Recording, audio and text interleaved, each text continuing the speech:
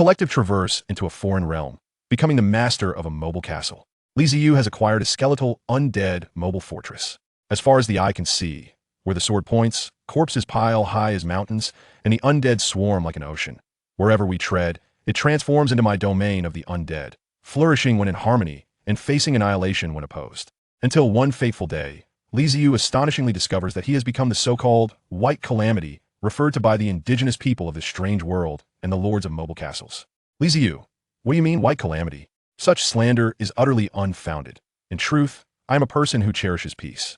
Indigenous person, you did not speak so benignly while pillaging corpses in every direction. Time traveler, you did not express such sentiments when commanding millions of undead to chase us relentlessly. Ziyu, let us not dwell on trifling matters.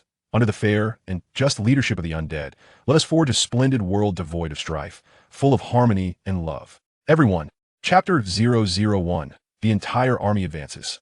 The sun sets and night descends. The full moon hangs high in the sky, resembling a dim yellow eye gazing upon the desolate earth. The seemingly solid and level wasteland suddenly trembles, as if something is about to emerge from beneath the ground, and amidst the rumbling, stones and soil are tossed about, revealing a stark white structure slowly rising from below. It is a fortress constructed of eerie white bones, exuding a terrifying aura. Friendly reminder, stealth mode has been deactivated. At the sound of the system's prompt, Ziyu stretches languidly, rises, and moves his neck. The skeletal double bed he had been lying on emits a series of cracking sounds, reconfiguring itself into an ergonomically designed skeletal chair. With his awakening, the skeletal fortress and the undead within also stir to life. A skeletal undead struggles free from the wall, bringing forth a basin crafted from beastly skulls.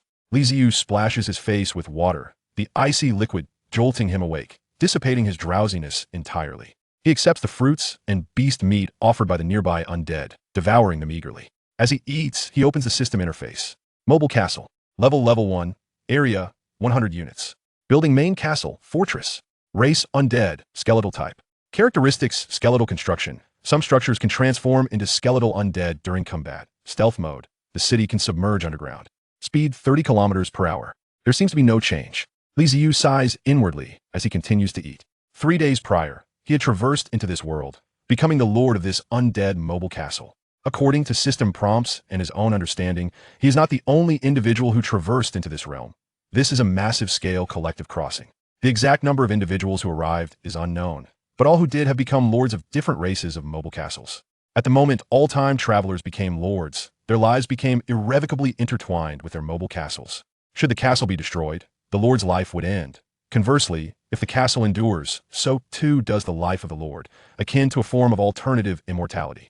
To survive, every lord must exert themselves to develop their castles, for this world is far from the peaceful existence of their previous lives, fraught with peril. Not to mention the indigenous inhabitants. Even the monstrous beasts and colossal creatures roaming this world are far from amicable. After a day of digesting and synthesizing information from the first day of his arrival, Ziyu feels that being the lord of the undead is quite advantageous. Compared to other races, the strengths of the undead are markedly evident. Firstly, there is loyalty. All undead races possess a high initial loyalty. As long as the lord does not act foolishly, betrayal is unlikely to occur, especially among his skeletal undead, whose loyalty is effectively infinite, rendering rebellion impossible. Secondly, there is consumption. Other races require vast quantities of food to sustain themselves. Should food become scarce, loyalty plummets rapidly, leading to discontent and insurrection. However, skeletal undead do not require sustenance, alleviating any concerns regarding food for this lord. In fact, within the entire skeletal undead fortress, the only one who might fret over a lack of food and face hunger is none other than the lord himself. The advantages are glaring, yet the drawbacks are equally apparent. The combat strength in the early stages is weak. One cannot expect a mere collection of bones to surpass the might of dragons, behemoths, angels, or demons. Drawing from his past experiences with real-time strategy games, Ziyu knows that the skeletal undead rely on sheer numbers to compensate for their lack of combat prowess. Regrettably, the initial number of skeletons is still quite limited. This means that Lord Ziyu, master of the skeletal undead mobile castle, cannot even consider assaulting other mobile castles, let alone face ferocious beasts, lest he suffer significant losses, and he can only prey upon lesser creatures. A skeletal undead wobbles its way before Ziyu, the soul flame within its eye sockets flickering incessantly, conveying a message. Tracks of the wasteland wolf have been detected ahead. Wasteland wolf. Li Ziyu, who had been engrossed in his meal, pauses, lifting his head with delight, forcefully swallowing the morsel of meat he had yet to chew. Finally, he has encountered prey. The place of his birth is a barren wasteland, bereft of resources. Even though the fortress has been on the move since his arrival, the creatures he has encountered remain few, and the beasts he has hunted are quite limited. Without prey, there can be no bones, leading to a painfully slow increase in the number of skeletal undead, which is far from ideal. Li Ziyu has played numerous real-time strategy games and is acutely aware of the significance of early advantages. Swift progress leads to greater advancements, while delays result in stagnation. He does not believe that time travelers will coexist amicably. The crises he must face in the future will undoubtedly include fellow travelers, and most of the threats will likely stem from them. He must ensure his own development progresses swiftly. If faced with formidable monsters, Li Ziyu can only strive to avoid confrontation. However, the Wasteland Wolf is a beast of manageable size, akin to a dog, and falls within the category of creatures he can bully. What are you waiting for? Full speed ahead, charge. Capture the Wasteland Wolf. The command is instantly relayed to every corner of the castle's main building, and in that moment, the mobile fortress comes alive, entering a state of exuberance. The massive bone wheels rumble across the barren land, producing a series of cracking sounds, while the castle's main structure flickers with points of blue flame, the soul flames of the skeletal undead. Their jaws open and close in excitement. If they possessed vocal cords, their howls would likely echo incessantly. The mobile fortress accelerates, reaching its maximum speed. Li Ziyu approaches the window, illuminated by moonlight, and catches sight of several elongated, yellowish creatures resembling sausage-like, hunting dogs ahead. Prey. He yearns to rush forward instantly, to slay all these wasteland wolves and acquire more skeletal undead. But alas, the speed of the mobile fortress is capped at 30 kilometers per hour, which is even slower than a small electric scooter. The sound of the bone wheels scraping the ground catches the attention of the wasteland wolves, who, alert and suspicious, turn towards the source of the noise, quickly realizing the mobile fortress charging toward them. Do not flee, do not flee. Whatever you do not run. Standing at the window, Li Ziyu observes clearly as the wasteland wolves tense up, poised to turn and escape, making him clench his fists, murmuring incessantly. If the wasteland wolves flee, pursuing them would be immensely arduous. Regardless of their appearance, they are wolves, and their speed surpasses that of his mobile fortress.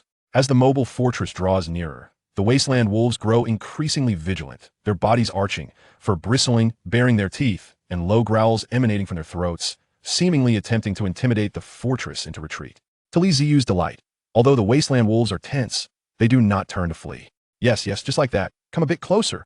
Just as he revels in this, an unexpected turn of events unfolds. The largest of the wasteland wolves suddenly howls at the sky, emitting an excited wolf's cry, leading the charge toward the mobile fortress. What is this rhythm? Watching the pack of wolves take the initiative to charge, Li Ziyu finds himself momentarily bewildered. It is a good thing they aren't fleeing, but why are they actively approaching me? This happiness comes far too suddenly. With no time to ponder, he raises his hand grandly, issuing the signal for a full-scale assault. Chapter 002. A bounty of bones. Li Ziyu felt a surge of joy, and so did the alpha wolf. Initially taken aback by the colossal figure emerging from the darkness, it was indeed a moment of panic. Who wouldn't he be alarmed by such a formidable creature rushing forth from the shadows? However, as clarity set in and the creature was recognized, anxiety transformed into curiosity, which then blossomed into sheer delight. Bones. An abundance of bones. A veritable mountain of them. Who would have thought that, even in the dead of night, a delivery would arrive right at their doorstep? This, indeed, exemplified the very essence of surprise. Flee. That was out of the question. Even if the Wolf King had the inclination to retreat, its pack was resolute in their desire to stay. Finding sustenance on the vast plains was no trivial task, and now that bones were delivered to their very feet, how could they possibly resist? Under the leadership of the Alpha, the pack of prairie wolves lunged toward what they perceived as paradise. The Alpha, the largest and swiftest among them, was the first to reach the moving fortress, seizing a bone with its jaws and vigorously shaking its head in an attempt to tear it free. Indeed, it succeeded. But not in liberating a mere bone. Rather, it had grasped an undead skeleton.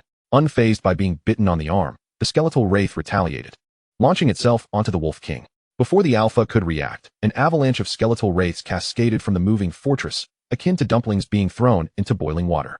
These rudimentary skeletal wraiths were quite inept, lacking even weapons, their means of attack confined to striking with bones, scratching with claws, and biting with their upper jaws. Fortunately, the undead felt no pain and possessed considerable strength, granting them a modicum of combat effectiveness.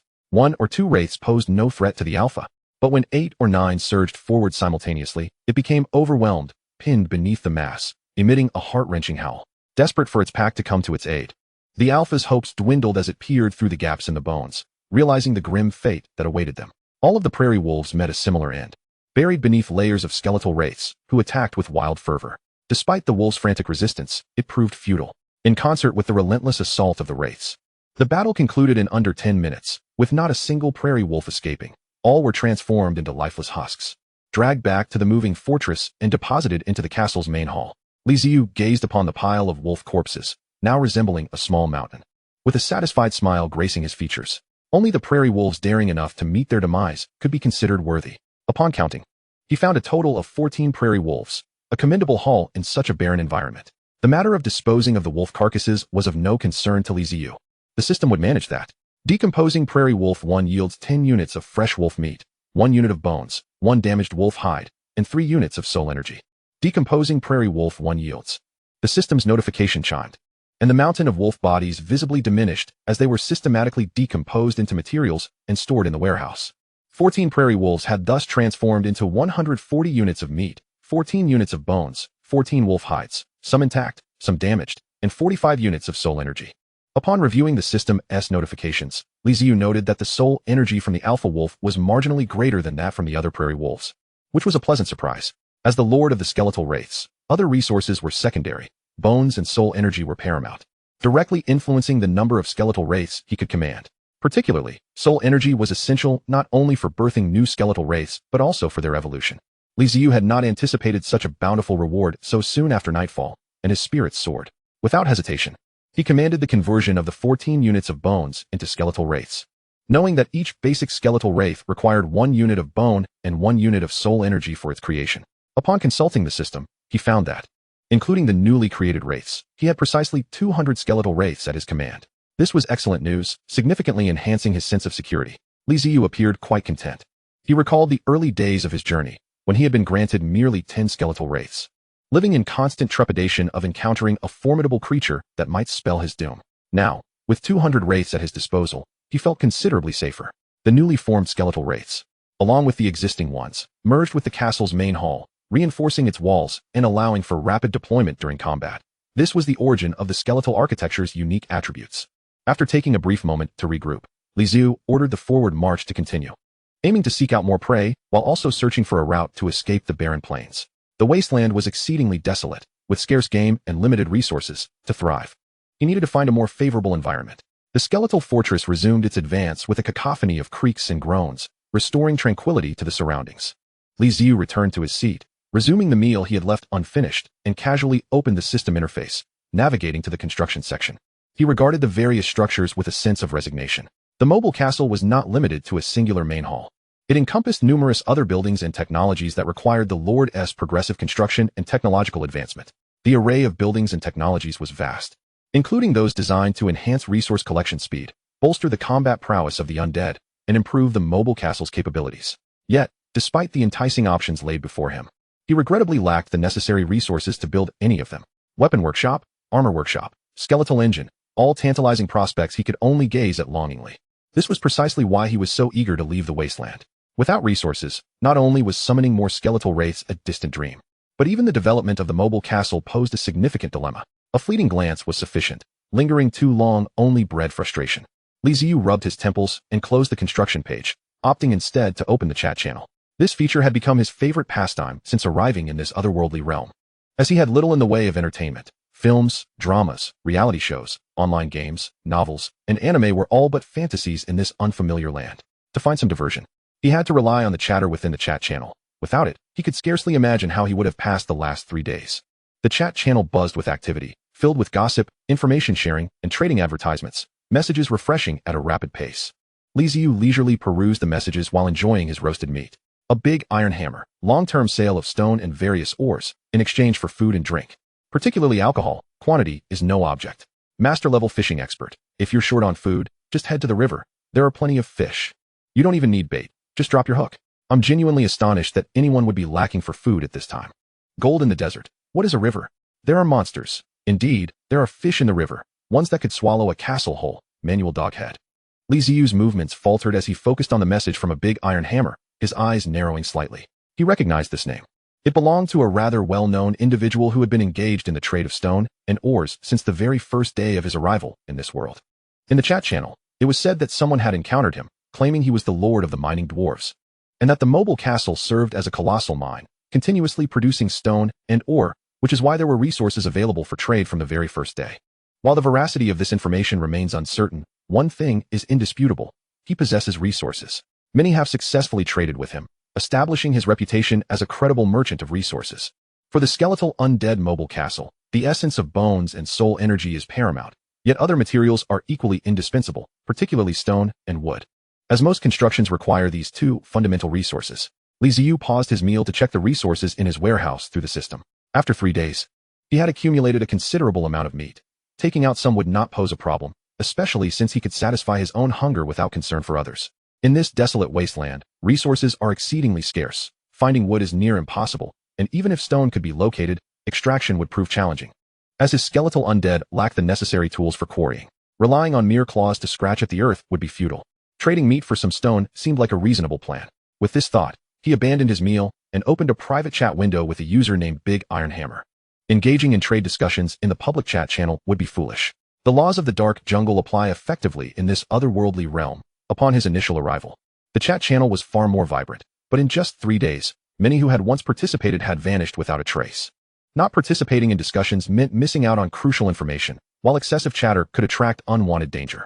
Striking the right balance is essential. In the private chat window, he messaged, "I don't want to take the driving test," Ziyu's username. "Hello, Big Iron Hammer. I would like to exchange some stone. What do you require in return?" Big Iron Hammer: "What do you propose to trade for the stone?" "I don't want to take the driving test. Food, specifically meat." Big Iron Hammer: 30 units of meat for 1 unit of stone. Ziyu was taken aback. Was this not outright robbery? Although there is no set pricing standard for resource exchanges, asking for 30 units of meat in exchange for a single unit of stone was simply outrageous.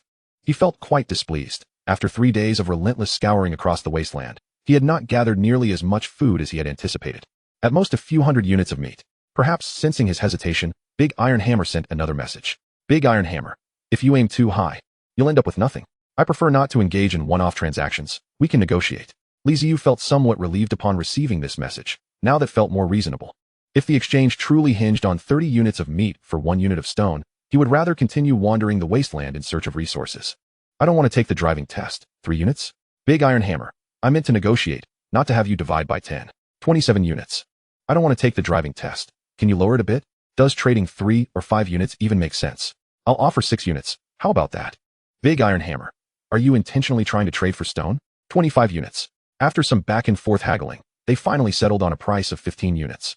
Even with the price halved, Ziyu still felt a pang of regret as he reluctantly offered 450 units of meat in exchange for 30 units of stone. The trading system was quite convenient. Once the transaction was initiated and both parties confirmed, the system automatically exchanged the items, adding them to their respective warehouses. As he watched the 30 units of stone added to his inventory, Ziyu sighed in relief, thankful that his undead minions did not require sustenance. Otherwise, he would truly struggle to gather hundreds of units of food in this barren wasteland. With the stone secured, Ziyu began contemplating the construction of a new building. Weapon workshop. Description: a place to forge skeletal weapons.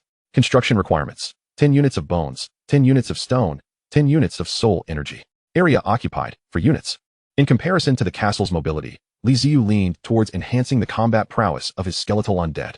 With increased strength, he could reap greater rewards, and importantly, the weapon workshop was relatively inexpensive. He already possessed soul energy, and with the stone just acquired, he now only lacked bones. Hope was within reach. Accelerate. Seek out prey. We require more quarry. Ziyu clenched his fists and exclaimed excitedly. With his shout, the mobile fortress surged to its maximum speed. The flickering soul flames illuminating the wasteland like searchlights. His exhilaration meant dire consequences for the beasts of the wasteland. That night was one of chaos. As the skeletal undead mobile castle swept across the land with a cacophony of sounds, the undead were acutely sensitive to the essence of life and could easily discern one another through the variations in their energies. The fortress would steer clear of beings with strong life forces, while those with weaker life essences would be pursued relentlessly, much like wolves drawn to a bone. As the first rays of sunlight pierced the darkness, the dawn rose slowly above the horizon, signaling the end of the night and the beginning of a new day. The mobile fortress, having rampaged throughout the night, gradually came to a halt, entering a state of rest. This was not to say the fortress could not move during the day. However, doing so would consume soul energy. and frugal Li Ziyu was unwilling to squander it on mere movement. Thus, he preferred to operate under the cover of night, entering a dormant mode during daylight hours. When supplied with soul energy, the skeletal undead possessed a combat power of 100 during the day. Without this energy, their strength would dwindle to 60 or lower. However, in the darkness of night, their combat power could reach 120, and with soul energy, even soar to 200, an inherent trait of their race. After a night of plundering, Li Ziyu felt the weariness set in. Standing by the window to gaze at the rising sun, he issued the command to enter dormant mode. Dormant mode activated. The mobile fortress trembled violently, its bone wheels transforming into jagged drilling heads that churned through the earth, gradually sinking the fortress underground. The displaced soil naturally fell back into place, concealing the fortress and restoring the ground's flatness. Warm reminder, entered dormant mode. Surrounded by darkness, the interior of the fortress soon brightened again. In dormant mode, illumination relied on the flickering soul flames of the skeletal undead. It was not truly dark, merely imbued with an eerie blue glow. Though the fortress belonged to the undead, its lord was human, and a ventilation system was present, ensuring that the interior remained comfortable and breathable. The skeletal chair morphed back into a double bed, and Li Ziyu lay down, accessing the system interface. After a night of raiding, he had collected over 30 units of bones. Though slightly less than he had hoped, it was sufficient for the weapon workshop's construction materials. Before drifting into slumber, he commanded the construction of the weapon workshop. Chapter 004, Discovery of the Nomads. As the sun slowly sank below the horizon, the afterglow painted the sky a deep crimson, adding an air of desolation to the wasteland. The eerie, pale skeletal fortress stood silently, waiting for the last vestiges of light to vanish and for darkness to envelop the land. Excited, Li Ziyu rose early that day, forsaking his usual wait for sunset. Instead, he promptly concluded the dormant mode and raised the mobile fortress. Through the fortress window, a new edifice emerged on the platform outside, constructed of stone and adorned with bone. Resembling a small warehouse, faint glimmers of fire flickered through the gaps, while the facade featured two sturdy doors. The left was emblazoned with a sword, and the right bore a knife. When closed, the doors formed a cross, emanating an aura of lethal intent. This weapons workshop was merely a scaled-up version of the model depicted within the system, with every detail perfectly replicated. Upon accessing the workshop, an array of cold weapons appeared: knives, swords, bows, crossbows, hammers, axes, and guns. Yet these weapons remained unmanufacturable until further research was conducted, enabling the creation of armaments for skeletal undead to facilitate their initial class transition. The research of weapons demanded soul energy, with varying requirements for each type, the least expensive being the knife, necessitating a mere 30 units of soul energy for development. Small bone knife, the most convenient and easily obtainable weapon. Trust me, you will find no other weapon that is as affordable and practical. Research requirement, 30 units of soul energy. After evaluating the requirements for the other weapons, Li Ziyu concluded that the system's assertion was indeed correct. The bone knife was the optimal choice, a conclusion wholly derived from his impoverished circumstances. In the past 3 days, he had observed that virtually nothing was without resource consumption. While costs might not always be exorbitant, his inherent poverty in the desolate wasteland compelled him to economize. At this stage, the bone knife presented itself as an excellent option, prompting Li Ziyu to decisively select its development. What was termed development felt more akin to unlocking. After expending 30 units of soul energy, the workshop could now fabricate the bone knife. As anticipated, crafting the bone knife also incurred a cost, specifically, the consumption of bones. Fortunately, 1 unit of bone could yield 5 bone knives, a truly remarkable value. He ordered the production of 5 bone knives to assess their efficacy. As he commanded, the workshop sprang to life, resonating with metallic clinks and the sounds of sharpening. In no time, the system notified him that the bone knives had been successfully crafted and stored in the temporary warehouse. Was that it? Wasn't there supposed to be a profession unlocked, such as skeletal warrior? Li Ziyu felt a twinge of confusion. After waiting for a moment without receiving any further notifications from the system, he confirmed that no profession had been unlocked. He had merely created weapons. Well then, in terms of stinginess, I cannot compete with you. He internally grumbled, yet could not resist calling forth the undead to retrieve the newly forged bone knives. Upon receiving the bone knife, Li Ziyu examined it closely. The knife's handle measured approximately half a meter in length. Contrary to expectations of a polished, jade-like finish, it bore a rough craftsmanship and a dull hue, with the exception of the unexpectedly sharp blade radiating a chilling aura. Its simple evaluation would be practical, albeit unappealing. For the undead, practicality sufficed. After all, a knife was merely for slashing. Summoning 5 undead, he instructed them to equip the bone knives. The transformation from unarmed novices to armed skeletal warriors felt satisfying. Considering the undead's fearless nature, the threat level of these armed undead surged, and Li Ziyu felt his resources had not been squandered. He had achieved a tangible enhancement. Producing an additional 15 bone knives, he equipped a total of 20 armed undead. Although resources remained available to outfit more armed undead, Ziyu decided to first test their effectiveness. Should they prove ineffective, there was little point in squandering resources when he could easily summon more ordinary undead. By now, the sun had completely set, and darkness enveloped the wasteland. Let us depart. Time for a hunt. He glanced at the line of armed undead and decisively waved his hand to issue the command. It was time to see what they could do. The moving fortress ignited with flickering soul flames, and the bone wheels began to rotate, producing crunching sounds against the barren earth as they ventured into the wilderness. Yet, perhaps due to ill fortune, after nearly 2 hours of travel, no prey had been sighted, leaving Ziyu in a foul mood. Without prey, there could be no resources. Without resources, development would stagnate. Such stagnation would inevitably diminish his sense of security, especially since he had recently acquired 20 new toys that had yet to be tested. Just as his mood soured further and his expression darkened, an undead emerged from the wall, swaying unsteadily before him, its eyes alight with soul fire, delivering news. Ahead, we have detected nomads. Nomads referred to those who roamed the wasteland. Individuals displaced from their homes, merchant caravans, as well as bandits and hunters, representing a myriad of identities. This otherworld was not solely inhabited by colossal beasts, monsters, and other transgressors. It was also populated by a diverse array of native races, including tribes and city-states, with some even claiming the existence of nations within the chat channels. Ziyu was cautious not to provoke native factions. Given his brief time in this realm and the fragility of his foundation, engaging with those factions would not be advantageous, more often than not. He opted to hunt wild beasts. However, nomads were different. They lacked their own factions. Displaced nomads were akin to refugees, while merchant caravans typically traveled with pack animals and guards, making them easily identifiable. Generally, these two groups refrained from wandering at night due to the dangers posed by the wasteland's nocturnal predators. Nighttime nomads were likely bandits or hunting parties, and attacking them would be seen as purging a threat to the populace, thus not incurring the wrath of the natives. Nevertheless, confirming their identities was crucial. One must not engage in battle only to discover they were merchants. Previously, a city lord had boasted of attacking a nomadic caravan, feeling quite powerful at the time. And indeed, the spoils were plentiful. However, after assaulting the caravan, that city lord became the target of native retribution and ultimately vanished, rumored to have been slain by the natives. This cautionary tale served as a reminder to all city lords regarding the importance of treating nomadic caravans with respect. Even if one could not befriend them, it was wise to avoid antagonizing them. Of course, if they were to instigate conflict, that would be a different matter. How many nomads? Fewer than 10. The surroundings remain unclear. The skeletal informant seemed to experience a moment of lag before relaying the information, as their low intelligence made it challenging to assess the strength of their quarry. It was evident these were not bandits, but rather a hunting party or perhaps refugees and merchants. They could not possibly be so few, especially given that merchant caravans typically numbered in the hundreds, with larger ones numbering in the thousands. Advance and seize them, Ziyu commanded, rising to his feet and gesturing to his assembled undead. Chapter 005, Lizard Bandits. The group of fewer than 10 nomads posed no threat. Notwithstanding their potential strength, Ziyu was not one to be trifled with. With 200 skeletal undead at his disposal, including 20 newly armed warriors, he could easily overwhelm them. Encountering prey was an opportunity not to be missed. As undead, they were particularly attuned to the essence of life. The darkness of night posed no hindrance to their senses, allowing them to detect distant presences.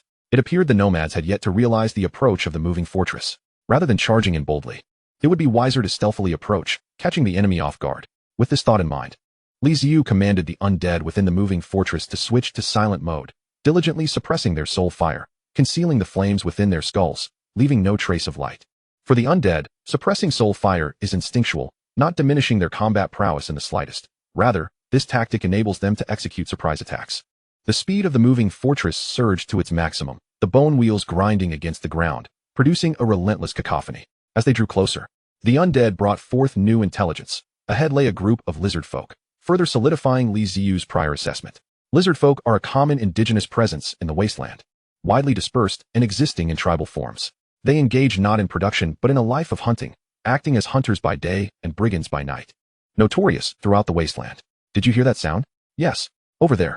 It's alive, spread out, prepare for battle. Even though the undead had entered stealth mode, the sound and vibrations of the bone wheels still alerted the lizard folk, who glanced towards the moving fortress, quickly dispersing and crouching low, waiting for their prey to enter the encirclement. The moon was shrouded by dark clouds, plunging the wasteland into darkness. While the lizard folk brigands possessed decent night vision, the absence of moonlight limited their visibility to the massive dark shape that was moving. The lead lizard folk flicked its forked tongue nervously and, feeling reassured by the absence of a terrifying presence, decided to attack, thinking This large creature could provide sustenance for many days, though it's too dark to discern its true nature.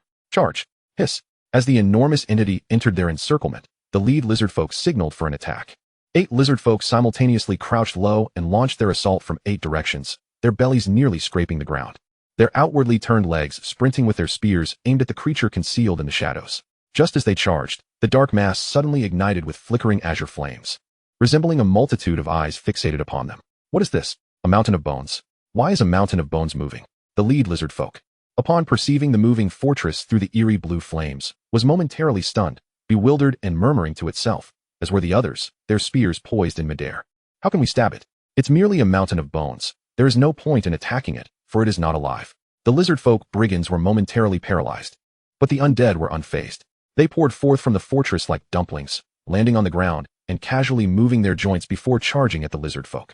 At the same time, 20 skeletal warriors armed with blades were dispatched by Ziyu, ready to showcase their true prowess, while he himself stood at the window, gazing outside. The dark clouds parted, revealing the bright moon once more, illuminating the wasteland and the 8 lizard folk before him in full view. These brigands appeared as upright lizards, their deep green skin adorned with fine scales, clad in animal hides, with packs on their backs and slender spears for throwing in their hands, along with curved daggers at their waists. The skeletal undead paid no heed to their identity. The Lord's command was paramount. When the Lord commanded death, they charged forth without hesitation, claws raised to strike. The bones can move. These bones are alive. The undead, other lizard folk, were taken aback by the skeletal warriors. But the leader recognized what they were and could not help but cry out, his voice trembling and punctuated by the hissing typical of lizard folk. The leader had heard tales of the undead, legendary creatures that moved and could not be killed, with floating blades and spears that could not harm them. They are the undead, one of the most terrifying presences in this world, even feared by the fiercest beasts.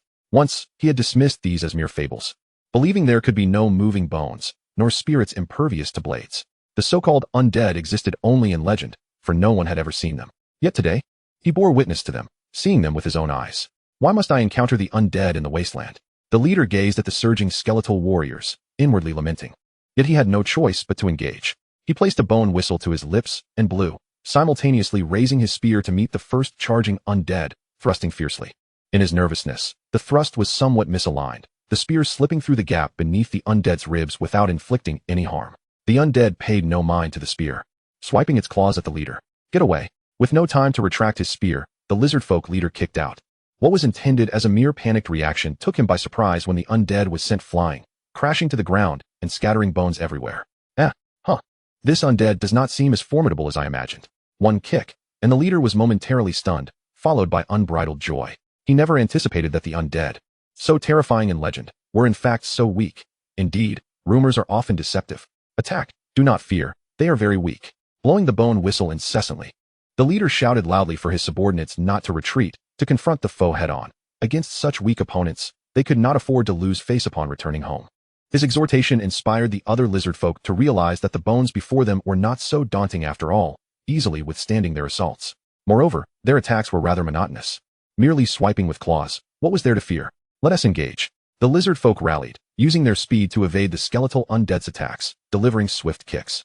They discovered that fighting the undead was better accomplished with feet than with spears. Even if a spear struck home, it was of no consequence to the insensate undead, who continued their relentless advance, while a well-placed kick could scatter their bones.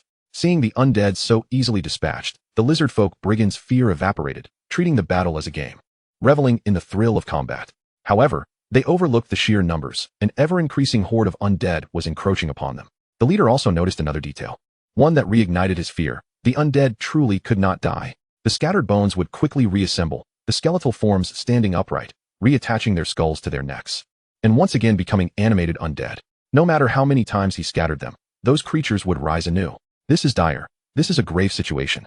Though the undead may appear weak, if this continues, they would ultimately exhaust themselves and be overwhelmed and killed by the undead. Chapter 006. The Existence of the Undead. Beneath the bright moon, on the wasteland's surface, the skeletal undead and the lizard folk brigands clashed fiercely. One lizard folk, caught up in the excitement, remained oblivious to the encroaching circle of skeletal undead until he found himself surrounded by the glowing blue soul fires flickering in their eye sockets, slowly closing in. Yet he was left with no opportunity for escape. The skeletal phantoms offered him no room for maneuver, encroaching upon him steadily, indifferent to the companions tossed aside, compressing the lizardman bandit's survival space. Do not come any closer, I implore you. Help. The lizard man's eyes transformed into slitted pupils, brimming with terror as he threatened the advancing undead, while simultaneously calling out for aid to his comrades. Alas, the other lizard men were equally preoccupied, unable to spare a hand to assist him. The distance diminished further, and the skeletal undead charged forth, prompting a frantic counterattack from the lizard man. 5 knife-wielding specters, concealed among the ranks of bones, drew near without hesitation, plunging their blades into him. Thrust, withdraw, thrust, withdraw. The lizard man bandit, caught off guard by the presence of armed foes amidst a throng of unarmed skeletons, felt excruciating pain as he realized he bore numerous gaping wounds.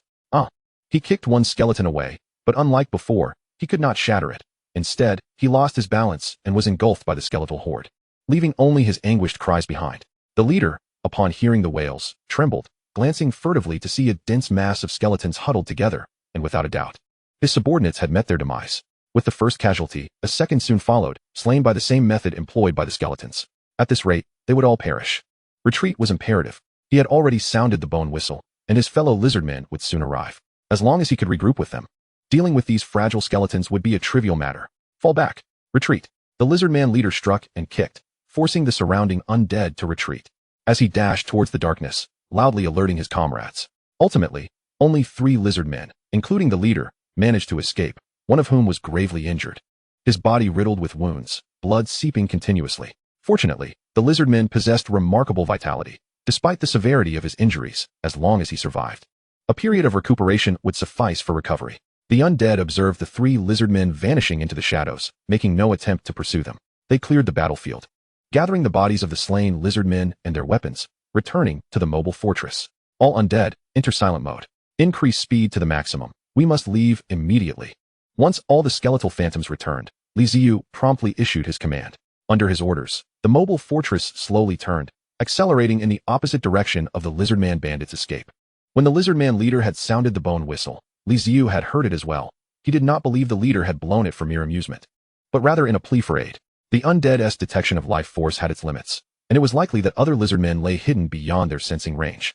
If 3 of the 8 lizardmen had managed to escape, and if they were to assault in numbers, he would indeed be hard-pressed to withstand them.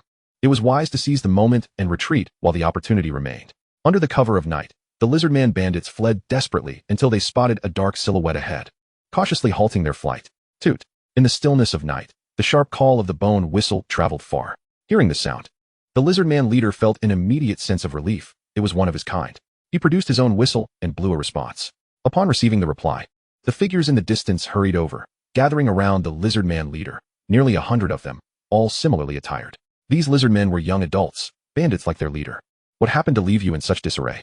Hiss! Where are the others?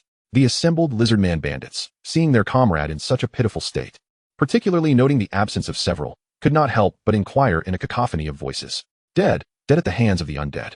Before the lizardman leader could respond, the one riddled with wounds interjected, struggling to explain but speaking too briefly, leaving his companions more perplexed. What undead? They turned to the lizardman leader, awaiting his elucidation. We encountered a band of strange beings. Hiss! Animated bones, identical to the legendary undead. The others who did not escape perished. Are you not exaggerating out of fear? Where are these undead? Do not speak nonsense. I have lived long, and I have never encountered any undead. How formidable are they? Are they truly as powerful as the legends suggest? How many undead were there? Thousands? Tens of thousands? How did you manage to escape? Upon hearing their leader's words, the lizardmen erupted into a frenzy of disbelief. Some doubted, suspecting their leader was deceiving them, while others were filled with fear and curiosity, eagerly inquiring further. Suddenly, the throng parted as 2 lizardmen approached. The foremost, bearing numerous scars and patches where scales had fallen away, donned plate armor, with 2 curved blades sheathed at his waist and 3 throwing spears strapped to his back. The others greeted him with respect, calling him Amu, the leader of this group of lizardmen and a chieftain of a tribe. Following closely behind Amu was a towering lizardman, standing over 2.5 meters tall, his muscles straining against his scales. Compared to the surrounding lizardmen, he appeared almost of a different breed, wielding not a spear or sword, but a massive hammer. His name was Ada, the mightiest warrior of the tribe, renowned for his valor in battle, though somewhat lacking in intellect, prone to trouble, and heeded only Mu's commands, disregarding all others. Now, tell me what transpired. Amu first examined the grievous wounds on the injured lizardman before turning to the leader, leaning in to fixate on his eyes as he spoke in a low, commanding tone. Regardless of the previous words of the lizardman leader, none within the tribe dared to lie in Amu's presence. To do so would not merely invite death, but a fate worse than death. "Amu. We truly encountered the undead," the lizardman leader stammered, swallowing hard under the weight of AMU's formidable presence. "What do these undead look like? Describe them in detail." AMU did not rise, but continued to scrutinize him, his voice laced with icy resolve. "They are a horde of bones, animated bones, with flames flickering in their skulls, blue flames. Cold as ice. We shattered their bones, yet they reassembled, impervious to death. We could not kill those fiends." Recalling the battle moments ago, the lizardman leader spoke with a sheen of cold sweat. As he recounted the tale, the surrounding lizardmen fell silent, exchanging glances. If he spoke thus before AMU, could it be that the legends held truth? Were the undead indeed real? Chapter 007, Armored Spears and Guns. Under the moonlit expanse of the desolate plain, the mobile fortress of the skeletal undead advanced at its utmost speed, now in silent mode. Having distanced themselves from the battlefield, Ziyu felt a sense of relief. Although the threat of pursuit lingered, they were at least safe for the moment. It was then that he turned his attention to the lizardman corpses discarded by the undead within the castle's main structure. TSK, TSK, TSK, circling the bodies twice. Ziyu marveled at their peculiar formation, resembling some great lizard transformed into a sentient being. It could only be said that the world was vast and full of wonders. Indeed, anything could evolve into a humanoid form. However, the existence of the lizardmen has sparked a sense of anticipation within Ziyu for the otherworldly realm. If lizardmen are present, then surely the orcs cannot be far behind. One can only imagine the enchanting fox maidens with their fluffy ears and tails, the long-legged, long-eared rabbit maidens, and the alluring snake maidens, all of whom must surely exist. Contemplating this, the otherworld suddenly seems unexpectedly intriguing. Ziyu waved his hand, instructing the system to decompose the lizardmen's corpses, and turned his attention to examining their equipment.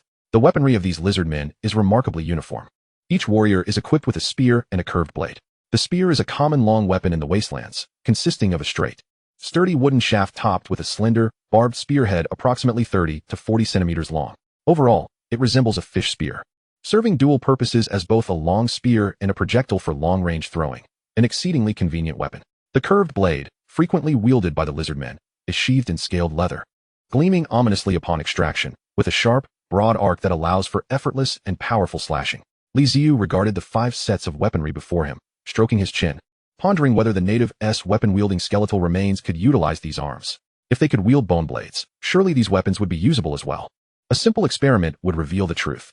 He summoned 2 skeletal minions and handed them a spear and a curved blade, respectively. Without hesitation, the undead accepted the weapons, standing vacantly as they gazed at Ziyu. Can they indeed be wielded? Just as Ziyu voiced his inquiry, the 2 minions sprang into action. The one with the spear thrust forcefully a few times, while the one with the curved blade executed a sweeping slash. Nodding in affirmation towards Ziyu. Ah, how delightful. This discovery was indeed a pleasant surprise. He had witnessed the combat prowess of the blade-wielding undead. Several lizardmen had fallen to their ambush. The combat effectiveness of these armed minions is significantly superior to that of ordinary undead. Since bone blades require the consumption of skeletal remains for their creation, the ability of the native weapon-wielding undead to utilize these arms saves valuable resources. Much to Ziyu's delight, he summoned several more undead to distribute the remaining spears and curved blades, increasing the number of armed minions from 20 to 30. Ziyu then commanded the crafting of an additional 20 bone blades. Decomposed Lizardman 1 obtained 1 unit of skeletal remains, 1 piece of damaged lizard skin, 50 units of soul energy. Decomposed Lizardman 1. After distributing the weapons, Ziyu finally turned his attention to the system's notifications. The 5 lizardmen's corpses had been completely decomposed, yielding 5 skeletal remains, 5 pieces of lizard skin, and 250 units of soul energy. This bounty of soul energy surpassed that obtained from previously hunting wild wolves.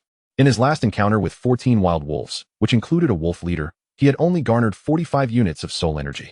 This time, however, 5 lizardmen yielded an impressive 250 units of soul energy, suggesting that sentient beings possess far greater soul energy than mere beasts.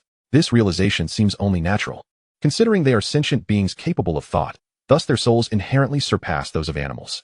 As he sifted through the remaining items from the lizardmen, he found nothing of significant use aside from some native coins, as one could hardly expect more from the marauders of the wasteland. Overall, Ziyu felt immense satisfaction with this hunt. The spoils exceeded those of his previous encounters with beasts, providing him with a considerable increase in armed undead, something beast hunting could never achieve. If he could encounter more such opportunities, he would surely thrive. Suddenly, Ziyu paused, stroking his chin in contemplation. It might not be impossible after all. The lizardman brigands had sounded a horn, presumably to summon their comrades. His hasty exit had been motivated by a fear of encountering more lizardmen. If that were the case, a black-on-black confrontation could indeed transpire. However, it would be prudent to refrain from direct confrontation, considering he only commanded 200 skeletal minions. Based on previous skirmishes, while they performed adequately in group brawls, their individual combat prowess fell short of the lizardman's. The prior battle had resulted in no losses among his undead, largely due to the lizardman's ignorance of how to combat them. Should they discover their vulnerabilities, even if he managed to flee, the losses would be considerable. While skeletal minions are said to be immortal, this is relative, as their master, Ziyu, is acutely aware of their Achilles heel, soul fire. Soul fire is the singular and most significant weakness of skeletal minions. Being mere bone constructs, they can withstand numerous forms of damage, but if their soul fire is extinguished, they are truly lost. Given this frailty, a direct assault would be unwise. Alternative strategies must be considered, such as employing stealth akin to a cunning thief. A great military strategist once imparted wisdom: when wealthy, employ overwhelming firepower; when impoverished, utilize tactical maneuvers. In Li Ziyu's interpretation, this means that when outnumbered, one should engage in a brawl, overwhelming the enemy, while when outmatched, one must resort to ambush tactics, striking first with precision, followed by a swift and decisive follow-up. In the nocturnal wilderness, the reconnaissance capabilities of the undead are formidable, providing Li Ziyu with a significant advantage. Coupled with the mobility of his fortress, which can traverse endlessly, this presents an opportunity. He resolved to scout for any isolated targets, as this strategy of black-on-black warfare hinges on capturing stragglers rather than engaging in full-scale battles, which would be detrimental. Determined to execute a black-on-black operation, Li Ziyu promptly set his plans in motion, commanding the mobile fortress to change direction and wander aimlessly across the wasteland. The lizardmen, being adept raiders, possessed the ability to track based on the traces left by the moving fortress. A second command was quickly issued. At intervals, 10 undead would disembark from the mobile fortress, forming small guerrilla units. The task of these tactical squads is reconnaissance, not direct confrontation. Upon discovering enemy presence, they are to return to the mobile fortress to report. Li Ziyu need not worry about their ability to locate the fortress. These undead share a unique bond with it, always able to find their way back without fail. If all the undead remained aboard the mobile fortress, their scouting range would be severely restricted, risking encirclement by the lizardmen. However, by dispersing, they can cover a much larger area. With all preparations in place, it remains to be seen whether the bait will be taken. Should the lizardmen approach in a horde, Li Ziyu will summon all the undead back and make a hasty retreat, fleeing as far as possible. But if they scatter in pursuit, oh, what a delightful opportunity awaits. Chapter 008, The Bandits Approach. The Lizardman Chief has relayed all he knows to AMU. As merely a small leader of a reconnaissance squad, any decisive action against the undead must be left to AMU, the tribal chief. Contemplating the Lizardman Chief's words, AMU sank into deep thought. While some harbor doubts regarding the undead, he does not share those sentiments. Many view the undead as mere legends. However, the truth is that many legends hold a kernel of truth, having been passed down from genuine encounters. Though they may be embellished, it does not imply their non-existence. The Lizardman Chief, even if aware of the legends, knows only a fraction of the truth. Only leaders like AMU grasp the entirety of these tales, with the circulated accounts comprising merely the surface. The true narratives regarding the undead contain darker elements that incite fear, thus remaining known only to the upper echelons of authority. The emergence of the undead heralds great calamity. Death approaches, and silence shall ultimately reign. This is a warning from our ancestors, or perhaps a prophecy. The undead are far from being as straightforward as the leader of the lizardmen believes. They are synonymous with disaster, embodying terror itself, inherently opposed to all living beings. AM had never anticipated that, in his lifetime, he would have the opportunity to comprehend the undead, let alone witness them firsthand, and he felt no joy in this revelation. However, the undead had manifested, and to close his eyes and pretend not to see them would be nothing but self-deception. The wasteland does not permit weakness. Frail lives become fodder for other creatures, a brutal law of nature that AM understood all too well. He needed to confront the reality of the undead. Mere words from the lizardman leader were insufficient. He sought more information, a genuine encounter with the undead, and the present moment offered such an opportunity. From what he had previously observed, those undead seemed relatively weak, suggesting a possibility to vanquish them. If they could eliminate these undead, the ancestors' warning would be rendered moot. All calamities, all deaths, would dissipate, allowing them to live in peace upon this desolate land, continuing their plundering and reveling in life. The undead could not be permitted to roam the wasteland unchallenged. Am's gaze sharpened with determination as he rose, turning to Adder, ready to embark on a quest to confront these legendary horrors. As the tribal leader, Am held substantial sway among the Lizardman bandits. When he first ascended to leadership, their tribe was destitute and in disrepair, yet under Am's guidance, they flourished, leaving behind their former poverty. The Lizardman bandits would not question Am's decisions, they would simply follow. If AM commanded them to fight, they would fight. If he ordered a retreat, they would retreat without hesitation. Weapons were raised high, and the lizardman bandits hissed in unison with AM's voice, mobilizing at his signal. Their first destination was the site of the recent battle involving the lizardman leader. A few adept trackers among the lizardmen scoured the area, discovering that the signs of the conflict had been deliberately erased, yet distinct imprints remained on the ground, indicating something had passed this way. According to the lizardman leader, this could only be the moving skeleton fortress. Follow. Upon receiving the report from his scouts, AM wasted no time in issuing orders, leading his men along the trail of imprints. As they pursued, AM suddenly raised his hand, signaling for all lizardmen to halt. He bent down to examine the imprints on the ground, glancing around with a hint of confusion. The one straight trail had become erratic, twisting and turning in circles. What could have transpired? AM, have we been discovered? One of the adept trackers approached, touching the ground and whispering his query. Impossible. We should not have been detected, but the undead may have anticipated our pursuit. This is a feigned retreat. AM's pupils narrowed into slits as he spoke with conviction. What shall we do now? The tracker inquired further. Given their intent to evade our pursuit, they would surely seek to mislead us. This will delay their speed. We cannot be far from the undead now. Scatter and search for them. Upon discovery, do not engage. Sound the bone whistle and await our support. AM assessed the situation. Speaking in a low tone, his command quickly spread among the lizard men. Such pursuit and search tactics were familiar to them.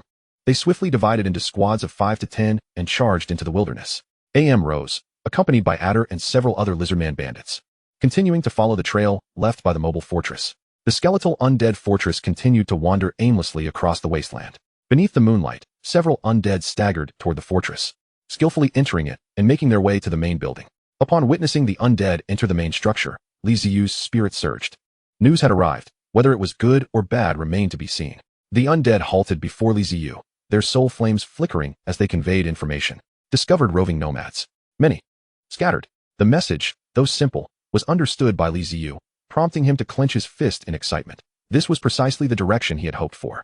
If those individuals had gathered, escape would be the only option, engaging would be futile, and even a victory would entail significant losses. But now that they were dispersed, it was manageable. Guerrilla tactics would suffice. Recall the other undead. Do not alert the nomads. The hunt is about to commence. A sinister smile crept across Ziyu's face as he issued his command. Following his orders, the mobile fortress erupted with a brief surge of soul energy, fleeting and inconspicuous in the vast wasteland. This was a unique method of communication among the undead, conveying information through soul energy without any sound, ensuring confidentiality and efficiency. The message was concise yet clear: return, without being detected. The closest undead to the mobile fortress quickly received the information and, acting as relay stations, spread the message further to the more distant skeletal undead. Throughout this transmission, each skeletal undead soul flame served as a relay point, forming a network that allowed for rapid, efficient, and discreet communication. Of course, this method of information delivery had to be succinct. The more complex the information, the more troublesome the transmission, as it consumed greater soul energy and could even harm the skeletal undead.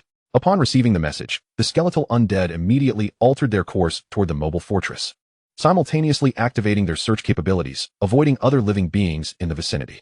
Ziyu, too, was not idle. He directed the mobile fortress to adjust its course, preparing to rendezvous with the returning skeletal undead, swiftly organizing their strength. Periodically, several skeletal undead returned to the fortress, bolstering their forces while also bringing back additional intelligence. They had identified the lizardman bandits' trail and assessed their strengths and weaknesses through their life forces, informing Ziyu which lizardman bandits were stronger and where others were weaker, aiding the Lord in his strategic decisions. Chapter 009. Capture a few first. A squad of 5 lizardman bandits crouched low, silently traversing the wilderness. Their forked tongues flicked in and out, sensing their surroundings. This was their customary method of reconnaissance, gauging the humidity and temperature variations to assess the environment. Hiss. Did you hear that sound? One lizardman bandit suddenly raised his head, scanning the area with suspicion as he addressed his companions. What sound? Another lizardman bandit shrugged. Having heard nothing. Silence. Another lizardman bandit hissed, pressing his hand to the ground to sense something, his tongue flicking more rapidly. The others fell silent. This companion's tracking ability surpassed theirs, capable of perceiving many things they had overlooked. Something approaches. The lizardman bandit withdrew his hand from the ground, turning to gaze into the distance, speaking with caution. At his warning, a massive dark figure charged across the wasteland. How large? What is that, a killer? It's the undead. Blow the whistle, quickly. The lizardmen fumbled for their whistles as the mobile fortress drew ever closer, revealing flickering soul flames that unveiled its ghastly visage. Upon calculating the velocities of both parties, the lizardfolk bandits tragically discovered that their adversaries seemed to possess a slight edge in speed. Nevertheless, they resolved to flee, hoping for a chance to rendezvous with AM and his companions. 5 lizardfolk bandits simultaneously took flight, sprinting towards the distance, closely pursued by the moving fortress, which was drawing ever nearer. Their speed, however, proved insufficient. They would need to devise a means to enhance their velocity in the future. Ziyu stood aloft, observing the fleeing lizardfolk below, and smacked his forehead in relief, noting that the moving fortress was indeed a tad faster than the lizardfolk, allowing for the possibility of an eventual catch-up. As the fortress drew near, it ran parallel to the lizardfolk bandits, who turned in terror to behold an array of animated skeletons springing to life atop the skeletal edifice, clawing and gnashing at them. A truly horrifying spectacle. This time, the skeletal undead did not emerge directly from the fortress. Instead, they brandished their weapons and launched a direct assault on the lizardfolk.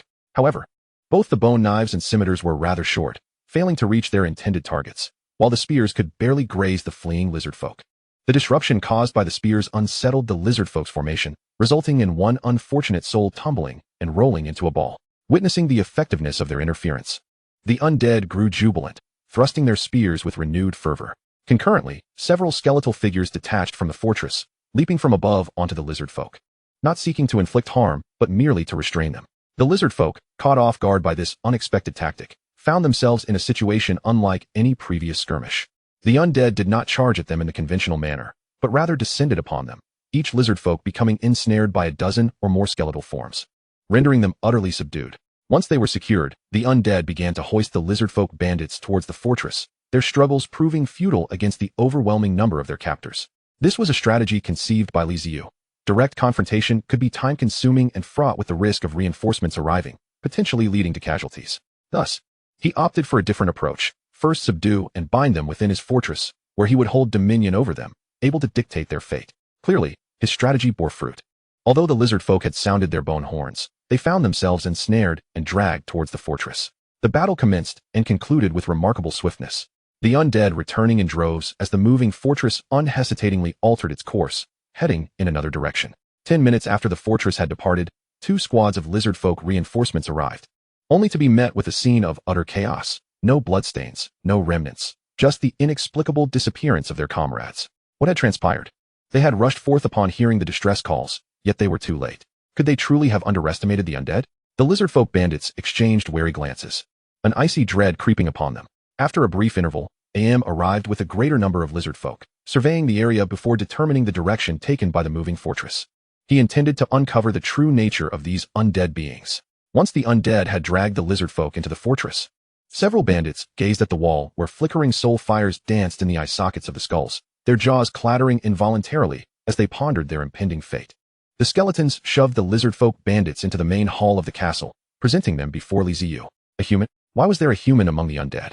Upon seeing Ziyu, the lizardfolk bandits were momentarily stunned, their minds faltering in confusion and disbelief. Ziyu sat upon a throne of bones, looking down upon the disarmed bandits, considering them as potential sources of information. Human, I know not who you are, but you would do well to release us.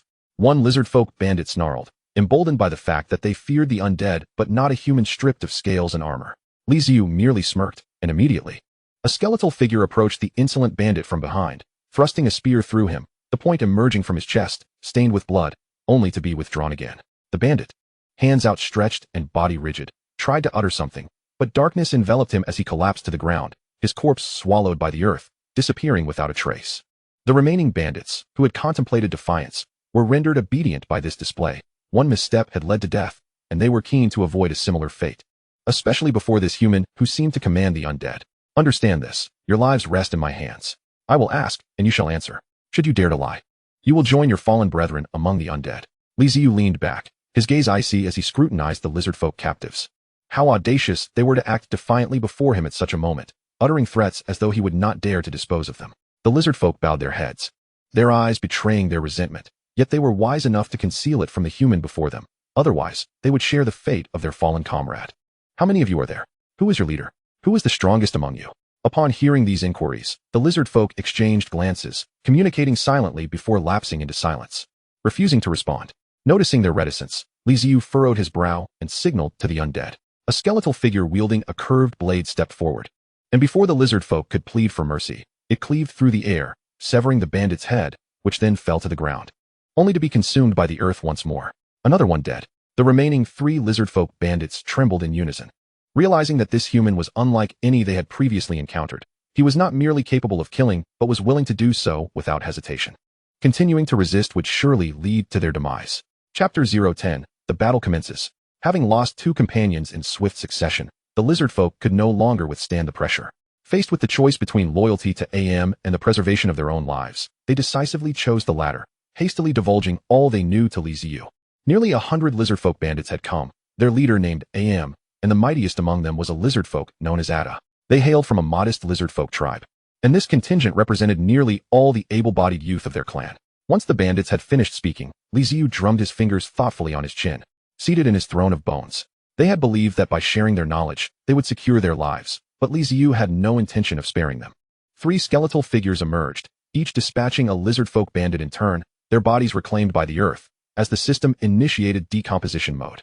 Decomposing lizardfolk 1. Acquired 1 unit of bone, 1 tattered piece of lizard skin, 50 units of soul energy.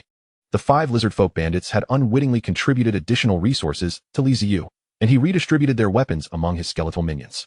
He was quite pleased with the recent skirmish, feeling that this was indeed the correct approach to combat for the moving fortress.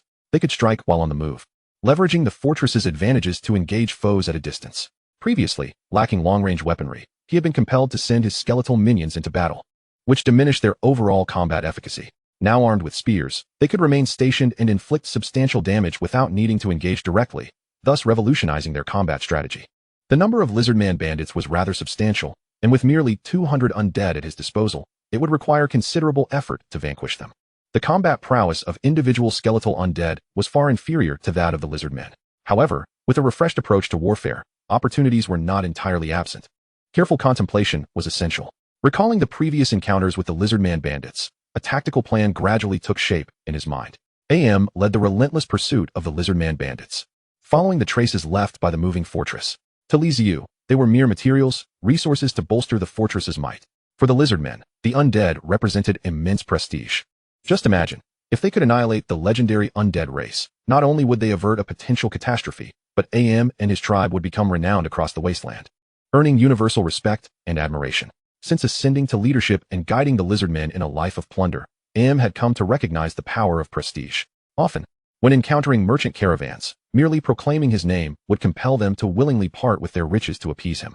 Accumulating wealth without lifting a finger, such was the advantage of fame. Eradicating the undead would elevate their fearsome reputation, making survival in the wasteland considerably easier. As he traced the imprints left on the ground, a fierce glint flickered across AM's face. They must pursue the undead relentlessly, leaving them no chance of escape. Rising to rally his kin, the lizardmen surged forward once more. However, not far into their run, AM abruptly halted, crouching to feel the vibrations of the earth beneath him. As the tribe's leader, AM was astute and skilled in reconnaissance and combat. With his clawed hand pressed to the ground, he lifted his gaze to the distance. Something was approaching. Soon, a shadow emerged from afar, advancing towards them. Undead, prepare for battle. A mere glance sufficed for AM to make his assessment, and he rose to shout commands to the surrounding lizardman bandits. Upon receiving the order, they swiftly dispersed, forming a half-circle encirclement. Ada seized his massive hammer, confirmed the enemy's direction, and let out a roar as he charged forward. The tribe's foremost warrior had already launched his assault, with the other lizardman bandits following suit. Charging towards the moving fortress, those wielding spears and javelins initiated their attack before Ada, hurling their weapons at the towering shadow. Gleaming spears and javelins soared through the air, embedding themselves among the skeletal remains. Ah, what a fortuitous occurrence. Ziyu, perched atop the fortress, beamed at the sight of the incoming projectiles. He had contemplated how to entice the lizardmen to launch their javelins, only to find that they had done so of their own accord. For the undead, the damage inflicted by the javelins was minimal. Unless they struck the skull, the lethality was virtually non-existent. The javelins lodged within the bones caused no harm, instead being seized by the undead and drawn into the fortress's main structure. Remarkable. Without much effort, I've already acquired dozens of javelins. What a splendid gift. I was initially troubled by my shortage of long-range weapons, but now that concern has vanished. What a delight. Without a moment's hesitation, Ziyu recognized the opportunity presented by the enemy's generosity. If he failed to equip the undead with these weapons, it would be a disservice to them. He promptly commanded the undead to arm themselves with the javelins and prepare for the lizardman bandits' onslaught. After launching their javelins, the lizardman bandits brandished their curved sabers, howling as they accelerated towards the moving fortress. This was a conventional tactic, initiating with a remote assault before swiftly closing in for hand-to-hand combat. Alas, they were not confronting a typical race, but rather the undead, a horde that defied conventional understanding. With Ada leading the charge, AM lagged slightly behind, witnessing the javelins being thrown and subsequently pulled into the fortress by the undead. Have we just delivered our weapons into their hands? AM felt a wave of nausea wash over him. Had he known the undead could employ such tactics, he would never have permitted his tribesmen to hurl their javelins. Now, it was too late to retract his orders. They could only press onward. The tribe's foremost warrior, Ada, had already reached the front of the moving fortress. Unperturbed by its imposing presence, he propelled himself into the air, hammer raised high, roaring as he descended to strike. Yet, there was no follow-up. Several undead combined their strength to block the massive hammer, gripping it tightly and pulling with all their might. Ada felt the sudden force of their tugging and was momentarily stunned. He had anticipated that the enemy could withstand his blow or even deflect it, but he had never imagined they could grasp his weapon and pull him closer. Had he been grounded, he might have resisted, but as he soared through the air, there was no leverage to be found. The undead yanked him, hammer and all, towards them. The undead on the fortress surface stirred, and dozens of pale, skeletal arms emerged, dragging Ada inside, offering him no chance to call for aid. In an instant, he vanished. Gone. He has gone. AM, charging towards the fortress, abruptly halted, fear creeping into his gaze as he stared at the undead-infested stronghold. Ada had just launched his attack and was swallowed whole by the moonlight. AM beheld it all too clearly. He even caught sight of Ada's legs thrashing and arms flailing as he was pulled in. Were the undead truly this terrifying? Could we genuinely triumph in this battle? The scene before AM instilled profound doubt. Ada was their tribe's mightiest warrior, the strongest lizard man, and the cornerstone of AM's dominance across the wasteland. It was Ada's presence that enabled AM to lead his bandits to fame. Now, with their foremost fighter inexplicably devoured by the fortress, could anyone else prove useful? The other lizardman bandits, lacking the time for contemplation like AM, had already drawn close to the fortress, swinging their curved sabers at its walls, while the undead armed with javelins retaliated fiercely. Ada, pulled into the fortress's main hall, tumbled to the ground. He quickly rolled to his feet, yet before he could steady himself, undead surged forth from the walls, launching a surprise attack with their sabers from behind. True to his title as a warrior, even without a weapon, Ada's combat prowess was formidable. He fought fiercely, fending off the undead, but the fortress was far from devoid of foes. An ever-increasing number of undead wielding bone blades and curved sabers emerged, surrounding Ada and launching a relentless onslaught. As the saying goes, 2 fists cannot contend with 4 hands, and no matter how valiant Ada was, he was ultimately overwhelmed by the sheer numbers of the undead. Before long, he was struck down, dying in a state of bewilderment, unable to comprehend how he had been encircled and slain by the undead. Once the enemy perished, the undead returned to their walls, allowing the ground to swallow Ada's lifeless body. Outside, the battle raged on fiercely, with the lizardman bandits relentlessly hacking at the bones of the undead, while the undead retaliated with piercing strikes upon them. An intense clash indeed. Due to the elevated position in battle, the undead were adept at safeguarding their skulls, while their bones were expendable. Chop away freely, for they could always replace a limb. As they retaliated, the undead stealthily dragged individuals into the main building. They sought both the corpses and the living lizardman brigands. With the barbed tips of their spears, they hooked lizardmen and pulled them toward the castle's main hall. Outside, the undead engaged with their spears, while those inside the main hall wielded bone knives and curved swords, ready to finish off any lizardman that was captured. Regardless of whether they were alive or dead, the priority was to ensure the kill. If they were already dead, let them die completely. If alive, they would be dispatched with a flurry of blades. After some time, the lizardmen finally caught on. Something was amiss. Despite their prolonged assault, the undead remained as vigorous as ever, their spears striking with remarkable precision, while the lizardmen's numbers dwindled with each passing moment, leaving no corpses behind. Cold-blooded by nature, the lizardmen typically felt nothing but chill. But at that moment, AMU, observing from a distance, felt his heart freeze. The undead were indeed as they were rumored to be. The ancestors had never deceived him. How terrifying. In mere moments, dozens of lizardmen had vanished, with casualties approaching half their number. Looking back at the undead, they had suffered no losses. Not even a single injury marred their ranks. They remained as unyielding as before, relentlessly attacking without a hint of defense, indifferent to the blows they received. AMU realized his folly. He had allowed ambition to cloud his judgment. He should not have brought his kin to confront these undead. The situation could not continue, or all would perish here. These were the able-bodied of his tribe. If they fell, the tribe would be doomed. Trembling, AMU retrieved a bone whistle and blew it forcefully. This was the signal for retreat. Upon witnessing their dwindling numbers, the lizardman brigands, who were inherently opportunistic rather than disciplined soldiers, felt the urge to flee. Hearing the whistle, they wasted no time in retreating. Hey, why are you running? Don't flee. Pursue them. Ziyu, who had been enjoying the spectacle from the top floor. Suddenly panicked as he saw the lizard men withdrawing. What a joke! After encountering such a vulnerable band of brigands, he had hoped to amass resources, even weapons. He could not let them escape so easily. The mobile fortress relentlessly pursued the retreating lizard men, while the undead continued their assault. AMU led the remaining lizard men in a frantic flight. Under the pressure of death, the lizard men unleashed in astonishing speed.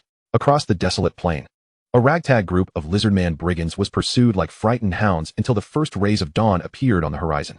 Ziyu turned his gaze toward the horizon and then back to the remaining lizard men brigands, letting out a sigh. It was no longer appropriate to continue the chase. He ordered the mobile fortress to veer away and abandon the pursuit. After running a considerable distance, AMU finally paused, leaning on his knees and glancing back to see the terrifying undead fortress retreating in the opposite direction. Only then did he cease his flight. Alive, he had survived. He placed the bone whistle in his mouth, his breath still uneven, producing a staccato sound as he blew the whistle. Yet, it was sufficient. The other lizard men, hearing the signal, gradually halted, glancing back in trepidation. Not seeing any undead, they collectively exhaled a sigh of relief, feeling as though half their lives had been lost. They had never been pursued in such a manner before. Once he regained his composure, AMU began counting the survivors. To his horror, he nearly wept. Initially, nearly 100 lizard men had set out, brimming with confidence, but now only a handful remained, just over a dozen, while the rest had been consumed by the undead, leaving no trace behind, including the tribe's foremost warrior, Ada. What was to be done next? Robbery? What was the point? With only a dozen left, they would struggle to rob even a beggar, let alone a merchant caravan. The days ahead seemed bleak. It would be best to retreat to the tribe and stabilize for a while. The losses had been too severe. AMU felt a deep sorrow, uncertain of how to face the others in the tribe upon his return. Unbeknownst to the lizard men, the mobile fortress, having moved away, chose a location to enter a dormant state, submerging underground. In stark contrast to the lizardmen's despair, Ziyu could hardly contain his joy, his smile beaming. It had been a substantial harvest that night. The spoils were indeed plentiful. Having traversed this foreign realm for so long, this was the most significant gain he had achieved. It had not been easy. This was what it meant to be a traveler. Reflecting on his past cautious existence, he finally felt a sense of relief. The battle against the lizardman brigands had granted him dozens of skeletons, hundreds of units of soul energy, and most importantly, weapons. One lizardman's weapon could equip 2 skeleton undead. Coupled with what he had previously amassed, nearly all the undead were now armed, significantly enhancing their combat prowess. Last night's skirmish demonstrated that while individual undead may lack strength, bolstered by the mobile fortress, they could exhibit formidable combat capabilities, depending on their arrangement and tactics. Although some lizardmen had escaped, resulting in a reduced yield, overall, he was still quite satisfied. A few diminutive, less than 50 centimeters tall, molefolk peered toward the direction of the dormant undead fortress before hastily retreating to their burrows. Scurrying back to their mobile castle. Is it over outside? Reporting to the Lord, it is over. What of the undead? They have retreated underground. Understood, maintain vigilance. Yes. After relaying their report, the molefolk hurriedly dashed away. Chapter 012, Intruders. With the sun high in the sky, temperatures soared, and the air shimmered with distortion. The lowly flora on the barren ground offered no respite from the oppressive heat. In stark contrast, the mobile fortress, now in dormant mode, provided a refreshing coolness, devoid of any stifling sensation. Unlike his usual practice of sleeping, Ziyu remained seated in a grand chair of bones, perusing the system's construction interface. The battle with the lizardman brigands had yielded a bountiful harvest, finally providing enough resources to remodel the mobile fortress and bolster its strength. Previously, he had constructed a weapons workshop, enhancing the skeletal undead, which contributed to the recent victory, yet there were still shortcomings stemming from the fortress itself. Hence, Ziyu resolved to upgrade the fortress. Bone engine. Description: the power source for the mobile fortress, capable of increasing its movement speed. Construction requirements: 50 units of bones, 500 units of soul energy. Space occupied: 10 units. As a mobile fortress, speed was paramount. Ziyu had long desired to create a bone engine, but the resources required were substantial, and he had yet to find an opportunity. Now, however, with the resources collected from the lizard man, he could construct the bone engine and still have some left over. Without hesitation, he added it to his cart and proceeded to check out. With the bone engine's assistance, he believed that next time he encountered lizard man brigands, not a single one would escape. With some materials still remaining, Ziyu pondered and decided to further enhance the skeletal undead's abilities by constructing an armor workshop. Armor workshop. Description: a facility for crafting armor, shields, and other protective gear. Construction requirements: 10 units of bones, 10 units of stones, 10 units of soul energy. Space occupied, for units. After issuing the construction order, Ziyu cast a glance at the other edifices within the system and sighed. They were all splendid creations, yet alas, resources were scarce, necessitating frugality. He pondered when he might truly flourish, as his birthplace offered little advantage. Opening the chat channel, he found no intriguing messages, which allowed him to drift peacefully into slumber. In his dreams, he was surrounded by enchanting beauties, fox girls, snake girls, and rabbit girls of various shapes and sizes, all smiling sweetly, as if he were in paradise. How he wished this blissful state could last indefinitely. Suddenly, 5 ominous words appeared in the air. Intruder detected. What on earth? Surely, it was merely a figment of his imagination. He dismissed the floating words and continued to revel in his delightful interactions with the beautiful companions, engrossed in their games. Yet, the message persisted. Intruder detected, intruder detected, intruder detected. Like an incessant barrage, it obscured Li Ziyu's vision, causing great annoyance. To his dismay, the lovely figures encircling him began to dissolve like illusory bubbles. Damn it! Awakened from his dream by this unwelcome disturbance, Li Ziyu opened his eyes groggily, his temper flaring. Just as he was about to curse, he recalled the words that had floated by in his dream. A shiver ran down his spine, instantly invigorating him. He turned to see a skeletal wraith staring intently at him, the soul fire in its eye sockets flickering ominously. It was evident that the dreamlike barrage had originated from this entity. What manner of intruder is this? Where could they be? Fully awake now, Li Ziyu sat up, anxiety coursing through him. How could anyone find him while he was in a dormant state? This should not be. The dormant mode was meant to be secure, devoid of any life signs, akin to an inanimate stone. How was he discovered? His mind was a tumultuous whirl, unable to comprehend the situation. Yet he knew the wraith would not deceive him. For as long as he had been in dormant mode, he had felt safe. Thus, each time he entered this state, he would fall into a sound sleep. Now, with the wraith's revelation, he realized that this state was not as secure as he had believed, which was utterly terrifying. The gnomes are outside the castle, the wraith communicated, its soul fire flickering twice as it conveyed the information to Li Ziyu. Outside the castle, Li Ziyu was taken aback. The mobile castle had sunk underground, surrounded by soil and stone. Where could outside be? This was absurd. Moreover, what were gnomes? Such confusion compelled him to investigate further.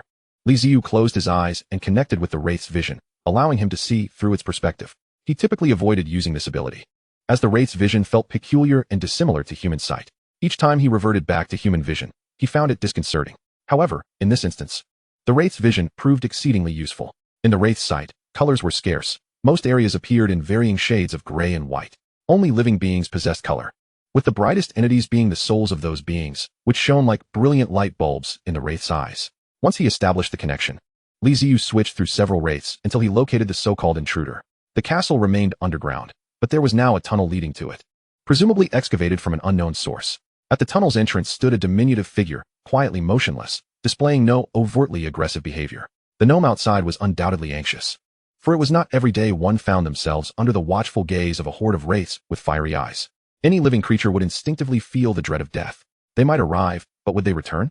Yet, for the sake of their lord and the future glory of the gnome race, even the price of their lives seemed worthwhile. Thus, the gnome, steeling itself, puffed out its chest, though its legs trembled uncontrollably. Sitting in the main hall, Li Ziyu scrutinized the small figure, frowning slightly. This was a gnome? It appeared far from formidable. Could such a being dare to assault his fortress? Was it possible that this creature was a native who accidentally stumbled upon his mobile stronghold? Yet, that seemed unlikely. If it had indeed excavated its way here by accident, it would have fled by now, but this one stood still. Neither attacking nor retreating, something was amiss. Since he could not decipher the situation, he decided to inquire directly. What is your purpose? Li Ziyu transmitted the message to the gnome using the wraith's soul fire. The sudden communication startled the gnome, nearly prompting it to flee. However, it quickly realized that the wraith was merely inquiring, allowing it to compose itself. I come on behalf of my lord, the ruler of Gnome City, to pay respects to the wraith lord. After speaking, the gnome cast a furtive glance at the wraith before noticing that the wraiths remained fixated on him. Yet they were silent. The gnome was unaware that it was not the wraiths who were silent, but rather Li Ziyu, who had received critical information from the gnome's words. This creature was not a native. It was a subordinate of some interloper who had evidently discovered him. Thus arose a pressing question. What did the gnome lord intend by sending an emissary? We mean no harm. We merely come to pay respect on behalf of our lord. The gnome reiterated after a pause, sensing the silence. After waiting without a response, the gnome hesitated, summoning its courage to speak once more. The dark laws of the foreign jungle had always instilled fear in Li Ziyu. However, now that he had been discovered, it was better to hear what the other party had to say. If they were not foolish, they would not expect a band of gnomes to assault his wraith fortress. Would they? With this thought, he closed his eyes and gestured for the wraiths to allow the gnome to enter and converse. Upon hearing the lack of response from the wraiths, the gnome's legs trembled even more, panic rising within. It felt parched. Having heard that wraiths were the enemies of all living beings, embodiments of death, how could it have been sent by its lord to engage such an entity? Surely, It would meet its demise here today. A series of unsettling bone-crunching sounds echoed, sending a jolt through the gnome. Its body shivered, ears perked up, fixated ahead. As the bone wall began to shift, pale bones interlocked and pressed together, creating an opening right before it. Within the passage formed of bones, clusters of soul fire ignited, casting a dim light that rendered the interior even more sinister. The gnome gulped nervously, cautiously glancing at the skulls adorning the walls, and leaned forward slightly, sniffing the air before quickly retreating. The message from the Wraith Lord was clear, it was to proceed. But did it dare to move forward? This was a passage crafted from bones by the Wraiths. Entering, it would be akin to offering its life willingly to the Wraiths. Once the entrance was sealed, escape would be impossible. Horrific visions of being torn apart and devoured by the Wraiths flooded the gnome's mind, causing it to tremble uncontrollably. A crisis. A dire crisis. The gnomes were not a bold race. Rather, they were quite timid. Their forte lay in burrowing, crafting extensive tunnels underground for refuge. As the surface world was fraught with peril, had it not been for the necessity of seeking food, they might never have ventured above ground at all. Had it not been for the Lord's decree, the Gopher Man would have long since turned tail and fled, retreating as far as possible, resolutely avoiding any encounter with the undead. However, bound by the command to meet the Lord of the Undead, he found himself in a perilous predicament. No matter how great his fear, he had to fulfill his mission. Turning back was not an option. For doing so would result in expulsion from his clan, a fate akin to death itself. A mere, nearly powerless creature like him could not hope to survive in the ruthless expanse of the wasteland. Advancing would lead to death, retreating would also lead to death. Since demise was inevitable, he might as well take a gamble, wagering that the Lord of the Undead was not as fearsome as he imagined. The Gopher Man ground his two prominent incisors together, his expression hardening, though the tears threatening to spill from his eyes betrayed his inner turmoil. Clenching his fists, he stepped forward, entering the corridor forged from bones. The skeletal passage exuded a chilling aura, reminiscent of a tomb, and the flickering soul flames that illuminated the path instilled a profound sense of dread. Once inside, retreat was no longer an option. The bones behind him were already mending, reverting to their original form as walls. He cast a fleeting glance back, his heart nearly faltering. Oh woe, there was no turning back. His face contorted in despair, tears welling in his eyes as he took hesitant, small steps forward. In the main chamber, Ziyu, who had been observing the Gopher Man, raised an eyebrow at the scene. Such a cowardly creature, he mused. This fellow was hardly fit to assault his fortress of the undead, let alone issue a challenge. A sense of calm washed over him. However, at the pace the Gopher Man was trudging, how long would it take to traverse the corridor? His steps grew smaller and slower, a puzzling sight. Was he to remain in this limbo indefinitely? What an absurdity. Within the passage, the soul flames flickered and danced, their sudden movement startling the Gopher Man into a leap, panic seizing him as he surveyed his surroundings. See. The danger was palpable. The undead would not spare him. They were upon him. His life was forfeit. With such thoughts racing through his mind, he instinctively shielded his head, crouching down into a tight ball. Too terrified to look up. Hurry. Move faster. Act swiftly. He urged himself, yet the anticipated attack and pain never materialized. Instead, a cascade of messages flooded into his soul, urging him onward. The Gopher Man gradually lowered his hands, bewilderedly lifting his gaze. The soul flames continued to dance around him, their messages persistent. Was this not a summons to hasten his pace, rather than a threat to devour him? The influx of information surged, akin to a torrent of messages racing through his essence. As the impatience of the surrounding undead became increasingly palpable, the bones in the walls rubbed against each other, producing a disquieting sound. Finally regaining his composure, the Gopher Man sprang up, propelling himself forward with all his might. He was determined to survive, to avoid being devoured by the undead for the crime of tardiness. What a grievous fate that would be. He needed to exit the passage, at the very least to see the Lord of the Undead and fulfill the task assigned by his own lord. While he may not excel in combat, he possessed confidence in his speed, his rotund body and short legs well suited for navigating the corridor. As he ran, the skeletal undead behind him resumed their original forms at an alarming rate. Suddenly, light appeared before him. The Gopher Man glimpsed the exit and realized that the passage was not long after all, and the undead had not attacked him. He had merely frightened himself, creating a tempest out of nothing. With a leap toward the exit, the Gopher Man burst forth from the corridor, glancing back mid-air to see the entrance ceiling shut, transforming into a wall of bones. Upon landing, he curled into a ball, rolling before regaining his feet. Looking up, he found himself met with a calm gaze that looked down upon him. Before him sat a human upon a throne of bones, possessing a somewhat handsome appearance by human standards, with short hair and clad in a short-sleeved garment, quietly observing him. Was this the Lord of the Undead? He appeared nothing like the grotesque figure he had envisioned, devoid of decay and reeking of death. The Gopher Man's mind raced as he found himself momentarily stunned. Ziyu, intrigued, scrutinized the peculiar creature that had emerged from the passage. This being resembled a gopher clad in adventurer's garb, standing upright, its head still resembling that of a rodent, not yet transformed into a human visage. It stood at a height barely reaching his knee, with notably long claws, 3 of them particularly prominent, ideal for burrowing. At that moment, it bared its 2 large incisors, appearing rather dazed and not particularly clever. "I hear you wish to meet me?" After a brief pause with no response from the Gopher Man, Ziyu spoke in a calm, steady voice. Chapter 14, The Gopher Lord. Ziyu's voice jolted the Gopher Man from his stupor. He fumbled about, then clasped his 2 claws together, shaking them up and down, as if mimicking a human's gesture of respect. "By the command of my lord, I have come to pay my respects to the Lord of the Undead. My lord is the Lord of Gopher City. You may leave after your greeting." TSK, a Gopher Man speaking with such formality, attempting to sound refined. How presumptuous. Ziyu rolled his eyes inwardly, dismissing him without ceremony. The Gopher Man was taken aback, his mind struggling to comprehend this unexpected turn. How could he be dismissed so abruptly? Wasn't he the customary protocol to inquire about the purpose of his visit? This was not at all how it was supposed to unfold. The Gopher Man stammered, anxiously wringing his claws. If his lord were to discover that he had merely met the Lord of the Undead and was then sent away, he would surely face exile. Is there something more? Ziyu raised an eyebrow. A mixture of curiosity and impatience etched on his face. Why, yes, there is. The prospect of a way out invigorated the Gopher Man, who nodded vigorously. Ziyu leaned back slightly, adjusting his posture and gesturing for the Gopher Man to continue.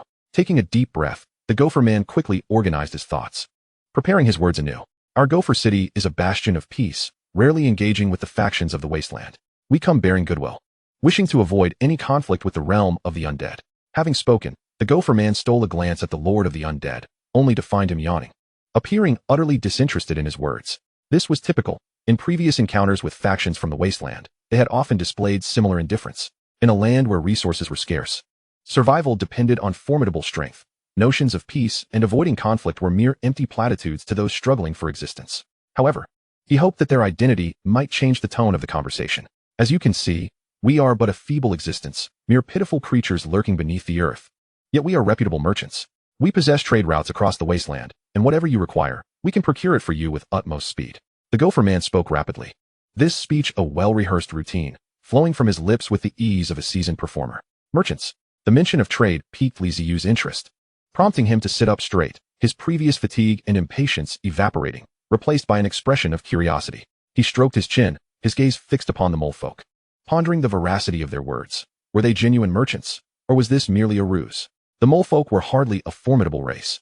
Their singular strength lay in their expertise in tunneling. These creatures were professionals in excavation, effortlessly wielding their massive claws to displace earth. Though Ziyu had never witnessed the appearance of their subterranean city, it was likely intricately connected to the labyrinthine tunnels they constructed. A race that was weak and lacking in combat prowess yet adept at burrowing and concealing themselves was undoubtedly well suited for mercantile endeavors. In the gaming realm of his past life, many chose to forego violence in favor of a merchant-esque profession. It seemed likely that the Lord of the Mole City was such an individual, fully aware of the combat ineptitude of his kin, and thus opted to pursue a path of trade rather than conflict. The tunnels excavated by the mole folk formed a vast underground maze, making it exceedingly rare for any race to locate them, rendering their transportation routes remarkably secure. Coupled with mobile fortresses, delivering goods was hardly a challenge. Ziyu did not perceive merchants as weak victims to be easily bullied. Rather, the treasures they possessed were immense, and their aversion to conflict merely stemmed from their preference for commerce, which allowed them to amass sufficient wealth and resources to fortify their mobile strongholds. It was akin to a child who, despite possessing 6 divine artifacts and appearing innocuous and feeble, would prove formidable if one attempted to seize their possessions. First, one would have to breach their defenses while evading potential counterattacks. Engaging with such a child was no trivial matter. With that in mind, he decided to inquire. What goods do you offer? If they indeed possessed resources at an agreeable price, it would be most advantageous. Our inventory is quite diverse and tailored to your needs. The mole folk replied, a smile gracing their face as a glimmer of shrewdness flickered in their eyes. Ah, there it was, the familiar sensation, the classic exchange. Each time was the same, without exception. The mole folk felt a wave of relief. Typically, once inquiries about merchandise commenced, the atmosphere lightened, ensuring his safety and fulfilling the Lord's task. I require bones, Ziyu declared, reclining back into his chair, resuming a demeanor of languor. We do have some. What type are you seeking? Bones. The kind used for crafting weapons? The mole folk appeared momentarily perplexed before posing another question, tinged with curiosity. No, not those. Just bones, skeletal remains. The complete and intact sort, Ziyu grinned, revealing a set of gleaming white teeth. The mole folk fell silent. To their knowledge, the warehouses of the mole city contained no such bones as described by the necromancer lord. Primarily, They were deemed useless, mere refuse. Who in their right mind would store waste in their own repository? The inventory held various oddities, but lacked bones. Most exchanged resources consisted of meat, water, ores, stones, fodder, hides, and, on occasion, peculiar items like insects and spices. Why would you wish to barter for bones? The mole folk suddenly realized something, glancing at the surrounding walls, which were constructed from an array of bones, remnants of the undead.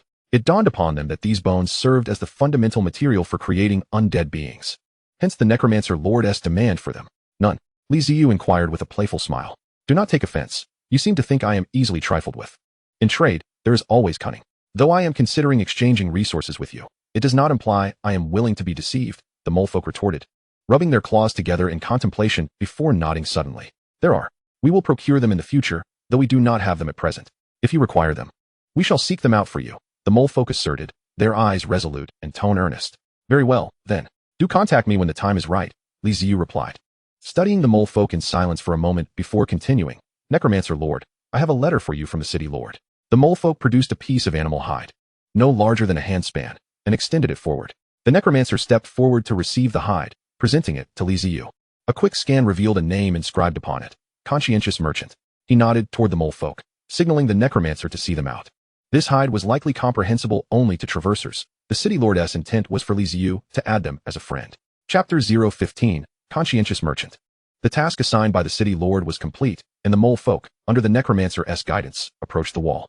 The bones within the wall shifted, revealing yet another passage.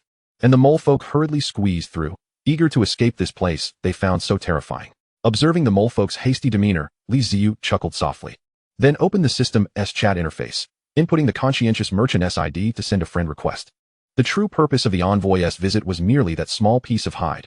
Their prior conversation had merely served as a prelude. With the system in play, transactions posed little challenge. It was not a barter with the indigenous folk. Within the system, transactions did not merely entail delivery. They were direct deposits into one's inventory. The city lord of the mole folk had displayed caution, likely anxious about overthinking the matter, hence dispatching a mole folk to gauge the necromancer lord's disposition. If the envoy were to be met with violence upon arrival, retreat would be the only option. Moreover, it was also a signal of goodwill. As soon as the request was sent, it was swiftly accepted. Welcome to the molefolk shop. In this vast sea of humanity, our fates have intertwined. What a delightful coincidence. May we value harmony, forging ahead together toward a glorious future. Ah, how earnest. It seemed they even devised a welcoming phrase, Ziyu mused with a light chuckle. Sending a reply. Not wishing to take the driving test. Is it the city lord of the molefolk? Conscientious Merchant. Indeed, my dear. Not wishing to take the driving test. How did you discover me? Conscientious Merchant. Dear one, it was fate that led me to you, and fate that brought us together. Not wishing to take the driving test. Master, if you continue to speak in riddles, this could become rather tedious. Conscientious Merchant. Please, do not say that. I am merely a merchant, and information is also a commodity. Not wishing to take the driving test. State your price. Conscientious Merchant. 998 units of meat. Not wishing to take the driving test. This is not robbery. It's akin to blowing up a treasury. Who gave you the audacity to demand 998 units of meat for a mere piece of information? Even a hefty iron hammer wouldn't dare charge such a sum for stone. Conscientious Merchant? You dare to quote 998 units of meat for mere information and call yourself conscientious? Ziyu's expression twitched as he silently inscribed the words shameless merchant above the Conscientious Merchant's head. To put it plainly, the city lord of the molefolk simply wished to avoid revealing too much, quoting a high price to deter Ziyu from pursuing the matter. Not wishing to take the driving test. Forget it. I cannot afford it. Tell me what resources you possess. Conscientious Merchant. My dear, my inventory is vast and varied. Feel free to inquire about anything you desire. Not wishing to take the driving test. How about a moon? Conscientious Merchant. None available. Not wishing to take the driving test. Then how about a sun? Conscientious Merchant. Also unavailable. Not wishing to take the driving test. You possess nothing. And yet you have the gall to claim the title of merchant and approach me for trade? Conscientious Merchant. Well articulated. Kindly refrain from such remarks in the future. Conscientious Merchant. So, my dear, what is it that you truly require? If I possess it, we can negotiate a fair price. Uninterested in obtaining a driver's license, my stipulations will be conveyed to you by your subordinate upon their return. Once you have procured what I require, we shall engage in further discussions. Conscientious Merchant. Certainly, dear. A smile graced the corners of Ziyu's lips as he closed the page. How amusing. Teasing me with mere information and a sum of 9,998 units of meat. Unable to distinguish between the minor and major kings? I am the buyer. After this exchange with the Conscientious Merchant, Ziyu felt a significant uplift in his spirits. Having been in this foreign realm for several days, His nerves had been tightly strung, both in fear of the unknown world and the predators lurking within the dark forests. He dared not trust anyone, scarcely uttering a word in the chat channels for fear of inadvertently revealing his identity. Human beings are inherently social creatures, necessitating interaction, yet Ziyu refrained from conversing with others, the pangs of loneliness rendering him exceedingly uncomfortable. His communication with the conscientious merchant provided a semblance of relief, akin to conversing with an online customer service representative, causing him to unconsciously relax, his nerves no longer as taut as before. Exhaling deeply, Ziyu reclined once more and soon fell into a deep slumber. His sleep was profound, and by the time he awoke, night had fallen. The undead had prepared water for cleansing and provisions for sustenance. Ziyu disengaged from his dormant state, commanding the fortress to rise from the earth, while simultaneously issuing orders for free movement. The term free movement implied proceeding in the original direction, where any beasts encountered along the way would become their prey, while formidable creatures would be circumvented, as they were beyond their capabilities. Although his strength had significantly increased after a confrontation with the lizardmen bandits, Ziyu yearned to escape the wilderness, finding resource acquisition here exceedingly arduous and detrimental to his growth. As he dined, he opened the system, noticing the chat box flashing with notifications. To date, he had only added 2 friends, both merchants. The first was a blacksmith from a prior transaction involving stone, and the second was the conscientious merchant, the lord of the Mole City. A mere blacksmith would not idly send him messages, so it was highly probable that the notification was from the conscientious merchant. Upon opening the message, he confirmed his suspicion. Conscientious merchant: Dear, I have received your request, and will respond shortly. Conscientious merchant: I have procured some skeletons. How many do you require? So swiftly had he acquired skeletons. Ziyu's dining movements faltered momentarily, but upon recalling the merchant's identity, he felt at ease. Relying on his mobile fortress and the undead to hunt nightly, it was indeed feasible to gather some skeletons, yet the speed of collection paled in comparison to commercial transactions. Clearly, the conscientious merchant would not limit his dealings to just the traversers. The indigenous inhabitants were also potential clients to be courted. For Ziyu, skeletons represented a crucial resource, yet for the native tribes of the wasteland, apart from decorative purposes, their greatest utility was likely as fertilizer, essentially regarded as worthless. It should be relatively straightforward for the conscientious merchant to obtain skeletons from the natives. However, the quantity he had acquired remained uncertain. Other resources could be tolerated, but skeletons were non-negotiable. Their significance in construction and the augmentation of the undead was paramount. Uninterested in obtaining a driver's license, how many skeletons do you possess? Conscientious merchant: My heavens, dear, you finally replied. I was waiting so long I thought I might burst. Uninterested in obtaining a driver's license. If you were to suffer from indigestion, do take care. Medicine is scarce here. Following this message, the conscientious merchant remained silent for a considerable time, pondering the meaning behind Ziyu's words. Bursting from waiting, indigestion, it seemed disconnected. Wait, burst, indigestion. Uninterested in obtaining a driver's license? My goodness, how vulgar and utterly disgusting. Conscientious merchant: If anyone is filthy, it is you. I only have a limited supply, 100 skeletons. How many would you like? Uninterested in obtaining a driver's license. I am merely concerned for your well-being. How shall we exchange? Conscientious merchant: Thank you for your concern. It was indeed off-putting, fortunate I had not dined. Shall we trade for food? Ziyu stroked his chin. Previously, the conscientious merchant had quoted him 9,998 units of food, and now he proposed food once more, prompting some speculation. Could it be that food was scarce in this wasteland, thus serving as a hard currency? If true, this would be advantageous. While his other resources were limited, he still possessed a fair amount of food. After some contemplation, Ziyu sent another message to the conscientious merchant, initiating extensive discussions on exchanging skeletons for food. Following a series of indirect negotiations and haggles, they ultimately settled on a price of 2 units of food for each skeleton. It was not that the conscientious merchant was unwilling to procure more. Rather, skeletons were inherently cheap, with few in demand. Apart from individuals like the Lord of the Undead, skeletons were typically relegated to the depths of storage, gathering dust. Had Ziyu not expressed a need for skeletons, the conscientious merchant would have never sought to collect them.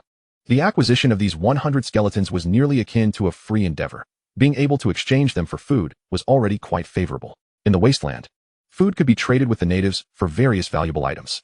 As a merchant engaging in buy-sell transactions, the conscientious merchant's understanding of the wasteland differed vastly from Ziyu's own. An oversight that Ziyu had not noticed was the mobile fortress. After arriving in this otherworldly realm, as a traverser, Ziyu carried the mobile fortress with him, becoming the lord and able to roam freely across the wasteland. Wherever he went, that territory became his domain, with the undead ever present. In contrast, the indigenous inhabitants of the wasteland did not operate in such a manner. They possessed their own territories and boundaries, rarely venturing beyond their domains, constrained to specific areas for stability and safety. given the multitude of dangers in unfamiliar lands.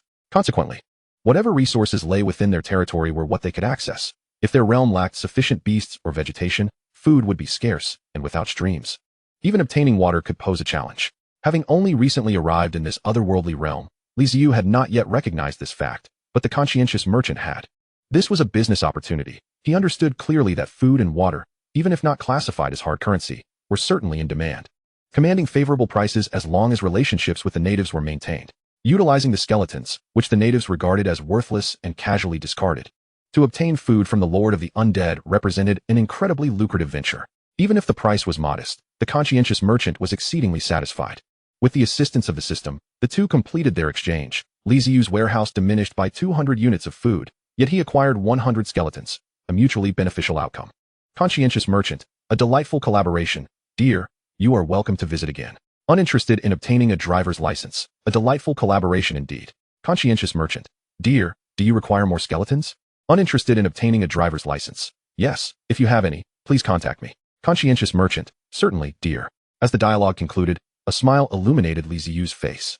100 skeletons equated to at least 2 days' worth of hunting yield. He had not anticipated such ease. Indeed, to grow stronger swiftly, trade is the most prudent avenue. Skeletons could be transformed into skeletal undead, fashioned into bone knives to bolster the undead strength, or utilized to construct buildings within the system, enhancing the mobile fortress in myriad ways. One need not state that even 100 skeletons were insufficient. He felt that even 1,000 or 10,000 would barely suffice. Come forth. Let the skeletons arrive with even greater abundance. The mobile fortress traverses the desolate wasteland in pursuit of its quarry, while Ziyu remains ensconced within the main tower, contemplating the utilization of the 100 skeletal remains acquired through trade. The number of skeletons appears substantial. However, the mobile fortress is in dire need of resources, be it for construction, weaponry, or fortification. At this juncture, he finds himself at a loss as to where to allocate these precious resources.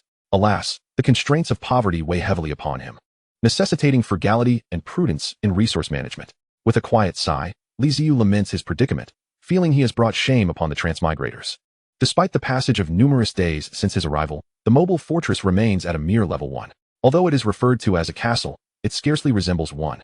Functioning more as a simple bastion, devoid of the attached skeletal undead, it would merely be an empty shell, a rather dismal state of affairs. Peering through the fortress's window into the nocturnal wilderness, Ziyu is suddenly startled. In his preoccupation with the newly acquired skeletons, he has neglected to examine the 2 newly constructed edifices. He hastily accesses the system interface. The skeletal engine has been successfully installed at the base of the fortress, resembling a curled bone sphere, crowned with a menacingly large skull adorned with fangs. Within it, flickers of soul energy radiate, exuding an aura of mystery. Skeletal engine, powered by spiritual energy, it can augment the mobile fortress's speed by 100 km per hour. Limitations. Only increases speed by 20 km per hour. Limitations? Ziyu scratches his head at the system's description, realizing he had assumed that the construction would yield immediate benefits. How naive of him. He must investigate the reasons behind the restrictions on the skeletal engine's acceleration. Speed is paramount for the mobile fortress, and clarity on this matter is essential. Turning his attention to the armor workshop, he observes that its exterior is nearly identical to that of the weapon workshop, save for a different sign above the entrance. The weapon workshop bears symbols of swords and knives, while the armor workshop displays a shield and a suit of armor.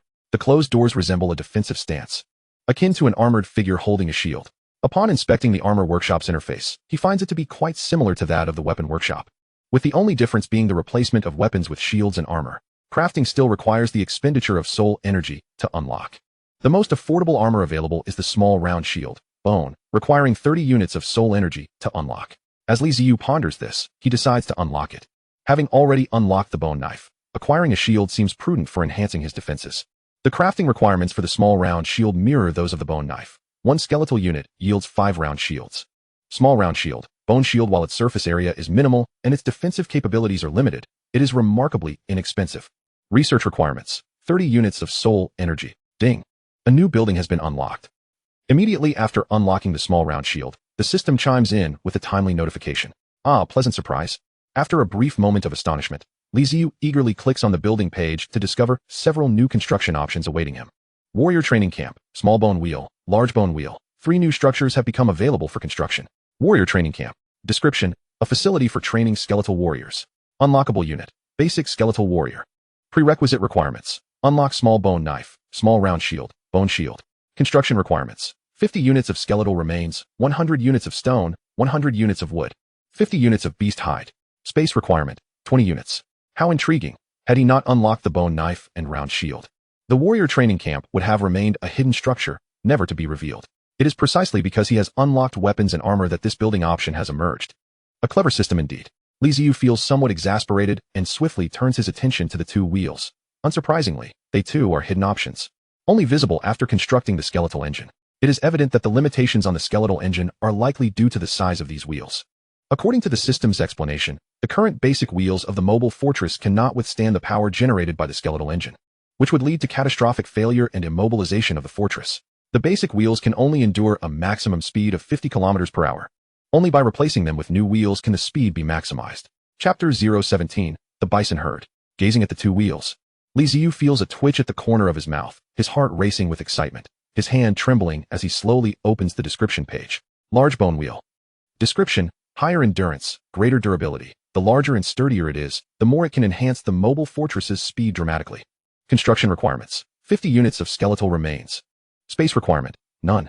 Small bone wheel. Description: though small, it allows the fortress to maneuver more nimbly while simultaneously improving the stability of the large bone wheel. Construction requirements: 30 units of skeletal remains. Space requirement: none. Oh dear. Ziyu buries his face in his hands, nearly choking on his own breath in disbelief at the absurdity of the situation. Here he is, having just secured 100 skeletal remains. Yet the system has presented him with such daunting requirements. Each of these constructions is complex, demanding substantial materials. Yet, he recognizes the necessity of their creation. It is imperative. The skeletal warriors sound formidable, even at the basic level, undoubtedly superior to mere skeletons wielding bone knives and shields. The wheels can elevate the mobile fortress's speed, transforming it from a mere electric scooter into a proper vehicle. How could he not construct them? It is an absolute necessity. Turning to survey the resources in his warehouse, he feels disheartened, on the verge of tears at the meager offerings. 100 skeletal remains? Just enough to construct 2 large wheels. Is this a joke? Even if he were to create 2 large wheels, his mobile fortress would become lopsided. He would need at least 4 for balance. As for the small wheels, they too would fall short in quantity. Moreover, constructing 4 small wheels would be futile, as they are intended for maneuverability, not speed enhancement. Assessing his available materials, it seems prudent to prioritize the warrior training camp. That option appears reliable, requiring only stone and wood. He possesses sufficient skeletal remains and beast hide, so he just needs to procure a sturdy hammer or barter with a conscientious merchant to acquire the necessary resources. As for the wheels, while their construction is undoubtedly essential, the current conditions do not permit it. For now, he must settle for a speed of 50 kilometers per hour, which is still an improvement over before. He can manage for the time being, postponing wheel construction until resources are more abundant. Just when he was contemplating the potential uses of the newly acquired skeletons, he finds himself reconsidering. For now, they will have to remain in reserve, as their quantity is insufficient even for wheel construction. What more can he hope for? As it often proves, when one is in high spirits, the system has a knack for dousing them with cold water. Yet, what can be done? It is the system. After all, one must endure.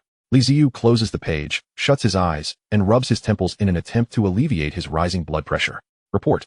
Lord of the castle, we have discovered a herd of bison. A skeletal envoy approaches, delivering news of their recent reconnaissance. Upon hearing the words herd of bison, Ziyu's spirit surges. The prospect of resources ignites his mind with fervor.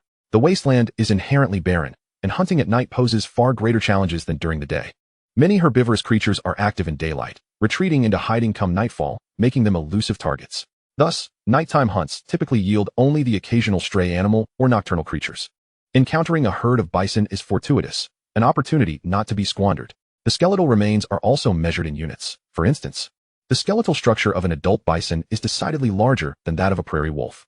Consequently, the system does not calculate based on a single unit. It may very well consider 2 or 3 units in its assessments. The bison of the prairie are not easily subdued, for their ability to thrive in such a harsh environment surely indicates a certain level of prowess.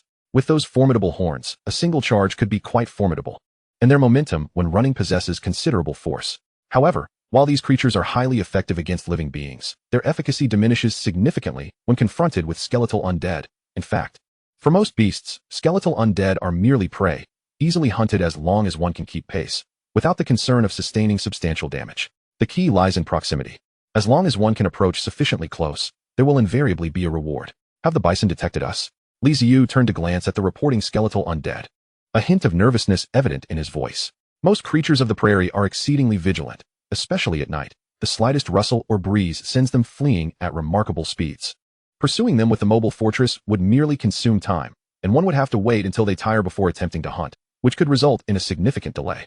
Particularly, some animals tend to scatter while fleeing, further diminishing the chances of a successful hunt. After several days of hunting on the prairie, Ziyu had concluded that when attempting to hunt bison at night, discovering them necessitates maintaining silence. The mobile fortress must halt at a distance to avoid alarming them.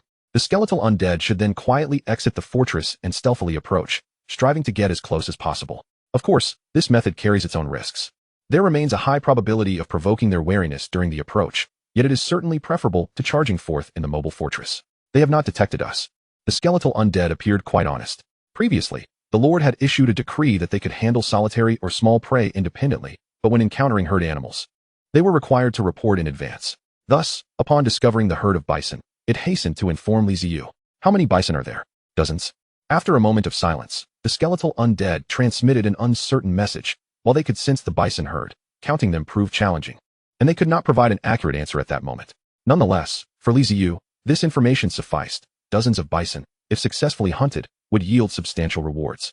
His objective did not include the formidable adult bison, which, while large and strong, proved more challenging to hunt. However, older bison and calves posed no such difficulties. Cease movement and surround them. Without hesitation, Ziyu signaled with a wave of his hand, issuing the command. At the moment the order was given, the mobile fortress, traversing the vast prairie, came to an abrupt halt. A flurry of white figures surged forth as all the skeletal undead poured out, each brandishing weapons, dispersing to form a surrounding circle, gradually encircling the bison herd from a distance. The undead were sensitive to the presence of living beings and could detect the bison herd, a capability that Ziyu lacked. Standing by the window, he gazed outside, and under the gentle illumination of the moonlight, he could faintly discern small dark shapes in the distance.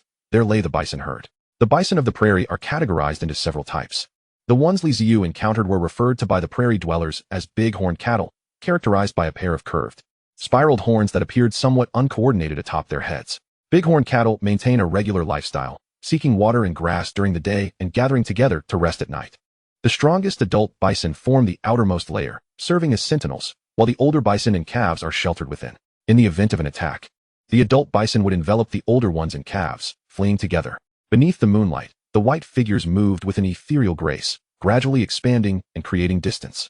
Ziyu squinted, feeling a twinge of tension. The encirclement began to take shape, slowly closing in on the big horned cattle. As the skeletal undead inched closer, the ever-vigilant adult bison, though not entirely asleep, became increasingly agitated, sensing a peculiar aura, cold, fearful. They stood, their large eyes scanning their surroundings. Chapter 018, Hunting the Bison. In the darkness of night, beneath the moon's glow, swathes of white figures wavered around the herd, drawing nearer. The adult big-horned cattle bellowed, attempting to intimidate the encroaching intruders while alerting their kin to the imminent threat. Their wide eyes, now fixed on the advancing skeletal undead, grew round with alarm, heightening their vigilance.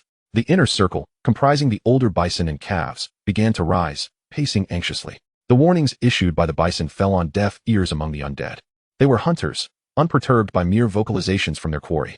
The bellowing of the bison, much like the howling of wolves, would not deter them from their pursuit. The advancing undead instilled immense pressure upon the bison, who sensed something was amiss. This was the instinct of a predator, a profound fear. A pressure brought forth by the specter of death. If given the choice, the bison would prefer to avoid these invaders. Under the mounting pressure, the outer bison began to exhibit a crimson hue in their once clear eyes, lowering their heads, their sharp, spiraled horns poised towards the enemy. Their hooves pounded against the ground, sending clouds of dust billowing upwards, a signal of impending attack. Roar! A skeletal undead wielding a bone dagger halted, its soul fire flaring within its skull. Akin to gasoline ignited in a fire, the flames surging to engulf the entirety of the skull. It opened its jaw, unleashing a soul-shattering roar directed at the herd of bison, a soundless yet tremulous force. As this undead bellowed, others followed suit, their soul flames igniting in unison, emitting a collective roar. The soul roar is not a tangible sound.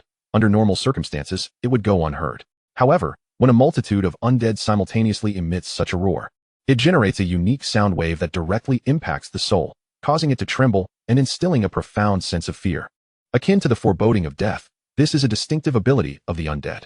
When contending with creatures of lesser intellect, the soul shock proves particularly effective. Beasts rely on instinct in battle. Under the weight of fear and the impending sense of death brought forth by the soul shock, their instinct warns them to remain still, to not move, causing their bodies to stiffen. Indeed, following the undead's roars, the outer layer of adult big-horned cattle trembled, their bodies stiffening, their frantic hooves ceasing their rhythmic pounding. The crimson hue in their eyes dimmed, revealing a glimmer of fear. If the adults were affected thusly, one could only imagine the state of the older bison and calves within, their gazes glazing over. Seizing this moment of disarray among the bison, the undead launched their assault. Wielding bone daggers, spears, and curved blades, advancing with fervor. There were no battle cries, no shouts, only the ominous sound of bones grinding against one another, resonating with a chilling echo in the night. As the most rudimentary of low-tier undead, their speed was not swift, somewhat rigid. Even ordinary humans could outpace them, let alone the bison. However, the bison had just been shaken by the soul roar, leaving them in a state of inner turmoil, utterly unprepared to react. When confronted by the advancing undead, the first instinct of the adult bison was not to fight, but to flee. Run. Run as fast as you can. It's a matter of life and death. Staying means certain doom. We cannot withstand this. The aftermath of the soul's roar instilled an overwhelming sense of dread. A fear so profound that the once formidable adult bison shrank back, their tails tucked, too intimidated to launch an assault against the undead, opting instead to flee in haste. Neglecting even the elderly bison and the calves, they dared not glance back, as if a mere look could spell death. As though a relentless predator lay in wait behind them, pursuing them in a frenzied panic. The elder bison managed to regain its composure slightly ahead of the others. Though weakened by age, it had lived far longer than the younger ones. Yet, the undead had already approached, forcing it to engage in a desperate defense. The calves, in their terror, mooed plaintively, searching for the protection of the adult bison, only to discover that their usual guardians had vanished in a cloud of dust. Utterly unconcerned for their safety, the undead, unhurried in their pursuit of the adult bison, merely intercepted them momentarily before redirecting their focus toward the abandoned elder bison and the calves, for they were the true quarry. The elder bison brandished its sharp horns against the undead, charging at any that neared the calves, attempting to toss them aside or scatter them. However, the undead would swiftly rise again, regrouping and assaulting anew, unharmed. Bone blades and spears pierced the bison's flesh, blood flowing freely and staining the ground. As the aged and frail bison struggled to shield the calves, but their strength was waning. One by one, the bison fell, emitting mournful moos. The elder bison stood as the last bastion of defense. When it too succumbed, the unweaned calves became mere prey for the undead. Swiftly slaughtered and transported back to the mobile fortress. There was no mercy, no compassion, only the cold brutality of slaughter. For Ziyu and the undead, these bison were resources, essential to their advancement. All pity is but the charity of the strong towards the weak. When faced with the choice of preserving their own strength or sparing the life of the weak, Ziyu would unhesitatingly choose the former. Within the mobile fortress, bison were being brought in, yet Ziyu had no time to inspect them. With a decisive gesture, he commanded, "Full throttle, continue the pursuit." He had no intention of allowing the adult bison to escape. Who could say whether other prey would present themselves tonight? Rather than searching aimlessly, it was far more prudent to chase down those bison. The undead transported the carcasses back to the fortress, reintegrating them into the structure. As the speed of the mobile fortress began to increase, the skeletal engine roared to life, infused with soul energy. The grotesque visage of a skeletal head opening its maw as if to exhale blue flames. With ample power, it propelled the mobile fortress onward. The bison could sprint at approximately 40 to 50 kilometers per hour, comparable to the speed of the mobile fortress, yet they were living creatures incapable of running indefinitely. In contrast, the mobile fortress could maintain its pace as long as there was sufficient soul energy. For every 10 kilometers of acceleration, the skeletal engine consumed 1 point of soul energy per minute. Now, with a boost of 20 kilometers, it was consuming 2 points per minute. Ziyu eagerly anticipated catching up with the bison, hoping to conserve some soul energy in the process. The frantic bison left a long trail of dust in their wake, and the mobile fortress advanced along this path, relentlessly pursuing them. As they plunged into the dust cloud, the undead no longer felt the need to conceal themselves. With blue flames flickering like stars, resembling a horde of monsters that occasionally erupted in fervent soul roars.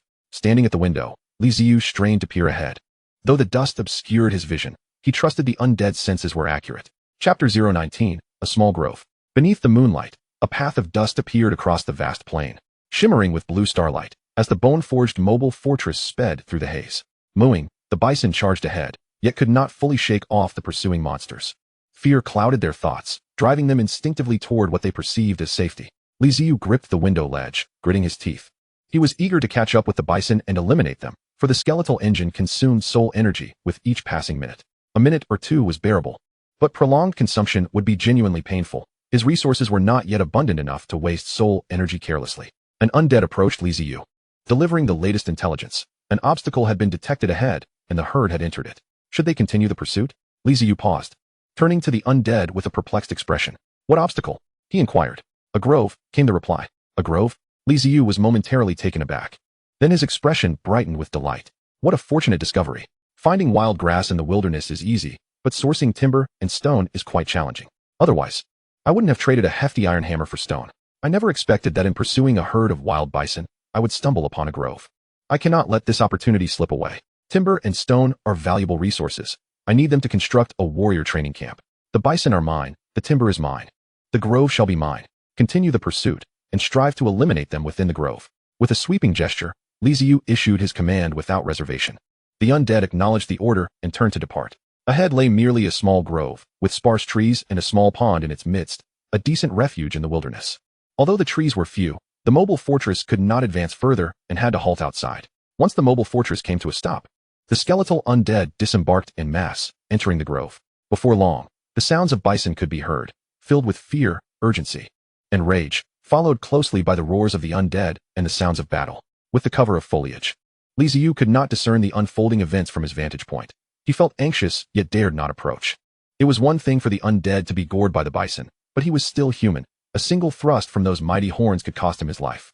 For the sake of self-preservation, it was wiser to remain within the fortress. As the trees swayed, a robust bison burst forth from the grove, two skeletal undead clinging to its body. In a panic, it charged in the direction of the mobile fortress. Hot on its heels were a dozen skeletal undead, hurling their spears at the bison, which pierced its hide. The bison stumbled forward, collapsing to the ground as its front legs buckled.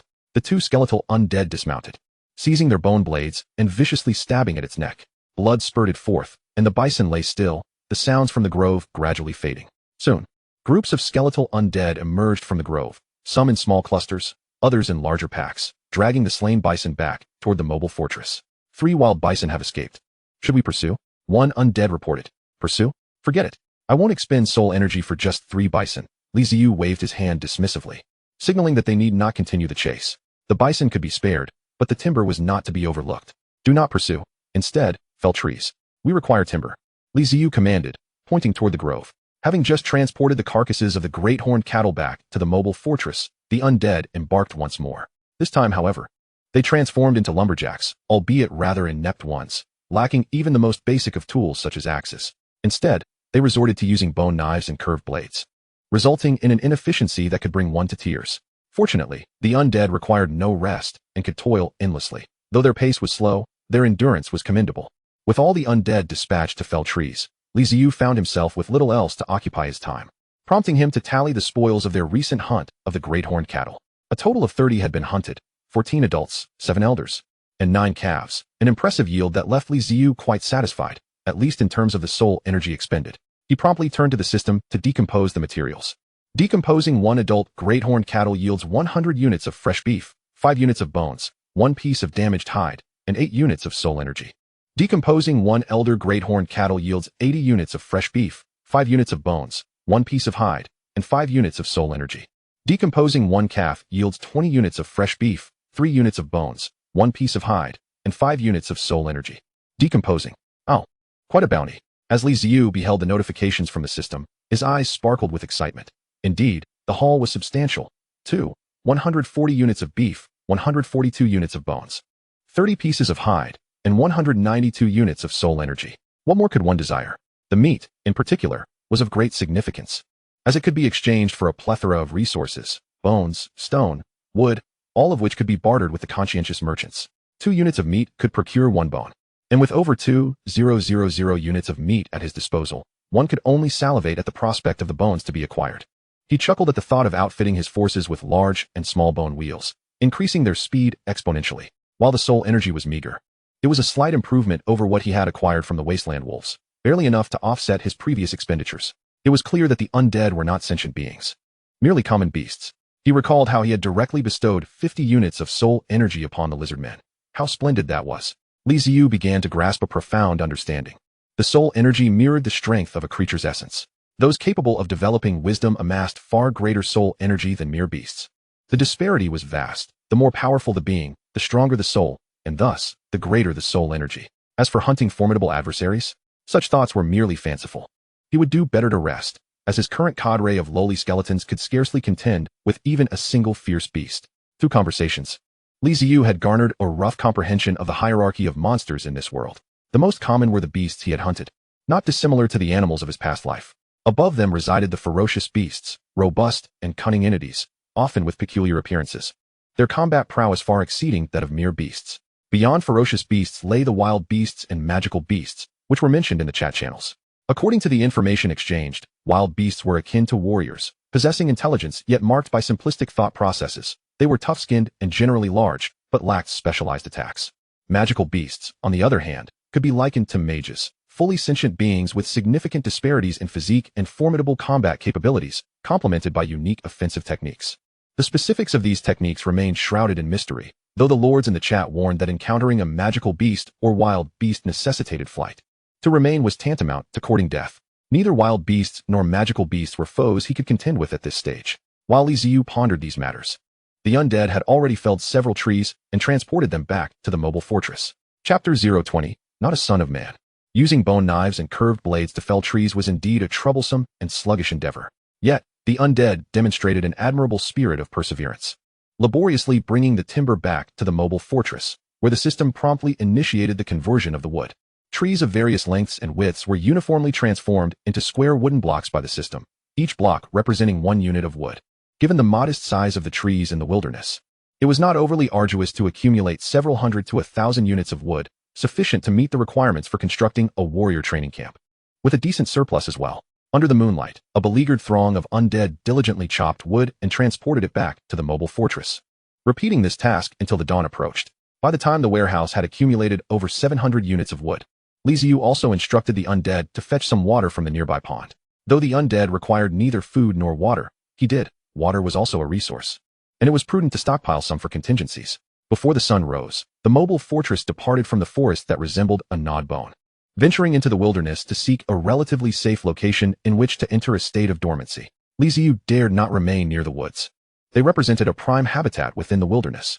Who could say what creatures might approach with the dawn? It was entirely possible that ferocious or magical beasts would wander near, especially with the sun's rays brightening the day. Thus, he sought a shaded area. For the woods not only provided shelter from the sun, but also contained a pond, a perfect resting place. To truly ensure safety, one must distance themselves from such locales. As the sun rose and a new day dawned, the mobile fortress had burrowed underground, entering a state of dormancy. Beyond the vigilant undead, the other skeletons succumbed to slumber. While it mattered little whether the undead rested, entering a state of dormancy allowed them to fortify their soul flames, absorbing stray soul energy from the air to strengthen their essence. This bore certain advantages. During the daytime, the mobile fortress would not hunt above ground, and once it descended underground, there was little to occupy their time, naturally leading to a state of dormancy. Ziyu slumped into a chair of bones, exhaling deeply. He had indeed toiled throughout the night and felt quite weary. The undead. Did you just speak like a human? You were the one who worked all night. He casually opened the system's chat interface and selected the conscientious merchant. Private chat. Not wanting to take the driving test. Have you gathered the bones? After sending the message, he waited a while, just as he began to feel drowsy, when the conscientious merchant replied. Conscientious merchant, why are you messaging so early? Disturbing my sweet dreams. Do you not understand the concept of ethics? Not wanting to take the driving test. Does conducting business require consideration of time? Aren't you open 24 hours? Conscientious merchant, are you a dog? Try to act like a human. Not wanting to take the driving test. Woof? Conscientious merchant, as long as you don't act shamelessly, we can be friends. Not wanting to take the driving test. So, last time you sent someone to disturb my dreams while I was asleep, that was ethical? Conscientious merchant, ahem, that was an accident. Not wanting to take the driving test. Woof? Conscientious merchant, alright, fine, I was wrong last time. Dear, the bones aren't gathered so quickly, the time you allotted was too brief. I've collected some, but not many. Not wanting to take the driving test. How many? Conscientious merchant, around 20. Not wanting to take the driving test. Are you squeezing milk? You dare to mention 20? Am I not your major client? Conscientious merchant, dear, is this how you speak? It's quite good that I managed to gather 20 in one night. How many do you expect? Do you think others don't need sleep? Not wanting to take the driving test. You have a point. I was too impatient. Conscientious merchant, so, do you still want them? Not wanting to take the driving test. Gather a bit more today. We'll conduct the transaction tonight. Conscientious merchant, understood. Uninterested in acquiring a driver's license. By the way, do you have any stones? Conscientious merchant, indeed, I do. It will cost you 35 units of food for a single unit of stone. Uninterested in acquiring a driver's license. I shall not purchase it. I will seek a hefty hammer instead. Which will be more affordable? Conscientious merchant. My dear, do not rush to leave. The price is negotiable. Uninterested in acquiring a driver's license. How about 3 units of food for 1 unit of stone? Conscientious merchant. My dear, you may as well find that hefty hammer and see if it will not strike you instead. After a lively exchange with the conscientious merchant, Ziyu felt elated.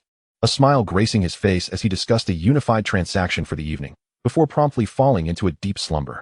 Sleep, indeed, was sweet, filled with dreams of abundance. While Ziyu drifted into peaceful rest, the conscientious merchant found himself unable to sleep, sitting up and vigorously running his fingers through his tousled, dusty hair. His eyes bloodshot from being abruptly awakened. The Lord of the Undead was no human. With his eyes closed, he took a moment to compose himself, unable to suppress a curse. After all, who could maintain a pleasant disposition after being rudely awakened from a blissful sleep? Finding sleep elusive, he resolved to rouse the other gopher folk. It would not do for the lord of the city to be awake while his subordinates remained in slumber. If he could not find rest, neither should they. Let them join him in his wakefulness. One by one, the gopher folk were summoned, utterly oblivious to the reason behind their awakening, their expressions a delightful blend of confusion and daze. The conscientious merchant stood before this disheveled assembly, yawning as he commanded, "Get to work, gather the bones, and also tally how many units of stone we have available for trade." The closest gopher folk rubbed their eyes and gazed at the conscientious merchant, stammering, "My lord, it is still too early. The tribes have yet to rise, and we cannot engage in trade." The conscientious merchant smacked the top of the gopher's head lightly, adopting a tone of exasperation. "Foolish one, go early and wait. It will demonstrate our sincerity." Had it not been for the tears from his recent yawn, that statement might have carried more weight. Nevertheless, the gopher folk remained fiercely loyal. The conscientious merchant had provided them with a good life filled with abundant resources, and they were inclined to trust their lord. Since he had spoken, it must be right. The gopher folk, not particularly clever and often appearing rather simple-minded, understood only that when their lord instructed them to do something, they ought to comply without doubt or suspicion.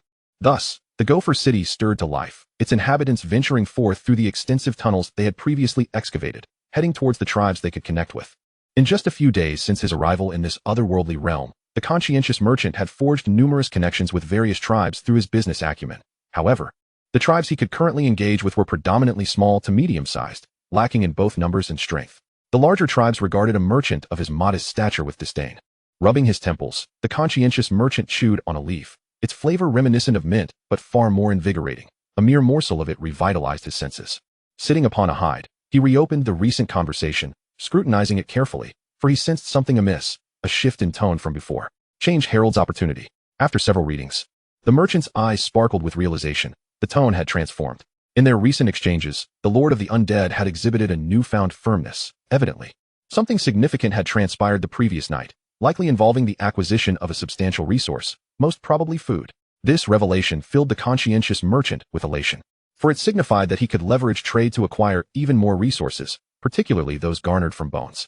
The drowsiness that had once enveloped him dissipated, replaced by a surge of joy and excitement. Chapter 021, Discovery of the Tribe. As the sun descended and twilight enveloped the land, Ziyu awoke from his dreams.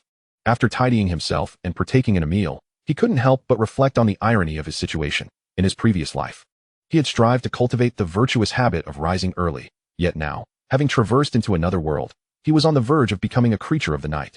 All due to a single word, poverty. Regardless of hardship, life must proceed. Calculating the time, he pondered how many bones the conscientious merchant had managed to procure. Remembering the food he had gathered the previous night, he felt a thrill. He too was a significant client. First, he would exchange his goods with the conscientious merchant, not only for bones, but also for stone. Naturally, the price for the stone would not adhere to the merchant's stated rate of 35 units of food. Such an exorbitant price would simply render a hefty hammer more appealing. Private chat. Uninterested in acquiring a driver's license. Wake up and relieve yourself. Conscientious merchant. My dear, it has only just turned dark.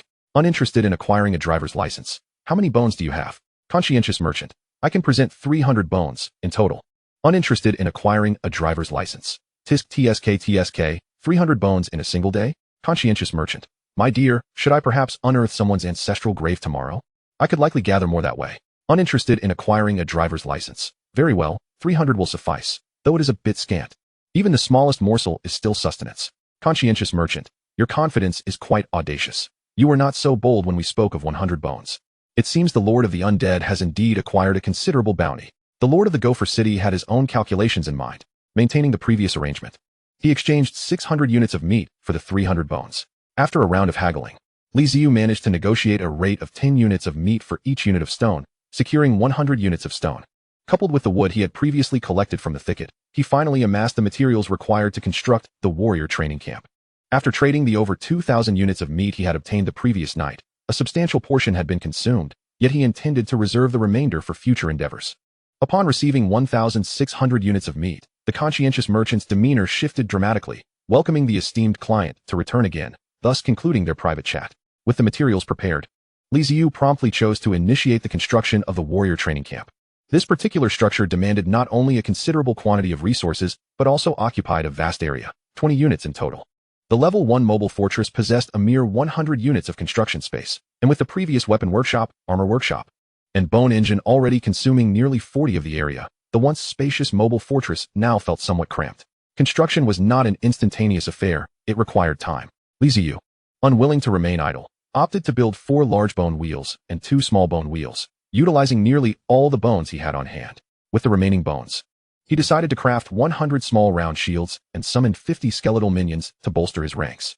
While erecting new structures and strengthening the undead was vital, quantity held equal importance. Without sufficient numbers, the skeletal minions remained woefully weak. The summoning of the undead proved swift and efficient, as each skeletal form ignited with soul fire, rising from the ground to salute Li Ziyu, seamlessly integrating into the fortress as part of its very walls. Crafting the shields also required some time, but Li Ziyu chose to leave it to the undead to manage. As the shields were distributed among the skeletal minions, the fortress's outer wall underwent a transformation, adorned with numerous round shields, thereby enhancing its defensive capabilities. As the last rays of sunlight vanished beyond the horizon, nightfall fully enveloped the land. Heralding the commencement of tonight's hunt, the mobile fortress emitted a series of clattering sounds as it ventured forth into the wilderness. It is uncertain whether the scarcity of prey tonight is due to last night's bountiful harvest. After several hours of travel, Li Ziyu found his efforts yielding meager results, which left him in a state of dismay. This simply would not do. Standing by the window, he gazed out into the moonlit expanse. Not only were there no herds of wild cattle, but even the packs of wolves were conspicuously absent. Having experienced previous hunts, Li Ziyu had grown indifferent to the occasional sighting of game. Just as he feared that tonight's spoils would be disappointingly scant, the skeletal undead finally arrived bearing news. Discovered a tribe. Wait, what is the situation? Indeed, there were numerous indigenous tribes scattered across the plains. Their ethnicities varied. Some were amicable, while others were notoriously savage. Approaching a tribe posed risks, a fact frequently discussed in the chat channels. Under normal circumstances, Li Ziyu would opt to circumvent any tribes, steering clear of potential encounters. For who would perceive a throng of skeletons marching forth as benevolent? The skeletal minions had consistently executed their orders with unwavering loyalty, often bypassing tribes without reporting.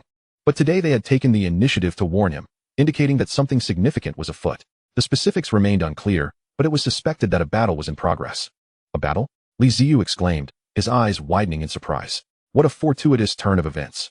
Combat inevitably brings death and injury. If lives were lost, corpses would be left behind, providing ample opportunities for skeletons. Given the lack of success in his hunting endeavors tonight, it would be prudent to investigate and perhaps take advantage of the situation. Even a handful of skeletal remains would constitute a gain. After a moment's contemplation, he resolved to ascertain the circumstances. Tribal conflicts were not unexpected. In the vast wilderness, strength reigned supreme, and it was entirely normal for tribes to clash. The reasons for such hostilities were manifold. No one would naively believe that there was an absence of enmity between races. Long-standing grudges often ignited discord, and it was not uncommon for two tribes to engage in a war of extermination. Someone in the chat had recounted witnessing a deadly confrontation between rival tribes, resulting in mutual devastation, allowing him to reap the rewards of their losses. Beyond age-old grievances, myriad other factors could instigate tribal warfare. Disputes over water sources, territorial claims, or even a mere incursion of prey could spark conflict. Regardless of the cause, the commencement of a tribal battle presented an opportunity for profit that Li Ziyu could not afford to overlook. The mobile fortress began to shift direction, advancing toward the location revealed by the undead. As they drew nearer, the spirits became acutely aware of the dissipating life force and the extinguishing of souls, confirming that a tribal conflict indeed raged ahead. Previously, from a distance, they had sensed something amiss, but now, the clarity of their perceptions left no room for doubt. Li Ziyu refrained from recklessly charging into the fray. Instead, he commanded the fortress to halt at a safe distance and dispatched a contingent of undead to investigate the situation. The particulars remained ambiguous, and he was unaware of which two tribes were engaged in combat. To charge in without knowledge would be foolhardy. It was wiser to first ascertain the circumstances through his undead scouts.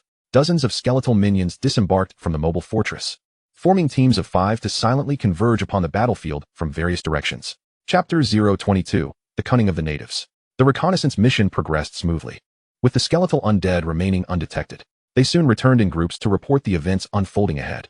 The lower-tier skeletal minions possessed simple minds, often struggling to articulate their findings, which left Ziyu feeling somewhat bewildered by their accounts. However, one fact was indisputable: a battle was indeed taking place. Strangely enough, according to the undead, it did not appear to be a conflict between two tribes. Not a tribal battle. Could it be that feral beasts are attacking the tribe under the cover of night? This notion was not entirely foreign to him. It had been mentioned in the chat channels that feral creatures, driven by hunger, could become aggressive and would actively seek out prey, occasionally launching assaults on indigenous tribes. Yet, his speculation was swiftly dismissed by the undead, who inferred from the lingering souls that the attackers were not feral beasts, but rather some other form of life. What exactly it was remained unclear to them. Should we investigate further? The undead's vague description piqued Ziyu's curiosity. He was particularly eager to uncover the identity of the enigmatic creatures they could not clearly define. Hold the line. Do not let them breach the tribe. The towering, muscular leader of the Minotaur tribe, Mumu, brandished a totemic pillar, towering 2 men high, while vociferously directing his kin. Mumu's tribe was a small one, numbering scarcely 100 souls, after accounting for children and the elderly. The combat-ready population dwindled to merely a few dozen. Minotaurs, endowed with formidable strength, made for excellent warriors. An adult Minotaur required little training to become a proficient combatant, especially as they favored heavy weaponry, with the totemic pillar being their traditional armament. Thus, Mumu was able to withstand the enemy's onslaught with his limited numbers, barely managing to defend his tribe. But this was only a temporary reprieve. Though the enemy's numbers were fewer, their combat prowess far surpassed that of Mumu's tribe. The assailants were a dozen or so corrupted Minotaurs. Their skin, an ominous shade of dark gray, bore muscles as unyielding as stone, veins bulging like worms beneath the surface. Their strength was astonishing, capable of withstanding the blows of a totemic pillar head-on. Mumu could not fathom why his tribe had drawn the ire of a group of corrupted Minotaurs, nor how these creatures had discovered the existence of his tribe. However, pondering such questions was a luxury he could not afford. His immediate concern was to repel the assault of these corrupted Minotaurs. Should they breach the defenses and infiltrate the tribe, it would spell disaster. Corrupted creatures typically left no survivors. The only potential exceptions were others of their kind. Should they gain entry into the tribe, it would result in a massacre. Under Mumu's command, the Minotaurs fought valiantly, desperately defending their tribe and ensuring that not a single corrupted Minotaur escaped. Regrettably, the Minotaurs were a peaceful race at heart. Despite their innate warrior spirit, they shunned conflict, preferring instead to dwell in the abundance of their land and live their simple lives. In contrast, the corrupted Minotaurs were akin to a horde of madmen, heedless of their own safety as they relentlessly pressed the attack, driven by an insatiable thirst for blood. Fortunately, the corrupted Minotaurs lacked totemic pillars. Their corrupted essence rendered them unable to wield weapons blessed by their ancestors. Instead, they fought with crude stone clubs, heavy though they were. Still a far cry from the might of the totemic pillar. The clash of combat echoed across the wilderness as the totemic pillars and stone clubs collided, sending resounding thuds reverberating through the air, audible from a great distance. Driven by curiosity, Ziyu resolved to approach the scene. After all, if he wished to gain anything from this situation, he could not afford to remain distant. He commanded the undead to enter silent mode and initiated the mobile fortress's slow approach, careful to avoid detection by either side engaged in battle. As they drew closer, Ziyu, peering through the window, finally discerned the battlefield. Were those orcs? Minotaurs battling one another? Yet, the disparity in their appearances was striking. The defending side appeared quite normal, aligning with his mental image of Minotaurs, while the attacking faction was bizarrely dark and appeared exceptionally brutal. These ominous Minotaurs were likely the very creatures the undead had struggled to describe. Oh my goodness, the battle is truly fierce. Alas, one has been struck down, and another follows suit. While Ziyu was engrossed in the spectacle, the tribespeople on Mumu's side could no longer hold their ground, as an unending number of tainted Minotaurs were toppled by stone clubs, blood flowing freely. After all, these were the corrupted Minotaurs, possessing greater strength and a more aggressive nature, with pain sensitivity nearly absent and their vitality remarkably resilient. Although Mumu's totemic pillars could inflict damage upon these corrupted Minotaurs, they could not compel them to retreat. If this continued, doom was inevitable. Despair filled Mumu's heart. Despite their greater numbers, it was likely that they would ultimately be the ones to face defeat. Suddenly, with a totemic pillar, a corrupted Minotaur was sent flying, and Mumu paused, sensing an aura that did not belong to either side. A chilling, terrifying presence, reeking of death. Instinctively, he turned his gaze and beheld a massive structure not far away, illuminated by the moonlight, revealing its true form. Was that a fortress? Under the moon's glow, a fortress constructed from piled bones stood tall, The sudden appearance of this mobile fortress left Mumu in utter astonishment. Encountering corrupted minotaurs was one thing, but a fortress? His tribe had dwelled here for quite some time, yet they had never known of its existence nearby. Could it possibly be allied with the corrupted minotaurs? Mumu felt in even deeper despair. They were already unable to contend with the dozen or so corrupted minotaurs before them, and now, with the addition of this eerie, foreboding bone fortress, resistance seemed utterly futile. Ancestors, have you truly forsaken us? Is my tribe destined for annihilation? The deathly aura invigorated Mumu to notice the mobile fortress. But it similarly incited the corrupted minotaurs, whose reactions became increasingly fervent, as if gasoline had been poured onto a raging fire, a courage born from an overwhelming fear of death. The corrupted minotaurs halted, turning their attention toward the mobile fortress, abandoning their assault on the minotaur tribe and redirecting their charge toward the fortress. What is happening? Why have they ceased their attack? Wait, they are coming towards me? Hold on, I am merely a bystander. Damn it, I've turned from a spectator into a target. Ready yourselves for battle. The corrupted minotaurs emitted a thunderous roar and charged toward the mobile fortress with a terrifying momentum, their hooves pounding the ground with a resounding thud.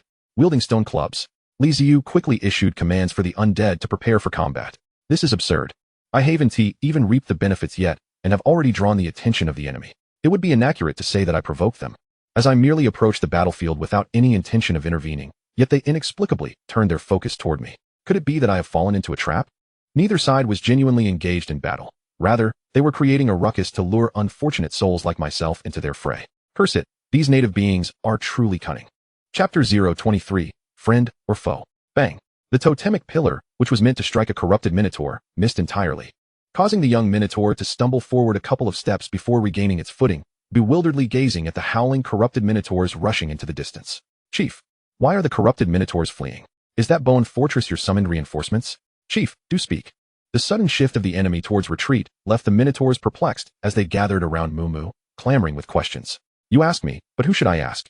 Don't tell me you are unaware of the situation. I am equally in the dark. Mumu was equally bewildered, furrowing his brow as he gazed into the distance. Could it be that he was mistaken, and the bone fortress was not allied with the corrupted minotaurs? Regardless of Mumu's thoughts, Ziyu was filled with rage. Turning a spectator into a target was a first for him. Did they think him an easy mark? How audacious to assume that a mere dozen minotaurs could charge my fortress. My undead are not to be trifled with. Charge! Upon the fortress, skeletal undead emerged, brandishing various weapons as they surged toward the corrupted minotaurs. Ziyu had no doubt that 250 skeletal undead could handle a mere dozen minotaurs. While the enemy was formidable, the disparity in numbers was overwhelmingly in his favor. If they could not succeed under such circumstances, he might as well find a place to hide and await death. What was the point of continuing in such a weakened state? The undead, however, were devoid of fear. The command of their master was paramount, and they were bound to execute it. No matter how formidable the enemy, they were resolved to annihilate them, even at the cost of their own existence. As the corrupted minotaurs charged, the skeletal undead unleashed a ferocious roar, the combined souls of hundreds creating a powerful wave of intimidation, causing the corrupted minotaurs to falter, fear flickering in their crimson eyes for the first time. Though they were impervious to physical pain, the tremors of their souls were an undeniable source of terror. Just as the momentum of the corrupted minotaurs was stifled, the undead surged forward, a relentless tide, brandishing blades and spears in a chaotic onslaught. The momentary shock of the soul was fleeting, and the corrupted minotaurs quickly regained their composure, retaliating with their stone clubs, sending several undead flying and shattering them upon the ground. The minotaurs within the tribe gaped in disbelief, their mouths agape and eyes wide, as if witnessing the most inconceivable spectacle. Chief, is that the undead? One minotaur stuttered. Mumu, upon hearing this inquiry, snapped back to reality, swallowing hard and nodding vigorously. This knight truly opened his eyes. Encountering corrupted minotaurs was already rare, and now he found himself witnessing the legendary undead. Even more astonishing was the sight of the corrupted minotaurs battling the undead. Two monstrous entities clashed. Who could claim to have witnessed such an event? The undead surged forth, a relentless wave of white, crashing upon the corrupted minotaurs in successive waves. The corrupted minotaurs, reckless in their aggression, disregarded the weapons wielded by the undead, swinging their clubs with abandon, sending the undead scattering, roaring in fury. Their enraged demeanor might instill fear in other beings, but to the undead, it held no sway. They remained unfazed, even contemplating what the minotaurs were clamoring about. Chief, what shall we do? Shall we merely observe? Another minotaur spoke up. Mumu jolted at the realization. Indeed, they could not simply stand by and watch. He glanced at the corrupted minotaurs, then at the skeletal undead exuding an aura of terror and death, and finally made a resolute decision. We shall aid the undead and eliminate those corrupted minotaurs. Neither the corrupted minotaurs nor the undead were perceived as friendly entities in Mumu's heart. However, the corrupted minotaurs had initiated the attack, while the undead showed no inclination to assault them. Following this line of reasoning, it made sense to dispatch the corrupted minotaurs first. With Mumu's declaration, the other minotaurs no longer hesitated. The previous skirmish had been arduous, but now, with the undead restraining the enemy, they were finally free to unleash their full might, each grasping their totemic pillars and striding boldly toward the battlefield. They are coming. I knew it. The natives of this other world are indeed cunning. I have fallen into their trap. Ziyu, observing the minotaurs charging with their totemic pillars, could not help but stamp his foot in frustration. Against a mere dozen minotaurs, he was confident that the undead could manage, but with the addition of several more, the outcome was uncertain. Even if victory were attainable, the toll on our forces would undoubtedly be substantial. Perhaps it would be prudent to retreat? This notion briefly flickered through Ziyu's mind before being swiftly cast aside. It simply wouldn't do to flee. The undead would require time to return to the mobile fortress, and the dark-skinned minotaurs were too close for comfort. Pursuit would likely result in considerable complications, leading to unnecessary losses. Rather than suffer needless casualties among the undead, it would be wiser to take a risk. If we could eliminate these minotaurs, we might mitigate our losses somewhat. Moreover, am I, Ziyu, one to retreat at a whim? I may ponder extensively in quieter moments, but when the stakes are high, I transition from a state of calm to one of reckless determination, disregarding all else. Action first, consequences later. Charge forward, vanquish them. At that moment, he beheld a minotaur brandishing a totemic pillar charging onto the battlefield, swinging it down with great force upon the skull of a dark-skinned minotaur. Ziyu felt a surge of confusion. The command he had just intended to give for the undead to attack was swallowed back, as the situation seemed to diverge from his expectations. Wait, could it be that this was not merely a ruse, but that both sides were genuinely engaged in battle? If so, then we have allies in this fray. Those dozen or so minotaurs would be no trouble at all. With a revised battle strategy, he ordered the undead to entangle the dark-skinned minotaurs while allowing the other minotaurs to mount their assault. Observing closely, Ziyu noted that the minotaur wielding the totemic pillar exhibited no intent to attack the undead. He promptly issued new orders. There was no need to recklessly engage. The totemic pillar was evidently far superior to weapons like bone knives, delivering a single blow that wielded more efficacy than a dozen stabs. The undead, receiving these commands, swiftly adapted their tactics to focus on harassment. The corrupted minotaurs, fixated on the undead and swinging their clubs, unwittingly granted the other minotaurs an opportunity to ambush from within the throng of undead. They surged forward, delivering crushing blows with the totemic pillar before retreating, an exhilarating strategy. With the undead serving as a distraction and bolstered by the minotaur's ferocity, the corrupted minotaurs finally faltered, succumbing to the onslaught and falling to the ground, where they could not hope to rise again. The undead, proficient in finishing off fallen foes, swiftly descended upon the dark-skinned minotaurs, targeting their hearts and necks with ruthless precision. Fully aware that for most living beings, these strikes were fatal, no matter how formidable the corrupted minotaurs might be. A severed neck or a pierced heart would lead to their demise. In short order, the corrupted minotaurs met their end under the combined assault of the minotaurs and the undead. Once the corrupted minotaurs were dispatched, the remaining minotaurs hastily withdrew from the battlefield, clustering together while warily clutching their totemic pillars, casting wary glances at the skeletal undead. With a common enemy eliminated, could the undead be deemed foes or allies? Chapter 024, The Ability to Communicate. Gazing at the assembled minotaurs confronting the undead, Ziyu fell into a contemplative silence. Surely these creatures did not intend to claim the corpses of the dark-skinned minotaurs for themselves? Such a notion was unacceptable. Those bodies rightfully belonged to him. Fixated on the undead, the minotaurs soon spotted several stealthy undead, surreptitiously dragging the bodies of the corrupted minotaurs toward the fortress. An unease settled over the minotaurs. One approached Mumu, asking, "Chief, what are we to do now?" "Don't ask me. I have no idea," Mumu replied with an internal sigh. "I have never dealt with the undead before, nor do I know if these skeletons can communicate." Despite the turmoil within, his expression remained composed. As chief, he needed to maintain his poise, lest the courage of the other minotaurs wane. Calmness was essential. Mumu fixed his gaze upon the undead, silently attempting to intimidate them with his stare. As several dark-skinned minotaur corpses were dragged into the fortress without any interference from the opposing minotaurs, Ziyu exhaled, relieved that at least there had been some gain from the conflict. It was not a futile battle. Now, however, the pressing concern was the minotaurs before him, and their intentions remained unclear. If a peaceful resolution could be achieved, it would be ideal, for the minotaurs were indeed formidable opponents. It was prudent to avoid conflict if possible. The earlier fervor subsided, allowing reason to reclaim its dominion, prompting Ziyu to deliberate on his next course of action. Having never previously communicated with the native tribe, this was his first attempt at dialogue, and he was uncertain of the customs that governed such interactions. In his understanding, These indigenous tribes had their own established protocols, and a misstep could easily provoke hostilities. Thus, he opted for caution. After a tense standoff lasting over 10 minutes, during which the Minotaurs remained silent and watchful, Ziyu resolved not to prolong the stalemate. The corpses were secured. It was time to explore other avenues. For perhaps further opportunities awaited him that night.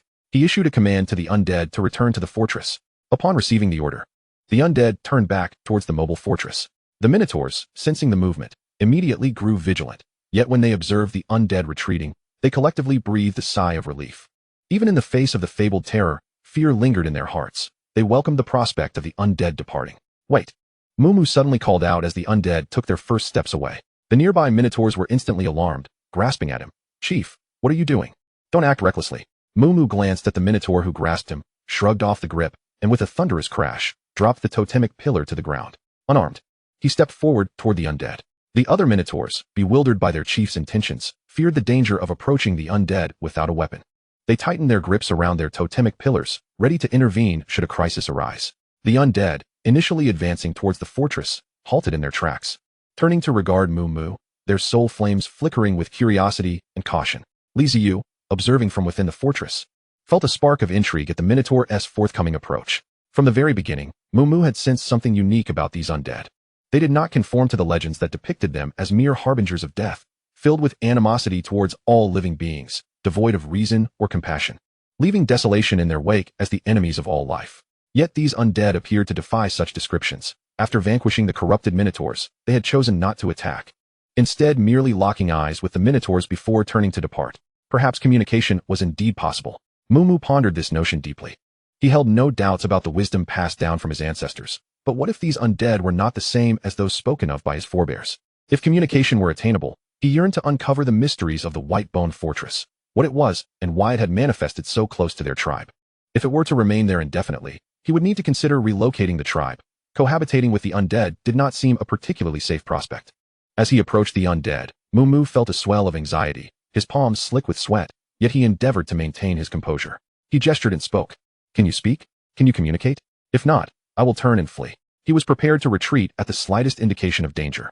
From within the mobile fortress, Ziyu, having heard Mumu's words, raised an eyebrow in surprise. The chief was initiating contact, which piqued his interest. He was eager to discern what the Minotaur intended to convey. Thus, he directed the undead in front of Mumu to respond. Yes. A sudden influx of information surged through Mumu's soul, causing him to widen his eyes in astonishment. It was not a sound, but rather an indescribable sensation, akin to an acute awareness that the spirit before him was conveying a message. It was a remarkable feeling. Indeed, communication was possible, so this was how the spirits interacted. The realization that they could converse eased Mumu's apprehensions significantly. The spirit harbored no intentions of aggression, prompting him to hastily gesture and inquire. Do you plan to return to that fortress? Why has that fortress appeared beside our tribe? Fearing that his rapid speech might muddle his meaning, he articulated each word deliberately, his hands animatedly gesticulating, which made him appear somewhat foolish. You can speak normally. Are you unaware of what this fortress is? Another message entered Mumu's consciousness. Why was he being questioned in return? Shouldn't I be the one informed about the nature of this fortress? After posing a question and receiving no answer, only to be met with another inquiry, he felt the conversation lacked reason. I only know this is a fortress, but it seems to have appeared suddenly. Where do you come from? We hail from the Eastern Tang, from the wastelands. You have always resided in the wastelands? Indeed. Mumu was taken aback. Had spirits always existed in the wastelands? How could that be? If spirits had always dwelled in the wasteland, why were they merely legends? Why had no one ever seen them? It was unfathomable. Yet, despite this, it did not explain the sudden emergence of the fortress. Will you remain here indefinitely? No. Upon hearing this, Mumu exhaled in relief. Although he was uncertain of their intended method of departure, the mere fact of leaving was a positive sign. At least they need not contemplate migration. Moreover, it appeared that the spirits bore them no ill will. Thus far, they had shown no signs of aggression. Communicating with spirits was indeed a marvel. Now it is my turn to ask you a question. Oh, please do. Are you truly a Minotaur? What sort of question is that? Do I not appear obvious enough? Mumu hesitated, reaching up to touch the horns atop his head, still there. He then felt his robust chest muscles and glanced down at his sturdy hooves, confirming his identity as a Minotaur without a doubt. Do you not wish to answer? Then allow me to pose another question. Why do those dark-skinned Minotaurs differ from you? Is it a matter of breed? What does breed even mean? Truly, spirits are remarkably inarticulate. The atmosphere grew awkward with consecutive questions, leaving Mumu speechless before the spirit. He felt these inquiries were rather foolish, as if he were being mocked. Are you aware of the existence of corrupted beings? Those are the corrupted Minotaurs. After a prolonged silence, Mumu spoke a sentence that astonished Ziyu. What are corrupted minotaurs? Are they not a type of minotaur? He had not gleaned any information regarding corrupted beings from the chat channel, and it seemed that no one else had encountered them, or perhaps they had but did not share their experiences, leaving Ziyu entirely ignorant, judging solely by their name. They did not seem to be benign. His past gaming experiences taught him that anything associated with corruption was likely monstrous, dangerous even. Perhaps sensing Ziyu's confusion, the skeletal spirit scratched its bald head, its soul flame flickering as if it were pondering. You do not know? You truly do not know what corrupted beings are. Now it was Mumu's turn to be astonished. From the spirit's reaction, it seemed genuinely perplexed, which was inconceivable. A race that eked out a living in the wastelands was unfamiliar with corrupted beings? Had they truly never encountered them? This was implausible. Or perhaps this entity was merely toying with him, relishing in his bewilderment. Before long, the spirit transmitted another message. What are corrupted beings? It was astounding that they genuinely did not know. Mumu sighed, releasing a breath akin to a human's exasperation, casting a strange look at the spirit before him. You spirits are truly peculiar. Corrupted beings are entities excessively tainted by magical energy. They are bloodthirsty and violent. Many corrupted beings have lost their sanity and cannot think or communicate normally. They will indiscriminately attack tribes in the wastelands, posing a threat to all races there. Corrupted beings occasionally manifested in the wastelands, and due to their aggressive nature and indiscriminate attacks, any tribe encountering them would rise to defend themselves, swiftly eliminating the threat. Mumu did not know how corrupted beings originated, but he understood they were perilous and troublesome. Encountering them meant trouble. Indeed, anything bearing the term corrupted was monstrous. Ziyu turned to glance at the corpse of the corrupted minotaur on the ground, stroking his chin in curiosity about what materials might be obtained from their decomposition. Are there many corrupted beings in the wastelands? I cannot answer that. Our tribe only roams this vicinity and has not previously encountered any corrupted beings. Mumu increasingly found the spirit before him to be bizarre, entirely different from the legends. Not only was it devoid of mindless slaughter, but it was also rational and communicative. If one did not focus on its appearance, one might not even realize it was a spirit. The spirit's presence had not brought disaster to the tribe. Rather, it had aided them by eliminating the corrupted minotaur. Thus, it seemed more friend than foe. Surviving in the wastelands without allies was undoubtedly arduous, and an audacious thought sprang to Mumu's mind. He wished to befriend these spirits. The very notion startled him. To befriend spirits? Surely, it was an idea no one else had ever conceived. It was utterly insane. He shook his head, attempting to dispel the thought. Observing his actions, the spirit tilted its head in confusion and transmitted, "What troubles you?" "Nothing. I merely thought of befriending you." Mumu instinctively voiced his thoughts, realizing only afterward that it was a mistake. He anxiously glanced at the spirit, his eyes wide with dismay, berating himself internally for having blurted it out. "Befriend you?" Ziyu, peering out the window, blinked in surprise before his expression transformed into one of delight. "How wonderful. I love making friends." What manner of being was this? A minotaur, an indigenous inhabitant of this otherworldly wasteland, had lived on this land for ages. Regardless of what resources they could provide, the knowledge they possessed warranted friendship. After all, they were natives and surely knew more than a mere traveler like himself. Having a native as a friend would grant direct access to invaluable information, eliminating the need to purchase it or remain perpetually vigilant over the chat channel. This was undoubtedly a boon. Moreover, as the minotaurs resided in the wasteland, they might uncover pathways leading out of it. If they could provide him with a map, he could potentially escape this place. Ziyu promptly urged the spirit to convey a message. "We spirits are a very amicable race, fond of making friends." The information resonated within Mumu's soul, causing him to click his tongue in disbelief, his flesh quivering slightly. Spirits, a friendly race? The skeletal figure of the undead, imbued with soul fire, hardly exudes an air of friendliness. The entire wasteland reverberates with tales of your brutal and terrifying deeds, tales capable of silencing even the cries of infants. Do not harbor any delusions about yourselves. Mumu fell into a moment of silence, turning to glance back at his anxious kin, his tribe standing behind him. Once more, he faced the undead, his fists clenched tightly, then slowly relaxed, only to tighten again. His mind was a battlefield of conflicting thoughts. Is befriending the undead a boon or a bane? It was a gamble. Should he win, they would gain protection. Should he lose, his clan would likely join the ranks of the undead, becoming mere skeletons themselves. In a sudden flash, he recalled the corrupted minotaurs, his gaze growing resolute. He must forge a path for his tribe. Besides the intelligence he had shared with the undead, there were other details he had withheld. Many corrupted beings harbored deep grudges. After a failed attack, they would retaliate, rallying more corrupted creatures for another assault. He was uncertain if the corrupted minotaurs fell into this vengeful category. But the possibility was not negligible. The few corrupted minotaurs they had already struggled to withstand. Should more arrive next time, could they count on their luck to hold? Mumu knew the odds were slim. Their tribe was likely facing annihilation. 3 paths lay before him. One was to wait for the corrupted beings to come and face destruction.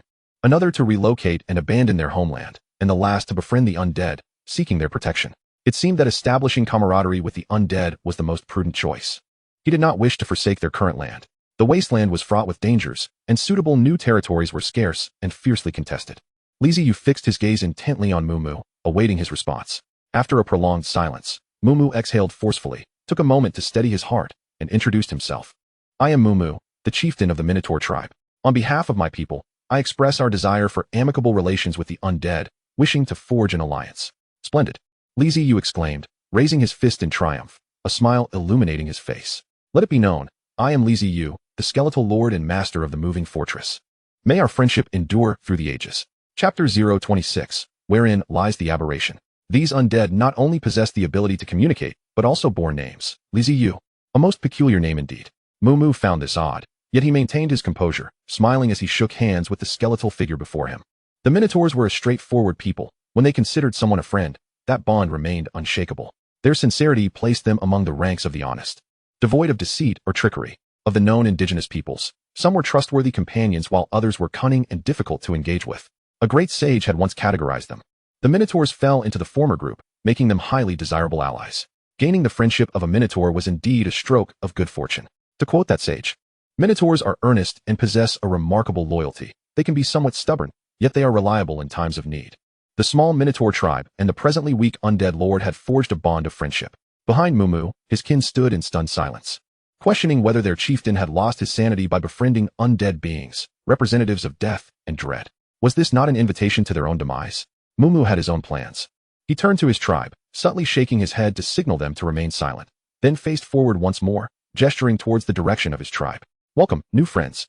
I invite the Lord of the Undead to visit our tribe as a guest. His actions were both audacious and radical. Their tribe was their foundation, and even during trade, they rarely allowed caravans to enter, keeping outsiders at bay to avert crises. Yet, this time, Mumu extended an invitation to the undead into their midst, showcasing his sincerity. The skeletal figure before him appeared momentarily taken aback, the soul fire flickering as if in contemplation. Then, with a series of clattering sounds, it turned towards the moving fortress. Mumu, puzzled, followed its gaze. Upon the towering edifice, a singular figure emerged, and at that moment, all the undead displayed a demeanor of reverence. The undead who had previously blocked the fortress stepped aside, creating a path as the figure approached, gliding smoothly along the way cleared by the undead. Mumu's eyes widened in astonishment as he beheld this figure. Just moments ago, he had been perplexed that an undead had paused to communicate with him. This being, appearing no different from the others around it, lacked any overtly imposing presence, yet it was the lord of the undead. When had his fortune become so favorable? But now he understood. The entity he had been conversing with was not the true lord, but rather a representative, and the one approaching him was, in fact, the genuine leader, a human? How absurdly remarkable. The undead were not the savage creatures of legend. They could engage in normal discourse, and their leader was a human. How bewildering. Since arriving in this otherworldly realm, Ziyu had seldom left the confines of the moving fortress. Most lords like him had stayed within, as the world beyond was foreign and perilous. The moving fortress was the only place that offered them a semblance of security. For the sake of the Minotaur's friendship, Ziyu stepped beyond the fortress, feeling it necessary to meet face to face. After all, true friends ought to be sincere. If he concealed his true identity, how could he expect the other to trust him? Walking along the path cleared by the skeletal beings, he found that as he passed, they bowed slightly in respect. Beneath the moonlight, amidst the vast wasteland and surrounded by the skeletal entities, Ziyu approached Mumu, gazing up at him. He had no choice but to look up, as his height barely reached the Minotaur's chest. With an average height nearing 3 meters, the Minotaurs were true giants, while Ziyu stood at less than 1.8 meters. Feeling dwarfed in comparison, Mumu looked down at the human before him, a glimmer of surprise flickering in his bovine eyes. You are indeed the true lord of the undead? A human? Ziyu nodded, a smile gracing his features as he gazed up at the Minotaur. Indeed, without a doubt, the Minotaur was impressive. The sinewy muscles were a testament to his strength, with bulging biceps that made his arms appear thicker than the average person's waist. Even without a weapon, the formidable horns atop his head could surely contend with foes. He was a born warrior. As Ziyu drew closer, he marveled at the sight, unable to suppress his awe. In his previous gaming experiences, he had often encountered characters resembling Minotaurs, but this was different. Seeing a living being evoked a sense of intimidation, akin to witnessing a seasoned bodybuilder in the gym. Having encountered lizard men and now Minotaurs, what other creatures could be lurking nearby? Something felt amiss. Lizard men bore a lizard-like appearance. Minotaurs, while humanoid, possessed bovine heads and hooves. What are the fox people or snake people? Surely the fox people did not sport fox heads. And the snake people did not have serpentine heads, did they? A sudden chill coursed through Ziyu as he envisioned a voluptuous figure with alluring curves yet adorned with a fox's head, or a serpentine being, enchanting yet menacing, revealing venomous fangs as it flicked its forked tongue. He shuddered involuntarily. Moo gazed silently at his companion, Ziyu, whose expression bore an air of peculiarity. The countenance of the Lord of the Undead shifted too rapidly, and had he not just shivered? Was the night of the wasteland truly so frigid that he had not noticed? What was the actual situation? An unshakable worry gnawed at his heart. Although he was aware that the undead had just exhibited rationality and could communicate, who could predict if they might suddenly act erratically? Was it too hasty to befriend them? Clenching his fists, Moo inquired with a hint of concern, Lord of the Undead? I was merely contemplating some matters. Do not take offense, Ziyu replied, a smile illuminating his face as he discerned the turmoil and tension on the visage of the Tauren. Sensing a slight relief, Moo nodded. Then shall we proceed to my tribe? Your will is my command, Ziyu responded respectfully. Turning, Moo approached his kin, with Ziyu following closely behind. As the undead began to shuffle forward, forming a daunting procession. Let us return to the tribe, Moo announced upon reaching his people. Chief, are we truly bringing the undead to the tribe? A Tauren whispered, casting a wary glance at Ziyu. What choice do we have? They are now our friends. Moo emphasized the word friends with conviction. The Tauren, known for their stubbornness, would not betray a friend, as it was woven into their very essence. But they are undead. The Tauren persisted, still filled with trepidation. At least they are not corrupted beings, Moo sighed in resignation. If given the choice between corrupted creatures and these undead, he would undoubtedly choose the latter. After all, the undead had aided them and did not conform to the mindless slaughter depicted in legends. They were preferable to corrupted beings. With their chief's assertion, the other Tauren fell silent, accompanying him dutifully and guiding the undead toward their tribe. Chapter 027, Entering the Tribe. Moo's tribe was but a small enclave, with a limited population and modest living space. Ziyu could enter. Yet the other undead were relegated to wait at the periphery, as their presence could incite panic within the tribe. Even from the outskirts, the undead unnerved the Tauren. Hundreds of silent figures encircled the tribe, their soul flames flickering ominously, creating a frightful sight under the night sky. The Tauren accompanying Moo understood that their tribe had allied with the undead, yet the elders and children left behind were oblivious to this alliance. Upon witnessing such a multitude of undead, they feared that their tribe had suffered defeat and that their chief had been taken captive. Upon arrival, they encountered a group of elder Tauren straining to hoist a totem pole in front of a cluster of children, their anxious gazes fixed upon the approaching figures. Their expressions conveyed a clear message. At Moo's command, they would fight to the last breath to protect the children, ensuring none would perish here. The children, peeking out from behind the elder Tauren, could not suppress their fear as they eyed the undead. Realizing the misunderstanding, Moo stepped forward and lowered his weapons, declaring, "They are not enemies." The elder Tauren, clutching the totem pole tightly, scanned the undead warily before addressing Moo. "Chief, you need not worry. We are prepared. Just give the word, and we will fight. We will protect the children. We do not fear death, even in the face of the undead." For countless years, undead beings had been regarded as malevolent entities, enemies of all living creatures. This stereotype had ingrained itself in the minds of the Tauren, who believed their chief had been coerced into this alliance. Moo shook his head, thrusting the totem pole firmly into the ground, declaring, "The totem pole is in my possession. I assure you, they are not foes. You have misunderstood. These undead are our allies, and this is my new friend, the Lord of the Undead, Li." What was it again? Oh, Ziyu. Upon witnessing the totem pole firmly planted, the Tauren left behind hesitated. The totem was no mere weapon. Though crafted from wood or stone, it held the power of their ancestors, making it far more potent in the hands of the Tauren than any ordinary armament. Had the undead truly been adversaries, Moo would not have acted in such a cooperative manner. Since it is a misunderstanding, please come forth. The elder Tauren still harbored doubts, calling out towards Moo. Moo turned to Ziyu with an apologetic smile, leading the Tauren closer to the elders. Noticing that the undead showed no signs of hostility, the elder Tauren felt a wave of relief wash over him. As Moo approached, the elder pulled him aside. "You weren't coerced? What is truly happening? How did we come to ally with the undead? Goodness, this is surreal. We fought against corrupted Tauren and returned with a host of undead. How absurd. There was no coercion. I voluntarily sought an alliance with the undead." Moo, have you truly considered this? They are undead. I have considered it. They are superior to corrupted beings. You are the chief. I cannot interject. I only hope you do not lead the tribe into ruin. The elder Tauren shook his head, bewildered. Such an alliance had never been heard of throughout history. To ally with death itself was fraught with uncertainty. Times had changed. Were he still young, he would never have made the same choice as Moo, even if it meant abandoning his homeland to escape corrupted beings. Yet now, Mu held the title of chief, and all matters concerning the tribe were his to decide. The elder could only offer counsel, devoid of authority to dictate. After resolving matters with the elder and the other Tauren, Mu led Ziyu into the heart of the Tauren tribe. Entering the dwellings of the indigenous people for the first time, Ziyu was filled with curiosity, observing his surroundings. The Tauren resided in thatched huts, constructed from 4 thick logs forming a conical shape and filled with hay, evoking a tribal aesthetic reminiscent of a bygone era. However, unlike the tribes of the past that utilized animal skins, the Tauren filled their structures solely with grass. Mu explained, in larger tribes, they do not build houses this way. They utilize wood and stone. Only small tribes like ours resort to such methods. This simplicity allows for easier construction. And in times of food scarcity, the hay can serve as sustenance. Ziyu couldn't help but marvel at the resourcefulness of small tribes. Even as chief, Mu's dwelling was similarly a thatched hut, albeit constructed with more wood and filled with greater quantities of hay, providing a more spacious interior. Upon entering the thatched hut, they found it pleasantly dry, imbued with a faint scent of grass.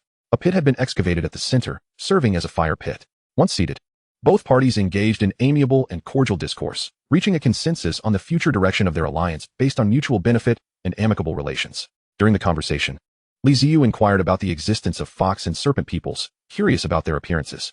Upon posing this question, Mu's gaze toward Ziyu grew increasingly peculiar. As the lord of the undead, why did he consistently pose such rudimentary inquiries? Nevertheless, having been asked, he felt compelled to respond. It was only through the explanation of the Tauren that Ziyu came to understand the depth of his misunderstanding. Orcs represent a vast category, encompassing numerous classifications and races, far surpassing his initial expectations. This broad category is subdivided into 3 primary groups: half-orcs, beast-headed humanoids, and pure orcs. Among half-orcs, there are 2 distinct types. One is primitive in nature, characterized by green skin and sharp tusks, closely resembling the half-orcs he is familiar with, while the other type is the offspring of both orcs and humans. The beast-headed humanoids, such as the Tauren and lizard folk, belong to the orc classification, exhibiting a humanoid form but with significant differences from humans, the most notable being their animalistic heads. In contrast, pure orcs bear a closer resemblance to humans, often adorned with fox ears, rabbit ears, tails, and the like. Collectively, these 3 classifications are referred to as orcs. The foxfolk and serpent folk mentioned by Ziyu exist within these 3 classifications of orcs. Upon learning this, Ziyu felt a sense of relief. Indeed, a promising future was still within reach. After a pleasant conversation that deepened their bond, Ziyu took his leave, intending to utilize the remaining time for hunting, as the development of the mobile fortress could not be delayed. As for everything else, there would be ample time in the future, and time would reveal all. Before departing from the Tauren tribe, Ziyu handed a skull to Mu. Mu cautiously accepted the skull, gazing at Ziyu in curiosity, questioning its purpose. If you ever need to contact me, simply speak to it directly, Ziyu explained, though keep in mind that doing so will consume some of your soul energy. This skull served as an otherworldly equivalent of a mobile phone, exchanged through the system. The amount of soul energy consumed varied according to distance. Chapter 028, New Materials. Ziyu gifted Mu a phone imbued with the essence of the undead, while Mu reciprocated with a totem pole, a diminutive version measuring half an arm's length, adorned with colorful dyes depicting their tribe's totem. Ziyu could not decipher the totem's intricate details, but it undeniably radiated artistic flair. Although a smaller version, the totem pole retained a hint of ancestral presence. Possessing such a totem would earn recognition among other Tauren tribes, ensuring they would not necessarily be treated as enemies, if not as friends. After bidding farewell to Mu, Ziyu returned to the mobile fortress, continuing his journey of wilderness hunting. Once he arranged the totem pole, his gaze fell upon the corpses of the corrupted Tauren. Counting them, he discovered a total of 12 bodies. Initially, he had felt little upon their return, but now, with time to scrutinize them, he could appreciate their formidable strength. Their physiques were significantly more robust than those of normal Tauren like Mu, exhibiting larger frames and peculiar markings. Prodding at the corrupted Tauren, Ziyu found their muscles to be as hard as stone. Filled with anticipation regarding the materials they might yield, he issued a disassembly command to the system. Disassemble corrupted Tauren 1. Obtain corrupted bones 2 units. Mutated soul energy 60 units. Dark magic imprint. Fragment. 1 piece. Astonished, Ziyu widened his eyes at the revelation of 3 unfamiliar materials and promptly opened the description page for each. Corrupted bones. Skeletal remains left by creatures excessively infected with dark magic, containing a certain amount of magical energy. This substance is rather hazardous. Mutated soul energy. Soul energy tainted by dark magic, filthy and unsuitable for use as normal soul energy. Dark magic imprint. Fragment. Collecting 10 fragments will yield a surprise. After reading the material introductions, Ziyu's lips twitched. He couldn't shake the feeling that the system was becoming increasingly mischievous and unreliable. The material descriptions were accompanied by sarcastic commentary, which was truly amusing. The disassembly of the corrupted Tauren was swiftly completed, and Ziyu heard the system's notification chime. Unlocking 2 new buildings, Exotic Tomb and Imprint Workshop. These were also hidden structures. Had Ziyu not encountered corrupted creatures, these buildings might never have been unlocked. The system concealed numerous secrets. Glancing over the introductions to the 2 new buildings, he noted that one was intended for recruiting special skeletal undead, while the other was for enchanting. Building them would require a considerable number of bones, which he currently lacked. So he had no choice but to set them aside for the time being. While the new structures could not be constructed, he could still create dark magic imprints. According to the system's explanation, combining 10 fragments would yield a so-called surprise. With sufficient materials at hand, Ziyu opted to proceed with the fusion of the fragments. The combination of 10 dark magic imprint fragments resulted in a complete imprint design, displayed by the system as the primary dark magic imprint. Although he had successfully synthesized the primary dark magic imprint, it was temporarily unusable. This item needed to be placed within the imprint workshop to take effect. Otherwise, it would serve no purpose. Primary dark magic imprint contains dark power suitable for enchanting. Please do not discard the imprint casually, as it is highly contaminating. Once again, the description was laced with sarcasm, to which Ziyu had grown accustomed. Following the defense battle against the Tauren and the gathering of the undead Tauren, Ziyu found his hunting time had dwindled significantly. The night was swiftly drawing to a close. While his catch was not as abundant as usual, he had acquired new materials and unlocked new buildings, so he felt he had not returned empty-handed. Before dawn broke, Ziyu halted the mobile fortress. After a night's work, the structures he had previously constructed, the warrior training camp, large bone wheels, and small bone wheels, were now complete. First, he installed the wheels, significantly elevating the mobile fortress, then turned his eager gaze toward the warrior training camp. This semi-open structure resembled an ancient gladiatorial training ground from his past life, with stone slabs covering the ground and animal hides draping the roof, exuding a wild and brutal aesthetic. The warrior training camp served as a dedicated space for ordinary skeletal undead to become junior skeletal warriors. To facilitate this transformation, small bone knives and round bone shields, needed to be provided, alongside a consumption of 100 soul energy. Clenching his teeth, Ziyu decided to attempt the transformation of 10 junior skeletal warriors, expending 1,000 soul energy. The 10 skeletal undead, each wielding a bone knife and a round shield, obediently entered the warrior training camp. The reason for consuming soul energy to transform the skeletal undead into skeletal warriors lay in the process of inheritance and enhancement. In truth, the skeletal undead could gradually evolve into skeletal warriors on their own, albeit over an uncertain duration. Entering the warrior training camp would expedite this progression, allowing them to grow swiftly. Having completed these tasks, the first rays of dawn pierced the darkness. Ziyu stood by the window, gazing toward the horizon, sighing deeply, uncertain of when he would possess sufficient resources to live freely beneath the sun. Watching the sun ascend slowly, the mobile fortress fell into silence, gradually sinking underground, entering a state of dormancy. Perhaps due to the excitement from the Tauren and skeletal warriors, Ziyu found himself unable to sleep. So he opened the chat channel to peruse the messages. Upon entering the chat channel, he was immediately taken aback by the rapidly scrolling messages. It was a flurry of activity. What have I missed? Chat channel. Their SA monster. Welcome newcomers to the group. Gold in the desert. Welcome to another realm. Congratulations on your transcendence. What happened? Where is this? Who are you? Frog bug. Goodness, you may find it hard to believe, but I have traversed dimensions. Husky of destruction, help. I wish to return home. My husky cannot be left unattended, or it will wreak havoc. Ziyu perused the chat logs with increasing bewilderment. Initially, he felt somewhat disoriented, but as he continued to read, his brow furrowed deeper in concern. Something was amiss, very amiss. The topics of conversation and the reactions of many participants were decidedly peculiar, reminiscent of individuals who had just arrived in this world. Moreover, he noticed numerous names he had never encountered before. It was implausible that these individuals had merely been lurking in the shadows. It was absurd to think that those who had previously remained silent would suddenly emerge in a frenzy of dialogue. Faced with this perplexing scenario, Ziyu could only deduce one possibility. These were newcomers, individuals who had recently crossed into this realm. Yet why? Had they not already arrived? What could account for the arrival of newcomers mere days later? He needed to inquire further. There were few with whom he could converse, but the conscientious merchant was one of them. As a trader, his information network should be quite extensive, and he might possess insight into the situation. Ziyu closed the chat channel and opened the private chat interface with the conscientious merchant. Chapter 029, Verbal Alliance. Private chat. Not interested in a driver's license. What on earth is happening?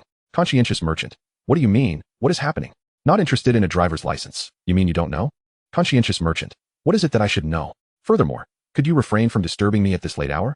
My dreams of wealth have been shattered.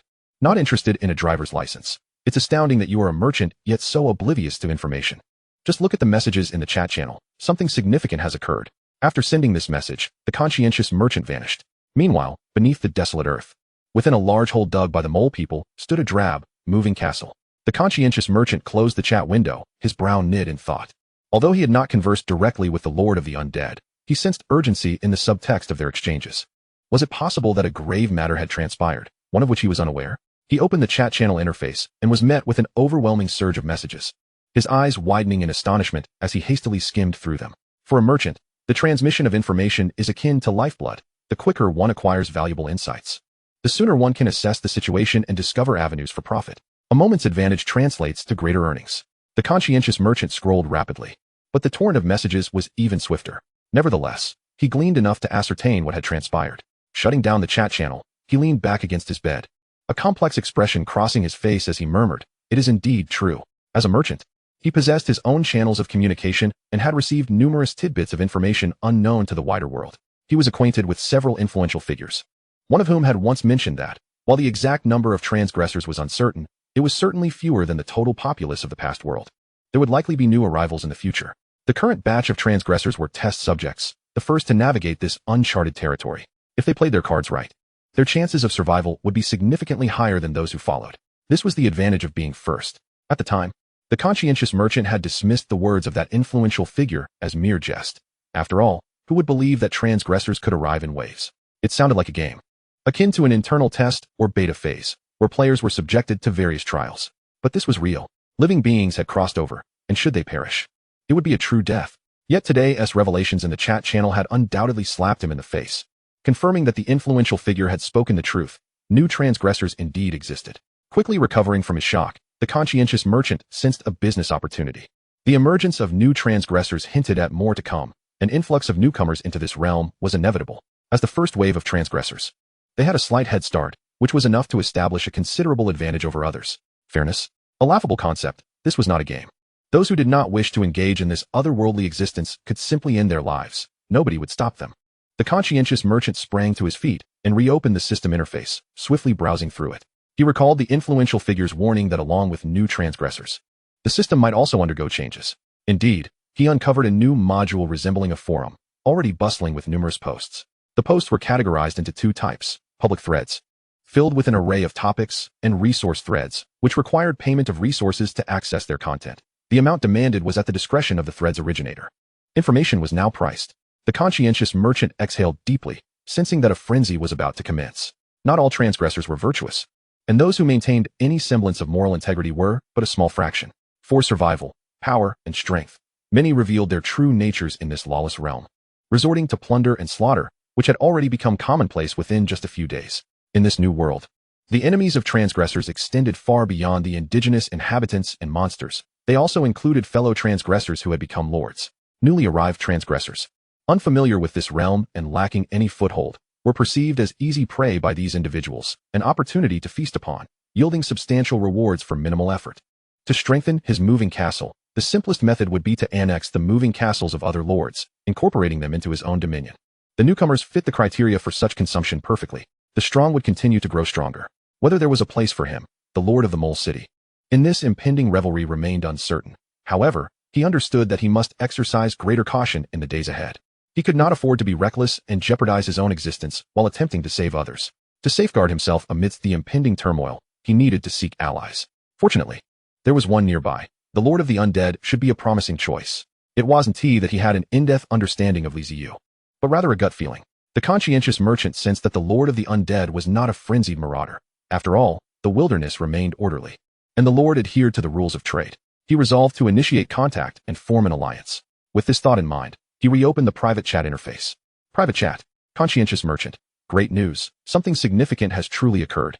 Not interested in a driver's license. Have you discerned the specifics? Conscientious merchant. I have a general understanding. Not interested in a driver's license. Spare me the suspense. Enlighten me. Conscientious merchant. Rubbing his fingers. Information comes at a price, dear friend. Not interested in a driver's license. If I hadn't reminded you, you'd still be dreaming. And now you want me to pay? Have you lost your mind? Conscientious merchant. TSK. Your tone is rather uncivil. Not interested in a driver's license. Civil? With such monumental happenings unfolding, you expect cordiality? Should we engage in pleasantries for hours before addressing the matter at hand? Conscientious merchant. A new traveler has arrived. The system has been updated, introducing features akin to forums and discussion boards. It is anticipated that chaos will soon ensue, and for now, that is all I can ascertain. Ziyu, within the moving fortress of the undead, narrowed his eyes upon receiving a private message. Indeed, new travelers had arrived, just as he had surmised. He too had noted the system update, yet the conjecture presented by the conscientious merchant had momentarily eluded him, leaving him in a state of astonishment. After a brief contemplation, he recognized the truth in the merchant's words. Disorder was almost an inevitable consequence. Both of them understood the underlying intricacies, and there was no need for elaboration. The other party had indeed provided him with a timely warning. Uninterested in obtaining a driver's license. What are your plans? Conscientious merchant. My dear, as a merchant, what plans could I possibly have? I cannot compete with anyone. I can only bide my time. Uninterested in obtaining a driver's license. Is it really that simple? Conscientious merchant. What other course is there? Shall we form a verbal alliance? Uninterested in obtaining a driver's license. That sounds feasible. Conscientious merchant. The sooner we collaborate, the better. Both individuals tacitly agreed to a verbal alliance, yet they were acutely aware that having never met in person or signed any contract provided by the system, the reliability of this alliance remained an enigma. Even a mere verbal agreement, however, offered some measure of solace in the face of the impending tumultuous times. Chapter 030. The Treasure-Seeking Catfolk. In a world vast and expansive, sleep reigns supreme. A well-rested mind is essential to navigate the forthcoming chaos. Ziyu stretched languidly, casting aside the myriad of troubling thoughts, and reclined upon his bed, swiftly succumbing to slumber. The sun hung high in the sky, casting a brilliant blue hue. While wispy clouds drifted lazily on the breeze, it was yet another splendid day. Amidst the desolate expanse, a two-story wooden mobile fortress stood resolutely. Its centerpiece a massive three-fingered mechanical claw, crowned with an enormous character symbolizing wealth. Lu Xingxing, a 22-year-old seasoned treasure hunter and newly minted traveler, now held the title of Lord of the Treasure-Seeking Catfolk's mobile fortress. He closed the system interface, exhaling deeply, his body quivering slightly as a whirlwind of emotions swept through him. Excitement, curiosity, and a hint of trepidation intertwined within his heart. In his previous life, he had devoted considerable time to treasure hunting, whether it be discovering ancient artifacts, uncovering hidden treasures, or even merely finding a copper coin tarnished with age. He cared not for the value. He relished the thrill of the hunt and the joy of discovery. While he occasionally indulged in games and novels, he was not particularly immersed in them. Though he understood the concept of traversing to another world, he had never taken it seriously, nor had he ever imagined it would happen to him. Yet, he viewed it as an opportunity. A new world promised uncharted territories awaiting exploration. Having perused the chat channels and forums, he was astounded by the revelations contained within, an exhilarating, perilous, and enchanting realm that stirred his restless treasure-seeking spirit.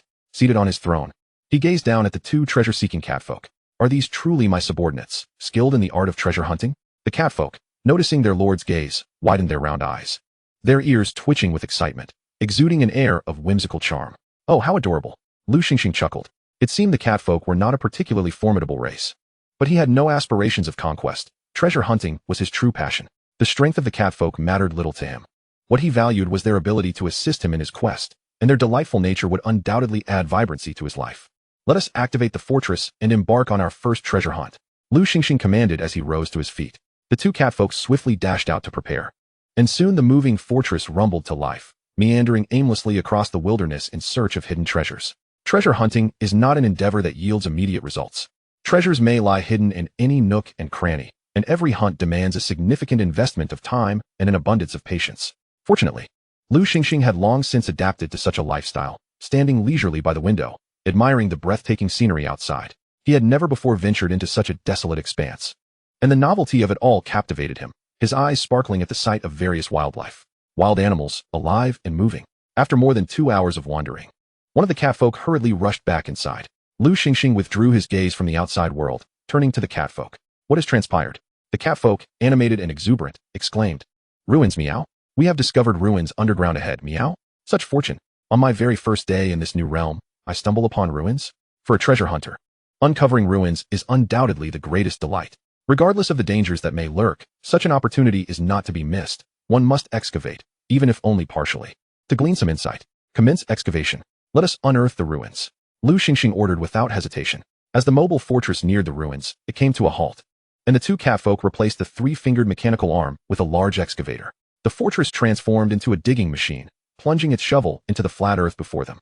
After only a few digs, they unearthed something. White, desiccated bones scattered beneath the surface. The catfolk promptly ceased their efforts and returned to report, seeing that they had unearthed something. Lu Xingxing could no longer remain idle. He hurriedly exited the moving fortress and approached the excavation site, leaning down to peer at the bones below. Fear did not grip him. He had encountered such sights before during his treasure hunts and had mentally prepared himself. Given the density of the bones, this could either be a mass grave or a site of sacrificial burials. There was likely more to discover beneath. After observing for a moment, he returned to the mobile fortress, instructing them to retrieve some bones for study. As a treasure hunter, one must possess a breadth of knowledge, otherwise, one might overlook treasures right before their eyes. While Lu Xingxing could not identify the bones with precision, he could at least conduct a rough analysis of the burial period and the circumstances surrounding the demise of these individuals. The two catfolk reconfigured the excavator back to the mechanical claw and lifted a leg bone, only to discover it was not merely a single bone, but an entire skeleton still connected. How is it still linked, meow? How strange. I've never seen such a thing, meow. The catfolk, witnessing the skeleton suspended in the air, were filled with an insatiable curiosity. They could discern that the structure was humanoid, yet they wondered what could possibly be binding the bones together. The skeleton appeared pristine, devoid of flesh and sinew. What could be connecting it? They paused their operation of the mechanical arm, rushing out from the control room to closely examine the skeleton, their round eyes growing increasingly bewildered. I'm going to take a closer look, meow, one of the bolder catfolk declared before scampering toward the skeleton. The other catfolk did not deter their companion. They too were eager to uncover the mystery of this peculiar skeleton. As the catfolk approached, a ghostly blue flame ignited within the skull, rapidly expanding into a roaring blaze. In the dark eye sockets, two flickering flames danced. The nearby catfolk, sensing the anomaly, instinctively leaped back as a bone knife cleaved through the air, with pupils dilating. They gasped, meow. They beheld the once dead skeleton springing to life, flailing its arms in the air, shaking vigorously. Wielding the bone knife that clashed against the mechanical arm with a series of sharp sounds, yet it failed to sever it. The catfolk in the rear gazed in terror at the skeletal figure, pointing and exclaiming, "It's alive! Meow! The skeleton has come to life, meow!" The catfolk near the skeleton retreated a few steps, and upon witnessing the skeleton's inability to free itself from the mechanical arm, turned back and glared at its companion, irately declaring, "Hurry and inform the city lord. I shall keep watch over here, meow." Prompted by this reminder, the other catfolk finally reacted, turning and sprinting away. Just as he rushed into the main building, he encountered the hurriedly approaching Lu Xingxing, who had already seen everything unfold from the window without needing any notification. Alarm! Enemy attack! Alarm! Enemy attack! A series of piercing alarm bells rang in Li Ziyu's mind, accompanied by a crimson warning emblem. He jolted awake, the remnants of slumber dissipating instantly as he sat up, glancing towards the bedside where a skeletal undead stood, brandishing a shield in one hand and a sword in the other. What on earth is happening? Li Ziyu inquired, his voice cold and composed. He was utterly perplexed. Had the mobile fortress not entered its dormant mode? It was supposed to be buried like an inanimate object, so how could anyone have located it and launched an attack? Who could it be? Could it be the so-called benevolent merchants? That seemed implausible. Would the merchants dare to assault his undead fortress with their pitiful gopher men? "There is a mobile castle outside attacking us," the skeletal undead reported, having detected the external threats and relaying the information to Li Ziyu. Chapter 031, A Misunderstanding. Li Ziyu's first thought was that they had been discovered. His second thought was, if you wish to fight, then let us fight. The undead do not strike in fear. Do you truly think of me as a mere kitten? Fleeing was not an option. The mobile castle remained in dormant mode and could not move. Furthermore, competition in this other world was brutal. If the enemy was already upon them, to hesitate would be tantamount to inviting death. All beings possess a fierce spirit. Even a cornered rabbit will bite. The undead, no matter how weak, must not shy away from battle. What was there to fear in death? In dormant mode, raise the castle and prepare for battle, Li Ziyu bellowed, issuing commands that instantly revived the entire undead fortress, igniting the soul flames as if awakened from a deep slumber. Lu Xingxing, who was observing the skeleton, suddenly felt the ground tremble beneath him as if an earthquake had struck. Bewildered, he glanced around, his gaze landing on the freshly dug pit. It was the source of the tremors. The earth churned and surged, the ground quaked, and debris was hurled into the air as a chilling fortress of bones slowly emerged from the depths below. Shadows enveloped the treasure-seeking catfolk's mobile castle. Lu Xingxing gradually tilted his head upward, his mouth agape in shock as he beheld the towering skeletal fortress, which loomed significantly higher than his own castle. The oppressive atmosphere, the palpable fear, and the chilling intent to kill made it nearly impossible for Lu Xingxing and the two other catfolk to breathe. The fortress's outer walls blazed with soul flames as the undead revived, brandishing their weapons menacingly. This was a nightmare. One by one, the undead descended from the outer walls, rising to their feet and advancing toward the treasure-seeking catfolk's mobile castle, surrounding it, awaiting the command from their lord to slaughter anyone who dared to attack them. Li Ziyu also approached the window, peering down at the two-story mobile castle below. He observed the skeletal undead, suspended midair and struggling, alongside 3 figures, one of whom was human. The castle was not particularly imposing, and there were no additional warriors in sight. It stood isolated, devoid of nearby structures. What were the attackers thinking? With such limited capability, did they dare to assault him? Were they mad or simply overestimating their prowess? Then, he recalled the vital intelligence he had received before sleeping. New traversers had arrived in this world. Thus, the individuals before him must be newcomers, unaware of the rules and dangers, perhaps feeling emboldened by their newfound status as lords, leading them to act recklessly. He chuckled coldly. If that were indeed the case, there was nothing more to be said. A lesson must be imparted, and in this other world, such lessons were often painfully severe. At best, they could lose their castle and become homeless. At worst, they could face annihilation, body and soul.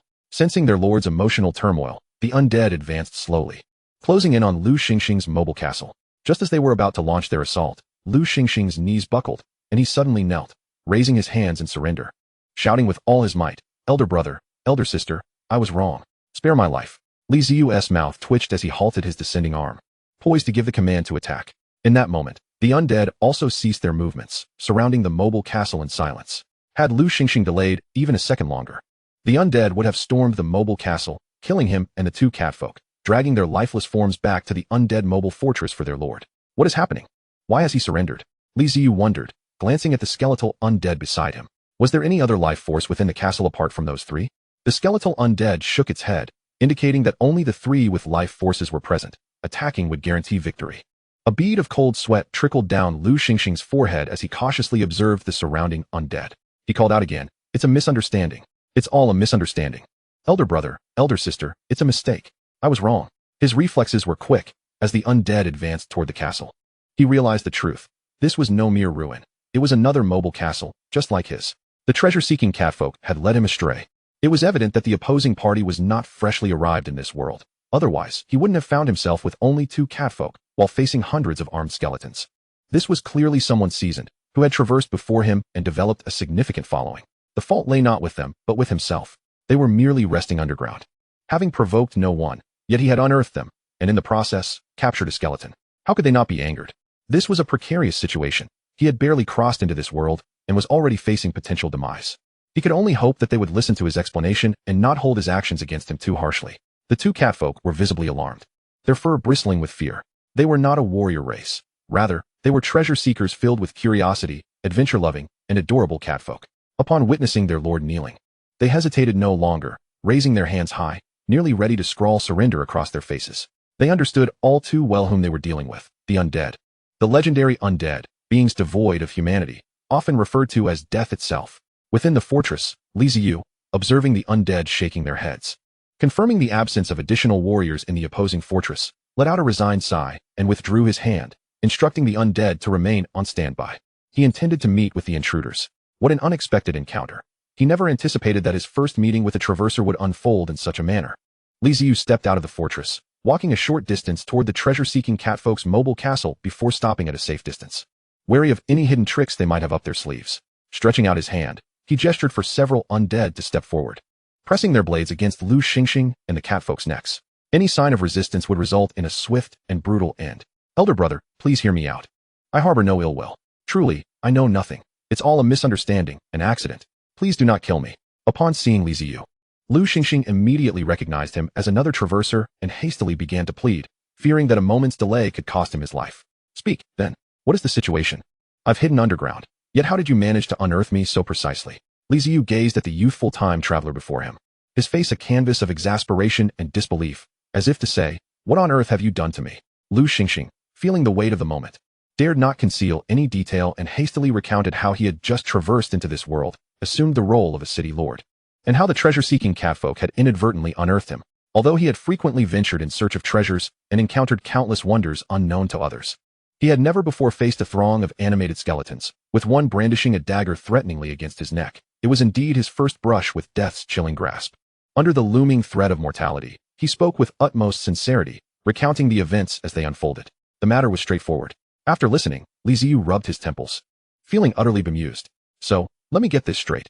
Your 2 adorable yet foolish cats mistook me for a relic and decided to dig me up?" Lu Xingxing nodded vigorously, akin to a chick pecking at grain, affirming, yes, that's precisely it. Had I known this was your fortress, I would have never dared to disturb the ground beneath your feet. Li Ziyu pondered. Now, how shall I deal with this fellow? Chapter 032, The Signing of the Contract. Lu Xingxing felt as if he had never been so unfortunate. In his quest for treasure, he had unearthed a necromancer lord. Indeed, treasure hunting in another world was exhilarating. But he vowed never to attempt it again, if there was to be a next time at all. The necromancer lord was still contemplating his fate. And Lu Xingxing knew he must devise a means of self-preservation, lest his life hang in the balance. Big brother, I realize my error. Considering this is my first offense, I beg for your mercy. It was all a misunderstanding. I have only just crossed over and am unfamiliar with the customs here. Please, do not hold it against me. Release me. Look, my subordinates are nothing but weak and ineffectual cats, posing no threat to you, great sir. At that moment, to show no fear was paramount. What dignity, what pride, mattered when one's life was at stake. Lu Xingxing was no hardened warrior. He was merely a young man living in an era of peace. With a penchant for treasure hunting, faced with the necromancer lord, it was prudent to exhibit humility. Li Ziyu cast his eyes upon the mobile fortress adorned with the character for treasure, then glanced at the kneeling Lu Xingxing, internally conflicted. According to the laws of survival in this world, it would be effortless to eliminate him and seize his fortress, thereby acquiring resources and benefits. Yet, Li Ziyu did not perceive himself as a bloodthirsty individual. He felt no moral burden in slaying wild wolves or rampaging bulls. Killing lizardmen bandits posed no psychological strain either, for they were criminals deserving of eradication. Even ending the lives of tainted minotaurs brought him little distress, as they were far more vile than lizardmen bandits. However, Lu Xingxing was a fellow traveler who had inadvertently unearthed him. To kill him felt like crossing an unspoken boundary. In truth, this dilemma was tied to profit. The potential gains from Lu Xingxing's death were insufficient to justify the act. Conversely, if eliminating him promised substantial resources, Li Ziyu would have no qualms about doing so. For it was Lu Xingxing who first disturbed him. The infighting among city lords was merely a facet of survival. Yet, to allow him to escape unscathed was equally unsatisfactory. He had already concealed his mobile fortress beneath the earth, intending to enjoy a peaceful slumber, only to be abruptly awakened. Anyone would find that irksome. He had come to understand the plight of conscientious merchants disturbed from their rest. Desiring neither to kill nor to release him, was there a third option? It appeared there might indeed be one. Li Ziyu suddenly recalled the contract function within the system. The system offered an array of contracts, each possessing guarantees. Depending on the type of contract, the effects varied. It was worth exploring the possibility of having Lu Xingxing sign a contract. However, before proceeding, he needed to ascertain whether this individual was worthy of such an agreement, lest he inadvertently acquire a liability. What is the race of your subordinates? And what function does your mobile fortress serve? Answer honestly. It concerns your life and death, Li Ziyu intoned sternly, addressing Lu Xingxing.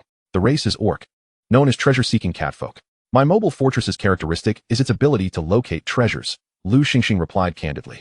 He had no intention of withholding information. Sometimes, honesty proved far more effective than deceit. A sincere approach seldom led to harm. Treat others with integrity, and they shall reciprocate. Treasure-seeking? That ability is quite intriguing and rather rare, Li Ziyu remarked, raising an eyebrow, intrigued. The capacity to locate his position and accurately excavate him was likely due to this variability. It became evident that the talent for treasure-seeking held significant promise. With the scarcity of resources in the wasteland, if he could pinpoint high-quality resource locations, prosperity would surely follow. With that thought, Li Ziyu hesitated no longer. With a swift motion, he opened the system interface, perusing its contents until he selected a contract. Conqueror's Contract. When you lead your army forth, all enemies shall submit to your will. Your mercy and compassion will absolve their transgressions, allowing them to survive. Contract Effect. A master-servant contract. The contract maker is the master, and the contracted individual is the servant. The master shall gain control over the servant's wealth, assets, influence, and life. Note, both parties must willingly sign the contract. The Conqueror's Contract was a potent master-servant agreement. Once signed, it would grant control over the other's life. Perfectly suited to the current situation.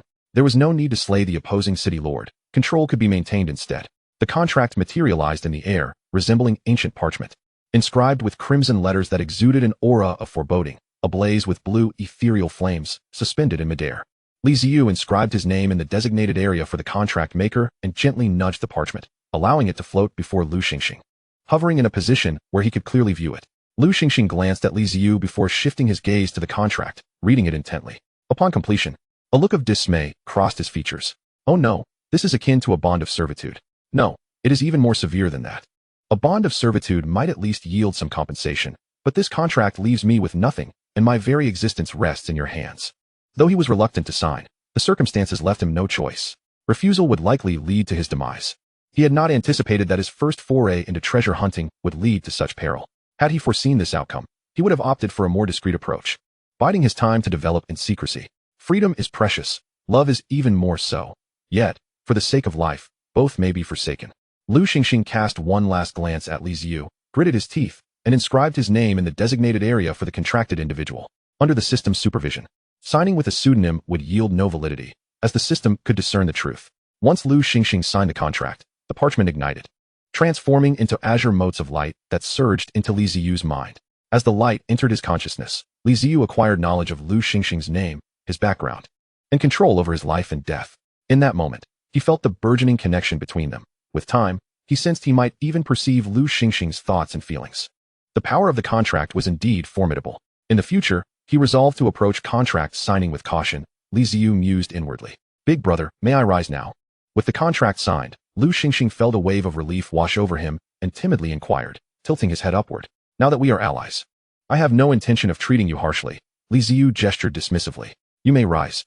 Very well. Lu Xingxing promptly stood up, a bright and sunny smile adorning his face. Although he had escaped the immediate threat to his life, he was acutely aware that his fate still lay in another's hands. With a thought, Li Ziyu commanded the surrounding undead to return to the fortress, leaving only himself standing outside. Big brother, do you have any orders? Lu Xingxing, upon observing the situation, immediately discerned that the other party undoubtedly had something to convey. This was a positive development, as it indicated that they had, at the very least, come to trust him to some extent. It was not so much an order as it was a cautionary reminder. He was no longer in a world of peace. Danger lurked at every turn. This realm was fraught with various monstrous entities, along with numerous indigenous inhabitants who harbored hostility towards them. The methods of pleading for mercy he had employed would be deemed utterly inconsequential in their eyes. If they intended to eliminate him, they would do so without hesitation. Therefore, prudence was paramount. He must not fall victim to some inexplicable demise, as he would not be coming to his aid.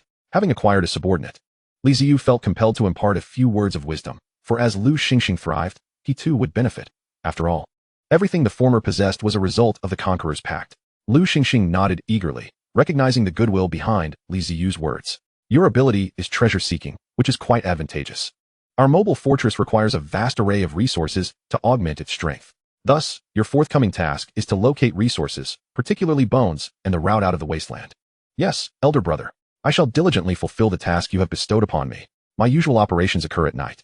During the day, you must remain vigilant. Even if you stumble upon a treasure, do not act impulsively. Mark it on a map, and we shall devise a plan by nightfall. Understood. After pondering for a moment, Li Ziyu found no further matters to address. Yawning, he waved his hand, granting Lu Xingxing the freedom to act, and then turned back to the fortress to resume his slumber.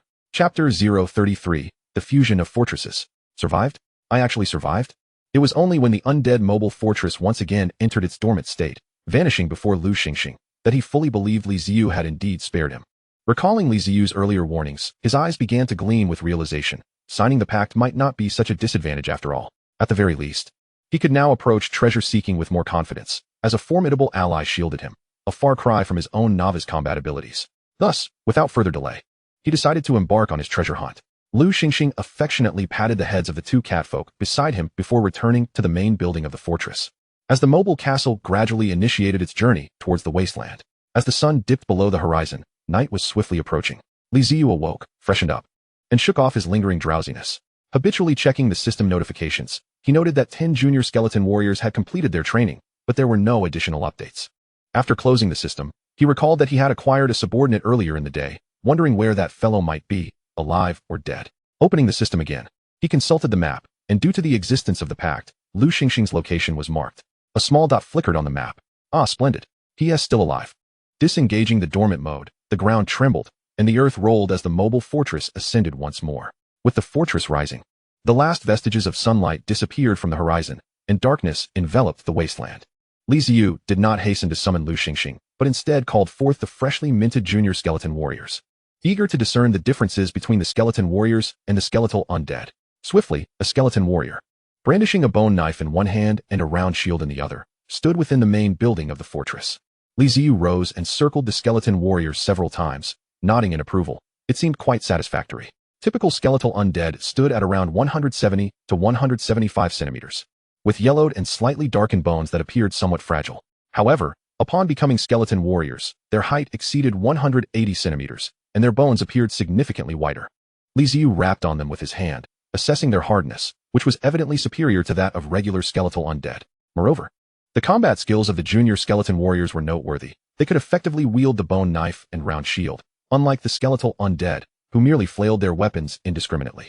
Overall, Ziyu felt quite pleased. As for their true combat prowess, that would only be revealed during the forthcoming hunts, and he hoped to be pleasantly surprised. Waving his hand, he dismissed the skeleton warrior before contacting Lu Xingxing. Private chat, not interested in a driver's license. Where are you? Treasure-seeking star, brother.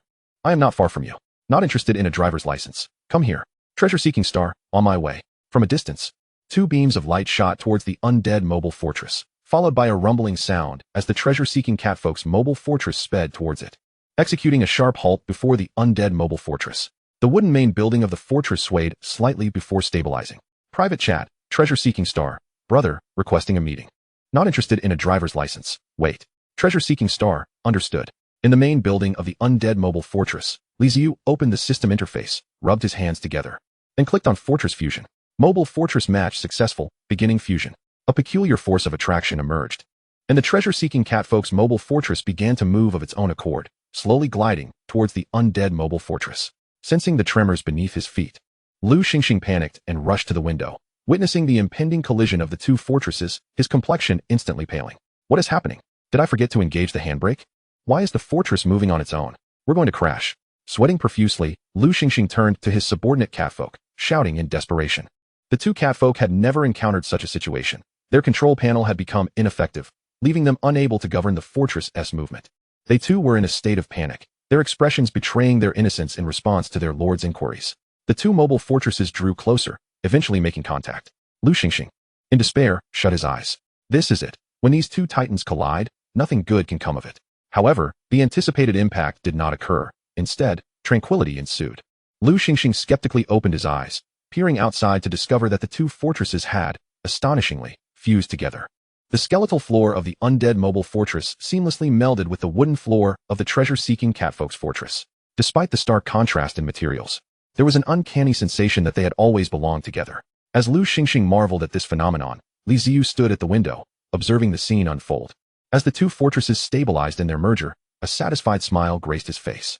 The main building he occupied was elevated compared to Lu Xingxing's, and from his vantage point, it appeared as though his mobile fortress had gained an additional guardian. Private chat, not interested in a driver's license. Come to the main building.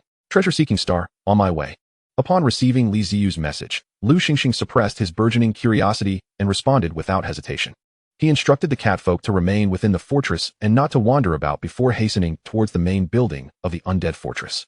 As he transitioned from the wooden flooring to the skeletal surface, the dormant undead surrounding him began to stir, their soul flames fixating upon him, causing his hair to stand on end. Overcome with trepidation, he glanced around and quickened his pace, passing through two imposing stone doors adorned with intricately carved giant skulls. Lu Xingxing entered the main building. Feeling the gaze of the soul flames behind him dissipate, he exhaled in relief, only to freeze in place. While the soul flames had vanished from behind him, they had multiplied significantly around him, covering the walls entirely. Brother, how on earth have you survived in such an environment? Do you not suffer from nightmares? Lu Xingxing felt that he could scarcely endure a day in such a terrifying setting. What are you standing there for? Come here. Li Ziyu, noticing Lu Xingxing's dazed demeanor, could not help but call out. Ah, coming. Lu Xingxing replied, hastily making his way to Li Ziyu's side. Only in the presence of another human could he find a semblance of security. Accompanying Lu Xingxing to the lounge, Li Ziyu casually seated himself upon a skeletal chair. Lu Xingxing cast a wary glance at the chair, biting his lip, yet hesitated to sit down. Li Ziyu, however, remained indifferent. After all, when he first traversed here, he too had refrained from sitting. It was only when fatigue overwhelmed him that he finally succumbed to the chair's allure. Li Ziyu was reluctant to squander time on such trivial matters. The night was meant for resource gathering and hunting, a precious opportunity not to be wasted. Had it not been for the necessity of questioning Lu Xingxing, he would not have summoned him. Have you made any discoveries? Li Ziyu inquired. Indeed. I have identified several locations that may harbor treasures, though I dared not approach them too closely, Lu Xingxing responded. Such expedient findings were unsurprising, considering their lineage was renowned for treasure hunting. The spark of excitement flickered in Li Ziyu's eyes. It seemed this evening would be fruitful. Tonight, you shall lead the way, and we shall uncover what treasures lie in wait. The two mobile fortresses merged and commenced their journey into the dark wilderness. After an hour of traversing, the mobile fortress came to a halt before a ground adorned with stout wooden stakes, each resembling an arm. Li Ziyu turned to Lu Xingxing. Is there treasure here? Lu Xingxing nodded vigorously, confirming, yes, indeed. This is the closest site, and beneath lies many corpses. Brother, did you not mention needing bones? We can simply excavate the bodies. Chapter 034. Farewell to the Lost Souls. Gazing at the ground bristling with stakes, Ziyu's lips twitched as he gestured toward them. Do you see those stakes? What do they resemble? Do they not resemble tombstones? Tombstones. Lu Xingxing leaned forward for a closer look, then shook his head emphatically. Brother, do not jest. Tombstones are made of stone. How could mere wooden stakes serve such a purpose? Such a neatly arranged array of stakes. How could they possibly be tombstones? His voice dwindled as the realization dawned upon him. Lu Xingxing gulped nervously and offered an awkward smile towards Ziyu. Ziyu slapped his forehead in exasperation. You truly have a knack for this. You've stumbled upon the ancestors' burial grounds of the indigenous people while treasure hunting.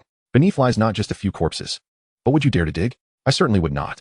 Ziyu was well acquainted with such burial sites and understood that any tribe possessing such a prominent graveyard was undoubtedly formidable. After all, the wilderness was a realm governed by the law of the jungle. To maintain such conspicuous ancestral graves implied an ability to defend them. Ancestors were held in the highest regard by the natives. Casting a sidelong glance at the sheepish Lu Xingxing, Ziyu contemplated whether to abandon this foolhardy venture.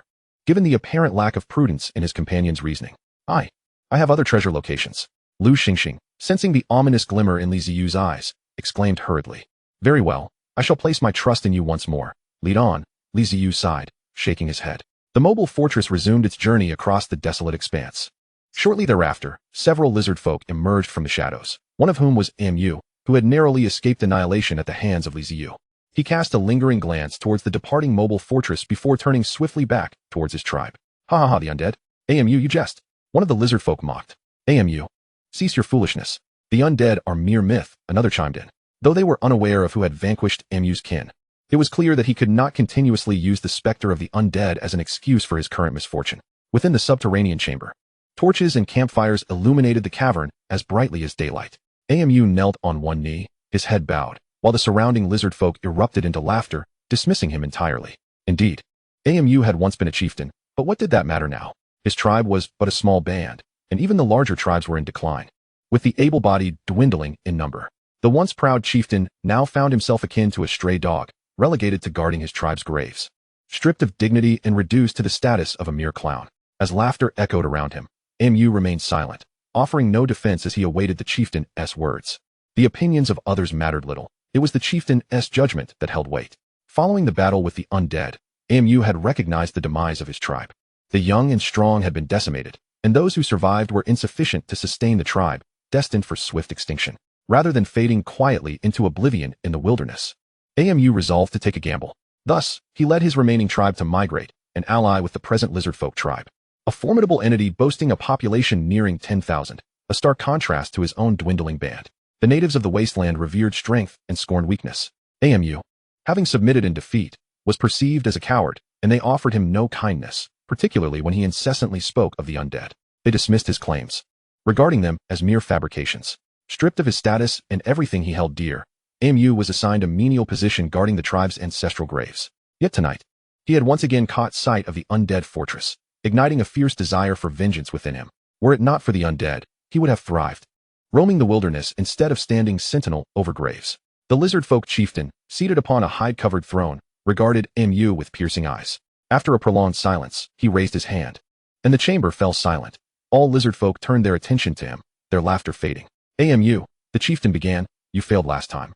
Yet I extended my mercy by accepting you.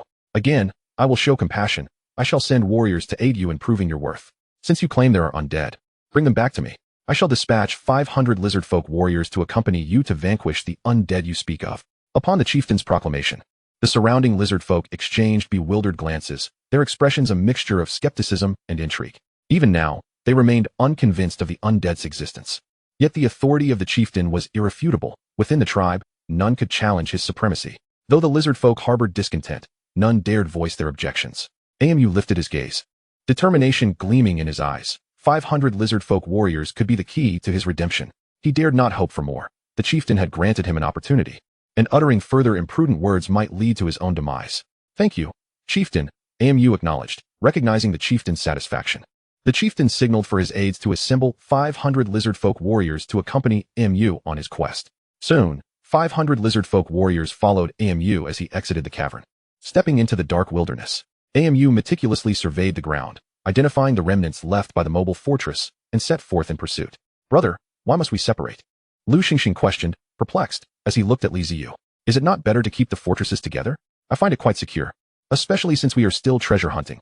How can we proceed if we part ways? Li Ziyu shot him an exasperated glare. Is this not the predicament you have brought upon us? There are guards near the graveyard. If we are discovered, I suspect they will pursue us. It is wiser to separate for now. I was wrong, brother. Please do not abandon me. Lu Xingxing whimpered, instantly becoming contrite. Li Ziyu's face contorted in annoyance.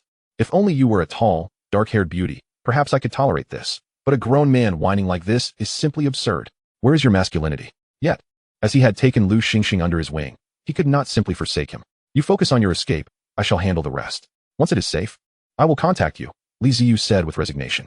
Brother, your kindness truly moves me to tears, Lu Xingxing exclaimed. I just want to transform you into a wraith. Li Ziyu smacked her lips, feeling a twinge of discomfort in her stomach, and regarded Lu Xingxing with a dangerous glint in her eyes. I'll take my leave immediately. Lu Xingxing's expression shifted to one of seriousness as she turned and fled, denying Li Ziyu the chance to speak further. She could not afford to let her say more, otherwise, her life would be in jeopardy. Did she not notice how the wraiths around them were fixated on her? It was a dire situation indeed. Earlier, at the graveyard, Lu Xingxing had been oblivious to the presence of danger, yet the wraiths had detected the vitality emanating from her. This indicated that there were indeed sentinels guarding the vicinity, and with sentinels present, it was impossible they had not noticed their presence. Li Ziyu dared not gamble on what actions the wraiths might take next, thus she planned to part ways with Lu Xingxing and flee separately, for caution's sake. Chapter 035. An encounter with an adversary beneath the starlit expanse of the wasteland. A 5-member lizardfolk squad advanced swiftly along the ruts of a path. The leader of the lizardfolk abruptly halted, raising his hand in a signal, prompting the 4 lizardfolk behind him to come to a stop, their senses alert to their surroundings. The squad leader crouched down, examining the traces on the ground. This well-trained unit comprised reconnaissance warriors among the lizard folk, the most formidable fighters of their tribe. Selected only from the most exceptional lizard folk. Their physiques were more elongated and aerodynamic than the average lizard folk, enabling them to run with unparalleled swiftness, creating only a slight dust cloud as they traversed the wasteland, leaving no footprints behind.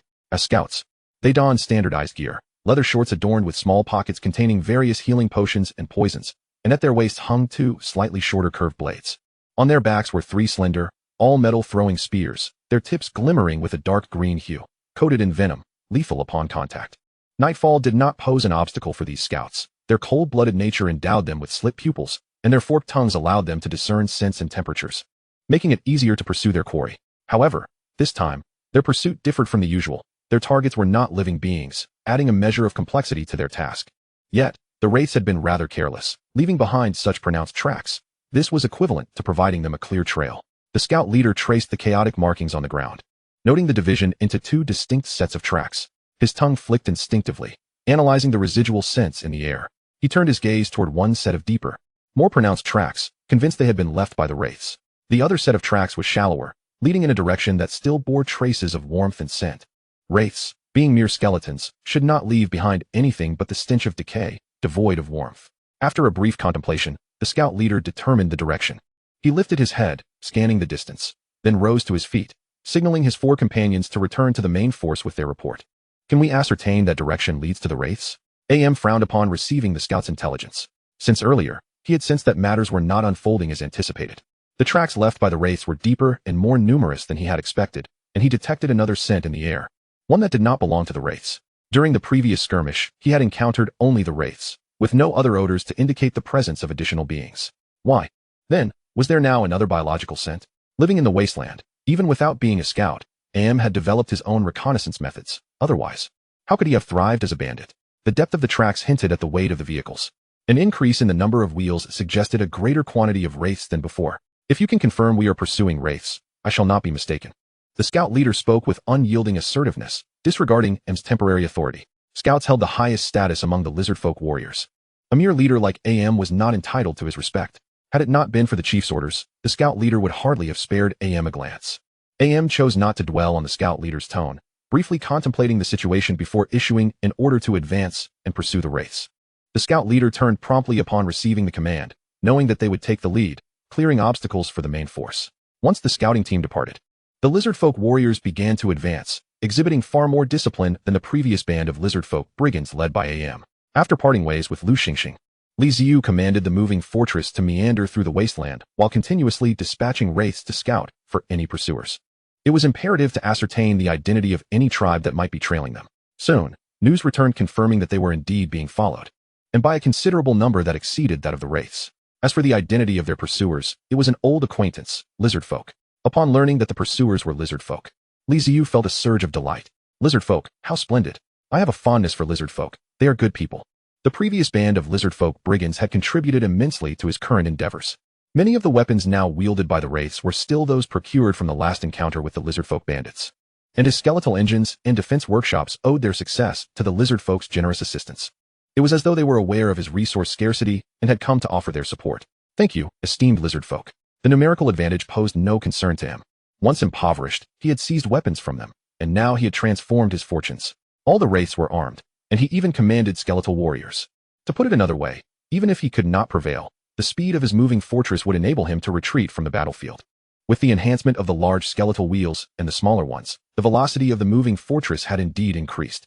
It was a strategy of duality, advancing to attack or retreating to defend.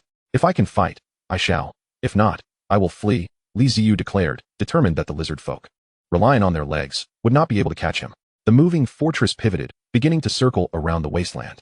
Employing the same tactics as before against the lizard folk brigands, there was no fear of redundancy in strategy. What worked was what mattered. He intended to utilize this opportunity to test the combat prowess of his skeletal warriors.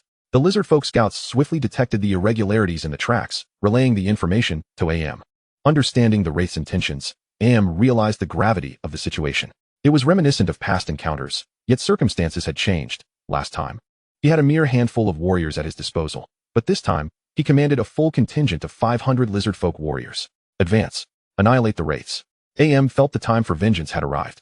With a spirited gesture, he issued the command with a piercing whistle, rallying the warriors to commence their assault. This battle was one of victory or defeat. He no longer cared. Victory would be ideal, but even in defeat, lizard folk warriors would return to relay the news of the wraiths back to their tribe. Everything he had claimed would be validated, and more warriors would join in the assault against the wraiths. These hundreds of wraiths would ultimately be eradicated by the lizard folk upon the desolate plains. As warriors of the great tribe, the lizard men who arrived this time were far more ferocious than those led by Mu previously, boasting significantly superior equipment. Alongside their spears and curved blades, they donned armor crafted from beast hides and bones, their combat skills honed to a remarkable degree. Upon receiving the signal from the bone whistle, the lizard men surged forth under the moonlight, charging towards the mobile fortress of the undead. Chapter 036. You go first. In the hushed darkness of the night, the sound of the bone whistle resonated far and clear. As the lizard men warriors responded to the signal, Ziyu also heard the call. The battle commenced. Rising from his skeletal throne, Ziyu's eyes ignited with brilliance, with a vigorous wave of his hand. The entire mobile fortress instantly shifted into combat mode, awakening all the undead, their blue soul flames flickering vibrantly.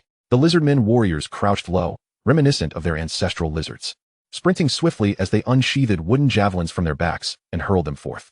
Hundreds of javelins arced through the night sky, descending upon the mobile fortress. This was a probing attack. The lizard men exerted minimal force, employing such tactics to gauge the enemy's depth and discern their fighting methods. If the enemy evaded, they could observe the speed of their retreat, realizing that the foe lacked formation, for a formation requires unity and offers little space for evasion. Conversely, if the enemy remained unmoving, enduring the javelins, they could assess the strength of their defenses and identify any vulnerabilities. However, as the javelins struck the mobile fortress, they were left bewildered. The enemy neither dodged nor defended. Instead, skeletal undead reached out, pulling the javelins into the fortress, causing them to vanish without a trace. What sorcery is this? Are they actually snatching our weapons mid-battle? The lizard men warriors were filled with discontent. In truth, Mu had encountered a similar situation before. Many javelins from their initial volley had been seized in such a manner, yet he had not forewarned the lizard men warriors of this detail. They were far too arrogant, underestimating their own capabilities. If you think you can handle this, then go ahead, he mused. The first wave of javelins proved utterly ineffective, only to be pilfered by the enemy. Nonetheless, the lizard men warriors pressed on, retrieving a second javelin from their backs.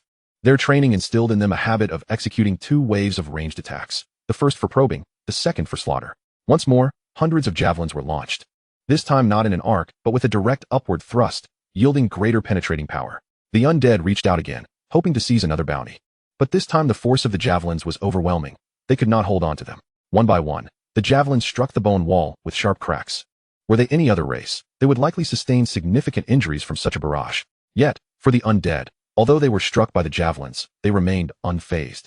even taking the time to extract those lodged in their bones and deliver them to the fortress. Nearly 1,000 javelins were piled within the main hall of the fortress. A smile gracing Ziyu's lips as he expressed gratitude to the lizardmen for their unsolicited gifts. How endearing they were, delivering offerings right to his doorstep.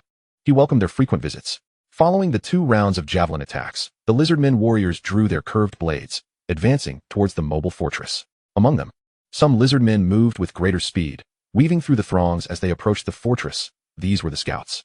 Yet, scouts were not merely reconnaissance specialists.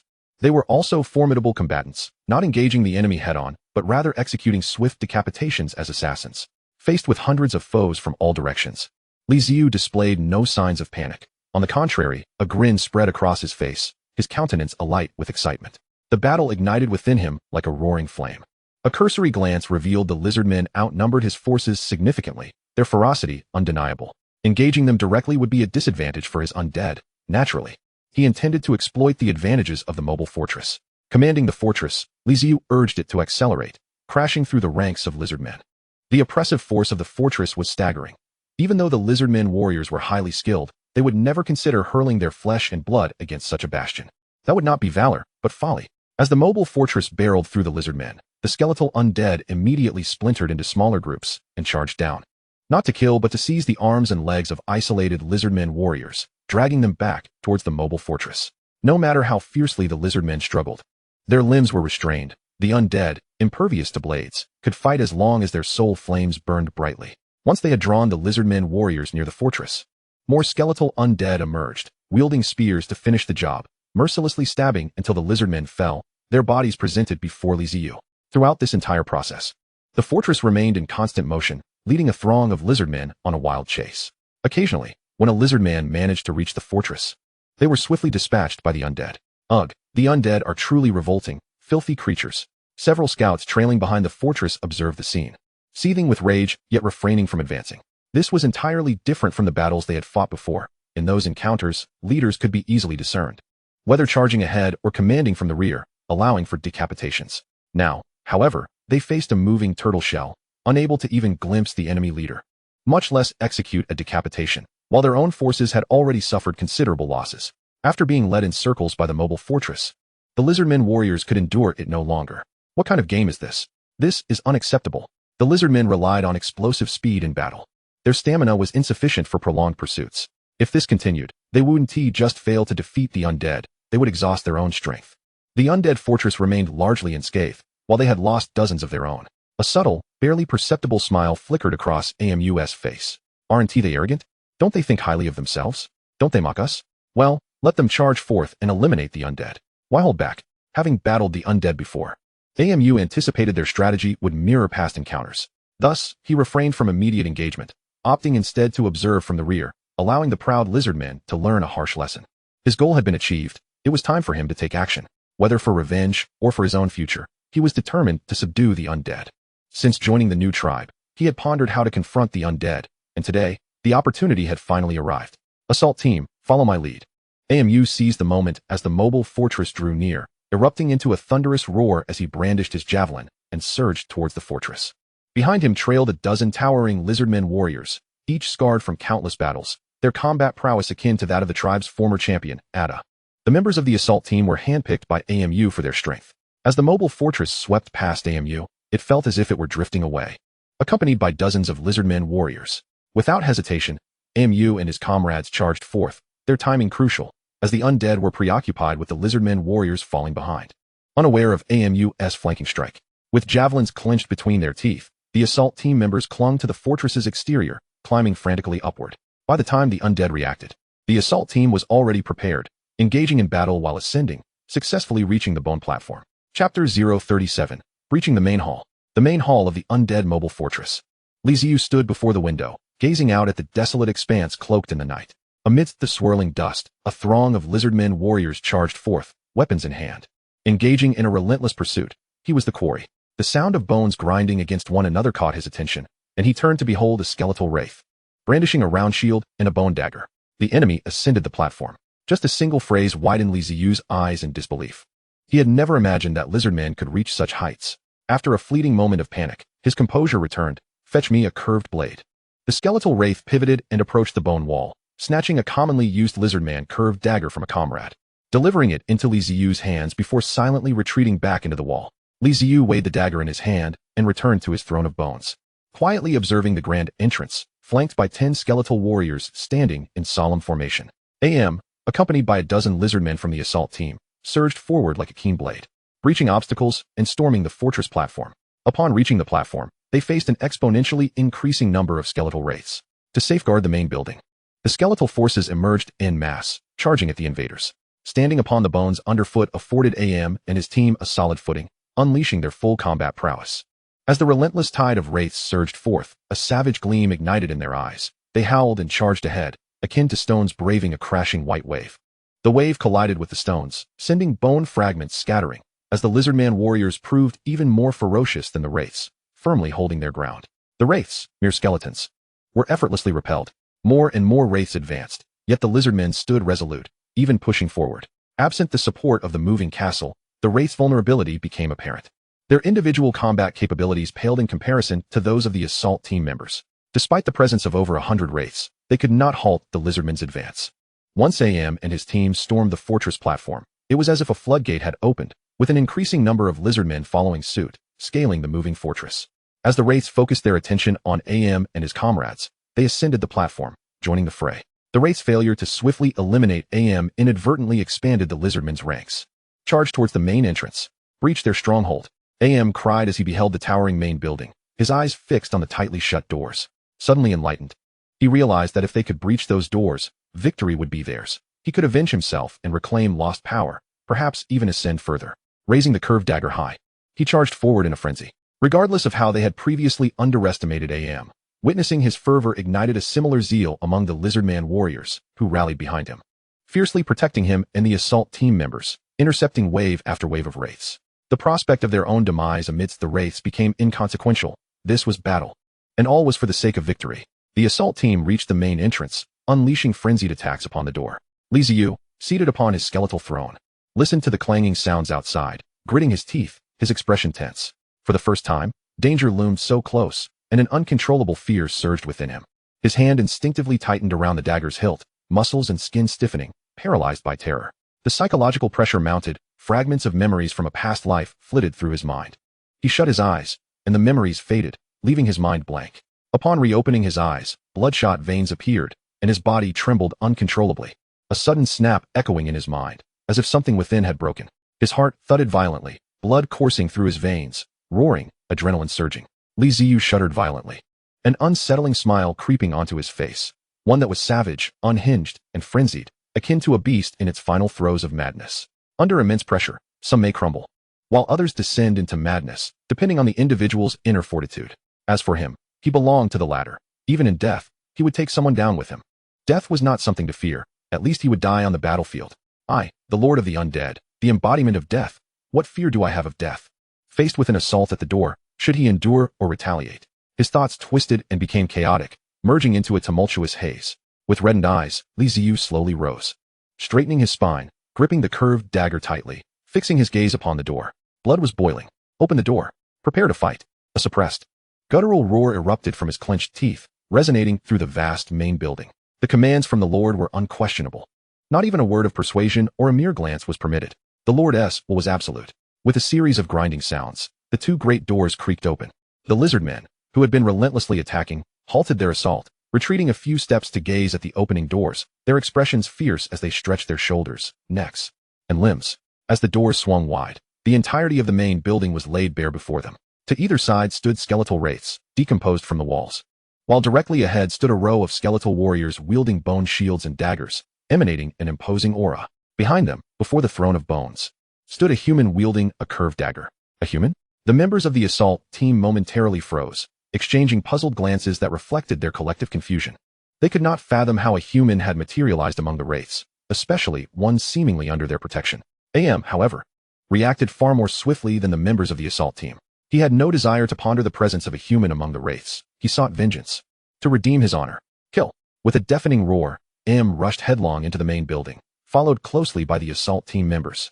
As the lizardmen charged towards him, Li Ziyu stepped forward to confront them, skeletal warriors at his back, ready to vanquish the enemy.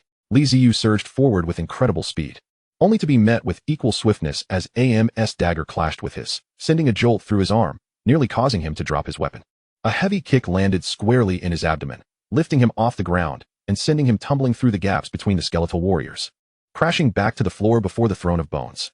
Dreams may be beautiful, but reality is stark. No matter how valorous he felt, he remained merely an unseasoned, ordinary human. Faced with an experienced warrior, a former lizardman chief, the disparity was insurmountable, and he was swiftly defeated. Pathetic human, AM scoffed, disdainfully sticking out his tongue. In his mind, all humans were like this, loud and boastful, yet utterly worthless in actual combat. He had plundered many human caravans, and their so-called protectors were nothing but bluster. Devoid of any real skill, Ziyu struggled to rise, using the dagger for support, feeling as though his insides had been twisted. Clutching his abdomen, he lifted his head, glaring fiercely at the dagger-wielding AM, while the other lizardmen engaged in a chaotic melee with the skeletal warriors. Chapter 038, The Lord is Dead.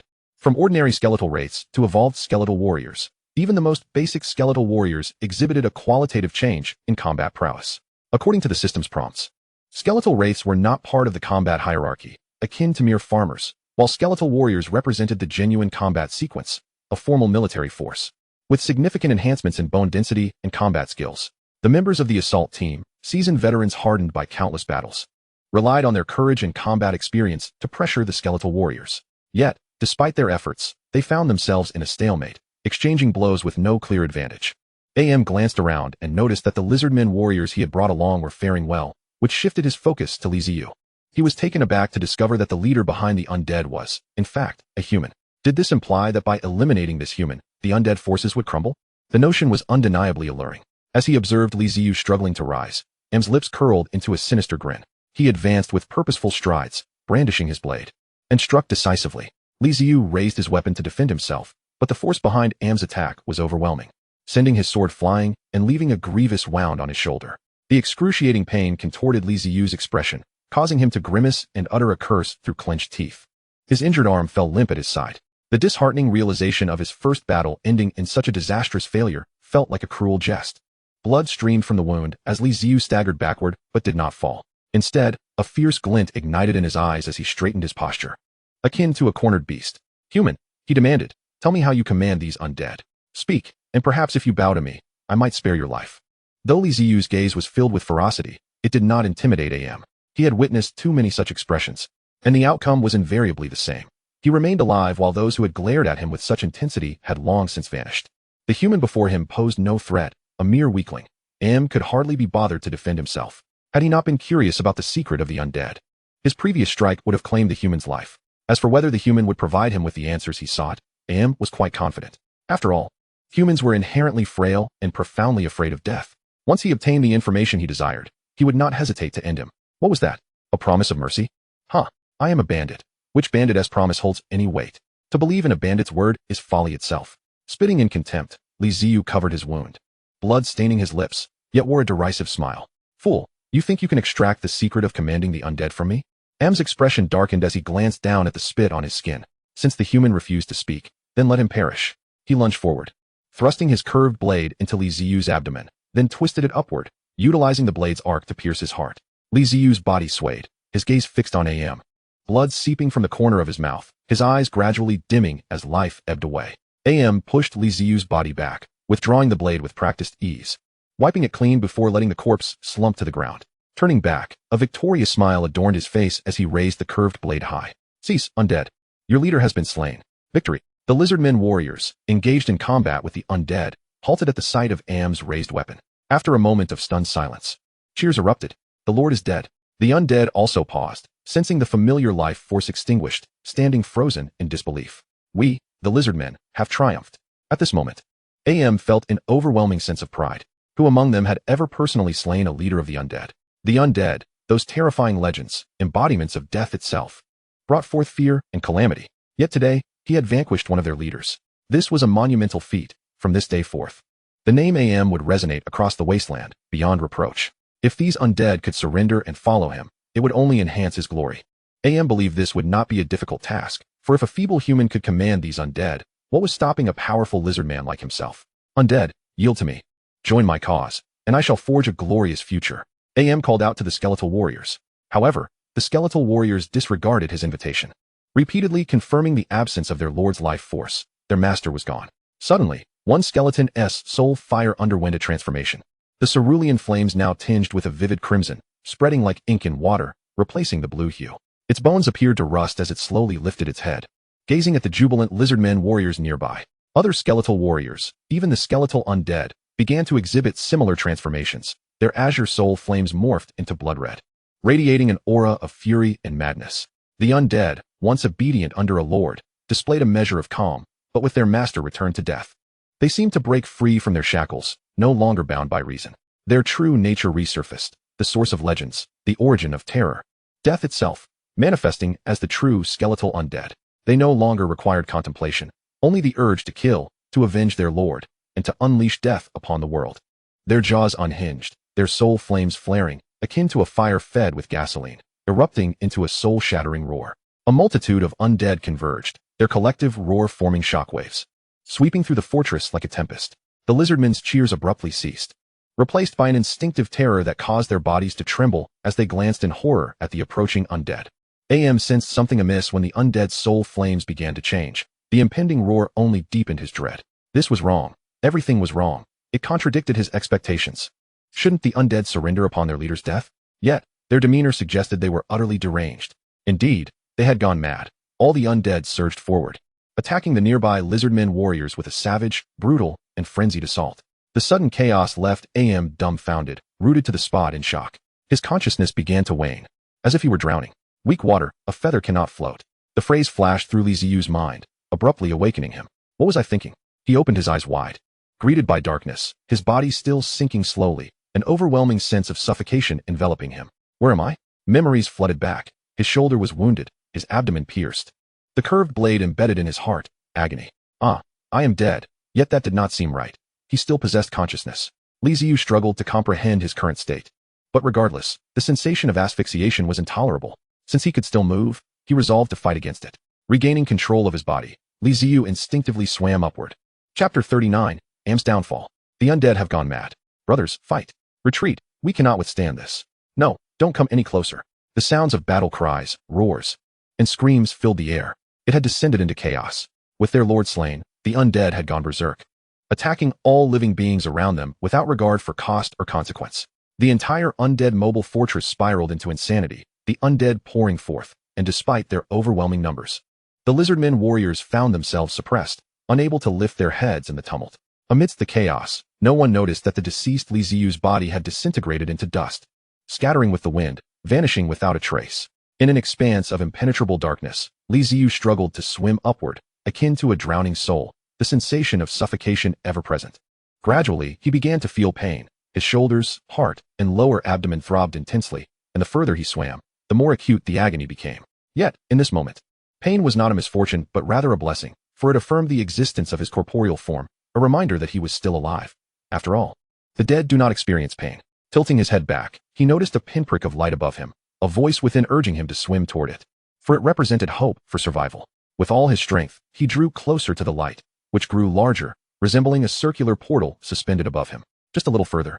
He gritted his teeth and launched into a final surge. With a burst, he broke through the light, and before him lay a blindingly white expanse. Ziyu inhaled deeply, the sensation of suffocation receding as the white glow gradually dissipated, restoring color to his surroundings and revealing a shocking scene. Before him lay severed limbs and torrents of blood, as though he had stepped into a slaughterhouse. What had transpired? What were these restless souls? The red-flamed spirits were unlike anything Ziyu had ever witnessed, filling him with confusion, almost leading him to believe he had traversed worlds once more. Wait, something felt amiss. Ziyu took a deep breath, momentarily stunned. The blood-soaked ground should have reeked of iron, yet he detected no such scent. A sense of foreboding washed over him as he lowered his gaze and was taken aback. He was suspended in midair, his form translucent, resembling a specter from the silver screen. Good heavens, it appears I am indeed dead. A wave of desolation enveloped Ziyu. What was he struggling for? To become a ghost? Yet, perhaps becoming a ghost was preferable to complete annihilation. At least he could still find amusement. And wasn't he a ghost immune to physical harm? As his thoughts wandered, Ziyu gradually found composure. A ghost he was then. He would familiarize himself with this new existence. He attempted to drift toward a lizardman warrior, who was fiercely engaged with a skeletal soldier, sustaining numerous wounds while inflicting cracks upon the bones of his adversary, yet failing to deliver a decisive blow. Ziyu's approach elicited no response. The warrior remained oblivious to his presence. Indeed, I am invisible. Since you cannot see me, do not blame me for this. Behold my beloved iron fist. He struck at the lizard man's face with all his might, only for his fist to pass harmlessly through the creature's head, inflicting no damage whatsoever. Retracting his fist, he wore an expression of resignation. It is to be expected that a ghost cannot harm the living. He accepted his predicament with surprising ease. Yet watching the undead struggle and gradually succumb to the lizard men left him feeling utterly frustrated. Am I to remain a mere spectator while all the souls perish? At that moment, a thought flickered in his mind. He could resurrect right beside this lizard man. It was a peculiar sensation, but Ziyu chose to believe it was true. If it were a ruse, what did it matter? He was a ghost now, after all. But what if there truly was an opportunity for revival? Ziyu stroked his chin, his eyes scanning the battlefield until they landed on his target, AMU. AMU was currently locked in combat with a skeletal warrior, an equal match. While nearby lay the remains of a vanquished soul, its essence dissipating. Yet, what truly captured Ziyu's attention was the curved dagger that had fallen to the ground. He grinned wickedly. It was his turn. With a thought, he commanded his body, swiftly moving behind AMU. Resurrection. A gust of unseen wind swirled, dust coalescing into human form. Ziyu successfully revived behind AMU, reopening his eyes. Without a moment to spare, he seized the dagger and thrust it viciously at MU's side. The moment AMU, engaged in battle with the skeletal warrior, froze, he turned slowly, his pupils dilating in sheer disbelief as he beheld the face of the human he believed to be dead. His gaze fell to the dagger clutched in Ziyu's hands. Surprised, were you? I am very much alive. Ziyu flashed a broad grin, showcasing his unervingly white teeth, sending a chill down AMU's spine. Could it be that this figure, appearing human, was yet another undead? Before AMU could voice his thoughts, Ziyu twisted the dagger within him, mirroring the very action that had ended his own life, piercing through AMU's heart. AMU's mouth opened in a silent scream. Yet his eyes dimmed, devoid of life. I can resurrect. I wonder if you have the same fortune? Ziyu mused as he anchored himself to AMU's corpse, laboriously extracting the dagger and positioning its blade against MU's neck, exerting force until the head severed from the body. He lifted his gaze to the battlefield, his expression turning ferocious. As the battle raged on, the undead were steadily losing ground. The lizardman warriors had discerned their weaknesses, and with their numbers, the undead were gradually overpowered. Those were my kin, my hard-earned comrades. If this continues, I shall be left a solitary specter. His gaze swept across the main building. While the remains of the undead littered the ground, so too did the corpses of the lizardmen. Disassemble, he roared within his mind. Disassembled lizardman, 1 unit of bones, 1 piece of damaged lizard skin, 50 units of soul energy. Summon the undead. As the system disassembled, Ziyu began summoning new spirits. One by one, the newly summoned souls emerged, instinctively seeking weapons before joining the fray. Their soul flames glowed a vibrant blue, while the red-flamed spirits seemed to recognize their new companions, refraining from aggression and instead coordinating their efforts to strike the lizardmen with renewed ferocity.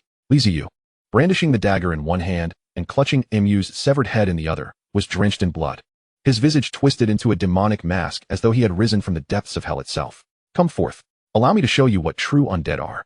Witness the tide of battle swell. Summoning new spirits was only the beginning. He gazed down at the head in his grasp, lifting it high. Your leader has fallen. Chapter 040, The Grave of the Fallen. Ziyu's roar reached the ears of the lizardman warriors, who instinctively turned to see the upright figure holding MU's head aloft. Is that AMU? AMU is dead. How could this be? Panic surged through the lizardman ranks. AMU had been the leader of this assault against the undead. Intimately familiar with their ways, the very one who had led them to storm the fortress, now inexplicably slain. Their morale plummeted to an all-time low. With their leader fallen, was there any reason to continue fighting? Even having uncovered the undead's vulnerabilities, the undead fought fiercely, and many would surely perish. The lizardmen became frantic, seeking to flee. Amidst their tumultuous hearts, the undead remained utterly unaffected, relentlessly advancing, attacking, and attacking once more. With the severed head held aloft, Ziyu discerned the lizardman's trepidation, a sinister grin re-emerging upon his countenance. Not only did he intend to summon new undead, but he also aimed to strike a blow to their morale. A leader, at all times, serves as a banner, a guiding figure. Now that the chief had perished, the psychological blow to the lizardmen was palpable, their fervor waning. Ziyu's action effectively bestowed a negative buff upon all the lizardman warriors. In that moment, the lizardmen sought to flee, yet the undead were unwilling to grant them respite. More and more of their kind summoned to join the fray. Confronted with an ever-increasing horde of undead, the lizardman warriors felt their hearts race, their spirits plummeting further. They no longer contemplated vanquishing the undead, but rather how to escape this harrowing place. Collapse ensued in an instant, as the first lizardman warrior turned to flee. The remaining warriors lost all resolve, disbanding in chaos. Run. For mercy's sake, do not leave me behind. The lizard man warriors scrambled for escape, leaping from the fortress and scattering into the desolate night. Ziyu would not let such a splendid opportunity slip away. He immediately commanded the mobile fortress to advance and pursue. After a considerable chase, sensing they were nearing the enemy's graveyard, he halted the fortress, redirecting it back into the wilderness, all the while collecting the fallen lizard man warriors' corpses. Tasked with the battlefield cleanup were the undead, while Ziyu sank into a skeletal throne, panting heavily, glancing at the severed head of an MU in his grasp, which he disdainfully tossed aside. Damn it, I nearly died. Wait, no? I did die and then came back to life. Propping his hands on his thighs, Ziyu muttered to himself, utterly perplexed. How could one die and yet revive? Could it be that, as the lord of the undead city, he possessed a form of immortality? Raising his gaze to the undead clearing the battlefield, Ziyu opened the system interface. When in doubt, consult the system. Delving through the information, he indeed unearthed the explanation. In truth, the reason for his revival had been conveyed by the system long ago. He simply had not paid heed, having habitually overlooked it. Upon his arrival in this realm, the system had warned him that his life was now intertwined with the mobile fortress. If the fortress were destroyed, the Lord's life would come to an end. However, as long as the fortress endured, the Lord's life would remain unbroken. To slay the Lord of the mobile fortress, one must obliterate the main building. As long as the fortress stood, so too did the Lord, the two being one. The lizard man warriors could slay him, yet they could not dismantle the fortress's main structure, thus granting him the chance to revive. Theoretically, as long as the main building remained intact, he could resurrect infinitely. Yet, practically, after this revival, the system provided a new alert. Each subsequent revival would require increasingly longer intervals, while enhancing the fortress's main building would shorten the revival time. It stands to reason that if one could resurrect at will, what need would there be for warriors? One might as well engage recklessly in battle, for death would hold no consequence. The system could not possibly leave such a glaring flaw. The extended revival time was its solution. If one were to die excessively, perhaps they might not revive for years, decades, or even centuries. What difference would that make from true death? Moreover, the sensation of dying was far from pleasant. Why endure such torment when one could live merrily, a source of amusement? Having just experienced death, Ziyu had no desire to relive that feeling. Fear of death does not equate to a desire for it. Having grasped the reason for his revival, Ziyu felt a sense of relief and turned his attention to other data. In the recent battle, he had lost over 100 undead, suffering nearly half of his forces. However, the subsequent corpses of lizardman warriors had been summoned as new undead, not only replenishing his losses but also yielding an additional 200, with the number likely to increase, as the battlefield was yet to be cleared, and more lizardman warrior corpses remained to be decomposed. In terms of results, this battle proved beneficial. Rather, it was a gain, with the number of his undead minions at least doubling. Ziyu cast a cursory glance before noticing a system notification. During his revival, he seemed to have heard an alert, but in the heat of battle, he had no time to check. Now, it was the perfect moment to investigate. Warm reminder: detection of your first death and successful revival has unlocked new buildings. Dying actually unlocks hidden structures? This was absurd. If he remained alive and never died, would he be forever barred from unlocking that hidden building? Truly, the system was a trickster. Ziyu felt a wave of frustration wash over him. What kind of system requires the host to die once to unlock buildings? It was far too characteristic of the undead. Opening the building interface, he indeed discovered a new structure. Graveyard of the Departed. Description: a cemetery that produces the undead. Building requirements: 100 units of bones, 500 units of soul energy, 5 units of wood, 5 units of stone. Occupancy area: 1 unit, expandable. Ziyu gazed at the description of the Graveyard of the Departed, his eyes widening in disbelief. He nearly choked on his own saliva. A cemetery that produces the undead? This was remarkable. He would go to great lengths to construct it. After rummaging through the warehouse and combining it with the newly acquired lizardman warrior corpses from the battlefield, he finally gathered enough resources and promptly constructed a Graveyard of the Departed. Perhaps due to its unique nature, the construction speed of the graveyard was remarkably swift. In merely a few minutes, it was completed. Ziyu curiously inspected it, only to feel a tinge of disappointment. The so-called Graveyard of the Departed was merely a patch of blackened earth with a crooked wooden stake, reminiscent of a tribal ancestral burial site. Was this it? After expending so many resources, he had ended up with a miniature version of a tribal grave? If it could truly birth new undead, he would overlook the aesthetics. Eagerly checking the building information, upon closer inspection, he gasped in astonishment. It could indeed produce new undead. By investing soul energy, every 10 units would give rise to a new undead being, with a single graveyard capable of generating up to 10 new undead daily. How remarkable! A miniature ancestral burial site.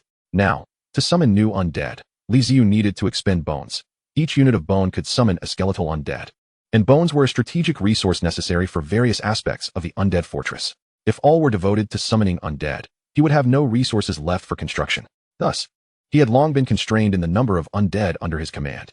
But things had changed. Now, it was soul energy that was consumed. While still important, Ziyu had a surplus of soul energy at his disposal compared to bones, allowing for an expansion of his undead forces without issue. Chapter 041. I haven't eaten yet. The individual strength of the undead was relatively weak, relying primarily on numerical superiority. Unfortunately, since arriving in this foreign realm, the quantity of bones Ziyu could acquire had been decidedly limited, hindering his ability to amass troops and stunting growth. Now, however, with the graveyard of the departed, he could produce 10 skeletal undead each day with just 100 units of soul energy, allowing for incremental accumulation. Furthermore, the graveyard could be expanded, enabling the creation of even more undead via soul energy, effectively addressing his manpower dilemma. With a grand gesture, Ziyu injected 100 units of soul energy into the graveyard of the departed. Under the moonlight, the undead busied themselves, collecting all the corpses and weapons, ensuring the battlefield was left pristine. 500 lizardmen warriors set forth, yet fewer than 100 returned, and even their leader, Amu, met his demise. The spoils, weapons, bones, and energy constituted a substantial harvest, momentarily alleviating a looming threat. The undead had returned to their fortress, and those spirits whose flames had turned crimson reverted to their ethereal blue once the city lord was resurrected, their previous madness dissipating, which brought a sigh of relief to Ziyu. He had not anticipated that his own death would trigger such a transformation among the undead. Thankfully, it did, for otherwise, he might not have triumphed over that multitude of lizardmen. After clearing the battlefield and consolidating resources, Ziyu activated the mobile fortress to reunite with Lu Xingxing, confident that the lizardmen had focused their attention on him rather than Lu. Upon checking his position, he was taken aback. So close. The system displayed a flickering light on the map, indicating Lu Xingxing's location, which was indeed nearby. In no time, Ziyu located the dormant, treasure-seeking catfolk mobile fortress. Confirming Lu Xingxing's status, he found that the lad had indeed escaped harm. The lizardman's attention had been entirely diverted by the undead. As the treasure-seeking catfolk mobile fortress resumed its journey, it merged with the undead stronghold. Lu Xingxing dashed into the main building of the undead fortress. "Big brother, are you all right?" he exclaimed as he rushed in. Upon seeing the scene before him, he fell silent. Ziyu was leisurely enjoying dinner, a table laden with fruits and roasted meat. After the skirmish with the lizardmen, he was quite fatigued and hungry. While tearing into the roasted meat, Ziyu glanced up at Lu Xingxing and nodded. "I'm fine. Quite well, in fact. As long as you're okay, I'm relieved. Is the roasted meat good?" Lu Xingxing's attention was wholly fixated on the meat, his mouth nearly watering. Ziyu paused, realizing Lu Xingxing's peculiar demeanor. "Haven't you eaten? Would you like to share some?" "That wouldn't be proper, would it?" Lu Xingxing replied, though his body betrayed him as he eagerly approached the table, seizing a piece of perfectly roasted meat and stuffing it into his mouth. "You truly haven't eaten?" Ziyu intended to advise him to eat slowly, but he was interrupted by a rumble from Lu Xingxing's stomach, prompting a new realization. "You haven't had anything to eat at all?" "And no, I didn't know where to find food. I saw some wild fruits, but I didn't recognize them and was afraid they were poisonous," Lu Xingxing mumbled with his mouth full. Understanding dawned on Ziyu. It was no wonder, given that the two catfolk under Lu's command had likely failed to secure any prey, leaving them starving until now. "Why didn't you mention this earlier?" he asked, setting down the roasted meat. "I thought I should find something for you first," Lu Xingxing replied with a sheepish grin. This response took Ziyu aback, stirring a sense of admiration within him. Though their acquaintance was brief, Lu Xingxing's actions were commendable. Provided the young man harbored no ill intentions, all would be well. Pushing the plate of roasted meat towards Lu Xingxing, Ziyu advised, "Eat slowly, there's plenty. If you're hungry again, let me know. Otherwise, how would I know you haven't eaten? By the way, I have some more meat here. Will your two catfolk have eaten?" Lu Xingxing shook his head vigorously. "They haven't eaten either. If I can't find food, those two will surely revolt." Ziyu chuckled and nodded, summoning the undead to deliver food to the catfolk. They were invaluable treasure-seeking aids. If they perished from starvation, it would be a grave misfortune, leaving Ziyu in a precarious position. He had indeed overlooked this aspect. Among the many advantages of the undead was their lack of need for sustenance. A mere pile of bones required no food. Since his arrival in this world, Ziyu had only needed to care for himself. One fully satisfied person meant none went hungry. Other races, however, were not so fortunate. As the city lord, he could afford to compromise on other benefits, but food was paramount. It significantly influenced loyalty. Failing to ensure an adequate food supply greatly increased the risk of rebellion among his subordinates. It was entirely possible for a city lord to escape death at the hands of indigenous people or monsters, only to perish at the hands of a famished entourage. Having grown accustomed to the undead, Ziyu had forgotten about Lu Xingxing and his two catfolk. They truly struggled to procure food, especially as they had just recently crossed over, lacking both combat prowess and numbers. In fact, during the day while treasure hunting on an empty stomach, Lu Xingxing had already realized this predicament. He relished treasure hunting but lacked hunting skills, and unfamiliar with the local flora, he could not forage for wild fruits. He could only endure until the undead lord appeared, at which point he felt immense gratitude for having allied with him, presuming his big brother would have provisions. When they reconvened in the evening, he hesitated to directly request food, preferring to achieve some accomplishments first before broaching the subject. Little did he know that his initial treasure-seeking endeavor had led him to disturb the ancestral grave of another, prompting a relentless pursuit. And only now was he able to feast on roasted meat. Having lived in a peaceful era prior to his transmigration, Lu Xingxing had always carried provisions while treasure hunting. Even if his rations were insufficient, he recognized numerous edible plants, never having experienced true hunger. This time, he truly grasped the discomfort of an empty stomach. After consuming 2 pieces of roasted meat and feeling some sustenance settle in his stomach, Lu Xingxing finally took the time to observe his surroundings. Bloodstains lingered in the main hall, and a metallic scent permeated the air, with weapons stained by blood piled nearby, indicating the ferocity of the recent battle. He had been close to the undead fortress, stealthily observing the lizardmen warriors besieging the stronghold and clashing with the undead, a sight that had chilled him to the bone. If he were to replace the undead, Lu Xingxing felt he could die 800 times over. The lizardmen vastly outnumbered the undead, yet somehow, the undead emerged as the ultimate victors, even achieving a resounding triumph, relentlessly pursuing the lizardmen. Witnessing this, he could better appreciate the gravity of the situation within the main hall. Chapter 042, Full-Scale Preparation. Taking advantage of their mealtime, Ziyu distributed weapons to the newly risen undead and trained an additional 10 skeletal warriors. Based on today's battle, the combat prowess of the skeletal warriors was commendable. Once Lu Xingxing had finished eating, Ziyu instructed him to lead the way to the next treasure location. I hope our next treasure yields some good fortune, Ziyu said earnestly, reflecting on the previous 2 treasures. I hope so too, Lu Xingxing replied with sincerity. Following Lu Xingxing's guidance, the undead mobile fortress set off once more towards the next treasure. In the Stothis lizardmen tribe, within the cavernous hall, torches and bonfires illuminated the space. The lizardman chief, Mose, glowered at the returning warriors, who numbered less than 100 from the initial 500. They returned disheveled and battered, stripped of their armor, resembling refugees from the wilderness. His fury surged within him. Where's Amu? He demanded in a low voice, suppressing his rage. The remaining lizardmen in the cavern, upon hearing that deep, resonant voice, instantly comprehended the fury of their leader. Each instance of such a seemingly tranquil tone concealed a tempest of suppressed wrath. To provoke Stothis was to court misfortune. The tragic return of their comrade ignited a similar rage within them. As their leader, Amu would inevitably become the vessel for their indignation. Yet, as they scanned their surroundings for his presence, they were met with dismay. His figure was nowhere to be found, leading their gazes to fall upon the lizardmen warriors who had fled back. He is dead. Amu has perished, slain by the hands of the undead, proclaimed a lizardman, standing before them, having lost an arm in the chaos. Undead. Whispers of disbelief rippled through the cavern. They questioned whether they had misheard. One madman claiming the presence of undead was already troubling enough, but now another of their own spoke of the same, a jest devoid of humor. Even at this juncture, the lizard folk of Stothis remained skeptical of the undead's existence. Did you witness the undead with your own eyes? Did you see Amu fall? Mose pushed aside the goblet offered by an attendant, rising to confront the one-armed warrior directly, locking eyes with him. I did not witness Amu's demise firsthand. But the undead are indeed real, the one-armed lizardman declared, a flicker of terror illuminating his gaze. The frenzied skeletons had left an indelible mark upon him, having severed his arm in their assault. His words incited a raucous uproar among the gathered lizard folk, yet Mose raised a hand to quell the clamor. Placing his faith in the warrior-s account, Amu's words could be dismissed. After all, he was an outsider, not bred from the Stothis tribe, prone to fabrications.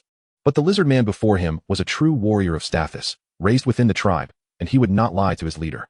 The terror etched upon his face was unmistakable. He had indeed encountered something horrific, and even in the safety of their enclave, he felt no solace. Mose fell into a contemplative silence, retreating to his seat, his gaze fixed on the lizard men who had returned. The undead. What did their emergence signify? Mose perceived this as an omen, a herald of chaos and darkness. Amu was merely the leader of a minor tribe, yet Mose was not. He commanded a legion of lizardmen numbering in the tens of thousands, possessing knowledge far exceeding that of Amu. Their history was preserved. Tribes devoid of history seldom endure, for they are easily extinguished. Only those who inherit the legacies of their ancestors thrive, evolving and growing ever stronger. Each leader of the Stothis tribe diligently studies history, extracting lessons from the past to enhance the tribe's future. Among the historical records left by their ancestors lay accounts of various races, including that of the undead. The forebears of the lizard folk had once stated that the undead would not easily manifest in this world, for they are creatures of death, not meant to exist in the realm of the living. They serve more as harbingers of chaos, delivering tidings of death and impending darkness. The presence of the undead portends great tumult. Besides the undead, there are other races embodying similar ominous meanings, such as demons and messengers of the gods. In times of peace, these races remain hidden, only revealing themselves when chaos descends. And chaos is inescapable. Even the mightiest tribes, or confederations of tribes, cannot stave off its arrival. No matter how formidable a race may be, they risk becoming mere fragments of history in times of upheaval. Their only desire being to persist and not fade into the annals of time. Speak of the undead in detail. Recount all that you have seen, experienced, and surmised. Mose finally commanded after a prolonged silence, his tone imbued with gravity. The one-armed lizard man surveyed his surroundings, noting the skeptical and disdainful glances of his kin. And he finally grasped AMU's plight. His gaze fell upon the leader, recalling the animated skeletons. They bore blue flames within their skulls, flames that do not extinguish. And as long as they burn, they shall not perish. They wield weapons, some fashioned from bone into swords and shields, while others are our own curved blades and spears. They fear not our assaults, nor do they care for them. Even if shattered, they reassemble and return to battle. On the battlefield, even a discarded arm, overlooked, could spell our doom. The undead emerged from a mobile edifice, one that traverses the ground with greater speed than we can run. And they utilized this structure to launch their attacks. Their leader was slain, and in their madness, the undead's blue flames turned to crimson, igniting with greater ferocity. As he spoke, the expressions of the surrounding lizardmen shifted from initial incredulity to contemplation and then to disbelief. They had never fathomed that under AMU's leadership, the warriors would engage and encounter the undead's chief. Wait, you said the leader of the undead has been slain? Mose interrupted the one-armed lizard man.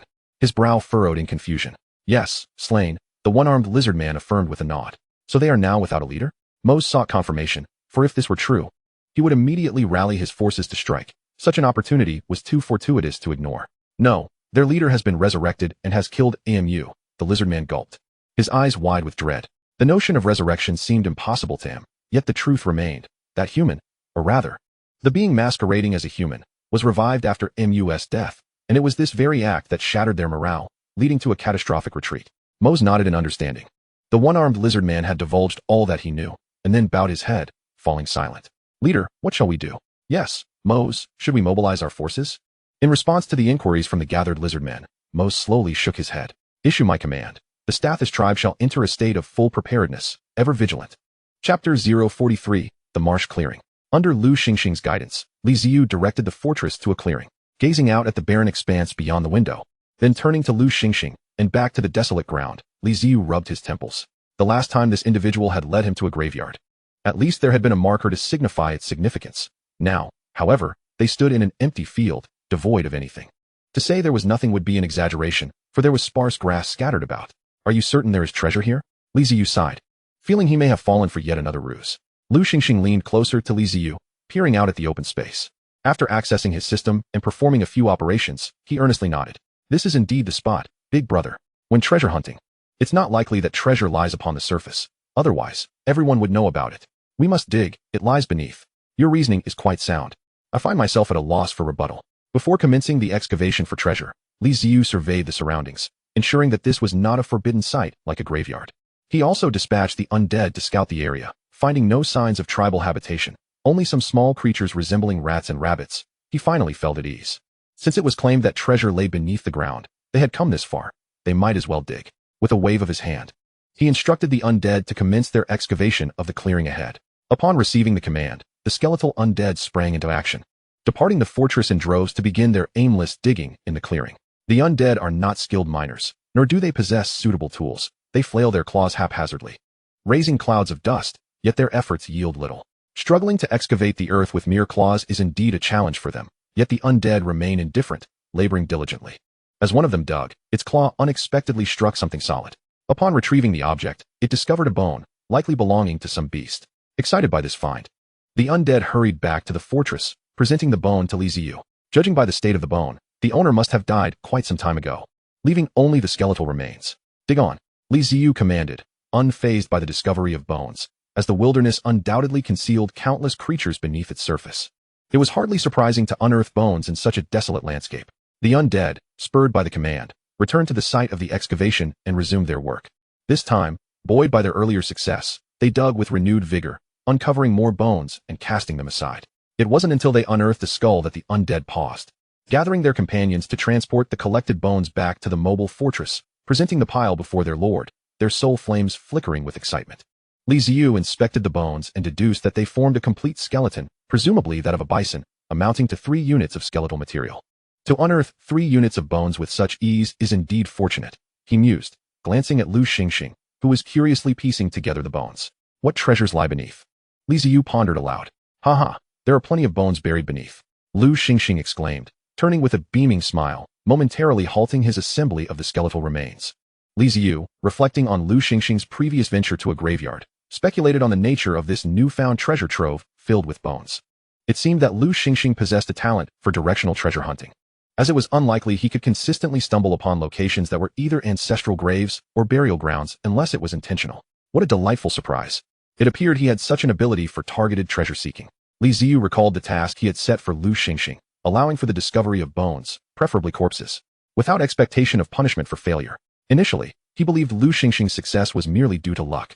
Now, he recognized that Lu Xingxing's skill was indeed a treasure in itself, and if properly harnessed, would alleviate any resource concerns. As the first undead unearthed bones, a second and third followed suit, with a continuous stream of bones being retrieved from the earth, primarily those of bison. Is this area a burial ground for a herd? Or do bison, akin to elephants, have a habit of seeking out a final resting place when they die? Ziyu wondered, observing the bones that had been moved. He turned his inquiry toward Lu Xingxing, the one who had discovered this site. The answer to this question was not critical. Rather, Ziyu was simply growing bored. Digging for bones lacked the thrill and danger of hunting. It was a mundane task. He did not expect Lu Xingxing to provide an answer, especially considering his own intentions to dig up ancestral graves. Anyone aware of such locations would not foolishly guide themselves there. Oh, based on my investigation, this area was likely once a marsh, which is why the animals buried here are so well preserved, Lu Xingxing explained, engrossed in his task of assembling the bones. A marsh. Indeed, Ziyu mused, acknowledging that this could explain the presence of a herd of bison. They had likely unwittingly wandered into the marsh, becoming trapped and perishing. However, if Lu Xingxing could discern that this was a marsh, what of the previous graveyard? Did he know it was a burial site, perhaps intending to deceive him? Ziyu scrutinized Lu Xingxing, narrowing his eyes. If his suspicions were correct, he would need to be cautious. Those who appeared sunny yet harbored dark intentions were not uncommon to him. He had encountered many who, beneath a charming exterior, concealed ulterior motives, bound by their contract.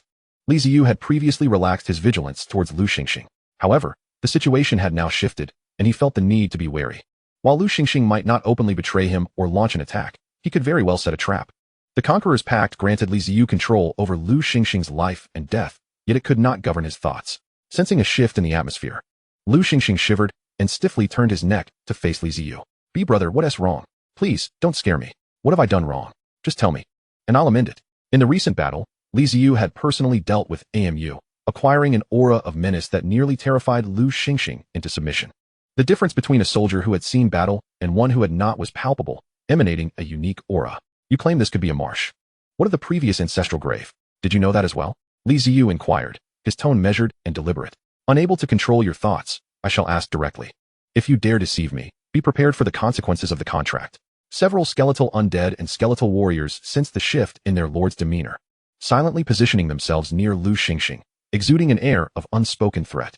Chapter 044. It is indeed a burial ground. Please, brother, don't frighten me.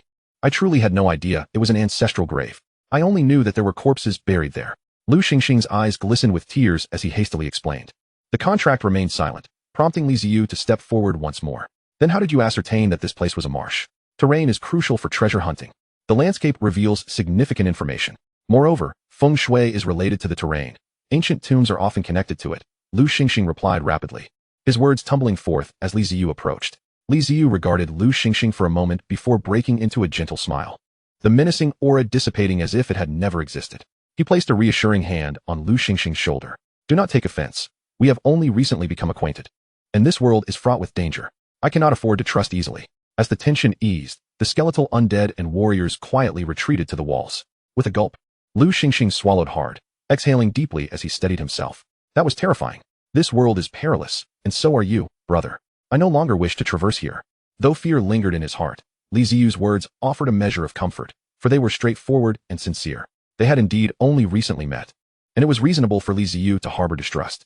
Were their roles reversed, Lu Xingxing would also hesitate to trust another solely based on a contract, even if it had lethal implications. Ziyu's actions were commendable, They indicated he did not intend to discard Lu Xingxing once he had outlived his usefulness. After the events of the night, Lu Xingxing had resolved to cling tightly to the formidable figure of the undead lord, vowing to remain his steadfast companion. The foreign realm is fraught with peril. Not only are there grotesque creatures, but the sight of those nightmarish lizard men alone is enough to instill dread. The scarcity of food is an intolerable reality he cannot accept. He vividly recalls the unsettling glances cast upon him by the two catfolk during the night, their sharp claws occasionally protruding, a seemingly diminutive threat that belied its danger. Were it not for his elder brother's timely provision of sustenance, he might have met his demise by dawn. Thus, the evolution of the mobile fortress pales in significance. What truly matters is to cling to the safety of companionship and avoid an untimely end. Survival is the pathway to a brighter tomorrow. The undead seem to harbor a peculiar penchant for excavating bones. Ever since the remains of the large-horned cattle began to surface in abundance, the undead have been exuberantly engaged, their claws flailing with enthusiasm. Through the window, Ziyu occasionally glimpses a limbless, undead creature chasing after a flying arm bone with unrestrained glee, truly a sight to behold. Some endearingly awkward undead even measure the excavated bones against themselves, as if contemplating a replacement. What has prompted this sudden vivacity? Could it be that these undead are akin to dogs, reveling joyfully in their bone-finding endeavors? Observing the scene below, reminiscent of a rambunctious playground, Ziyu's lips twitched in amusement. Yet, this exuberance is indeed a boon, as it has undoubtedly enhanced productivity. The efficiency has markedly improved, as some undead have grown weary of using their claws and have resorted to removing their companions' heads to utilize the skulls for digging. Remarkably, this method proves swifter than the use of claws, although they remain oblivious to the fact that their companion's soul flame is swirling within the eye sockets. Lu Xingxing, having regained his composure after an initial fright, is driven by curiosity to sidle up to Ziyu, peering down to witness the construction site-like scene below, erupting into laughter. He spots an undead creature, shielded by a bone shield, laboriously digging through the soil. Unable to contain his amusement, he shouts encouragingly to the creature, urging it to utilize its shield. The undead pauses at the sound of his voice, glancing up at the fortress, then at the bone shield on its arm, and finally at the pit it has dug. After a moment of contemplation, it brandishes the bone shield and plunges it into the earth. The edge of the shield acts like a spade, turning over a substantial clod of soil. The skeletal undead exclaims in silent triumph. The gateway to a new world has been unveiled. With renewed vigor, the undead wield their bone shields, digging with increasing enthusiasm. Observing this transformation, the surrounding undead, after a furtive glance, promptly discard their companion skulls in favor of bone shields, joining the excavation efforts. The use of bone shields for digging further amplifies efficiency, resulting in a bounty of bones being transported back to the fortress. Within a brief period, they have unearthed a dozen large-horned cattle skeletons, much to Ziyu's delight. Even if this handful of skeletons were the only reward of the night, it would be considered worthwhile, especially following the earlier encounter with the lizard men. However, the surprises do not cease. As the undead continue to excavate, the area of discovery expands, and more skeletons emerge from the depths. Ziyu is secretly astonished. How many creatures lie buried within this swamp? The expanse of the swamp is vast, and they are merely scratching the surface. There are countless more bones lying beneath. Lu Xingxing, upon hearing Ziyu's query, proudly responds, "Indeed, it's true." Beyond the surface skeletons of the large-horned cattle, a mere dig downwards reveals new skeletal remains. It's effortless. The bones beneath the swamp belong to various creatures, some even exuding a unique aura, indicative of not just ordinary beasts, but rather formidable predators or magical entities. This place can hardly be termed a mere burial ground. Referring to it as a necropolis would not be an exaggeration. To others, this location might hold little value, as they have no use for bones, but for Ziyu, this is a veritable treasure trove. Hunting? What need is there to pursue prey when excavating soil yields swifter and more substantial rewards? Who knows when he might next encounter such a place? This represents the ideal opportunity to expand his legion of undead, one that cannot be overlooked. Without hesitation, Ziyu decides to summon new skeletal undead from the freshly unearthed bones, crafting bone shields and instructing them to continue their excavation. The bones of the formidable beasts and magical creatures are not utilized for summoning skeletal undead. These special remains possess alternative purposes and are unsuitable for that use. The newly summoned skeletal undead join the excavation force, bringing back even more bones. This is truly exhilarating.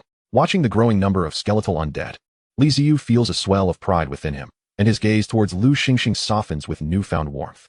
He claps Lu Xingxing on the shoulder. "Well done. You're doing remarkably well. Brother, you flatter me," Lu Xingxing replies, feigning surprise at the praise. "Let us not stop. Let us continue digging. We won't cease until the ground is fully excavated," Ziyu declares resolutely.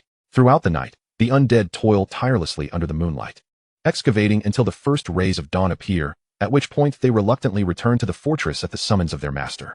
Resembling children forcibly dragged home by their parents after a day of play. Upon their return, the undead merge into the fortress walls, significantly thickening them. By the end of the night, Ziyu has amassed 1,000 skeletal undead, with hundreds of various bones piled in the warehouse.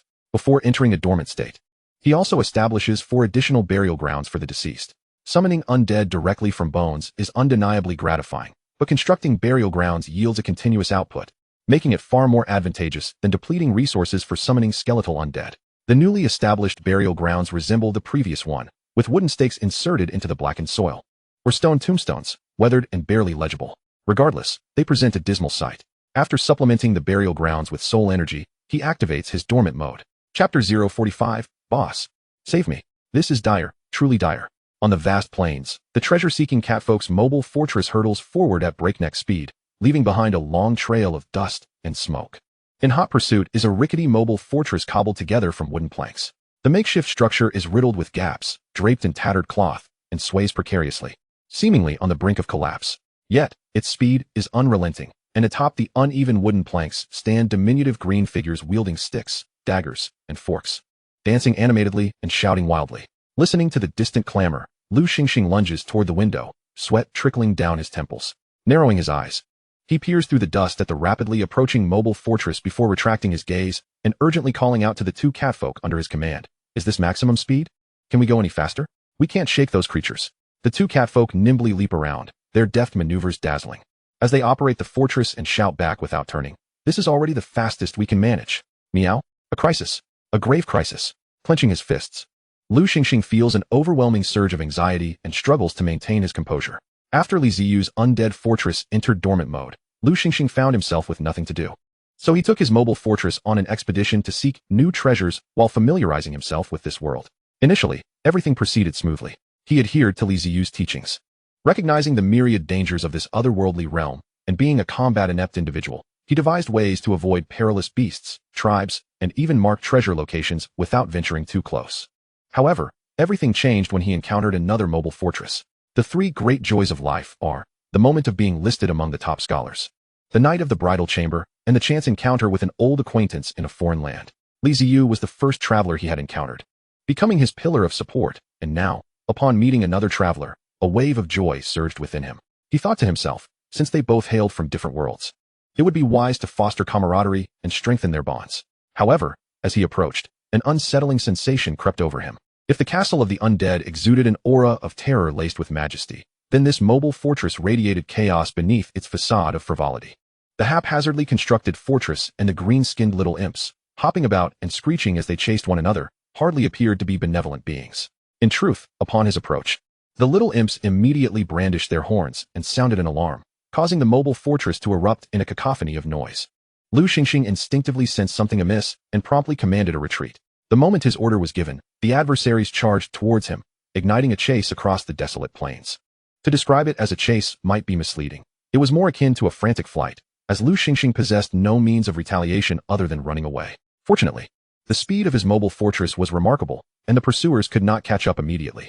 Yet, while they may have failed to close in on him, Lu Xingxing found himself unable to shake them off. This predicament was untenable. Lord, what shall we do? The catfolk inquired, his tone surprisingly devoid of fear, even tinged with excitement. The treasure-seeking catfolk were a curious race. As long as the threat was not direct confrontation, being pursued was rather exhilarating for them. Since they could neither fight back nor escape, they would have to resort to desperate measures. You force my hand. I need help. Let us head towards the castle of the undead. Led them there. Understood. The treasure-seeking catfolk exhibited excellent driving skills as the rapidly moving fortress executed a sharp turn, drifting with one side elevated. Upon landing, it sped towards the hidden location of the castle of the undead. The pursuing mobile fortress immediately altered its course, though the green-skinned little imps lacked the same finesse as the catfolk, with some nearly being flung off. The wooden planks of the fortress creaked under the strain but held together, continuing to pursue Lu Xingxing's mobile fortress. Help me, boss. The treasure-seeking star cried out. I'm being hunted. I'm going to die. Still groggy, Li Ziyu's eyelids fluttered, and he suddenly opened his eyes, confusion clouding his gaze as he struggled to comprehend the situation. Just then, the system screen illuminated before him, displaying an urgent message from Lu Xingxing. Lu Xingxing? Being hunted? Being hunted. The realization struck Li Ziyu, and his muddled mind cleared instantly as he sat up in bed. Private chat. Not wanting to take the driving test. What is going on? Who is chasing you? Treasure-seeking star. I don't know. Not wanting to take the driving test. What nonsense is that? You don't even know who is after you? What did you do? Did you disturb their ancestral graves? Treasure-seeking star. No. It has nothing to do with ancestral graves. It's a mobile fortress that is chasing me. Not wanting to take the driving test. Have you attracted the attention of another traveler? Treasure-seeking star. Boss, I didn't provoke anyone. I just got close. And they started chasing me. I've been running forever, and they still let up. Ziyu understood now. This foolish boy had foolishly approached someone he shouldn't have. A slight twitch of his lips accompanied a resigned sigh as he rubbed his forehead. It was indeed his fault, in his eagerness to warn him about the dangers posed by the indigenous creatures of this world. He had neglected to mention that travelers could be even more perilous. Not everyone understood the laws of the dark jungle, and many among this cohort of travelers had vanished for failing to adapt to the harsh realities of their new environment. Lu Xingxing was a newcomer. It was only natural he would be oblivious without guidance. As a newly arrived traveler, approaching other lords was akin to presenting a feast to a pack of wolves. It would be remiss of them not to take a bite. After some contemplation, Ziyu sent another message. Not wanting to take the driving test. What is the strength of your pursuers? How many warriors do they have, and what race are they? Treasure-seeking star. I see over 200 of them, but I don't know their strength. I wouldn't dare engage them. Boss, I only have 2 cats under my command, and they resemble goblins from cartoons. Resemble goblins? Ziyu scratched his head. He was indeed familiar with goblins. The quintessential low-tier adversaries in various anime and games, second only to slimes in their ranking as the weakest monsters. He had studied the data on goblins in this world. They were characterized by low combat prowess, minimal intelligence, and a lack of civilization, yet they were remarkably prolific in reproduction. The reason they hadn't been exterminated was their high breeding capacity. Not wanting to take the driving test. Describe their appearance. Treasure-seeking star. They're short, with green skin, long pointed ears, and they're quite nimble, always jumping around and screeching. Not wanting to take the driving test. What weapons do they wield? Treasure-seeking star. They have wooden sticks, knives, forks. All sorts of things, a hodgepodge really. Not wanting to take the driving test. My dear, this is a foreign realm. Don't hesitate. If they resemble goblins, then they are indeed goblins. Treasure-seeking star. What should I do? Not wanting to take the driving test. Where are you now? Treasure-seeking star. I'm heading your way. Not wanting to take the driving test. Then stop wasting time and come over. I'll find a way to assist you. Treasure-seeking star. All right, boss. Chapter 046. I've been duped. Lu Xingxing had at least signed a pact with him, and his treasure-seeking abilities were invaluable. He couldn't just stand by and watch this foolish boy meet his demise, could he? Moreover, goblins? As a lord of the undead, would I fear goblins? What a joke. I've got Lu Xingxing covered. If they dare challenge us, let them come. With over 1,000 skeletal undead at his command, Ziyu felt no fear. Previously, he had dared to confront lizard men with just a few hundred undead, and now, with over 1,000 skeletal undead. Even if he couldn't subdue the goblins, he could certainly inflict significant losses upon them. Glancing at the system's time display, it was just past 3 in the afternoon. He sighed. He disliked daytime battles as the combat effectiveness of the undead would diminish, and it would consume a great deal of soul power. He hoped the goblin fortress would not lead him to ruin. With a resigned sigh, Ziyu commanded, "Awaken all undead. Enter alert mode and prepare for battle." Thud. Whoosh. A large crossbow bolt, tethered by a long rope, shot forth from the goblin mobile fortress, soaring through the air before plummeting to the ground, only to be retrieved by the goblins with frantic screeches, reloaded, and aimed again. This was a tactic specifically designed to counter mobile fortresses. If struck by their harpoons, one would be ensnared, allowing the goblin fortress to quickly close the distance and force an assault. However, the 2 fortresses were rather far apart, and the goblins had launched a dozen shots already, with their bolts losing momentum midway. Even so, each time Lu Xingxing saw those hefty bolts flying towards him, he broke into a cold sweat. If one were to strike his 2-story building, it would surely leave a gaping hole. Run. Once I reach the boss, I'll be safe. He promised to assist me.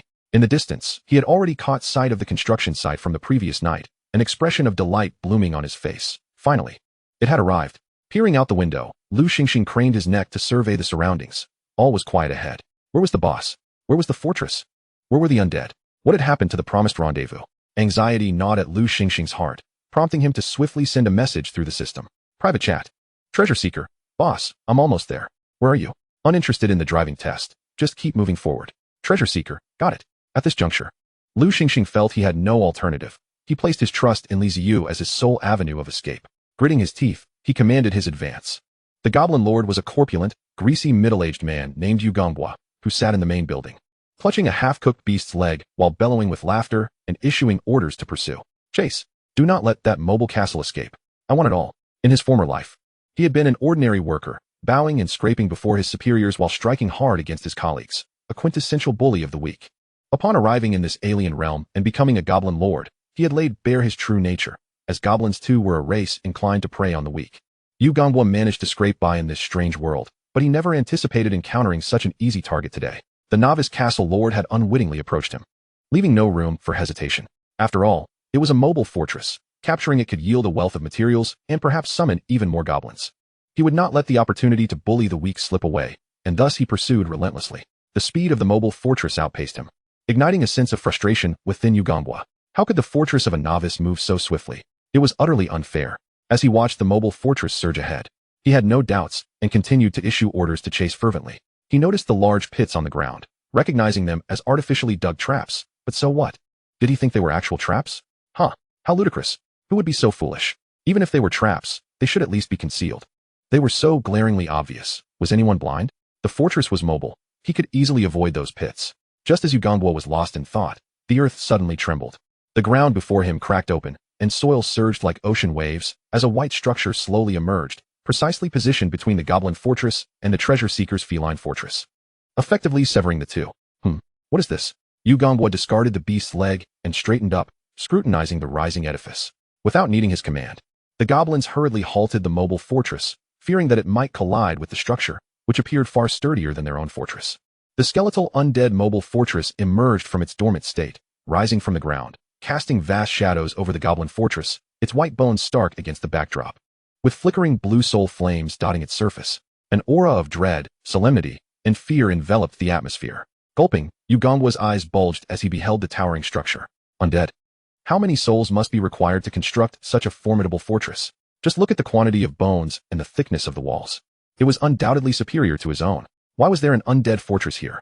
Could it be that this was the trap? Had they lured him here on purpose? The words fooled echoed in his mind. Ziyu stood at the window, gazing down at the goblin fortress, and indeed, he had not been mistaken. Those little green-skinned creatures were indeed goblins. A wicked smile crept across his lips as he gestured to command the attack. With but two simple words, the fortress sprang to life. The once quiet skeletal undead stirred, bearing their claws and weapons, charging toward the goblin fortress. Even more astonishingly, after detaching from the walls, they leapt down, as the two fortresses were in close proximity, making such a descent swifter and more convenient. Run for your lives, Uganwa shouted. Utterly panicked as he beheld the throngs of approaching undead, he delivered a sharp slap to the goblin beside him, rousing it from its stupor. The goblins too realized the gravity of the situation. They dared not engage the undead, for the terror lay buried within their very souls. In a frenzy, all the goblins activated the fortress, seeking to flee. Unfortunately, they were too close. The undead quickly surged upon the fortress. Quickly, don't let them breach our defenses. Fight them off. Turn around.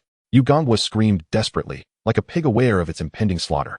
Though terrified, the goblins still grasped their weapons, shrieking as they faced the skeletal undead. Bullying Lu Xingxing and the two cats was one thing, but facing the undead was a different matter altogether. They were sorely outmatched, especially given their insufficient numbers. The clanging of weapons against the undead produced naught but hollow sounds. Their strikes were ineffective, while the undead's weapons met flesh with a gruesome spray of blood, eliciting anguished cries. Ziyu observed the chaos below, his expression devoid of emotion as he surveyed the tumultuous battle. This was the nature of the alien realm, humans devouring one another.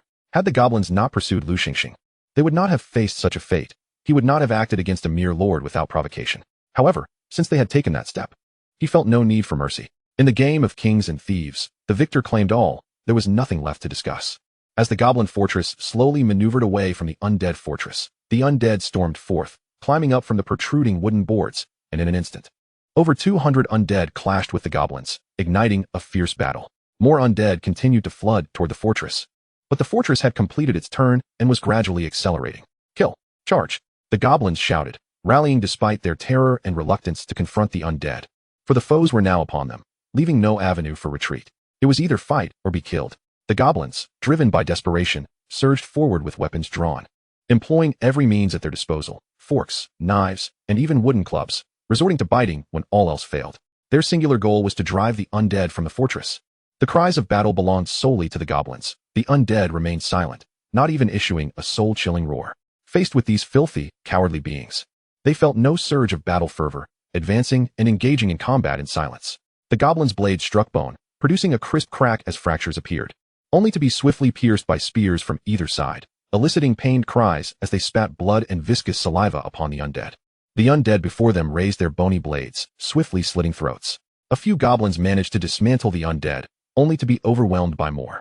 In their final moments, they beheld the disassembled undead reassembling, retrieving their own limbs and securing them back into place, twisting their skulls into position. They were not dead, their attempts were in vain. On the fortress, the undead gradually closed in, encroaching upon the goblin space while dragging away the bodies of the fallen goblins to discard them from the fortress. "Boss, aren't you going to pursue?" Lu Xingxing inquired as he joined Li Ziyu, watching the goblin fortress recede into the distance. Amidst the chaos, he merged his own fortress with the undead fortress, making his way into the main building of the undead. The goblin fortress had just chased him like a dog, and although Lu Xingxing had a good temperament, he was seething with anger at that moment. What was the meaning of this? I have done you no wrong. Yet you pursue me relentlessly without uttering a word. Is this what it means to be human? Li Ziyu cast a sidelong glance at Lu Xingxing, confirming that he was indeed a person prone to self-destruction. Since their acquaintance, Lu Xingxing seemed to have never ceased his reckless antics. He neither responded to Lu Xingxing nor commanded a pursuit of the goblin fortress. The sun had yet to set, and activating the undead fortress at this juncture would undoubtedly deplete soul energy. Merely to chase after the goblin fortress?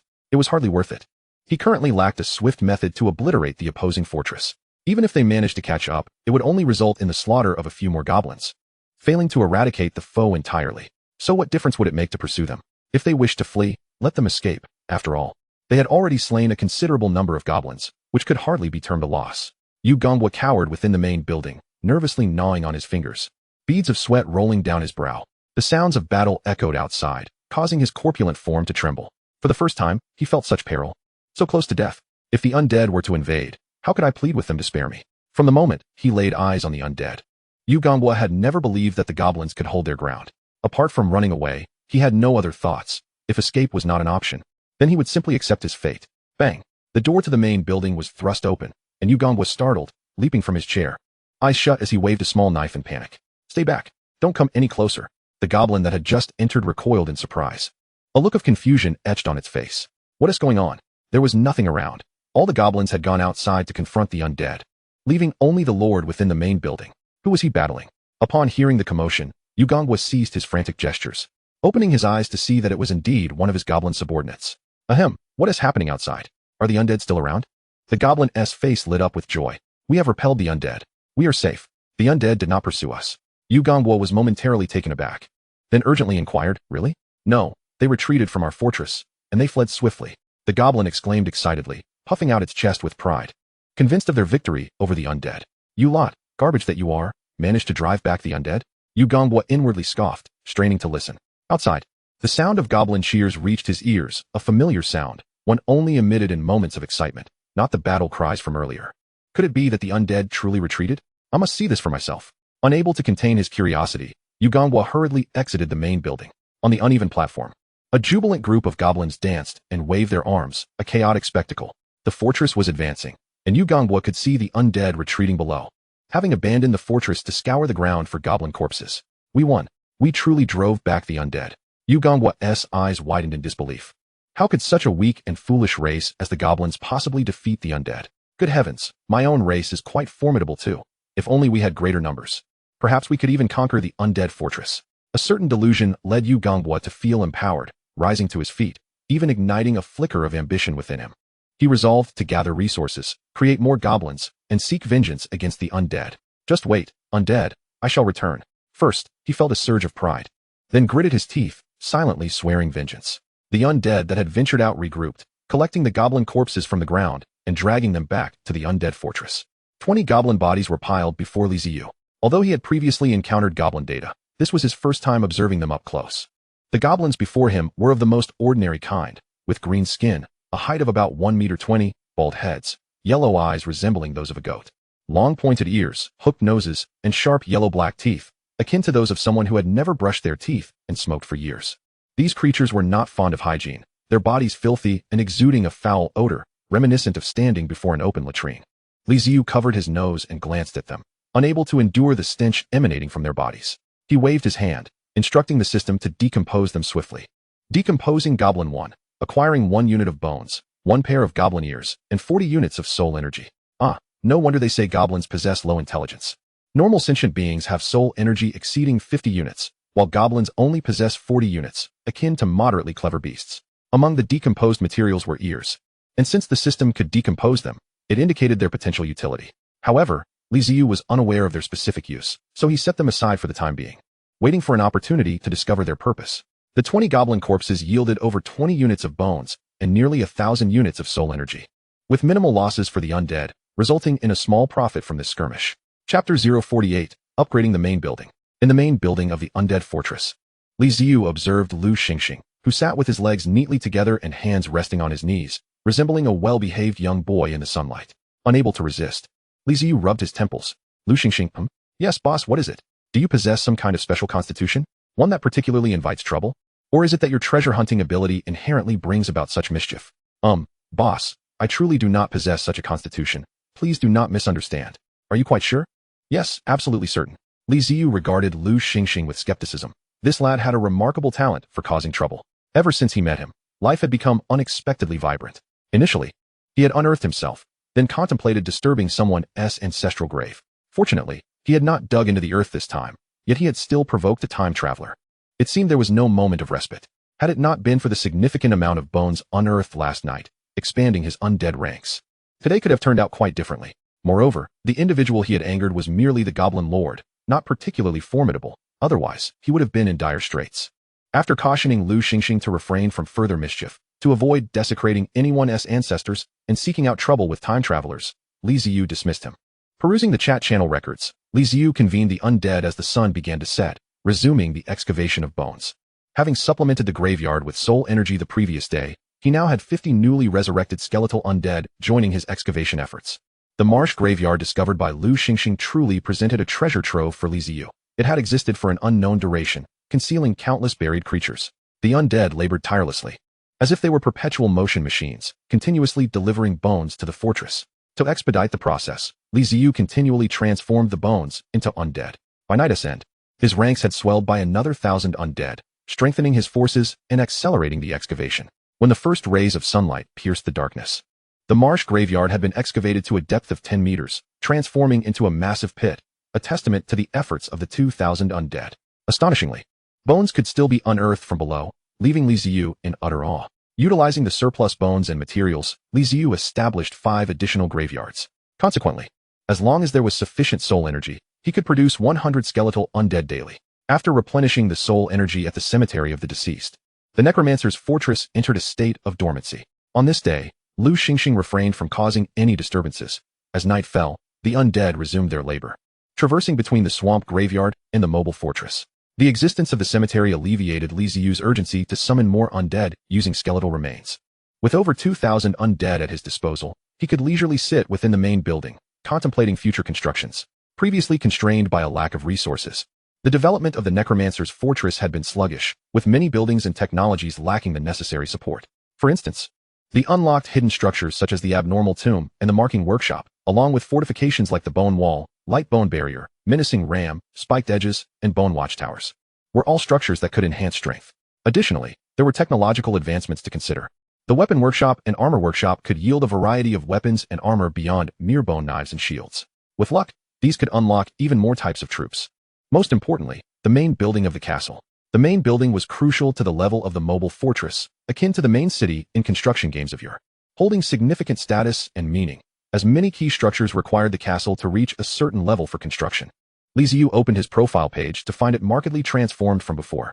Mobile fortress. Level 1, area, 100 units. Buildings, castle main building, fortress, weapon workshop, for units. Armor workshop, for units. Skeletal engine, 10 units. Warrior training camp, 20 units. Large bone wheels 4, small bone wheels 2, cemetery of the deceased 10, 1 unit 10. Race, undead skeleton class. Traits, skeletal architecture. Some buildings can transform into skeletal undead during battle. Dormant mode. The city can burrow underground. Speed 30 km/h at 100 km/h, skeletal engine. Though his constructions were few, they occupied 48 units of area. And a level 1 fortress could only provide 100 units of usable space. Thus, upgrading the fortress became imperative. Previously, due to resource scarcity, Ziyu had hesitated to check the requirements for upgrading the fortress, but now, armed with confidence from mastering the swamp graveyard, he dared to look. Requirements for upgrading the castle main building: 1,000 units of skeletal remains, 5,000 units of soul energy. Taking a deep breath, Li Ziyu expressed gratitude for the offerings from the swamp graveyard and the lizardman warriors. Without them, he wondered how long he would have to wait for an opportunity to upgrade the main building. Well then, no need to ponder other constructions. The main building required the most resources and had to be upgraded. Upgrading sooner rather than later was wise. With ample resources at hand, Li Ziyu issued the command to the system for the upgrade. Beneath the moonlight of the wasteland, the necromancer's fortress began to tremble as if awakening from slumber. Every bone possessed a newfound consciousness, rearranging and recombining. The undead laboring in the swamp graveyard halted their tasks, turning their heads towards the fortress. Feeling the call and the surge of power, excitement bubbling within their soul flames. Amidst the rumbling tremors, Lu Xingxing, half awake, suddenly jolted awake. Rushing out from the main building to gaze at the direction of the fortress, his mouth agape in astonishment. Within the main building, the supporting framework thickened and expanded upwards, with more bones adhering to it, enveloping and layering the structure, becoming more imposing. The height of the main building, which had once stood at a mere 10 meters, surged to over 30 meters before ceasing its ascent. A chilling, majestic, and fearsome aura radiated from the main building, enveloping the surroundings, causing wild animals nearby to flee. Even the insects ceased their chirping. Those that fled too slowly were terrified to death. Platforms surrounding the main building began to expand, layers of bone panels extending outward, becoming increasingly spacious. Congratulations, Castle Lord. Your castle main building has been upgraded to level 2. Only when the system notification echoed in Li Ziyu's mind did the tumult within the fortress come to a halt. He excitedly opened the notification. Level 2 castle main building. Area increased to 300 units. Base speed enhanced to 50 km/h. A simple statement. Yet Li Ziyu understood that the recent commotion signified far more than what was conveyed in the system's description. Lu Xingxing hurriedly rushed inside, a look of panic on his face. Why aren't you sleeping properly? What brings you here? Li Ziyu inquired with a smile, buoyed by the fortress upgrade. Your fortress has suddenly grown larger. Lu Xingxing exclaimed, gesturing with outstretched arms. Calm down, it's merely an upgrade. Li Ziyu replied, sporting a composed smile, secretly reveling in his success. Chapter 049, Request for Communication. Beneath the cloudless, crystalline night sky, stars twinkled like scattered gems, and the bright moon hung high. A minotaur dashed back to the tribe, expelling white smoke from its nostrils. Chieftain, the corrupted minotaurs are attacking. In a world devoid of many leisure activities, most had turned in early, and the sudden shout in the dead of night roused every minotaur in the taboo tribe. Moo, neglecting to don his garments, rushed out in a frenzy, seizing the messenger minotaur. Minotaurs emerged from their thatched homes, brandishing torches and gathering around. What did you see? Moo asked the messenger with a serious demeanor. After experiencing the assault of the corrupted minotaurs, he felt the days of peace had come to an end. Though reluctant to abandon his homeland, he had arranged for vigilance. It seemed the worst had come to pass. The corrupted minotaurs are charging towards us. There are over 100 of them. The messenger minotaur exclaimed breathlessly, conveying the urgency to Moo. If we run now, there's still a chance. If we hesitate, it will be too late. The gathered minotaurs erupted into chaos, murmuring among themselves. Fear etched on their faces. Some recalled the last encounter where only a dozen corrupted minotaurs had nearly overwhelmed them. Had it not been for the sudden appearance of the undead, the outcome might have been dire. Now, with over 100 approaching, their meager population of less than 100 could hardly withstand such an onslaught. A battle could very well lead to their annihilation. Chieftain, we should flee. We cannot hold our ground. No, this land was bequeathed by our ancestors. We cannot relinquish it to those traitorous fiends. Moo, you must decide quickly. It will be too late if you delay. Minotaurs crowded around Moo, their voices overlapping, causing him to feel increasingly vexed. He forcefully separated them, saying nothing as he strode towards his thatched home. The tribe members, puzzled by his actions, watched his retreating figure in confusion. Moo had anticipated this day and had his own plans. He had a friend whose counsel he wished to seek. If the friend could not assist him, then he would lead his tribe to escape. Though losing their ancestral land would be painful, the tribe remained, and the wilderness was vast enough to find refuge. Upon returning to his thatched home, he unearthed a skull carefully wrapped in burlap, a token left by his friend. The decision to abandon or defend their homeland hinged upon this very skull. With unwavering resolve, Moo infused his soul energy into the skull, igniting flames within it that emitted vibrations imperceptible to others. Upgrading the fortress to level 2 filled Li Ziyu with elation, and he was about to boast to Lu Xingxing when the system suddenly chimed with a prompt. Request for dialogue link. What does it mean to request a dialogue link? Li Ziyu was taken aback, scratching his head in confusion, having never encountered such a situation before. After a moment of contemplation, curiosity prompted him to agree to the dialogue link. Hello, Lord of the Undead, is that you? Can you hear me? A voice, earnest yet tinged with uncertainty and urgency, rang in Li Ziyu's ears, striking a familiar chord. Wait, isn't that Moo's voice, the Minotaur? Yes, indeed. It was Moo's voice, his first indigenous friend from another realm. Realization dawned upon Ziyu after defeating the corrupted Minotaur.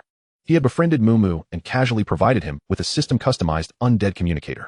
Mumu must be reaching out through that very skull. Mumu, my friend, I can hear you.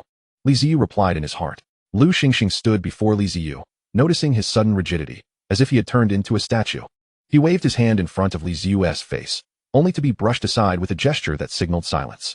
Assuming something was amiss, Lu Xingxing promptly complied, standing quietly to avoid disturbing Ziyu. By our ancestors, it truly works. Mumu's voice brimmed with excitement. My friend, with your soul energy. Our conversation may not last long. If there is something to discuss, please speak swiftly. Ziyu kindly reminded his friend. All right, to keep it brief. The corrupted minotaurs are coming. Huh, and then? After a moment of silence, Ziyu blinked, his lips twitching slightly. No, I meant to keep it brief. Not to speak halfway. How can anyone endure this? It's driving me to distraction. Lord of the Undead, are you still there? Mumu, not hearing Ziyu's response, inquired anxiously. Have they already begun their attack? How many are there? Ziyu inhaled deeply, suppressing his rising frustration, and gritted his teeth as he posed the question. There are over 100 corrupted minotaurs on their way to our taboo tribe, Mumu hurriedly replied. So, what are you implying by reaching out to me? Ziyu pressed on. Can you help us? As a friend, Mumu's voice was laced with trepidation. Ziyu fell into silence. Should he assist the indigenous minotaurs? After a mere second of contemplation, he sent a message. All right, wait for me. The term friend consists of only 2 characters, yet it carries immense weight. When a friend is in distress, how can one not extend a helping hand? Though their acquaintance was brief, they were still friends. Ziyu smiled broadly, glancing at the bustling construction site outside, a stark contrast to the past. The number of corrupted minotaurs had increased, yet his legion of undead had also grown. All undead, heed my command. Return to the fortress and prepare for battle. Severing the connection, Ziyu issued the order, and all undead abandoned their tasks, hastening back to the fortress. Lu Xingxing turned, casting a puzzled gaze at Ziyu. Boss, what is going on? With a smile on his face, Ziyu directed the mobile fortress to accelerate while replying. A friend is in trouble. I must go save him. Go save him. Lu Xingxing paused for a moment, then immediately dashed off to inform his feline subordinates to cooperate fully, even if it might be futile. He hoped to follow a leader who valued loyalty. No one wished to follow a cold, unfeeling, selfish individual. Cherishing friendships was a commendable trait, at least proving he cared for his own people. That was sufficient. The undead fortress turned, reaching its maximum speed with a series of clicks, heading toward the taboo tribe. Upon receiving Ziyu's response, Mumu set down the skull, rising unsteadily as if recovering from a sudden bout of oxygen deprivation, though he knew it was merely the result of depleting his soul energy. After a brief respite, he exited the thatched hut and surveyed his kin. The tribe members looked at him with concern. They were unaware of what Mumu had been doing inside the hut. Yet they could see the pallor of their chieftain's face. My tribesmen, the people of the taboo tribe, we shall not flee. We will stand our ground on this ancestral land. We will confront those traitors and, with our totemic pillars, proclaim that the power of our ancestors endures. We still exist. We are minotaurs. The massive totemic pillar crashed heavily onto the ground, producing a resounding thud. Mumu's words ignited the fervor of the young minotaurs in the tribe, their gazes gradually firming as they clenched their fists. Chieftain, we wish to defend, but can we truly hold our ground? Yes, Chieftain, their numbers are overwhelming. While the young minotaurs were filled with zeal, eager to confront the corrupted minotaurs, the older minotaurs held a different perspective. They believed Mumu was making a grave mistake. The ancestral land was indeed significant, but the safety of the tribe was paramount. His actions seemed to lead their kin to certain death. With only around 100 of them standing against over 100 corrupted minotaurs, it was akin to throwing eggs at a stone, an exercise in futility. They were not afraid of death, but they could not allow their entire tribe to be annihilated. The older minotaurs could remain to hold off the enemy. But at the very least, the young minotaurs and children should be sent to safety. We will stay and let the children leave. No, we will not retreat. We will fight alongside the chieftain. Yes, together we shall fight. You will die? The minotaurs erupted into a cacophony of voices. The elder minotaurs attempting to persuade the impassioned youth, but to little effect. After all, stubbornness was in the minotaurs' nature. Once they made a decision, no amount of persuasion would sway them. Mumu could no longer bear to witness the chaos. The totemic pillar struck the ground once more, the dull sound silencing the dispute among his kin. Listen to me, we are not alone in this fight. We have allies, reinforcements, and we can hold our ground. An elder minotaur, leaning on a wooden staff, trembled as he stepped forward from the crowd. Chieftain, please be honest with us. Where are these reinforcements? Who are they? The undead, the very ones who fought alongside us last time. They are our reinforcements, Mumu revealed. Upon hearing that the reinforcements were undead, the surrounding minotaurs fell silent. Having expected assistance from other minotaur tribes, not the undead, anxiety surged within them. Indeed, the last time the undead had not attacked them nor slaughtered indiscriminately as the legend suggested, but that did not imply their benevolence. Why would the chieftain trust those beings? Our time is limited. I have already spoken with the Lord of the Undead, and he has promised to aid us. Chieftain, even with the Undead's assistance, we may still struggle against so many foes. Having allies was a boon, yet whether those allies could contend with the corrupted minotaurs was an entirely different matter. Last time, there had only been a dozen or so corrupted minotaurs, but this time there were over 100. They truly harbored doubts about whether the Undead could withstand such a force. Beep beep beep. As Moo yearned to utter more, a resounding horn echoed from outside the tribe, heralding the arrival of the corrupted Tauren amidst their clamor. The countenance of the Tauren within the tribe shifted dramatically. The time for deliberation, whether to fight or flee, had vanished, leaving them no choice but to defend. Seize your weapons and follow me, Moo urged, hoisting the totemic pillar. Rallying the Tauren. One by one, both the young and the robust grasped their own totemic pillars, trailing in his wake as they advanced toward the tribe's outskirts. Under the moonlight, a cohort of dark-skinned Tauren emerged beyond the tribal confines, their eyes aglow with a fierce and frenzied wrath. They did not come to slaughter. They came for vengeance. Without further ado, the corrupted Tauren launched their assault on the tribe.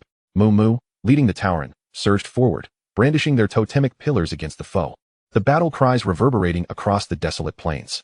Though outnumbered and outmatched in strength, they fought like cornered beasts, with no path of retreat, battling for their lives. They managed to momentarily stave off the advance of the corrupted Tauren, yet all were acutely aware that such resistance was but fleeting once their stamina waned. The end would inevitably follow. The Tauren shall never be enslaved. For the glory of our ancestors, roared the battle cries as the totemic pillars crashed down with thunderous force. The Tauren of the Taboo tribe, their eyes ablaze, valiantly resisted the onslaught of the corrupted Tauren. Moo shouted encouragement, relentlessly pressing the attack. Yet the corner of his eye remained vigilant to the unfolding situation. The tide was turning. The strength of his kin began to wane. Faced with the relentless assault of the corrupted Tauren, they were merely enduring. The Undead still had not manifested. He dared not betray his urgency. Wielding his totemic pillar time and again to repel the advancing foes. As the pillar served as the backbone of the tribe, his steadfastness kindled hope within his brethren. As long as he stood resolute, they would cling to hope. As the onslaught intensified, more of his kin succumbed, and Moo felt his heart clench. These were his friends, his brothers, his elders, falling one by one. The totemic pillar grew heavier in his grasp, each swing demanding greater exertion. His breath grew labored, white vapor escaping his nostrils. As the chieftain, he stood at the forefront, braving the fiercest of enemy charges, yet even he was nearing exhaustion. Should the Undead fail to arrive soon, they would indeed perish here. Even at this moment, Moo never doubted whether Ziyu was toying with him. Nor did he regret leading his kin against the corrupted Tauren. Just as he struck down another corrupted Tauren with a mighty blow, a sudden gasp erupted from his tribesmen. What is that? The once chaotic battlefield fell eerily silent, all gazes drawn to the horizon, where dust billowed and a cacophony arose, reminiscent of a storm sweeping across the desert. Amidst the swirling dust, a towering white fortress gradually came into view, constructed of countless bones, both eerie and solemnly grand. Flames of souls ignited, as the Undead brandished their weapons, unleashing ethereal roars. Reinforcements. The Undead. We are saved. Charge forth. The Tauren had never before felt the Undead to be so endearing. Their blood surged anew, gritting their teeth, mustering their remaining strength to charge at the corrupted Tauren. Ziyu stood atop the main building, surveying the battlefield. A sinister smile creeping across his lips. He raised his hand, pointing toward the fray. All forces, advance. A vast surge of soul energy flowed into the skeletal engines, the flames of souls burning with renewed vigor. The mouths of the grotesque skeletal heads opened in silent fury, propelling the towering fortress with terrifying momentum toward the corrupted Tauren. Faced with the rapid approach of a 30-meter-high moving fortress, even the most foolish of the corrupted Tauren dared not confront it head-on. They scrambled to evade, granting the fortress passage as it crashed into their ranks. The Undead leapt from the fortress like dumplings, weapons brandished, lunging at the corrupted Tauren. The combat prowess of the skeletal Undead was far inferior to that of the corrupted Tauren. Even the Tauren could easily topple them. Yet, the sheer numbers were overwhelming. Over 2,000 skeletal Undead confronted a mere 100 corrupted Tauren. What did it matter if their strengths were disparate? A dozen Undead surrounded a single corrupted Tauren, entirely forsaking defense, unleashing a barrage of attacks. In a fit of rage, the corrupted Tauren roared, scattering several Undead, yet ultimately fell to the ground as a lifeless body. Chapter 051, Blood Boiling. The arrival of reinforcements ignited hope within the Taboo tribe's Tauren, a resurgence of their inner strength. Though each bore wounds, they tightened their grips on their totemic pillars and charged toward the corrupted Tauren, only to swiftly realize their combat prowess was no longer necessary. The numbers of the Undead far exceeded their prior encounter, overwhelming the enemy. From the moment they appeared, they relentlessly pounded the corrupted Tauren, their assistance merely embellishing the victory, hastening the enemy's demise. Confronted with an overwhelming tide of undead, the corrupted Tauren could no longer hold firm. Under the influence of the undead, their innate fears festered, courage waning, and thoughts of retreat began to surface. They wished to flee, yet the undead had no intention of letting them escape, charging forth with reckless abandon. This was the essence of the undead race. This was the rightful way for the undead to engage in battle. Ziyu, looking down upon the battlefield, gripped a bone dagger, feeling an inexplicable surge of fervor. Instinctively, he took a step forward, feigning a lunge toward a corrupted Tauren, intent on leaping into the fray. Lu Xingxing, noticing the change in his demeanor, rushed forward to embrace his waist, panic etched across his face. Boss, what are you doing? Don't be impulsive. Let go of me. I want to fight alongside them. Calm down. Boss, you are human, not undead. Victory is assured. There is no need. Lu Xingxing sensed Li Ziyu's erratic behavior, akin to a drunken man yearning to heroically battle a tiger at Jingyang Ridge, while he was merely a novice, not the legendary Wu Song. As Li Ziyu pulled Lu Xingxing forward, the latter dug his feet into the ground, nearly sitting down in a desperate attempt to halt Li Ziyu's reckless advance. After nearly a minute, Lu Xingxing felt Li Ziyu's struggles diminish. Let go. I won T. Boss, you must remain calm. Even if you want to jump down. You can't leap. It's too high, you'll be done for. Alright, I understand now. Let go. I won T jump. A clarity returned to his words. Lifting his head, Lu Xingxing's gaze met Li Ziyu's, discovering that those eyes had regained their lucidity, devoid of the earlier fervor. Hesitantly, he released his hold. Yet his arms remained poised around Li Ziyu's waist, ready to catch him should he falter. As the grip around his waist loosened, Li Ziyu took a deep breath. Fully regaining his composure, though a slight furrow remained on his brow. Why had he been so impulsive? This question perplexed not only Lu Xingxing, but also Li Ziyu himself. Initially, he had been a jovial observer. Suddenly, a surge of fervor had overwhelmed him, urging him to join the fray, or perhaps to seek death. In that moment, his thoughts were consumed by the allure of death, the tranquility, the peace, the serenity, the pursuit of its traces. Gazing down at his hands, he slowly clenched his fists, feeling the power coursing through him, causing the furrow in his brow to deepen. Death worship? I, the Lord of the Undead, devoted to the worship of death. Find it rather acceptable, do I not? Yet, at the core, I remain human, untransformed into a being of the dead. What, then, has prompted such thoughts to arise within me? Wiping my face, a conjecture dawned upon me. Perhaps it is due to the influence of my kind, the undead, who are subtly swaying my psyche. Humans are inherently social creatures, molded by their environment, which can profoundly affect one's mental state and worldview. To dwell amidst a congregation that venerates death inevitably cultivates a dependency and reverence for it, a transformation that occurs imperceptibly. Were it not for Lu Xingxing's presence beside me, I might have succumbed to such impulses, a near miss indeed. This notion must be expelled. I cannot afford to meet my demise before my journey even begins. What a farce that would be. Fair-skinned, beautiful, long-legged, with fox, serpent, and rabbit women. At least I am no longer contemplating offering my head as a tribute to the winds. The primal instincts of desire and survival ring true. The ancestors do not deceive. The fervor that accompanies the urge towards death has, for the moment, been quelled by the distractions of more innocent thoughts. As the battle unfolded, the undead legion gradually encircled the corrupted minotaurs, compressing their formation inward. Though the corrupted minotaurs fought valiantly, seeking an escape, it was evident to all that fleeing the undead's grasp was nearly impossible. The last of the corrupted minotaurs, in a desperate act of self-destruction, fell to the ground. His life extinguished, marking the end of the skirmish with the complete annihilation of their kind. Li Ziyu did not immediately emerge from the fortress. Instead, he turned his gaze towards the distance, where the undead had reported sensing a lingering presence of life that had yet to approach. The undead perceive the world through soulfire. They can sense the existence of life, yet cannot discern its activities. According to their reports, Li Ziyu sensed the presence of a voyeur, the identity of whom remained a mystery. Could it be a figure behind the corrupted minotaurs? After a brief wait, the undead returned with news that the presence had departed. Only then did Li Ziyu step out of the fortress to meet the minotaurs of the Taboo tribe.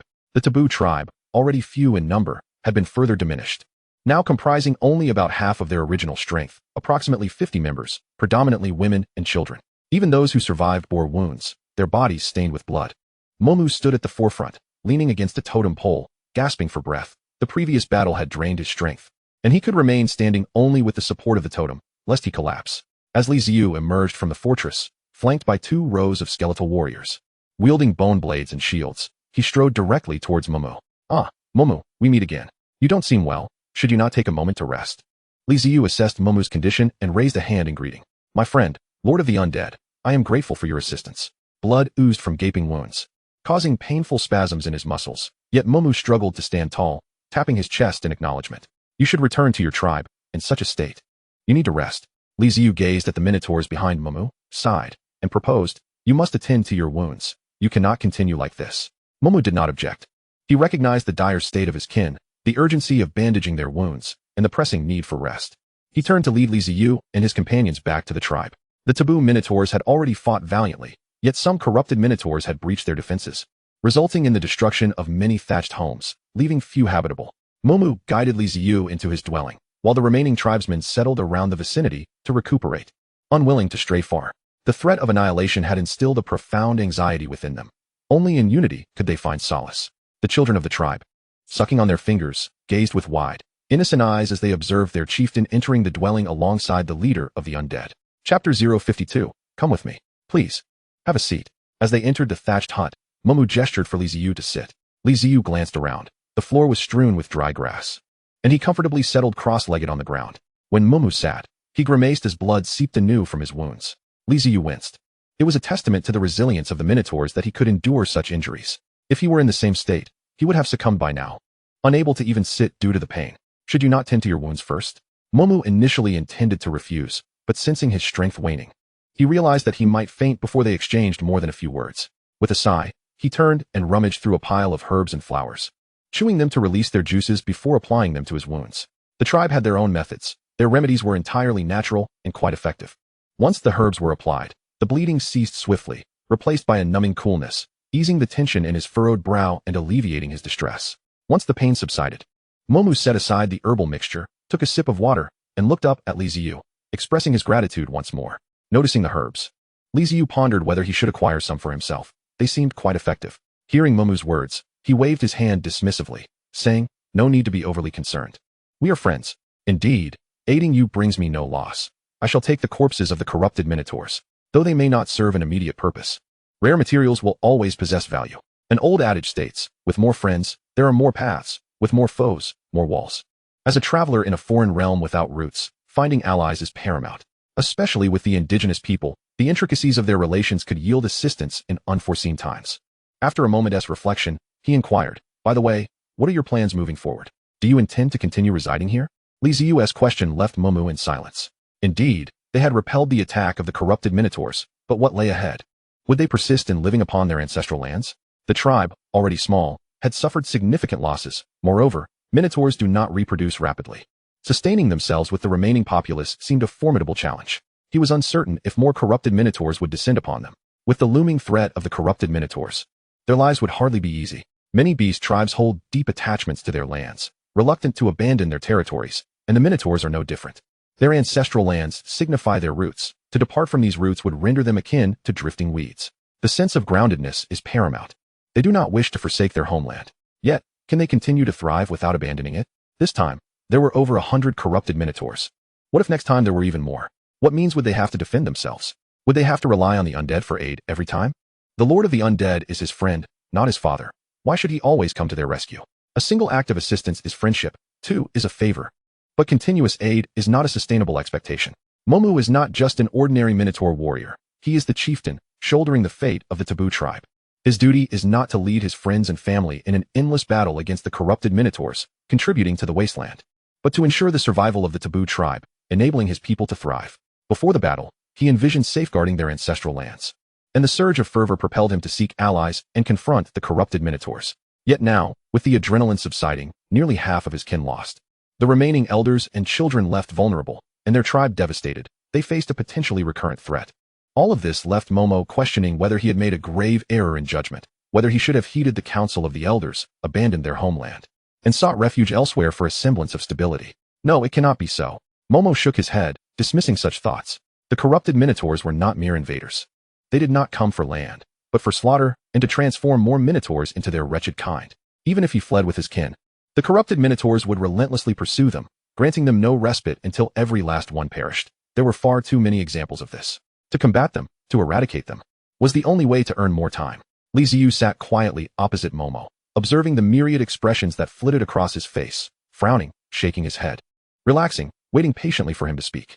After a prolonged silence, he finally ventured, "I have a suggestion, though I do not know if you are inclined to hear it." "Pray, speak, my friend," Momo replied, lifting his gaze. "Come with me, bring your remaining kin, and join me," Li Ziyu said softly.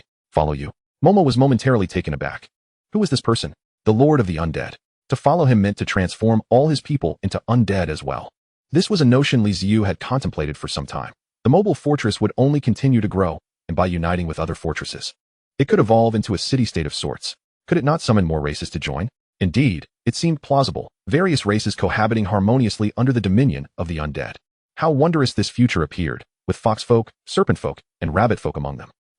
It was not lustful desire, but rather the fairness of the undead that drew him. Yes, fairness. It had nothing to do with the beauties of various races. It was the promise of a harmonious, equitable, and loving world that the undead could forge. Truly, that was the crux of it. To claim the undead were fair, surely few would oppose, for what each sought was fundamentally different. Most races pursued power, wealth, and women, all trifles to the undead, who cared not for food or shelter. In a sense, these skeletal beings could be deemed as selfless sages. The strife over fame and fortune was but a fleeting spectacle in the eyes of the undead. They could become dispassionate judges, fearless arbiters, and formidable conquerors. Protectors unbound by the chains of life and death.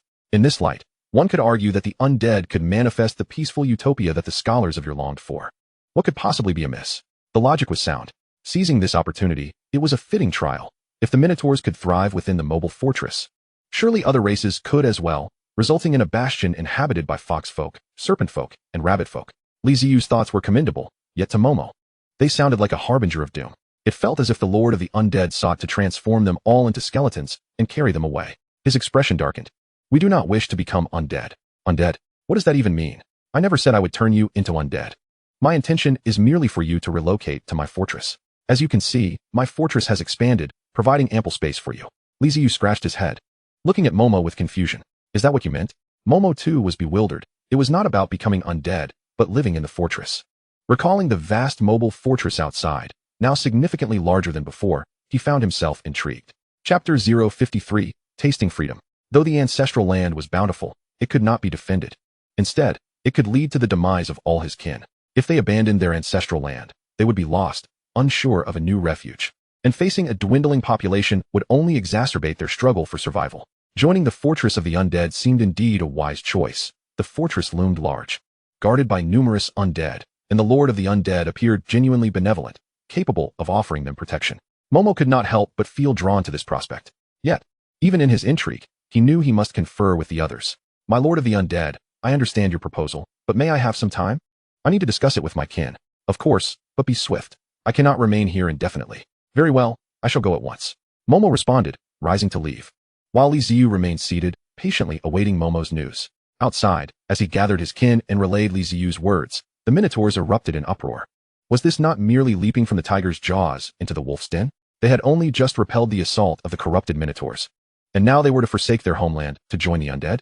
What was the purpose of their struggle against the corrupted Minotaurs? Though Ziyu and the undead had extended a helping hand to the Minotaurs, in their hearts, the undead remained the terrifying race of legend, a forbidden realm. Scarcely better than the corrupted Minotaurs. What fate awaited them in cohabitation with the undead? As the tribe members voiced their vehement opposition, Momo found himself in a quandary when suddenly, a young Minotaur child parted the crowd and approached him, gazing up earnestly. I support you. At the child's words, an eerie silence fell over the crowd of Minotaurs, their faces reflecting astonishment as they exchanged glances, then turned their attention to the child and Momo. Tashling, do you perceive this as an opportunity?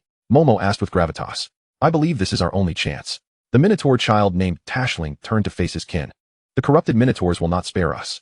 As long as we remain here, they will attack again. Can we withstand them? Rather than abandon our ancestral land and be hunted, it is better to join the undead. Tashling, are you serious? An elder Minotaur asked, leaning on his staff in disbelief. Yes, I am serious, Tashling affirmed with a nod. The Minotaurs exchanged glances and lowered their heads, submitting to Tashling's resolve. Momo placed a hand on Tashling's shoulder, addressing the tribe. If that is the case, then we shall join the undead. Tashling was the most unique of the Tab tribe's Minotaurs. He was not a child of the tribe, but rather a foundling, sent to the Tab tribe by his father, who had ties to them, after suffering misfortune. Thus, Tashling grew up as an orphan, raised by the village. From a young age, he exhibited extraordinary talent, possessing potent bloodline energy, inheriting the abilities of his father's Thunderbolt clan, as well as those of his mother's shaman lineage. He was early on designated as the next chieftain, and due to his shamanic abilities, he held great esteem among his kin, even surpassing Momo in influence. Since Tashling asserted that joining the undead was superior to clinging to their ancestral land, the tribe was willing to believe him. After all, Tashling might very well become a shaman in the future.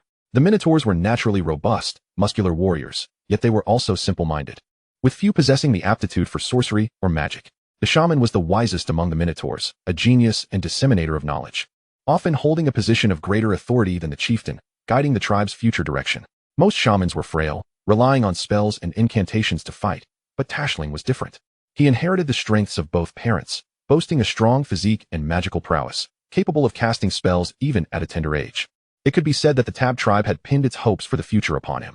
Tashling turned to Momo, suddenly declaring, "I wish to accompany you to meet the Lord of the Undead." "That is out of the question. You cannot meet the Lord of the Undead. It is far too perilous." Before Mumu could utter a word, the elder interjected, obstructing the discussion. While they could agree with Tasting, allowing him to venture into such treacherous territory was simply unacceptable. Mumu found himself in a quandary. He was not particularly keen on Tasting meeting Liu, despite their friendship and Liu's previous assistance on 2 occasions. However, their bond did not extend to the point of risking the tribe's hopes. He could perish. But Tasting must remain unharmed. In the face of the elder's objections, Tasting raised his hand to halt further discourse. "Humanity is driven by leverage.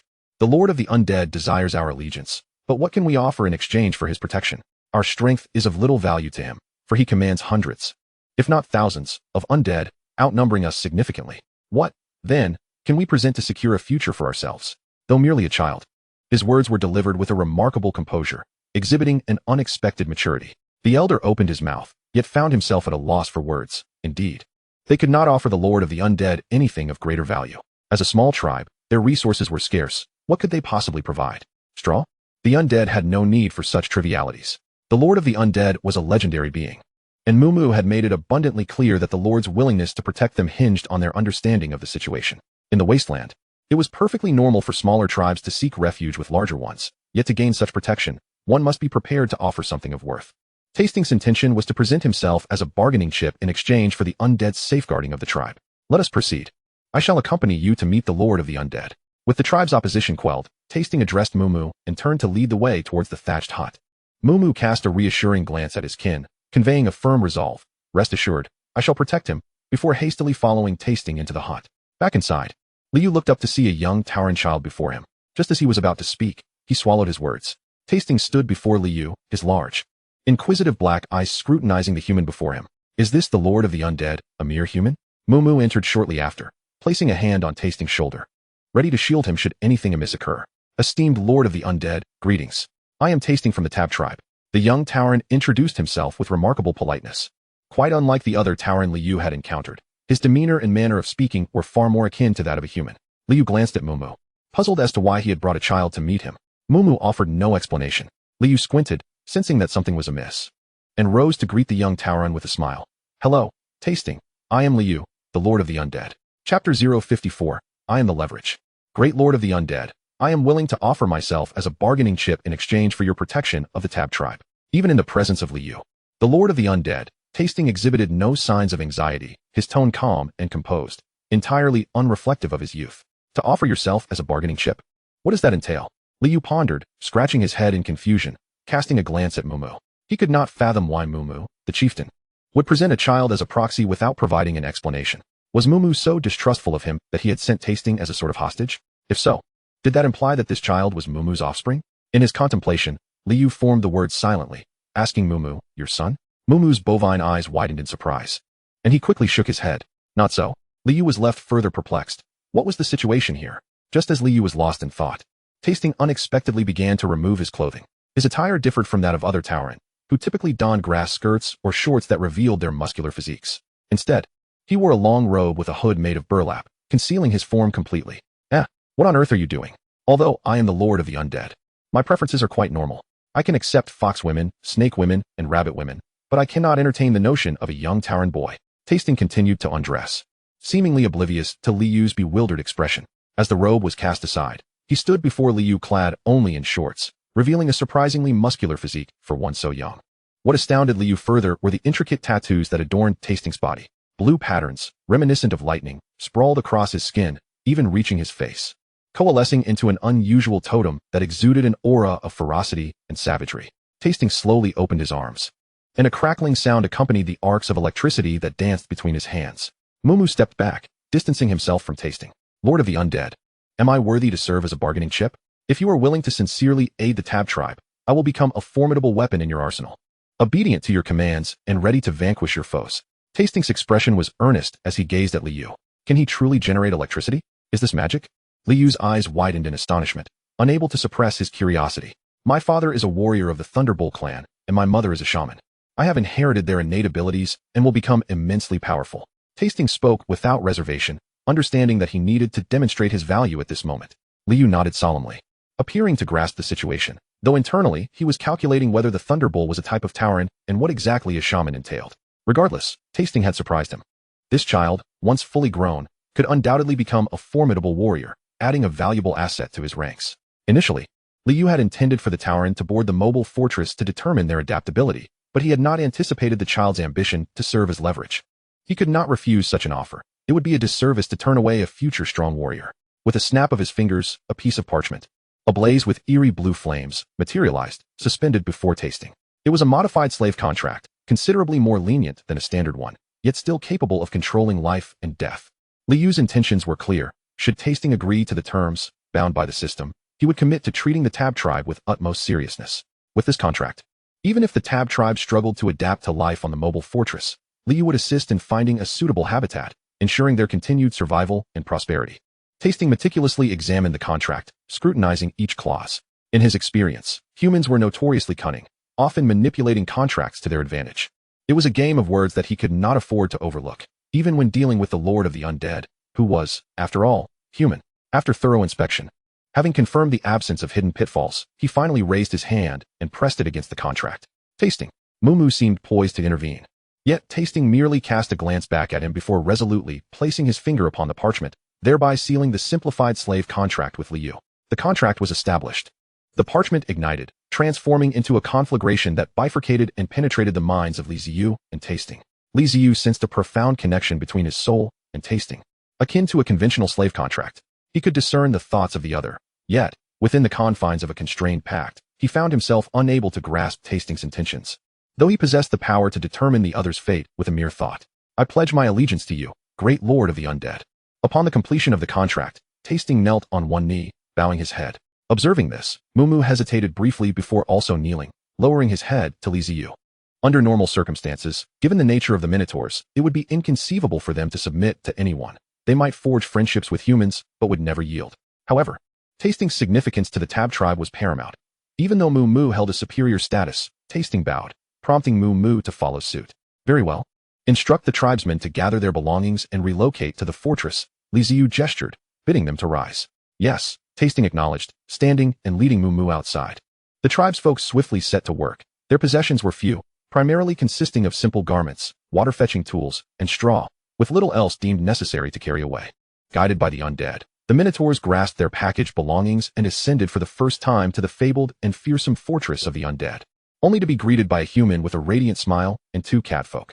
Casting a glance at the line of Minotaurs ascending the fortress, Ziyu contemplated and exchanged a token within the system, a staff approximately 3 meters long, crowned with a skull, known as the Banner of the Undead. The purpose of the banner was to serve as a territorial marker and a coordinate point within the system. Given that Mumu and the Minotaurs valued this land so highly, he resolved to assist them. Whether it would intimidate other beings venturing into this territory remained uncertain, but at the very least, he had offered his aid. Ziyu raised the banner of the undead and forcefully planted it into the ground. With a flourish, as the banner stood erect, the color of the surrounding earth transformed into a deep, decayed hue, exuding an aura of terror, decay, and death. Flames flickered to life within the skull at the base of the banner, illuminating the night like a guiding light for lost souls. Ziyu observed the scene, satisfied, and turned towards the fortress. Chapter 055, Relocation of the Fortress. The Minotaurs emerged from their disordered and ravaged tribe, beholding the fortress, illuminated by moonlight. Standing majestically upon the desolate land, constructed from bones, emanating an atmosphere of death, horror, and an unwelcoming vibe. Following Ziyu's orders, the bones of the fortress shifted, assembling a skeletal ladder that descended before the tribesmen of the Tab tribe. Gazing up at the towering fortress from the skeletal ladder felt akin to embarking on a one-way journey from the realm of the living to the realm of the dead. The Minotaurs hesitated, uncertain if they should truly ascend. Flanking them were 2 rows of undead, silent and still. Observing their inaction, the leading undead stepped onto the skeletal ladder, turning to beckon them to follow. The boldest of the Minotaurs, gritting his teeth, took a step forward, prompting the others to follow suit as they climbed the ladder and reached the platform of the fortress. Upon stepping onto the platform's bone boards, the minotaurs froze. The reality before them was entirely different from their expectations. In their imagination, all things undead should be steeped in dread and malevolence, filled with a palpable aura of death, such that even a single glance would induce terror and panic. Yet, upon arrival at the fortress, the surroundings, while solemn and stately, lacked the anticipated horror. Instead, they exuded an air of grandeur, and even the previously sensed fear dissipated, replaced by an inexplicable tranquility. It was serene, peaceful, and comfortable. Welcome. Just as the minotaurs stood bewildered, they encountered a young human with a bright, sunny smile, flanked by two catfolk, extending his arms in greeting. The presence of humans, catfolk, and undead within the fortress was perplexing. Was the realm of the undead not supposed to be populated solely by departed souls and skeletal remains? Don't just stand there. Come inside. There's plenty of space for you to choose from. Wow, real minotaurs. How fascinating. Such muscular build, so robust. May I touch your horns? Overflowing with curiosity and adventurous spirit, the sociable Lu Xingxing approached, taking on the role of their guide while examining the minotaurs with keen interest, even attempting to reach out and touch them. Perhaps it was Lu Xingxing's radiant smile and warmth that dispelled the minotaurs' lingering doubts. They found it hard to believe that such a sunny individual would deceive them, gradually relaxing in his jovial presence as he escorted them through the fortress. Albeit only on the platform, as entry into the main building was prohibited. Tasting, too, observed his surroundings with curiosity, mirroring Lu Xingxing's first encounter with the minotaurs. He found himself equally intrigued by the fortress, as everything here contrasted starkly with the legends. There were no sharpened stakes adorned with skulls, no hanging corpses, no foul stench in the air, nor were there rivers of sewage or blood, and certainly no piercing cries of agony. Everything was, in fact, the opposite. Though the architecture was constructed of bones, it exuded an unexpected majesty and solemnity. The ground was laid with bone boards, appearing remarkably clean, and the environment was well kept. He noticed the undead peering out occasionally, their souls ignited with spectral flames. Initially startling, this sight soon became familiar and, ultimately, commonplace. This was the abode of the undead. The legends had been erroneous, perhaps willfully maligning the undead. Was it a failure of the ancestors or a distortion of their accounts? Tasting pondered. Though the entirety of this experience satisfied him immensely, as it was far superior to being hunted by demonized minotaurs, fleeing through the wilderness, without a place to rest. The fortress ascended to level 2, significantly expanding the platform, with numerous areas remaining vacant. The minotaurs identified a satisfactory space, deciding to utilize it as their temporary dwelling. Just as they settled upon the site, Ziyu returned to the fortress. The skeletal ladder retracted into the fortress, melding seamlessly into its structure. And Ziyu approached the minotaurs. It seems Lu Xingxing has already found you a place, Ziyu remarked with a smile, greeting Mu and Tasting, who had settled. Indeed, great lord of the undead, we are grateful for your generosity, which has provided us with a new refuge, Mu replied solemnly, striking his chest in reverence. The other minotaurs, witnessing this, ceased their activities to pay their respects to Ziyu. Ziyu nodded kindly before addressing Mu. We undead prefer to operate during the night. We shall be setting forth shortly, so do not be alarmed, and please refrain from jumping from the fortress. It is quite high, and you may incur injuries. Yes, we understand, Mu responded promptly. The night held great value, and Ziyu intended not to squander it. The rescue of the Tab tribe had consumed considerable time, and he needed to return to the swamp graveyard to continue his work of excavating bones. He was apprehensive that the activation of the fortress's relocation might startle the indigenous residents, hence his forewarning. After conversing with Mao, Ziyu made her way to the main building and commanded a return to the marsh graveyard. The fortress trembled slightly, and the Taurans soon realized that the surroundings began to shift. They had witnessed the fortress move before, but being within it now felt utterly enchanting. It was such a novel experience to feel the fortress in motion. Ziyu, preoccupied with the bones in the graveyard, encountered beasts along the way. Those that could be swiftly dealt with were dispatched by the undead, while those that posed more of a challenge were simply ignored as she moved on. Managing to collect a few beasts, better than nothing, as even the smallest morsel is still sustenance. The return journey was smooth, and upon checking the system's clock, Ziyu noted that dawn was still a couple of hours away, prompting her to instruct the undead to commence their work immediately. The diligent undead promptly left the fortress and entered the large pit they had previously excavated, laboriously digging.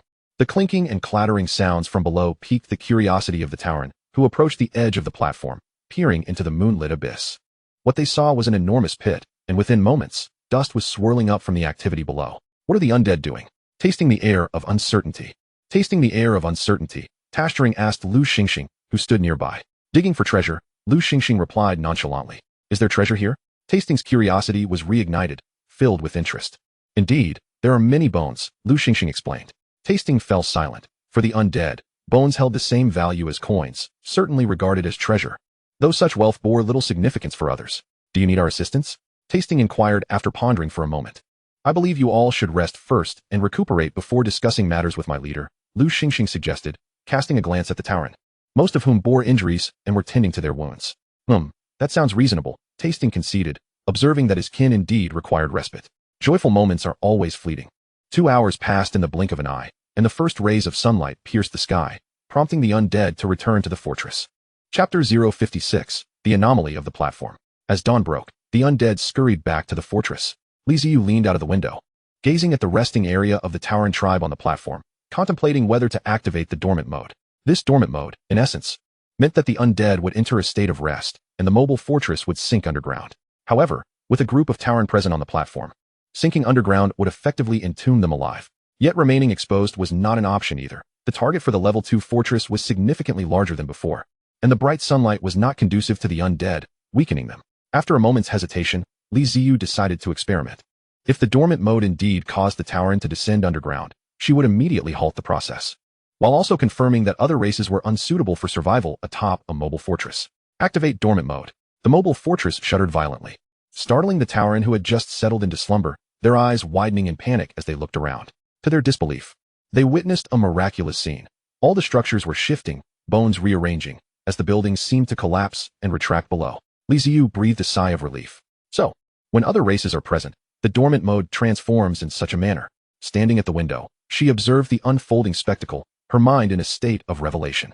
The structures would indeed sink into the earth, while the surface maintained the appearance of a bone platform, allowing those residing on it to continue their daily lives without descending underground like the undead. The Tauren, unfamiliar with the undead fortress, were understandably unsettled by the cataclysmic scene before them, bewildered and alarmed. Had their newfound refuge come to an abrupt end? They could not comprehend why, moments ago, they had found such peace, with no enemies in sight, yet the undead had seemingly faced some unseen assault that caused all structures to crumble. Mao and Tasting shared in the same perplexity, witnessing Lu Xingxing emerge from the second-floor wooden building, startled by the commotion. Lu Xingxing. Mao rushed over, grabbing him and pulling him to the Tauren encampment.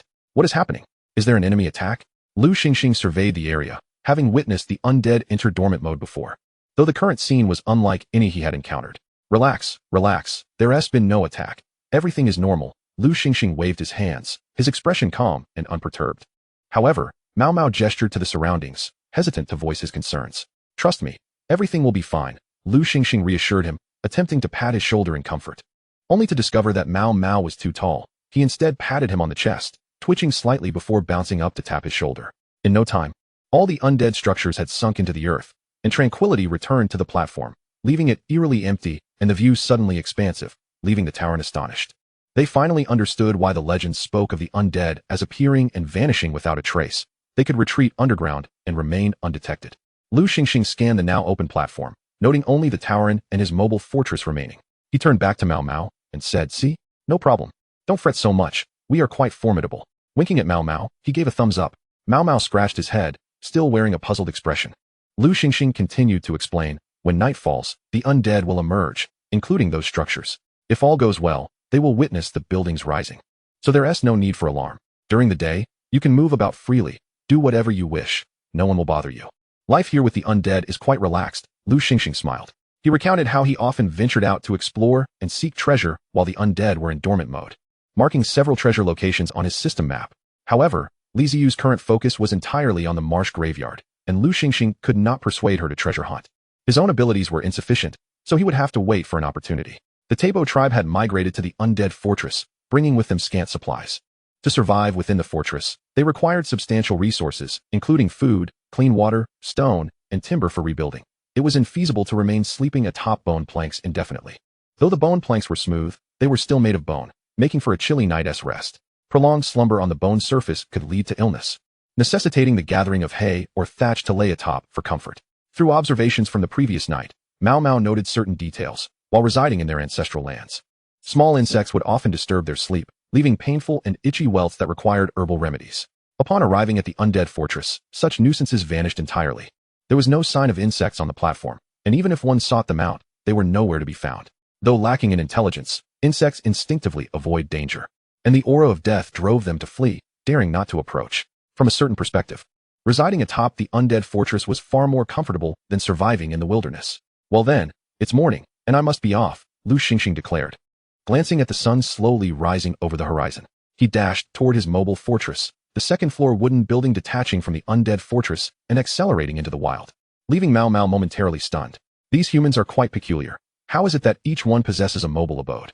He found himself unable to comprehend this, and rather than dwell on it, he chose to reassure his kin, urging them to rest a while longer.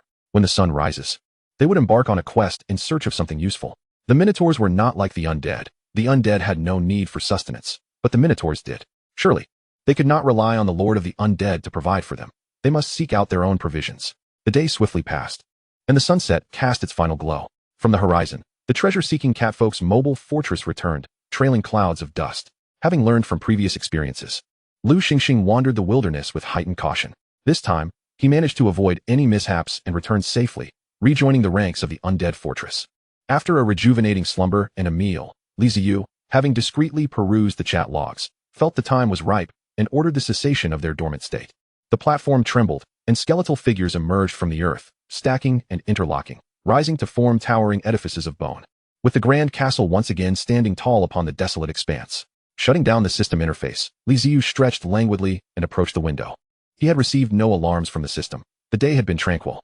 Through the window, he gazed upon the site of the taboo tribe. Oh, how remarkably things have changed. The thatched cottages had been erected, with the branches used for construction gathered by Moo and his companions during the day. Time was short, and these branches were not as suitable as those previously sourced for the tribe, but they would suffice for the moment. Suddenly, the platform experienced a transformation, causing the Minotaurs to halt their activities, staring in bewilderment at the ascending structures around them. Though their numbers were few, they infused the undead fortress with vitality, and the atmosphere felt rather pleasant. As the last rays of the sun vanished from the horizon, darkness enveloped the land. Chapter 057. Discovery above the undead fortress. Clusters of bonfires were ignited, and the Minotaurs gathered around, sharing laughter and merriment as they feasted on the tender shoots, grasses, and berries gathered during the day. Sipping on sour fruit wine, dinner was the most joyful time of their day. Then, the undead stirred. A young Minotaur inadvertently looked up and beheld the star-like soul fires. The undead had awakened. Bones clattered together, assembling and breaking free from the structures, forming groups that surged forth from the fortress. The Minotaurs, who had been savoring their leisurely moments, froze, their smiles frozen on their faces as they gazed at the white tide rushing towards them. Oh no, it's over. The wine cup was overturned. The sour fruit wine flowed across the bone-plated ground, and berries tumbled to the earth, forgotten. A chill surged through the hearts of the Minotaurs. An instinctive urge to flee surged within them, yet fear gripped them so tightly that their legs betrayed them, leaving them to watch as the undead approached. The leading undead was now mere paces away, and they could see the soul fire flickering within the skulls, the scarred round shields, and the chipped bone blades. The Minotaur closed his eyes, awaiting his demise, when suddenly, he heard a rustling sound beside him. The Minotaur cracked open his eyelids, and then fully opened them, staring in confusion as one undead after another passed before him, veering to the side, and continuing onward. There were no screams, no battle cries. The camp of the taboo tribe stood like a stone in a river, the white tide flowing naturally past on either side. Oh, they are not here to attack us? That's right. We are allies, after all. The fearsome reputation of the undead is not easily altered. The Minotaurs had yet to adapt to coexisting with the undead, and when faced with them, an innate sense of terror still welled up within. However, witnessing the undead's non-aggressive demeanor incited curiosity in some Minotaurs, prompting them to rise and approach the edge of the fortress to observe the undead's movements. All the undead were heading towards a nearby pit. Last night, those undead had labored within the pit, unearthing heaps of bones. It seemed today would be no different. Well, it appears that the undead are not so different from us. We too seek food and materials and labor to enhance our lives. The undead must excavate and search for bones underground, just like us. This realization strangely fostered a sense of kinship. Let us advance and strive together, all in pursuit of strength. Ziyu stood at the window of the main building. Filled with lofty aspirations, he hoped that the swamp graveyard would endure a while longer. For him, it was akin to an oil field from a past life, a source of wealth. Of course, this was merely his own wishful thinking. During yesterday's excavation, Ziyu had noticed a significant decrease in the yield of bones, far inferior to previous findings, suggesting they might have reached the bottom. It was uncertain how much they could extract today. The search for treasure bore no inherent danger, and Ziyu felt no need for excessive concern. He intended to find Lu Xingxing to chat, inquire about his findings for the day, and discuss the next treasure hunting destination. However, before he could call out to Lu Xingxing, the system alerted him with a notification. You have new chat messages. Ziyu's expression momentarily froze as he opened the system interface to check. It was a message from the conscientious merchant, who had sent 2 consecutive messages. Are you awake? Are you dead? If not, reply to me. How curious that he suddenly reached out. These messages felt peculiar. The first was understandable, given his unusual schedule of resting during the day and acting at night. But the second was rather excessive. Why would he assume he was dead? Private chat, not wanting to take the driver's exam. Climb, you're the one dead. I'm thriving. Conscientious merchant, I'm relieved to hear that. Not wanting to take the driver's exam. From your tone, something has happened? Conscientious merchant, indeed, it's quite serious. I cannot speak for other areas, but the wilderness is somewhat chaotic. Not wanting to take the driver's exam. Conscientious merchant, the natives have noticed us. Several traversers have been killed, and it seems you have been exposed as well. Not wanting to take the driver's exam. Me? How have I been exposed? Conscientious merchant, there are recent rumors circulating about the undead in the wilderness. I'm not entirely clear on the specifics, but it seems they are referring to you. Ziyu stared at the messages, his brow furrowing as he inhaled deeply, an unsettling sensation creeping over him. Being targeted by the natives was certainly not a good sign. As for why he had attracted their attention, he could surmise. Those mutated minotaurs, the lizard folk, he had not managed to eliminate them all. And news of their existence had surely spread. This world was not theirs. Humans held no elevated status here, with a multitude of races surpassing humanity. The traversers were but outsiders, and the number of natives far exceeded theirs. Perhaps if traversers were afforded more time to develop, they might surpass the natives and rise above them. But in this moment, they were vulnerable. Should the natives unite against them, their fate would be dire. Despite Ziyu commanding over 2,000 undead, this number was inconsequential when compared to the natives, especially considering that a vast majority of those undead were merely low-level skeletal beings. Bullying smaller tribes was manageable, but facing medium to large tribes would result in utter annihilation, with no chance of resistance. Since his arrival in this world, Ziyu had faced adversaries that were primarily beasts and ordinary tribes. Even the mutated minotaurs were merely physically stronger, lacking any extraordinary powers. If he were to encounter some truly remarkable beings, his 2,000 undead would likely perish in an instant. Unbeknownst to him, he had drawn the attention of others. After all, his encounters with the indigenous people had been scarce, and the taboo tribe, nestled amidst the desolate plains, was hardly noteworthy. With its mere hundreds of inhabitants scattered like stars across the wilderness, there were countless such tribes. The merchants of conscience were far more adept than he, as their business required contact with all sorts of individuals, providing them access to a wealth of information. Ziyu felt immense gratitude towards these merchants. Their actions, though subtle, were significant. The fact that they were forthcoming with information rather than hoarding it, and hastily sought him out, was a kindness he would remember. As he pondered, another message from the merchant arrived. Merchant of conscience, you ought to be cautious lately, beware of being besieged. Unwilling to obtain a driver's license. Thank you. You should exercise caution as well. Merchant of conscience, no need for thanks. I seek to secure my own retreat. You know my subordinates are but a band of groundhogs, lacking in combat prowess. Should I find myself in trouble one day, I hope you will lend me a hand. Unwilling to obtain a driver's license. Absolutely. Merchant of conscience. The world is indeed harsh. Let us remain in touch. Unwilling to obtain a driver's license. Certainly. After shutting the system interface, Ziyu sat upon the skeletal throne, cradling his temples, his brows furrowing into a deep frown. He had intended to bide his time, gradually growing stronger. The actions of the undead primarily occurred at night, allowing him to evade numerous prying eyes, thus facilitating his stealthy ascent. However, it seemed that plan was now in jeopardy. The scrutiny from the indigenous people weighed heavily on his mind, signaling an urgent need for caution. Boss, why do you look so troubled? What's the matter? Lu Xingxing had been waiting nearby for some time. Noticing Ziyu lost in thought, he refrained from interrupting until now, when he saw Ziyu appear free to engage in conversation.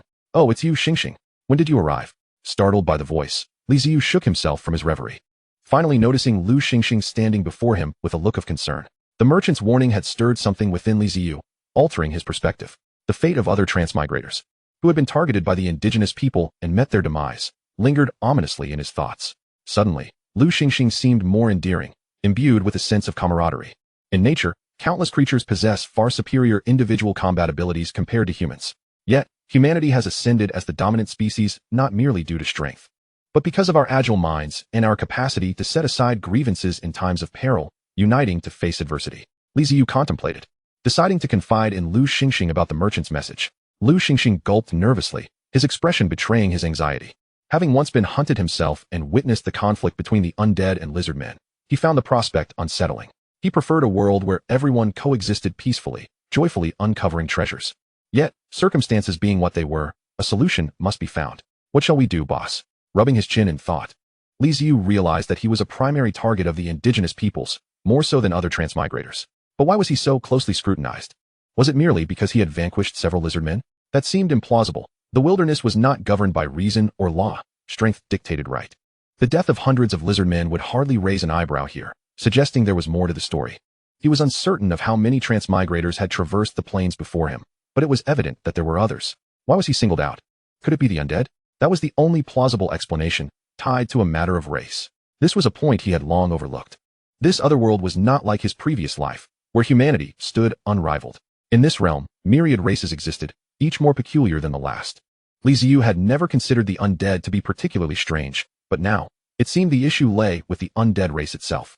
He needed to consult Taz, Turing, and Mao Mao. Call them. I have inquiries to make, Ziyu instructed. Lu Xingxing nodded and hurried off to summon them. Before long, Mao Mao and Taz Turing arrived, standing respectfully before Ziyu, awaiting his questions. Do not be anxious. I summoned you merely to inquire about a few matters. Ziyu spoke calmly. Exchanging glances, Mao Mao and Taz Turing nodded. I wish to know your thoughts on the undead, Ziyu ventured, feigning curiosity while feeling a tightening in his chest. They are terrifying and dreadful, the embodiment of death, bringing desolation wherever they tread, Mao Mao blurted out without hesitation. His gaze directed at Ziyu in bewilderment, as if questioning why he would ask such an obvious thing. Taz Turing, sensing the impending disaster, swiftly tugged at Mao Mao, urging him to silence. Have you lost your mind? How can you speak ill of the undead when we are in their service? They are our leader. Realizing his blunder, Mao Mao's face turned sheepish and he fell silent. Great Lord of the Undead, please forgive his thoughtless words. We did not intend to speak thus about your kind. Taz Turing quickly interjected, attempting to mitigate the situation. Indeed. Forgive my foolish tongue. I meant to say the undead are very kind and exceptionally benevolent, Mao Mao stammered, slapping himself as he spoke, but faltering shortly thereafter. Kind and benevolent? It was difficult to reconcile such descriptors with the fiery skeletons that roamed about.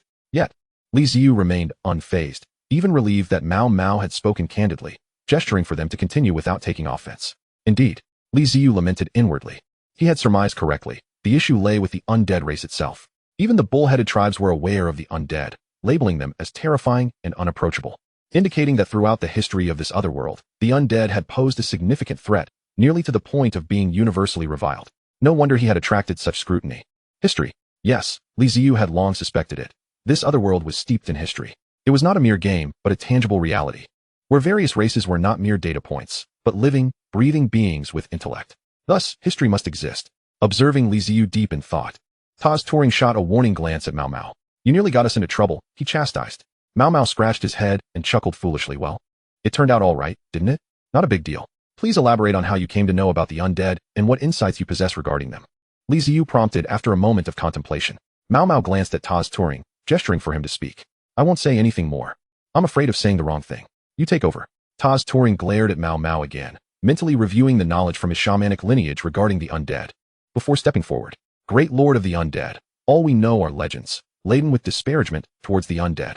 You may find what we share quite upsetting. That is of no concern. I wish to know, and I desire the unvarnished truth, Ziyu replied, taking a deep breath and emphasizing the weight of the word truth. Seeing Ziyu's unwavering determination, Turing let out a sigh, nodded gently, and began to speak slowly. It is said that we are not alone. Beyond our realm lies a world governed by the god of life, the abode of the fairies. There exists a realm overseen by the god of death, a sanctuary for the departed souls, as well as a realm ruled by the god of destruction, a haven for demons, and the realm presided over by the god of light, the dwelling of the divine.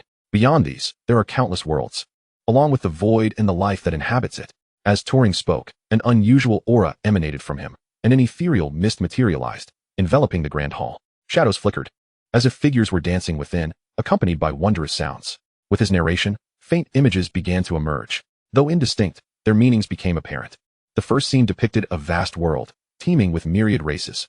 This must be the world where Ziyu resides. Next appeared a verdant realm, overflowing with beautiful flora. Yet the image shattered under the weight of dark clouds, where skeletal remains piled high, and terrifying entities roared in chaos, a world draped in shades of gray. Even if the details remained elusive, Ziyu understood that this was the realm of the undead, following the realm of the departed. A desolate landscape filled with molten lava and flames materialized, an abysmal world inhabited by grotesque monsters, the domain of demons. Finally, everything transformed into a brilliant light, suffused with sanctity, representing the realm of the divine. Chapter 59, A Tale Unfolds. Shamans are not mere spellcasters, they are the bearers of knowledge.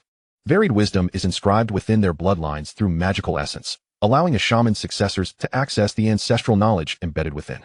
The shamans of other realms resemble witches in their essence. The extraordinary phenomena in the Grand Hall left Li Ziyu and Lu Xingxing utterly astonished, their expressions shifting from surprise to a dazed immersion in the unfolding tale. Not only they, but even Mao Mao had never witnessed such a spectacle. The taboo tribe was too small to possess a shaman. They knew only of their tremendous power, oblivious to the wonders it entailed. Thus, his state mirrored Li Ziyu's, transitioning from initial shock to a tranquil stupor. Turing, drawing upon the knowledge of his bloodline, spoke in a deep, resonant voice that instilled a sense of calm. Li Ziyu felt an odd sensation, as if he had transformed into a young minotaur, seated by a campfire with companions, while a kind, elderly figure leaned on a gnarled staff, regaling them with mythic tales. Death is never an end, it is merely a beginning. For the undead exist in a peculiar state, not alive, for they have perished, not dead, for they still possess the ability to act. The undead harbor disdain for all living things. They do not signify death, but embody it. When they manifest in our world, it heralds chaos, darkness, terror, and the impending arrival of death, like an everlasting winter, cold and awe-inspiring. Do not yearn for the undead, nor wish to behold them, for their passage renders the land desolate. The soil decays under the weight of death's power, adopting a profound hue. Flowers wither, trees decay, insects cease their songs, and birds their melodies. All succumbs to silence. Every life approaches its end, yet they await us at the terminus. As the tale unfolded, Li Ziyu envisioned a beautiful world where flowers blossomed, trees flourished, and life thrived. Filled with vibrancy, yet darkness spread, and ominous clouds shrouded the sky, a weight upon the hearts of the living. Unbeknownst to them, the undead approached. They came in droves, countless and relentless. The earth they traversed turned pitch black, all faded away, and the once clear rivers became foul and murky, a deep green swirling with bubbles, exuding a nauseating stench. Across the mountains, vegetation vanished, leaving only stones. Countless races cried out in despair, and brave souls, wielding gleaming blades, charged towards the undead, only to have their flesh corroded and their essence dissipated, becoming remnants that rejoined the ranks of the undead, their spirits coalescing beneath the darkened skies, emitting piercing wails. Suddenly, the sounds ceased, and the illusions shattered like fragile bubbles. The surrounding mist dispersed, revealing the grand hall anew. Li Ziyu, Lu Xingxing, and Mao Mao awakened simultaneously. Drawing deep breaths, Mao Mao turned to Turing, only to see him sway dangerously, nearly collapsing. He quickly reached out to support him. Turing, are you all right? Turing's breath quickened. His face paled as he weakly shook his head, murmuring, I am fine, merely exhausted. Li Ziyu cast an apologetic glance, surprised that merely inquiring about the undead had drained Turing so profoundly. I apologize, my magical reserves are limited and cannot sustain further, Turing sincerely conveyed to Li Ziyu. Li Ziyu knelt beside Turing, gently patting his head. It was commendable that he had achieved such a feat. After all, he was still a child. What fault could he bear? He had exerted great effort, far surpassing that of mischievous children. Thus, he offered words of comfort. You performed admirably, exceeding my expectations. Hearing Li Ziyu's praise, Turing relaxed, a smile gracing his face. The burden he carried was immense. He had bartered his own life for the protection of the tribe from the Lord of the Undead. Unfamiliar with the Lord's temperament, he sought perfection in every endeavor, for only by pleasing the Lord could his kin thrive. Though he inherited the virtues of both parents, his youth and insufficient magical prowess posed a risk. If he failed to satisfactorily answer Li Ziyu's inquiries, it could incite wrath upon his people, branding him a sinner. Yet, it appeared the Lord of the Undead was pleased. Mao Mao, please take him to rest. By the way, Turing, there is no need to exert yourself to such extremes. Simply answer my questions next time, Li Ziyu instructed, followed by a gentle reminder. Mao Mao assisted Turing, who nodded to Li Ziyu as he departed the Grand Hall with Mao Mao. Once the two minotaurs left, Lu Xingxing gleefully bounded over to Li Ziyu, exclaiming, Boss, was that magic? Amazing. Li Ziyu regarded the carefree individual, a smirk tugging at the corners of his mouth. Is your focus somewhat misplaced? Did I seek him merely for a story? Boss, I was mistaken, Lu Xingxing promptly admitted without hesitation. Ignoring him, Li Ziyu returned to the skeletal throne, pondering the tale they had just heard. If the impression of the undead within the orc tribe was akin to the depiction in the story, then everything fell into place. Such a terrifying race could only herald death. Surely no race would remain unshaken. Reflecting on his past life, should humanity encounter such entities, they would most likely resort to mushroom bombs without a second thought. Yet, the legendary undead bore no relation to the undead of my own reality. As the mobile fortress traversed various lands, he had never witnessed soil turning black. Near rivers and pools, the water had never turned green. Such was mere slander. Utterly unlike the legends. If it truly resembled the tales, would I need to hide and develop? I would simply charge forth. Regrettably, these thoughts can only be contemplated in silence, as voicing them would invite disbelief, for after all, the the legends have been passed down since the time of our ancestors. The orcs are revered by our forebears. Whatever they proclaim is deemed absolute truth, and to challenge it is to incur guilt. Alas, there lies no resolution. With misunderstandings that cannot be unraveled, the only path left is to empower oneself, to become formidable enough that the indigenous people dare not lay a hand upon me. Reflecting upon the over 2,000 undead at my command, Ziyu sighed, realizing the weight of the journey ahead. I can no longer indulge in lethargy. It is imperative to take action, to seize the moment. While I may find myself lacking motivation, the looming threat of others plotting my demise provides ample impetus. Cursed fate. Lu Xingxing, observing Ziyu lost in contemplation, stealthily slipped away, intending to seek out Taz touring to investigate the peculiar illusion they had just encountered. How fascinating. After a spell of whimsical thoughts, Ziyu returned to his senses and accessed the system interface to inspect his buildings and technology. He had amassed a considerable amount of bones, and it was time to consider a significant upgrade. Chapter 060, Unlocking Technology. The fortress, for the moment, could not be upgraded due to the exorbitant resource requirements. Advancing from level 2 to level 3 necessitated 3,000 units of bones and 10,000 units of soul energy. And the benefits were not particularly substantial. It would be prudent to focus on other constructions and see if I could produce some stronger units. Even though the undead rely on sheer numbers to achieve victory, it is unacceptable to lack any advanced combat capabilities. As he perused his options, two previously overlooked buildings caught his attention, the aberrant tomb and the marking workshop. These hidden structures had been unlocked after the disassembly of the enchanted Tauren, and Ziyu had forgotten about them due to a lack of resources at the time. Aberrant tomb. Description: with this building, you can summon an array of peculiar special undead creatures. Construction requirements: 100 units of bones, 5 units of stone, 5 units of wood, 100 units of soul energy, 100 units of mutated soul energy. Space occupied: 10 units. Damn it, another whimsical description from the system. I hope this special undead brings me some delightful surprises. Sighing, Ziyu opted to construct the aberrant tomb and then turned his attention to the marking workshop. Marking workshop. Description: a tattoo parlor for the undead. However, the markings are not merely for aesthetics, as they also bestow power and unusual abilities. Construction requirements: 10 units of bones, 10 units of soul energy. Space occupied, for units. The description made Ziyu's lips twitch in annoyance. Must the system be so frivolous? Why not simply state it plainly? Enchantment is enchantment. But a tattoo parlor? For heaven's sake. Regardless of how I may grumble about the system, the constructions must proceed. Upon choosing to build, a construction site materialized on the platform, depicting the undead at work. Not the bustling activity of humans erecting buildings with dust clouds swirling, but countless bones moving, interlocking, and reassembling. After a hearty meal, the well-fed Tauren, driven by curiosity, approached the construction site, marveling at the scene before him. The construction of the two buildings would require some time. Results would not be visible until tomorrow. Ziyu chose to ignore this and continue to explore ways to upgrade his technology. Advancing the unit technology was the most pragmatic and traditional method for the undead. From the weapons workshop, he had developed a small bone dagger, and from the armor workshop, a small round shield, which unlocked the first undead unit, the Bone Warrior. To unlock further units, more technology research was required. Reflecting on the undead's combat style, which involved a disregard for death and relentless assaults, he acknowledged their unique advantage. Even if they fell apart, they could be reassembled.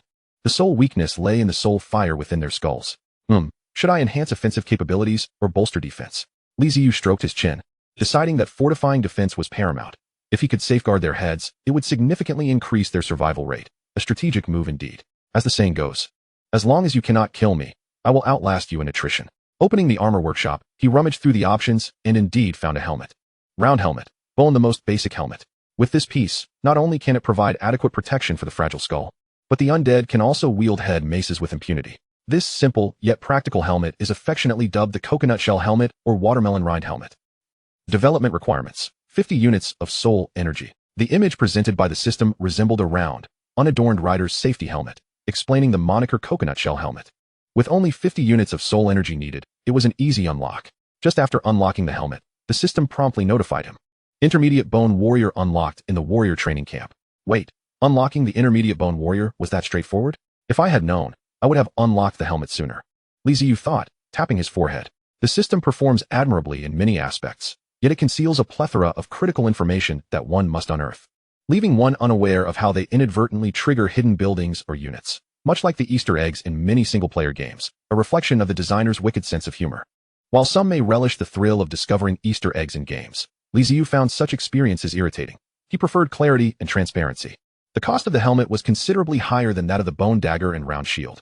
1 unit of bone could only yield 2 helmets. Meanwhile, the requirements for the intermediate bone warrior in the training camp had become small bone dagger, small round shield, round helmet, bone, 100 units of soul energy. Simply adding a helmet to the previous list, Ziyu fell into contemplation, suddenly realizing, based on this pattern, that the system's quirks suggested that the advanced bone warrior would require a full set. He hurriedly searched through the armor workshop. Simple bone armor. This item is essentially bones layered over bones. It offers some degree of defense, but do not expect it to be overly robust.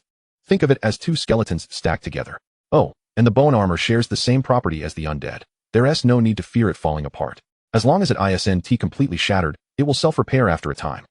Development requirements. 500 units of soul energy. 500 units of soul energy. The previous bone dagger and round shield required only 30 units each, the helmet 50, yet the armor demands 500 units. Such extravagance. Were it not for the explosive increase in soul energy after the encounter with the lizard men, Ziyu would hesitate to proceed with this research. Upon unlocking the simple bone armor, another system prompt immediately followed. Advanced bone warrior unlocked in the warrior training camp. Indeed, my deduction was correct. The system operates in this manner. Equipping the full set allows for the unlocking of the advanced warriors. However, I remain curious about the strength disparity between the advanced and the basic bone warriors. Glancing at the cost of the simple armor, he gasped. It required 5 units of bone to forge a single set. The armor not only demanded a high amount of soul energy for unlocking, but was also costly to produce, making it an impractical item for mass production. The rudimentary skeletal armor depicted in the system image is a mere half-body contraption, cylindrical in form, featuring 2 robust vertebral-like bones at its core, flanked by a series of slightly thinner, curved rib-like structures. To describe this armor as simplistic would be an understatement. Crude would be a far more fitting characterization. Frankly speaking, such armor would only be suitable for the undead, should a living person don it.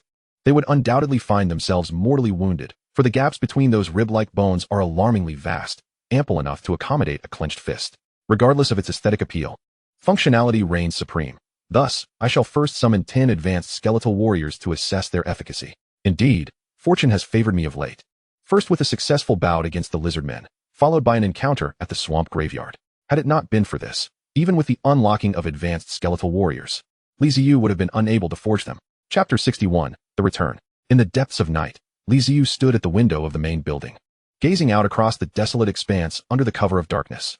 The minotaurs had long since succumbed to slumber, with only the embers of the campfire remaining. The sounds of earth being excavated still echoed from the swamp graveyard, where over 2,000 skeletal undead were merrily digging, transporting the unearthed bones back to the fortress. However, the day's yield was destined to pale in comparison to previous efforts, as most of the bones had already been unearthed, leaving only the final touches to complete. The night breeze wafted coolness, and behind Ziyu stood 10 advanced skeletal warriors, silently poised. Externally, they appeared to be merely upgraded versions of the lower-tier skeletal warriors. Adorned with armor and helmets, Ziyu had pitted them against the lower-tier warriors, and they had easily triumphed. Yet, their true performance on the battlefield remained a mystery. Tomorrow, a change of locale is in order, for this swamp graveyard has been thoroughly depleted. In the past, I would have never left without fully excavating the site. But with Lu Xingxing by my side, the search for resource points has become considerably more straightforward, alleviating my concerns about lingering in one location. After summoning 10 advanced skeletal warriors, Ziyu further bolstered his ranks with 20 intermediate and 30 lower-tier skeletal warriors, utilizing the remaining bones to conjure ordinary skeletal undead, thus replenishing their numbers to 3,000, all of which were dispatched into the swamp graveyard. As time passed, and night gave way to dawn, the undead fortress entered a state of dormancy. With the sun's ascent, the minotaurs and Lu Xingxing awoke, embarking on a new day. For the Tauren tribe, it was an ordinary day, rising at the usual hour, engaging in routine labor. Adult minotaurs ventured forth to procure food and materials, while the sturdy children frolicked about. And the elder minotaurs basked in the sunlight, joyfully observing the young ones while tending to tasks within their capability, reminiscent of the tribe's former days, monotonous yet filled with joy. Today, Lu Xingxing refrained from treasure hunting, having already discovered numerous treasure locations. Seeking more would prove futile. It would be wiser to wait for his leader to finish excavating the swamp graveyard before embarking on further treasure quests. Coupled with the unease stemming from the information provided by the conscientious merchant the previous day, he felt compelled to remain stationary, content to keep company with the minotaurs. In the midst of their playful antics, a young minotaur child inadvertently looked up, spotting a distant cloud of dust. Pointing towards it, he called out, "Tasterling, what is that?" Tasterling, now mentally mature, refrained from indulging the child, often dedicating his time to honing his combat skills. Upon hearing the child's exclamation, he turned, curiosity piqued, only for his expression to shift dramatically. "Hurry back to the tribe. Someone is approaching. What about you? I will find help. The children of the wasteland are no fools. To survive in such chaotic surroundings, they have developed their own survival strategies. Heeding Tasterling's words, they did not hesitate, turning to sprint toward the tribe. While Tasterling dashed towards Lu Xingxing's fortress. Atop the fortress, Lu Xingxing reclined in a leisurely chair, swaying back and forth, surrounded by an assortment of wild fruits, embodying an air of carefree tranquility. Let me in, Lu Xingxing. Hearing the commotion below, Lu Xingxing's ears perked up, and he sat up, peering down with a puzzled expression, only to see Tasterling, blocked by the catfolk, shouting toward the fortress. Tasterling, what brings you here? Don't stop him. Let him in. Lu Xingxing called out from the rooftop to the two catfolk. Look over there. Upon spotting Lu Xingxing, Tasterling immediately pointed toward a certain direction. Lu Xingxing followed his gaze, and his eyes widened in alarm. Is that a storm? I understand now. You can let your kin take refuge in my fortress from the storm. Lu Xingxing leaned further out, shouting to Tasterling. Storm? What storm? Could he be mistaken? Tasterling furrowed his brow and raised his voice. Look closely. That is not a storm. It is an approaching group. Lu Xingxing froze momentarily, then stood and peered into the distance. Previously, he had not observed closely enough, merely noting the billowing dust, yet now, upon closer inspection, he discerned an unsettling truth. Within that cloud of dust lay a distinct line, steadily advancing toward their position. As a person of the modern era, his knowledge could not possibly rival that of the long-time inhabitants of the wasteland. Had it not been for Tasterling's alert, he might not have discerned the danger from such a distance. Such a commotion does not bode well, coupled with the words spoken by Ziyu the night prior. Lu Xingxing's vigilance surged, and he shouted to Tasterling, do not leave.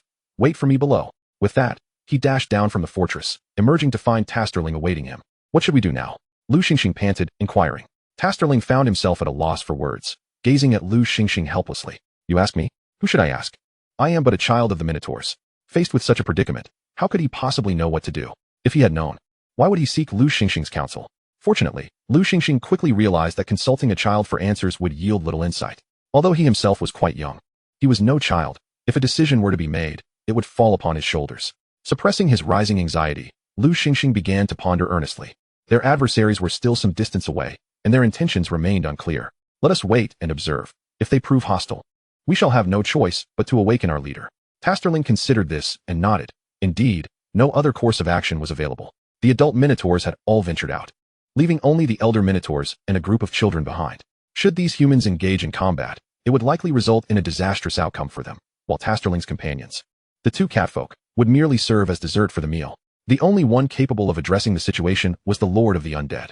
However, during the day, the Lord of the Undead remained in slumber. It would be unwise to awaken him without certainty regarding the threat. Observing from the rooftop provided a clearer vantage point than the platform below. Although it was merely a two-story building, it offered sufficient height for better visibility. Lu Xingxing led Tasterling to the rooftop, where the two anxiously focused their gaze on the approaching figure. In the distance, a dark shape drew nearer, gradually becoming discernible. Tasterling paused, a hint of confusion in his voice. It appears to be a moving fortress. Could it be your companions? Lu Xingxing fixated intently on the advancing fortress, gritting his teeth. Indeed, it is a moving fortress, but not allies. It is an enemy. An attack. He recognized it at once. The approaching fortress belonged to the goblins who had pursued him before. How dare they return after the lesson imparted by his leader last time?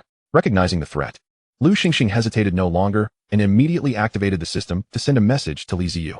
In the main tower of the necropolis, Ziyu, deeply ensconced in slumber, was abruptly roused by the alarm blaring in his mind. He jolted upright, his vision flooded with a cascade of messages. Treasure Seeker, boss, help. We're under attack. Treasure Seeker, goblins are attacking again. Ziyu shook his head, vigorously patting his cheeks until clarity returned. As he absorbed the two messages from Lu Xingxing, a scowl of indignation crept across his face. Chapter 062, Desperate Measures. Goodness, they truly seek oblivion. After allowing Lu Xingxing to escape during the last pursuit, they dare to disturb my peaceful dreams. Having been roused from a deep slumber, Ziyu's morning ire was palpable. Awaken, my legions of the undead.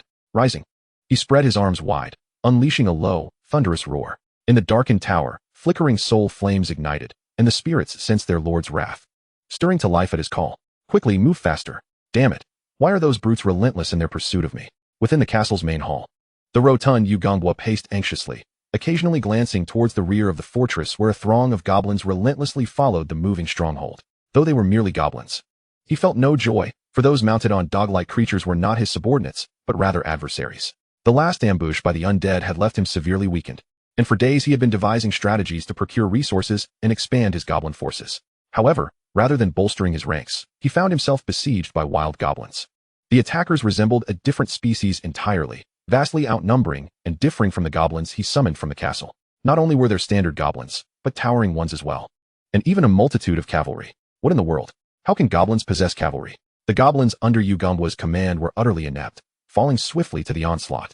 Some perishing while others sustained injuries, with a few contemplating fleeing the castle. Had he not acted decisively, employing his lordly authority to stabilize his goblins and escape with the fortress, he would surely have met his demise by now. Even so, he could not evade the relentless pursuit of the goblins. The cavalry, swift and unyielding, relentlessly chased him, and in his frantic escape, he failed to notice that he was heading directly towards the last known location of the undead. Upon catching sight of the looming skeletal fortress, Ugambwa felt an unexpected surge of elation. "Quick, head that way," he bellowed, pointing at the bony edifice. Indeed, upon sighting the undead structure, his first thought was to lure the accursed wild goblins into attacking the undead, hoping for a mutually destructive conflict that would allow him to exact revenge, a twofold victory. "Boss, something seems amiss. Why are there so many of them?" Lu Xingxing, observing from the castle tower window alongside Li Ziyu, voiced his confusion. Before them, the leading goblin fortress surged forth, while from the billowing smoke behind, shadows danced, indicating a significant number, even to Lu Xingxing, who had lived in peaceful times and never witnessed war. "I care not how many they are. I am furious. After a night of toil, I shall not be denied my rest. Thus, let them all become the undead. Not a bone shall remain. Prepare for battle." Li Ziyu's lack of restful slumber left his head buzzing, as though a balloon were inflating painfully within, only fueling his ire. His eyes reddened with rage. He disregarded Lu Xingxing's words, issuing direct commands to the undead. With the order given, the undead surged forth, confronting the goblin fortress head-on. As the goblin fortress drew closer, Li Ziyu's expression grew increasingly fierce. He raised his hand and, nearly roaring, commanded, "Charge! Annihilate them! Tear down that fortress and bring the Lord to me." Beneath the blazing sun, the undead surged like a white tide, crashing towards the advancing goblin fortress. Ugambwa, witnessing the oncoming undead, clenched his teeth. "Do not hesitate. Charge forward. If we can break through, we shall survive." Caught between two formidable forces, the goblins within the fortress were driven into a frenzy, shrieking as they urged their stronghold towards the undead. Though the skeletal undead possessed limited intelligence, they were not foolish enough to recklessly collide with the moving fortress. As the goblin fortress barreled towards them, the undead spread out to the sides, then clung to the fortress, desperately climbing upward. More undead met the pursuing goblin cavalry. And in an instant, bones soared through the air, the cries of goblin cavalry echoing in despair. "Ah!" Ugambwa shrieked as the goblin fortress paid no heed to the undead clambering upon it, barreling straight for the undead lord's tower. At such high speed, evasion was impossible, and they could only brace for impact. With a thunderous crash, the castle trembled violently. Li Ziyu managed to grip the window ledge to avoid falling, while Lu Xingxing was sent tumbling like a rag doll, rolling several times before colliding with a wall, leaving him dazed and disoriented. "Madman, it seems you truly wish for oblivion. Skeleton warriors, advance." The skeletal warriors, summoned just the night before, surged forth from the main tower, charging towards the goblin fortress. Li Ziyu had hoped to reserve the skeletal warriors for defense, uncertain of whether the goblins might deploy assassins. Yet, given the current circumstances, as the goblins initiated a fortress-to-fortress collision, it was evident they were intent on a lethal showdown, leaving no room for defense. Now was the time for desperation. The goblin cavalry, pursuing the fortress, were utterly unprepared for the presence of the undead. Upon contact, chaos erupted. The so-called cavalry, merely possessing a dog-like creature as a mount, were ill-equipped for battle. Their stature, unsuitable for anything larger, rendered them reliant on their canine companions, while their weapons were no match for the undead. The undead bore no consideration for distinctions between cavalry and infantry. The Lord had commanded their annihilation, and thus, they would fulfill that decree, mercilessly slaughtering all, be they goblins or dogs. As one undead fell, three more surged forth, dragging the goblin from its mount and dispatching it with frenzied blows. Whether it was blood, soul, or something else entirely, the sight invigorated the undead, who let forth a silent yet primal roar. Their souls cried out. An invisible wave of dread rippled outward, causing the goblin's spirits to tremble in terror, leaving them paralyzed, eyes wide with fear. Seizing the opportunity, the undead launched a renewed assault. With only around 50 cavalrymen, they were swiftly overwhelmed by the hundreds, if not thousands, of undead. However, the cavalry was merely the beginning, as their speed had detached them from the main force, and more goblins were hastening to join the fray. Unbeknownst to the undead, there were still more goblins approaching from the rear. After dispatching the cavalry, they turned their attention to the goblin fortress, the Lord's command echoing in their minds. It must be dismantled. The goblin fortress collided with the undead Lord's tower, the impact nearly sending Ugambwa flying. leaving him worse off than Lu Xingxing. Struggling to regain his footing, his vision swam with sparkles, and as he steadied himself, the cacophony of battle and cries of the fallen filled his ears, revealing a scene of utter chaos. The undead have arrived, ascending the fortress, engaging in combat with the goblins. No, it cannot be termed as a battle. It is merely the relentless pursuit of the goblins by the undead. It is over. The tide has turned against them. Yu Gongwa's countenance turned ashen, his heart consumed by despair. Chapter 063, Destruction of the Fortress. Can the goblins withstand the onslaught of the undead? Is this even a question? It is no question at all, for resistance is utterly impossible. With his meager forces, it would be laughable to think they could thwart the undead's assault. Even at his zenith, he had been mercilessly vanquished by the undead, let alone now, when he had just suffered a surprise attack from wild goblins, losing a significant portion of his troops. Yu Gongwa had initially contemplated a strategy of diversion, a dual advantage. But he overestimated the goblins' ability to manipulate the fortress. His plan veered off course, leading him directly into the stronghold of the undead, effectively delivering himself into their clutches. What good could come of this?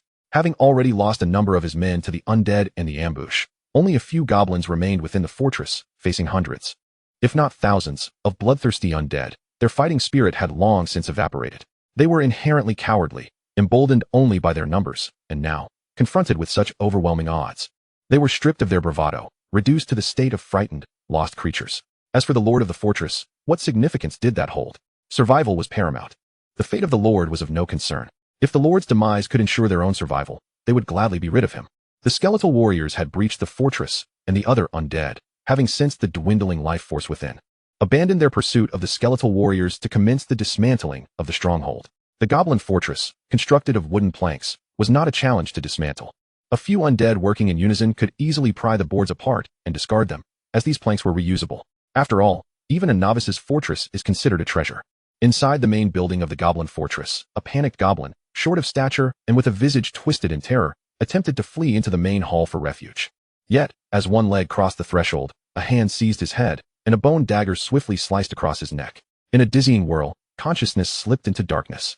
The high-ranking skeletal warrior, holding the goblin's severed head, stepped into the main hall, the flickering soul fire of its gaze landing upon Yu Gongwa, who sat despondently on the ground. With a flick of its blade, two lesser skeletal warriors emerged from behind, seizing Yu Gongwa's arms and dragging him outward. "Let go of me. I refuse to go with you," he pleaded. "I am a transmigrator. I am the Lord. Please, spare me. I know your Lord. Truly. We are good friends." Yu Gongwa flailed his legs, straining against the grip of the undead, uttering nonsensical pleas, but the undead paid him no mind, continuing to drag him away. However, his considerable weight and vigorous struggles made it a strenuous task for the two lesser skeletal warriors. Observing the difficulty, the high-ranking skeletal warrior tilted its head, seemingly contemplating, and then advanced, raising its bone dagger. Blood splattered as Yu Gongwa let out a pained scream, his eyes rolling back as he succumbed to unconsciousness from the agony. Now devoid of resistance, the two lesser skeletal warriors found it considerably easier to haul him, leaving a long trail of blood in their wake. Exiting the main hall of the fortress, the battle outside had already concluded. The fortress was besieged by the undead, leaving the goblins with no avenue for escape. Those who remained within the fortress faced death at the hands of the skeletal warriors, while those who attempted to flee into the dense throng of undead would meet a similarly grim fate, their bodies drained and sent to the undead stronghold. Just as Yu Gongwa was dragged into the lair of the undead, the goblin fortress crumbled as its primary structural supports were removed, collapsing into a heap of debris. He was brought before Ziyu, and upon seeing the long trail of blood, Lu Xingxing recoiled in horror, unable to contain his nausea at the sight of the mangled, severed legs.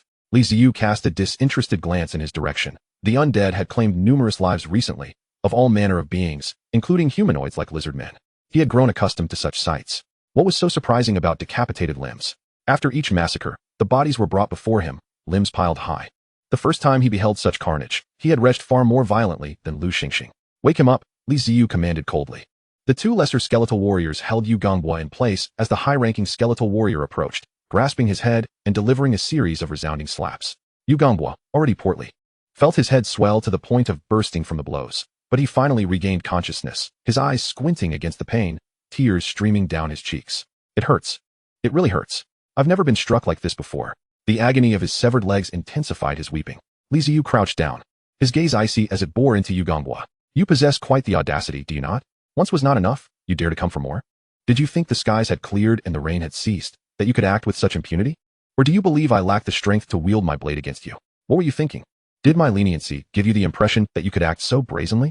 Lu Xingxing, having finished retching, cowered in a corner, sensing the overwhelming aura of wrath emanating from his leader. He could not discern whether his leader's anger stemmed from the attack or from being awoken, or perhaps both. An enraged leader was a fearsome thing. He resolved to keep his distance. Yu Gongwa's face was swollen and flushed, his lips pursed as he desperately pleaded, "I'm sorry. I was wrong. Please spare me. Do you take me for a fool? The last time you fled, I let you be. I didn't pursue you. And what do you do this time? You charge at me. You had the audacity to collide with me and expect mercy? You've truly tested my patience." Li Ziyu seethed. Recalling the incident ignited his fury further. Who did this fool think he was, daring to confront him? Since his arrival in this world, none had been so brazen as to challenge him directly. Initially, Li Ziyu had no desire to harm transmigrators. After all, they hailed from the same realm, sharing a bond of kinship. The laws of the Dark Forest were indeed harsh, but that did not mean he reveled in violence.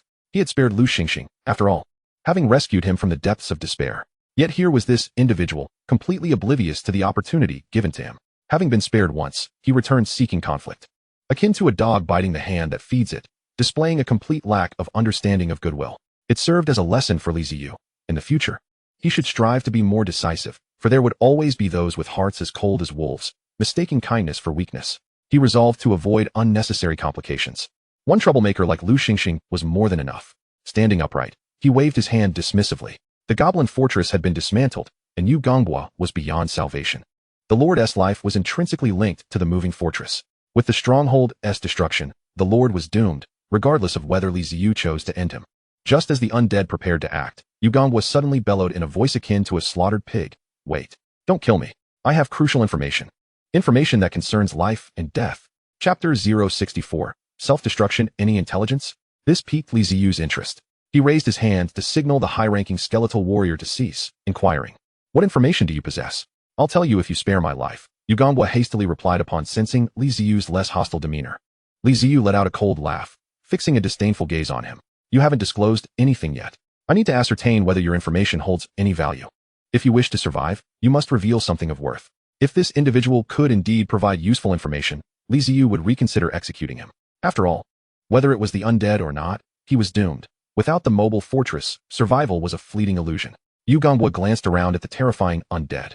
Realizing this was his sole opportunity to escape death, he decided to gamble on Li Ziyu's mercy, gritting his teeth as he asserted, "I didn't come to attack you. I was being pursued." At his words, Li Ziyu's pupils dilated in surprise as he regarded Yu Gongwa. I must admit, I hadn't anticipated that excuse. Now, do elaborate." Li Ziyu turned and settled back into the skeletal throne, his expression contemplative. "I was ambushed by goblins," Yu Gongwa began, but was promptly interrupted by Li Ziyu. "If you're going to fabricate a tale, at least make it plausible. You are the Goblin Lord. How could you be ambushed by your own kind? Surely, concocting a different story isn't beyond your capabilities. You could have claimed to be pursued by lizard men or beasts, for instance." "I'm telling the truth. I wish to live. I truly do." Yu Gongwa's visage transformed into one of desperation, his face twisted in agony. Observing his demeanor, Li Ziyu noted it hardly appeared feigned. However, the narrative of a goblin lord being attacked by goblins still seemed dissonant. Li Ziyu stroked his chin, furrowing his brow as he scrutinized Yu Gongwa for several moments before motioning for him to continue. "I have no idea where these goblins came from. They arrived in droves, overwhelming my own goblins." "So you fled?" "Yes. If I hadn't, I would have perished." Yu Gongwa's voice was laced with urgency, his severed legs still oozing blood, causing him to feel lightheaded. Yet, the fervor for survival compelled him to remain conscious. Li Ziyu recalled the goblin cavalry he had seen earlier and leaned forward inquisitively. "Were those goblins on dogs not your subordinates?" "No, I have no cavalry." Yu Gongwa managed a bitter smile. Had he possessed cavalry, his situation would not be so dire. "Tell me how many goblins there were, what types of units they had. Speak truthfully, and I may grant you mercy." Li Ziyu had begun to believe Yu Gongwa's words, his heart racing with anxiety. Initially, he thought Yu Gongwa was foolishly attempting a counterattack, but it turned out he was genuinely fleeing. This altered the circumstances. If the cavalry was still pursuing him, could the wild goblins have only sent cavalry? It was improbable. The main force was likely delayed due to speed, and it wouldn't be long before the wild goblins that ambushed Yu Gongwa would arrive, especially since he had made quite the ruckus during his approach. All right, I'll speak." Yu Gongwa hurriedly nodded, sensing a glimmer of hope for survival. "I don't know the exact number of goblins, but I estimate there are over 1,000. Most are ordinary goblins, but there are some larger ones, quite formidable. And then there are the cavalry. I haven't seen any other unit types." The cavalry had just been besieged by the skeletal undead. It remained uncertain whether the enemy possessed additional cavalry, but even if they did, their numbers likely wouldn't be significant. At least for now, they were not a pressing concern. What are these larger goblins? Ziyu pondered, images from his past life, animated series, and games flashing through his mind, forming a mental image. Could they possibly be bear goblins? Bear goblins, also known as traveling goblins or bear gremlins, are an anomaly among goblins, akin to a bloodline mutation. These creatures tower over normal goblins, reaching heights of up to 2 meters, with robust physiques and exceptional combat prowess. In various anime, bear goblins are often depicted as the most formidable warriors among goblins. Understanding this, Ziyu glanced at the expectant Uganbwa and waved dismissively. Spare him. Throw him out. Wait. Aren't you going to help me with my leg? Uganbwa exclaimed in a panic as the undead approached to drag him away. How greedy you are. I said I would spare your life, but I never promised to heal your leg. Do I look like a physician to you? Ziyu shot him a stern glare and waved his hand impatiently. No, you can't do this. I'll bleed to death. Uganbwa pleaded desperately. Please. I've already shared the information with you. You can't treat me this way. As he cried out, the undead emotionlessly dragged Uganbwa away from the castle's main building. Hiding in the shadows, Lu Xingxing hesitated before slowly approaching Ziyu. Boss, are we just going to abandon him like this? Of course, Ziyu replied nonchalantly. I said I'd spare his life. It wouldn't be right to kill him here. No, what I mean is, with his legs severed, he won't survive outside. He'll die out there. Are we really not going to do anything? Well, you raise a valid point. Ziyu paused, seemingly reminded, and summoned a skeletal minion, instructing, keep an eye on him. If he dies, bring the body back. Managing a fortress is challenging. We cannot afford waste. Every bit counts, after all. Lu Xingxing twitched his lips. That is not what I meant, boss. I'm asking if you could save him.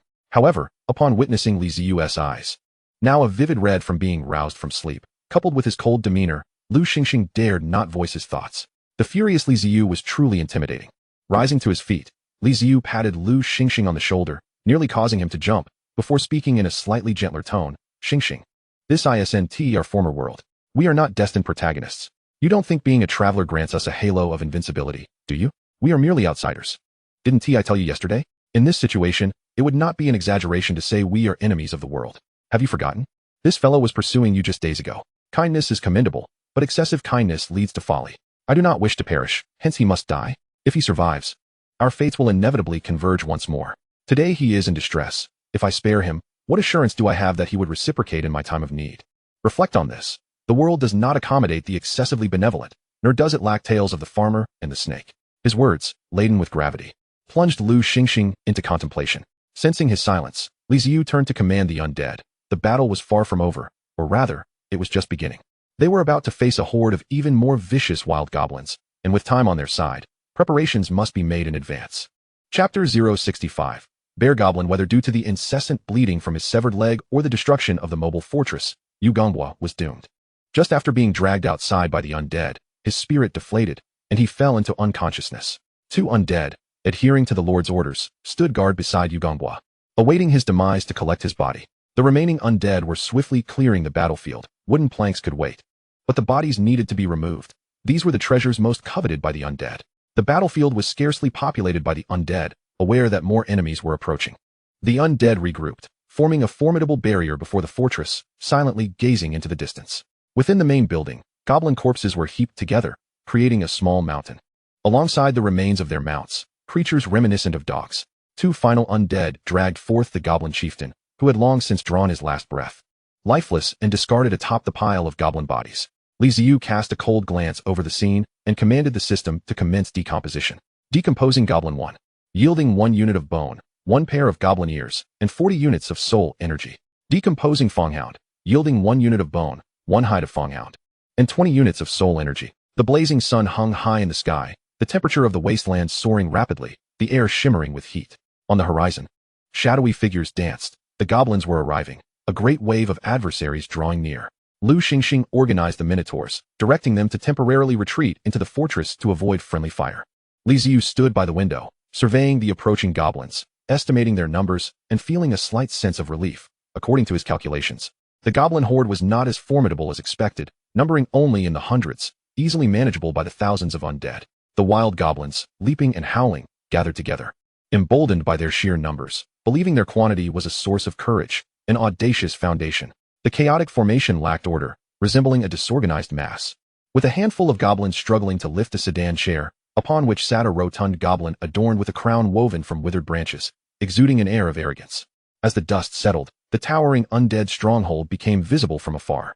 Goblin cavalry, mounted on fanghounds, approached the sedan chair, chattering in their guttural tongue, essentially questioning how they should proceed against the enemy ahead. The goblin chieftain struggled for a time before awkwardly rising, glancing about like a performing monkey. Why does this feel different from before? But it matters not. With so many goblins at my command, we are fearless. Attack! The chieftain pointed towards the undead, emitting a shrill, piercing cry. Instantly, the wild goblins erupted into a frenzy, clamoring and charging towards the undead fortress. The distance was great, and they could not discern who or what their adversary was. Yet the overwhelming numbers of goblins instilled confidence in the chieftain, no matter who stood against him. His goblin army would not be deterred, charged forth. At the forefront were the goblin fanghound cavalry, followed by hundreds of goblins, amidst whom were several much larger bear goblins.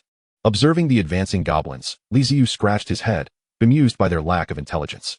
Could they not count? Did they not recognize who had the greater numbers? What audacity prompted them to launch an assault? Yayo. The leading fanghound cavalry were the first to discern the enemy's visage, a mass of ignited skeletal frames. With no other creatures in sight. Is this meant to intimidate us? Do they think a pile of bones will instill fear? They were goblins, a horde of hundreds. The cavalry pressed onward, undeterred by the skeletal figures, urging their fanghounds to accelerate, eager to break through and discover what lay beyond. As they drew nearer, however, the fanghounds began to slow, their eyes betraying a growing fear. Animals are inherently sensitive. At a distance, they felt nothing, but as they approached, the fanghounds sensed the terrifying aura emanating from the skeletal frames, a harbinger of death.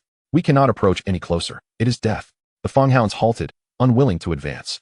Yet the goblin cavalry remained oblivious, insisting on breaking through the skeletal barrier. Under their master's persistent demands, the fanghounds emitted whimpering sounds, tucking their tails as they inched toward the undead. The fanghounds slowed further, while the goblins behind them did not, surging ahead to confront the undead. The cavalry, enraged, smacked their mounts, exclaiming, "We are cavalry. How dare you let those wretches overtake us? Charge!" Yet no matter how they urged, the fanghounds refused to quicken their pace, dawdling forward, occasionally stopping to wait. The first goblins reached the undead and, underestimating them as mere decorations, believed they could easily dismantle them. However, they were met with bone blades, spears, and curved daggers. Blood erupted in a shower as the foremost goblins were swiftly slain, dying with eyes wide open, unable to comprehend how these skeletal figures could move when they were merely bones. The goblins behind cared little. Death was part of war, and they pressed on, colliding with the prepared undead. Bones and blood splattered, limbs and fragments flying through the air. Lu Xingxing, witnessing the scene from his perch in the second-floor building, felt a chill run through him. He had seen lizardmen lay siege, had witnessed battles between undead and lizardmen, but all of that had been from a distance. The brutality of this scene far exceeded anything he had seen in films, causing him to tremble as he began to grasp the true nature of this otherworldly conflict. Against the demonic minotaurs and lizardmen, the undead might need to rely on their numerical advantage to assert dominance, but against goblins, the undead's combat prowess remained formidable, one-on-one. They posed little threat, for these diminutive creatures were hardly impressive. After a few exchanges, the goblins realized something was amiss. Oh dear, are we losing too many comrades? Those skeletal figures remained unscathed, yet many of their companions lay lifeless around them. The goblins at the forefront began to waver as they turned. They were confronted by a massive pair of legs, those of a bear goblin, towering at 2 meters, wielding a hefty wooden club, regarding the fleeing goblins with disdain. With a swift kick, he sent one goblin soaring into the throng of undead. The unfortunate goblin had time for but a single scream before being overwhelmed by the encroaching undead. The bear goblin roared, advancing with great strides, swinging the club with a whistling wind that struck down several undead, shattering them into a shower of bones that rolled across the ground. This display rekindled the confidence of the surrounding goblins, who howled in triumph. Chapter 066, Splitting into Small Teams. From his elevated vantage point, Ziyu finally discerned the bear goblin's appearance. Towering figures, standing 2 meters tall, with dark green skin and, like their smaller kin, a prominent belly. The distinction lay in their robust physique. The ordinary goblins appeared flaccid, lacking in strength, while the bear goblins exuded an air of solid muscle, resembling inflated bodybuilders. Their eyes were smaller than those of typical goblins, resembling 2 round yellow buttons, and their noses were not the usual hooked beaks, but rather flat, giving them an almost bear-like appearance. These creatures charged into the ranks of the undead like tanks, swinging their massive clubs indiscriminately, not bothering to target a specific undead, for there were plenty to choose from in their vicinity. Ahead, the bear goblins forged a path, while the ordinary goblins stirred to life, eagerly following their lead into the throng of the undead. What is this? This is the power of role models. Alas, I do not favor the example set by the bear goblins. Skeleton warriors, mobilize. 10 elite skeleton warriors, accompanied by 20 intermediate skeletons and 40 low-level skeletons, departed from the main edifice, charging onto the battlefield. The number of skeleton warriors under Ziyu's command was limited at the onset of battle. They were not immediately thrust into the fray, but rather deployed as an elite assassination squad, specifically tasked with dealing with formidable foes. Goblins, by nature, are bullies who prey on the weak and gather in numbers, growing increasingly arrogant with their ranks. They are quintessential ruffians, yet the bear goblins stand as an anomaly. Their mindset diverges from that of typical goblins, resembling a band of adventurers. They intentionally separate from the group to venture into the world, accumulating experience in both adventure and combat to fortify themselves. This trait triggers an internal switch, leading to their transformation into bear goblins, a form entirely distinct from their brethren. Each surviving bear goblin possesses combat prowess that far surpasses that of ordinary goblins. The skeletal undead, attempting to overwhelm them with sheer numbers, would find such a task daunting. These creatures are no less formidable than the demonized minotaurs, flanked by a cacophony of ordinary goblins. Upon exiting the fortress, the skeleton warriors, without any directive from Ziyu, autonomously divided into 10 squads, with elite skeletons taking the lead, 2 intermediate skeletons serving as lieutenants, and 4 low-level skeletons as aides, advancing towards the bear goblins. Weak. Exceedingly weak, these bones are utterly fragile. The bear goblin roared with pride, reveling in the sheer power of his might. Having distanced himself from the group, he relished the fear that surged within him, a means to attain strength. As he beheld the oncoming skeletons, heedless of their impending doom, he swung his club again, intent on shattering these feeble foes as before. Boom. This time, his expectations were thwarted. His wooden club met resistance, striking solidly against a small round shield, forcing the undead wielder to buckle their knees under the immense force. It was then that the bear goblin realized several distinct skeletons had appeared before him. These skeletal figures wielded blades in one hand and shields in the other, some adorned with helmets, while the foremost was clad in armor, presenting a formidable sight. Retracting his club, the bear goblin swung again, sending the obstructing intermediate skeleton warrior flying into the throng of undead. Amidst the cacophony, that intermediate skeleton arose once more, as if unscathed, approaching him nonchalantly. A chill coursed through the bear goblin as he sensed an aura of strength emanating from these peculiar skeletons. This feeling, rooted in his intrinsic fear of the powerful, did not deter him. Rather, it ignited a fierce glint in his eyes. He had encountered this sensation numerous times during his solitary ventures, and he understood it all too well. To flee in the face of fear would spell his demise. Only by confronting it head-on could he grow stronger. The bear goblin roared skyward, hefting his club with all his might towards the foremost elite skeleton warrior. The force behind this strike was significantly greater than before. He was confident that he could obliterate this skeletal figure in one blow. Thud. The dull thud echoed as the club struck the round shield, splintering wood and producing a series of cracks upon the petite bone shield. Yet, contrary to the bear goblin's expectations, the elite skeleton warrior did not shatter into fragments. It remained steadfast, resolutely holding its ground against the assault. With the bear goblin's attack, the remaining skeleton warriors surged forth, seizing the opportunity to strike, leaving several wounds upon the bear goblin's robust form with their bone daggers. Though the bear goblin was tall and muscular, delivering powerful blows, he lacked in speed, and the inflicted wounds caused him considerable pain, eliciting a furious roar directed at the skeletal warriors. The effects of ordinary attacks were far from satisfactory. His prior strike had been exploratory. Such a combat style was not typical among the undead, whose tactics predominantly involved fearless, reckless charges, employing any means necessary to attack. Exploration was not an option. The only path was one of perilous engagement. Even the low-level skeleton warriors adhered to this aggressive approach, albeit with a more refined method of attack than their ordinary undead counterparts. However, with the elite skeleton warriors leading the charge, their combat style evolved. They exhibited signs of intellect and strategy, no longer mindlessly aggressive, but rather employing calculated tactics. Simple information was rapidly conveyed among the skeleton warriors through their souls. As the elite skeleton warrior raised its shield, advancing towards the bear goblin. "Do you dare approach?" The bear goblin seethed with fury, swinging his club repeatedly. Wood chips and fragments of the bone shield flew as the elite skeleton warrior maintained a stable stance on the ground, sliding backward under the onslaught. The distraction was successful. The assault commenced. It was akin to a boss fight, where the tank held aggro firmly, allowing other roles to unleash their full power. 2 intermediate warriors, accompanied by 4 low-level warriors, renewed their assault on the bear goblin. The 4 low-level skeleton warriors targeted the bear goblin's shins, while the 2 intermediates aimed for his ribs. By the time the bear goblin recognized the peril, it was too late to evade. He felt excruciating pain in his legs and ribs. Hastily retracting his club to strike at those who dared to harm him, he swung but found only air, for his adversaries had already retreated, evading his counterattack. During their exploratory strikes, the skeleton warriors had discovered that slashing with blades proved ineffective against this towering brute, at best inflicting superficial wounds. Thus, they opted for thrusting attacks, which yielded better results, albeit leaving 4 blades lodged within him from earlier encounters. The elite skeleton warrior brandished its bone dagger, pointedly challenging the bear goblin, exuding an air of provocation. If it could speak, it might have taunted, "Come at me." The bear goblin, thinking similarly, charged forward, only to be met with a surprise. The elite skeleton warrior not only beckoned him, but also commanded its allies, "Rush him." Consequently, as the bear goblin lunged towards the elite skeleton warrior, he collided head-on with 6 skeleton warriors rushing to intercept him. Chapter 067, A Fragile Defense. The 6 skeleton warriors did not come to attack, but rather to restrain the bear goblin. They swarmed him, clutching his arms and legs, blocking his face and attempting to gouge his eyes, employing every underhanded tactic imaginable. For the undead, morality held no sway. Victory was the only objective. Caught off guard by this strategy, the bear goblin found himself overwhelmed and brought to the ground. Struggling against the 6 skeletal assailants, he emitted a furious roar.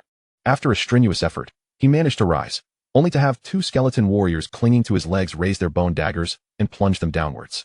Ack! The bone dagger pierced the top of his foot, driving straight through his soul, eliciting a quavering howl from the bear goblin. Soon after, he was pinned back to the ground by several opportunistic skeleton warriors. Sensing the moment was ripe, the elite skeleton warrior took a running leap. Grasping the dagger's hilt with both hands, the blade aimed at the bear goblin's throat, descending from above. Thud! The bone dagger plunged deep, burying itself to the hilt. The bear goblin's strength surged unexpectedly, flinging the restraining skeleton warriors aside as he struggled to rise. Yet, his physical vigor rapidly waned, and halfway to his feet, he collapsed to the ground with a resounding thud. A cadre of skeletal warriors rose from the earth, sensing the life force of the mighty bear goblin swiftly waning. They advanced, extracting their bloodied bone blades from the corpse, then turned to gaze at the stunned goblins. The bear goblin had perished? Such a formidable creature, vanquished. The goblins' eyes bulged in disbelief, their mouths agape. Then, in a moment of realization, they emitted piercing screams of terror and turned to flee. They had witnessed the entire demise of the bear goblin, yet the goblins behind them, oblivious to the event, were still pushing forward, creating a bottleneck that left them unable to escape or advance, resulting in a chaotic melee between the 2 factions. The high-ranking skeletal warrior silently raised his bone blade, directing it at the foes ahead, while the skeletal undead unleashed a soul-rending roar, surging into battle. Similar scenes unfolded across the battlefield, wherever the bear goblins were found. Skeletal warrior squads emerged, employing various methods to eliminate them, subsequently leading the undead in fresh assaults. At a distance from the fray, the goblin leader sat upon his ornate litter, sensing an inexplicable disturbance. He scrutinized the battlefield closely, his expression darkening moment by moment as dread coursed through him. He beheld the formidable bear goblin fall, failing to rise as it typically would. A white tide surged, relentlessly battering the goblins, while his ranks dwindled rapidly. "Retreat! Retreat!" The goblin leader commanded with urgency, directing his cries toward the bearers of his litter. His rise to leadership, having amassed hundreds of goblins, including bear goblins and goblin cavalry, was not due to exceptional combat prowess, but rather his cunning and ability to assess circumstances. The sight before him was unequivocal. The bear goblin, his strongest ally, had perished. If the bear goblin could not prevail, how could the others hope to triumph? It was time to flee. There was no sense in remaining to die alongside those wretched creatures. "What? You say they are my kin?" "Nonsense. They are not my kin. In the face of death, one's own life is paramount." The goblin leader paid no mind to the fate of the goblins battling the undead, as long as he could escape. There would be opportunities to rally more goblins in the future. These fools were simple-minded. With a little coaxing, they would follow him, allowing him to continue indulging in a life of luxury. Under his urging, the goblins hastily turned to flee, but in their panic, they lacked coordination, causing the litter to sway and jostle. The goblin leader was unseated, tumbling to the ground. "Ouch! You imbeciles! Are you trying to kill me?" he exclaimed. "Wait! Where are you going? Come back! I haven't even gotten back up." The disoriented goblin leader cursed as he lifted his head, only to discover his foolish followers had abandoned him, fleeing with an empty litter, disregarding his authority. After a brief reprimand, he glanced back toward the disintegrating battlefield, scrambling to his feet and attempting to escape, but after only a few strides, he found himself out of breath. Since assuming leadership, he had forsaken his previous lifestyle of vigor, indulging in feasting and revelry, accumulating excess weight far beyond that of other goblins. His agility had long since diminished. Even a short walk left him weary. Typically, he relied on his litter for transportation, never anticipating that his followers would abandon him in such a dire moment. Despite his determination to escape, his body betrayed him. Faintly, he heard the cacophony of goblin cries, screams, pleas for mercy, and wails of despair, growing louder as they approached. This signified a rapid collapse of his forces, and gritting his teeth, he endeavored to quicken his pace. However, the excess weight hindered him. It felt as though he were shackled with stones. After a few steps, he leaned against his knees, gasping for breath, feeling as though a great weight burdened him. Suddenly, a figure darted past him, a goblin clad in a grass skirt, arms flailing, shrieking in terror. Goblin. The leader froze, his neck creaking as he turned slowly to see a tide of frightened goblins rushing toward him, their speed surpassing that of a charge. No, no, don't come near me, he shrieked, but the goblins, already paralyzed with fear by the undead, paid him no heed, rushing past him in a panic. Several collided with his portly frame, sending him rolling on the ground. The sound of chaotic footsteps and frantic cries filled his ears as he clutched his head, screaming in horror. A strange clattering noise reached him, prompting the goblin leader to slowly lower his hands, rolling his eyes upward. What he beheld nearly caused him to faint. A skeletal figure, its skull aglow with eerie blue flames, one hand grasping a shield, the other wielding a blade, encased in a skeletal frame, fixated on him intently. The skeleton tilted its head, as if pondering, then lunged forward with sudden ferocity. The high-ranking skeletal warrior rose deliberately, grasping the goblin leader's head with one hand, while drawing forth his bone blade with the other, dragging the lifeless form away as he turned to depart. Followed closely by more skeletal warriors. The pursuit of enemies held no interest for them. The Lord's command was to eliminate those formidable foes, a task they had accomplished. Now, they were to return and report, ensuring the safety of their Lord and preventing any incursions upon his domain. Pathetic, utterly feeble, Ziyu remarked, observing the skeletal undead pursuing the goblins, losing interest in the spectacle and returning to his bony throne to await the spoils of victory. Chapter 068, Reinforcements. For Gunwa, the bear goblins, goblin cavalry, and the vast multitude of goblins represented a dire threat. Yet here, under Ziyu's command, with thousands of skeletal undead and elite skeletal warrior squads, hundreds of goblins were rendered utterly defenseless, their extermination remarkably effortless. After pursuing for a full 3 kilometers, the skeletal undead returned reluctantly at the Lord's impatient summons, methodically scouring the battlefield along the way. Goblins, mostly impoverished, wielded a hodgepodge of weaponry, but only a few were functional. Collecting what they could for potential repurposing, they prioritized the corpses. After the skirmish, the undead had sustained losses of around 200, mostly due to bear goblins inadvertently shattering skulls, leading to the dissipation of their soul flames, while over 500 goblin corpses lay scattered, the remainder having fled swiftly to escape death. Ziyu contemplated the possibility of deploying a mobile fortress for pursuit, but ultimately decided against it. Glancing up at the blazing sun, in this sweltering heat, how much soul energy would be expended in the chase? Goblins possess a level of intelligence akin to that of beasts. Driving the mobile fortress after them might not even recoup the energy spent. Best to let it go. By day, the undead grew weaker. To ensure victory in battle, Ziyu had already expended a significant amount of soul energy to bolster the undead, enabling them to fight at their peak. The undead returned in a grand procession, dragging the lifeless body of a goblin and clutching salvaged weaponry in their embrace. As the goblins began to flee, the minotaurs burst forth from the treasure-hunting catfolk's mobile fortress, rushing to the platform's edge to witness the spectacle. Upon seeing the return of the undead, they erupted in jubilant cheers. These once feared skeletal figures, having vanquished the goblins, now granted them a profound sense of security. The leading skeletal undead glanced at the cheering minotaurs, scratching its head in confusion over their exuberance, before resuming its grim task of hauling the corpse. Within the castle's main hall, a goblin corpse lay discarded before an imposing skeletal throne, dressed in finer garb than its kin, adorned with a crown of twisted branches. This goblin likely held a position of significance, having succumbed to a powerful skeletal warrior. Corpses and equipment continued to accumulate within the main hall, forming a grotesque mound. And the air was thick with an unbearable stench that set Lu Xingxing into a fit of coughing, as he desperately covered his mouth and nose. Reminiscing about the days when masks were a commonplace necessity. Decomposing Goblin 1 yields 1 unit of bone, 1 pair of goblin ears, and 40 units of soul energy. Decomposing Fanghound yields 1 unit of bone, 1 Fanghound skin, and 20 units of soul energy. Decomposing Elite Goblin 1 yields 2 units of bone, 1 pair of elite goblin ears, and 50 units of soul energy. The bear goblin, previously speculated by Ziyu, was designated as an elite goblin during the system's decomposition process, yielding materials in greater abundance than those of a common goblin. With the system's tireless efforts, the number of corpses within the main hall steadily diminished. Although the odor remained foul, it was a marked improvement over the initially overwhelming stench, allowing Ziyu to finally think clearly. This battle illuminated the advantages of skeletal warriors. Indeed, they differed significantly from skeletal undead, displaying the capacity for strategic thought, which was quite impressive. Even elite goblins could be dealt with by skeletal undead, relying on sheer numbers to overwhelm them, albeit at a considerable cost. However, when faced with skeletal warriors, the task became significantly easier. No losses meant gains. Realizing the potential benefits, Ziyu became contemplative. The undead faction relied on sheer numbers for sustenance.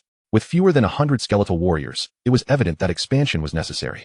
The haul of over 500 goblin corpses, combined with previous remains and fanghound carcasses, yielded approximately 27,000 units of soul energy, ample to support the expansion of skeletal warriors.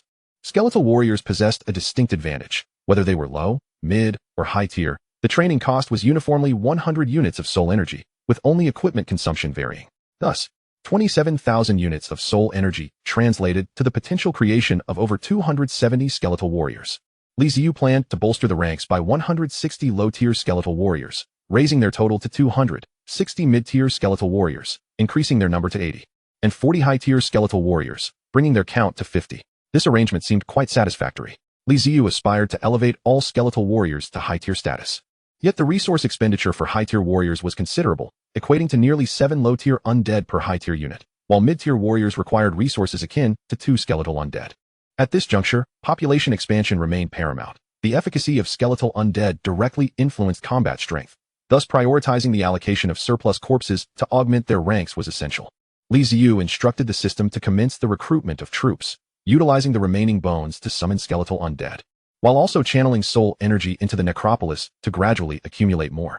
With the plan set in motion, fatigue overcame him, and after a yawn, he expelled Lu Xingxing from the main hall, initiating the fortress's dormant state. Frustrated, he longed for a peaceful slumber, unperturbed by disturbances. As the fortress descended into the earth, enveloped in darkness, Ziyu closed his eyes with a sense of tranquility, soon succumbing to a gentle snore. Today's battle had left Lu Xingxing profoundly shaken. Reflecting on Ziyu's earlier words, he realized their immense wisdom. This world is merciless. The weak are truly hunted down, devoid of legal protection. And vulnerability is a sin in itself. To survive, one must grow sufficiently strong. Clenching his fist, Lu Xingxing's gaze hardened with resolve. He vowed to steadfastly cling to his leader's side, unwavering in his loyalty. Survival on his own was an impossibility. Relying on those 2 treasure-hunting catfolk was merely a means to stave off starvation. Should they encounter formidable foes, it would undoubtedly lead to a desperate flight.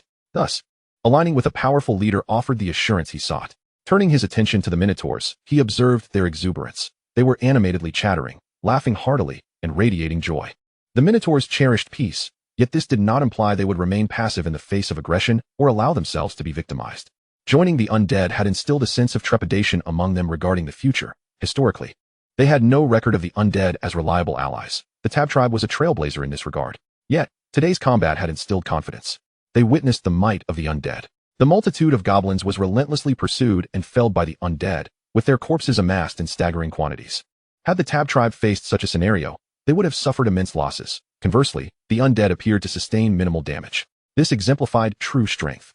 Affiliating with a powerful tribe ensured a more comfortable existence, and thus, their excitement was palpable. Chapter 069, Skeletal Bull Demon. Ziyu stretched languidly as he awakened. Deactivating the dormant state, the fortress ascended from the depths, revealing a night cloaked in darkness, and the refreshing evening breeze of the wasteland invigorated him. The exotic necropolis and the imprint workshop had been completed, introducing 2 new structures upon the platform.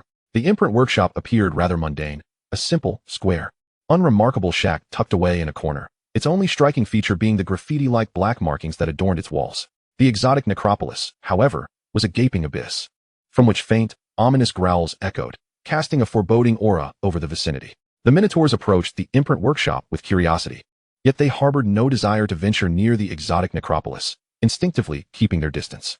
With the establishment of the exotic necropolis, the materials previously harvested from the corrupted minotaurs could finally be put to use, allowing for the summoning of 2 new types of undead, the skeletal bull demon and the dark skeletal warrior. Dark skeletal bull demon. Description: an undead minotaur endowed with dark energy, possessing commendable defensive capabilities and greater strength than other skeletal undead. Indeed, their bones are quite resilient. With the absorption of additional dark energy, they may become even more formidable. Requirements: 2 units of corrupted minotaur bones, 60 units of mutated soul energy, and 50 units of soul energy. Dark skeletal warrior. Description: a perilous undead. Caution is advised when deploying them, as dark skeletal warriors do not discriminate between friend and foe. As they absorb more dark energy, they evolve into increasingly powerful monstrosities. Requirements: 1 unit of corrupted bone, 30 units of mutated soul energy, and 500 units of soul energy. As Ziyu observed the descriptions of the 2 newly summoned undead beings, he scratched his head in confusion. The skeletal bull demon was easily comprehensible. It was essentially a 1-to-1 transformation of a corrupted tauren. However, The concept of the dark skeletal being eluded his understanding. Although the required materials for creating the dark skeletal figure and the mutated soul energy were halved, the soul energy demand stood at a staggering 500 units. The description was peculiar, suggesting that the system did not favor the summoning of this dark skeletal entity. To err on the side of caution, Ziyu decided to first summon the skeletal bull demon. He was uncertain of its strength, but the cost of 50 units of soul energy was manageable.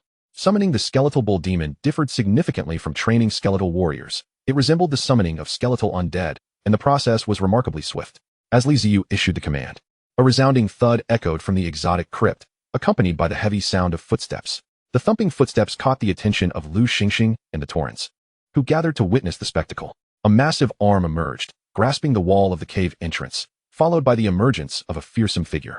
The sight left the Torrents in a state of shock, an overwhelming sense of fear surging within them. It was a skeletal Tauren, bathed in moonlight. The skeletal bull demon stood tall, reaching an impressive height of 3 meters, towering over the assembled Torrents. Atop its head were a pair of spiraled horns curving inward. It was clear at a glance that this was not a creature to be trifled with. In its hand, it wielded a bone totemic pillar, thicker than a human's waist and over 4 meters long. The totem's design was unfamiliar to the Tab tribe's Torrents, radiating an aura of death and ferocity, with tendrils of dark energy swirling around the white bone totem like smoke, seemingly still acclimating to its new form after being summoned. The skeletal bull demon remained stationary for a time, its bones gradually shifting in color from the usual white of typical undead to a striking gray. Dark ink-like markings emerged along its frame, rendering it both eerie and terrifying. Deep blue soul flames ignited within its skull, flaring up to engulf the entire cranium in a fierce blaze, letting out a powerful roar, whether in celebration of its rebirth or an expression of an unknown grievance. The skeletal bull demon's sound reverberated through the air. The nearby Torrents instinctively covered their ears, their expressions turning even more fearful. They heard it, the roar of a soul. Unlike typical undead, the skeletal bull demon's voice conveyed directly through the air, resonating in their ears as if vibrating the very atmosphere around them.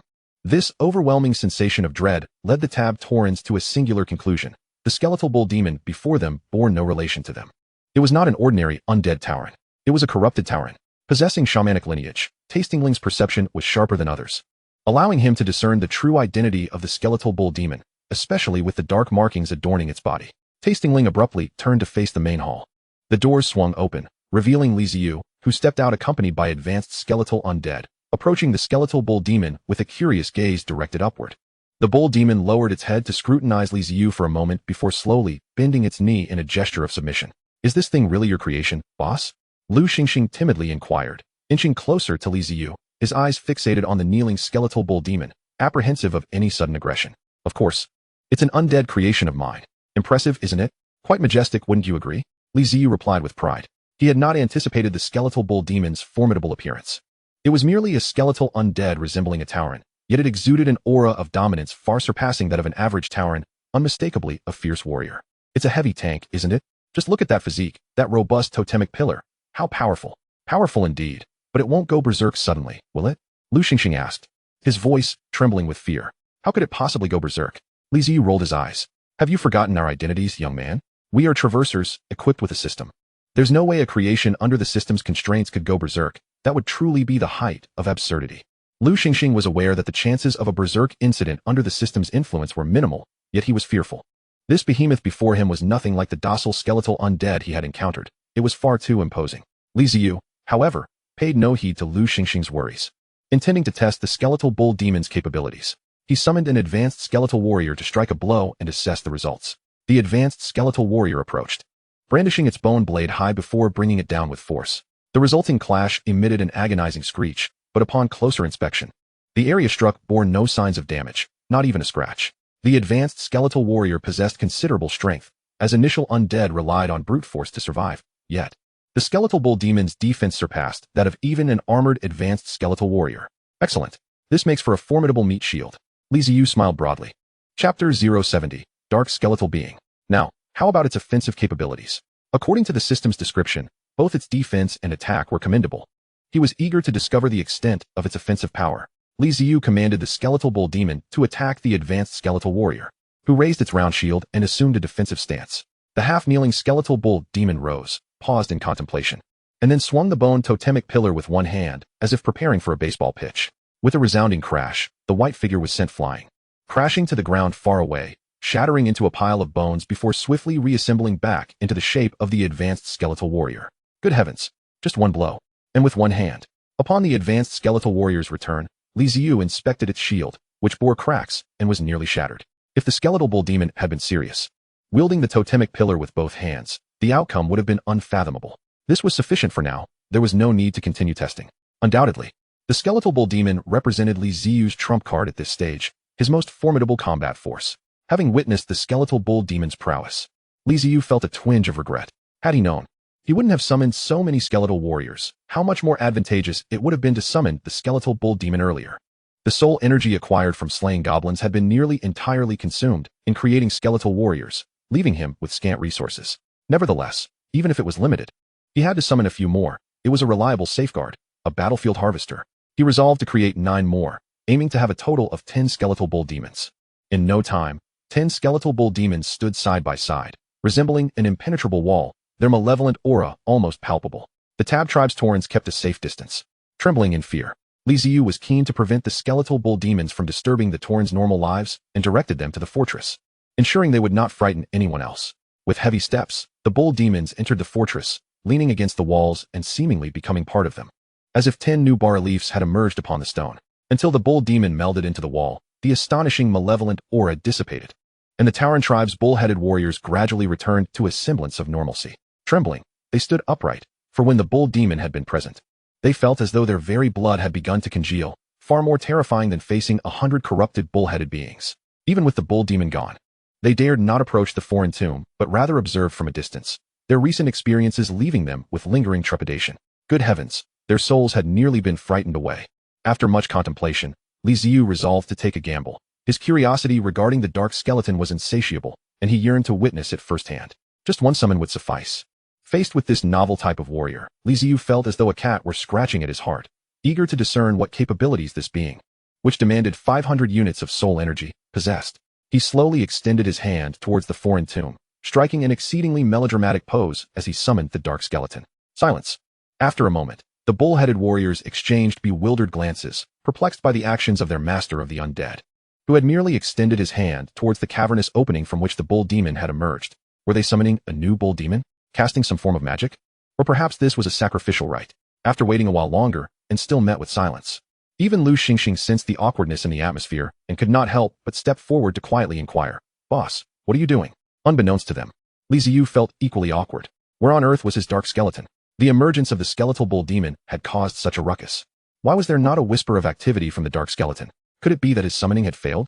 That seemed impossible. The system's summoning had a success rate, and he refused to believe otherwise. Slowly, Ziyu lowered his hand and cleared his throat. Ahem, it's nothing.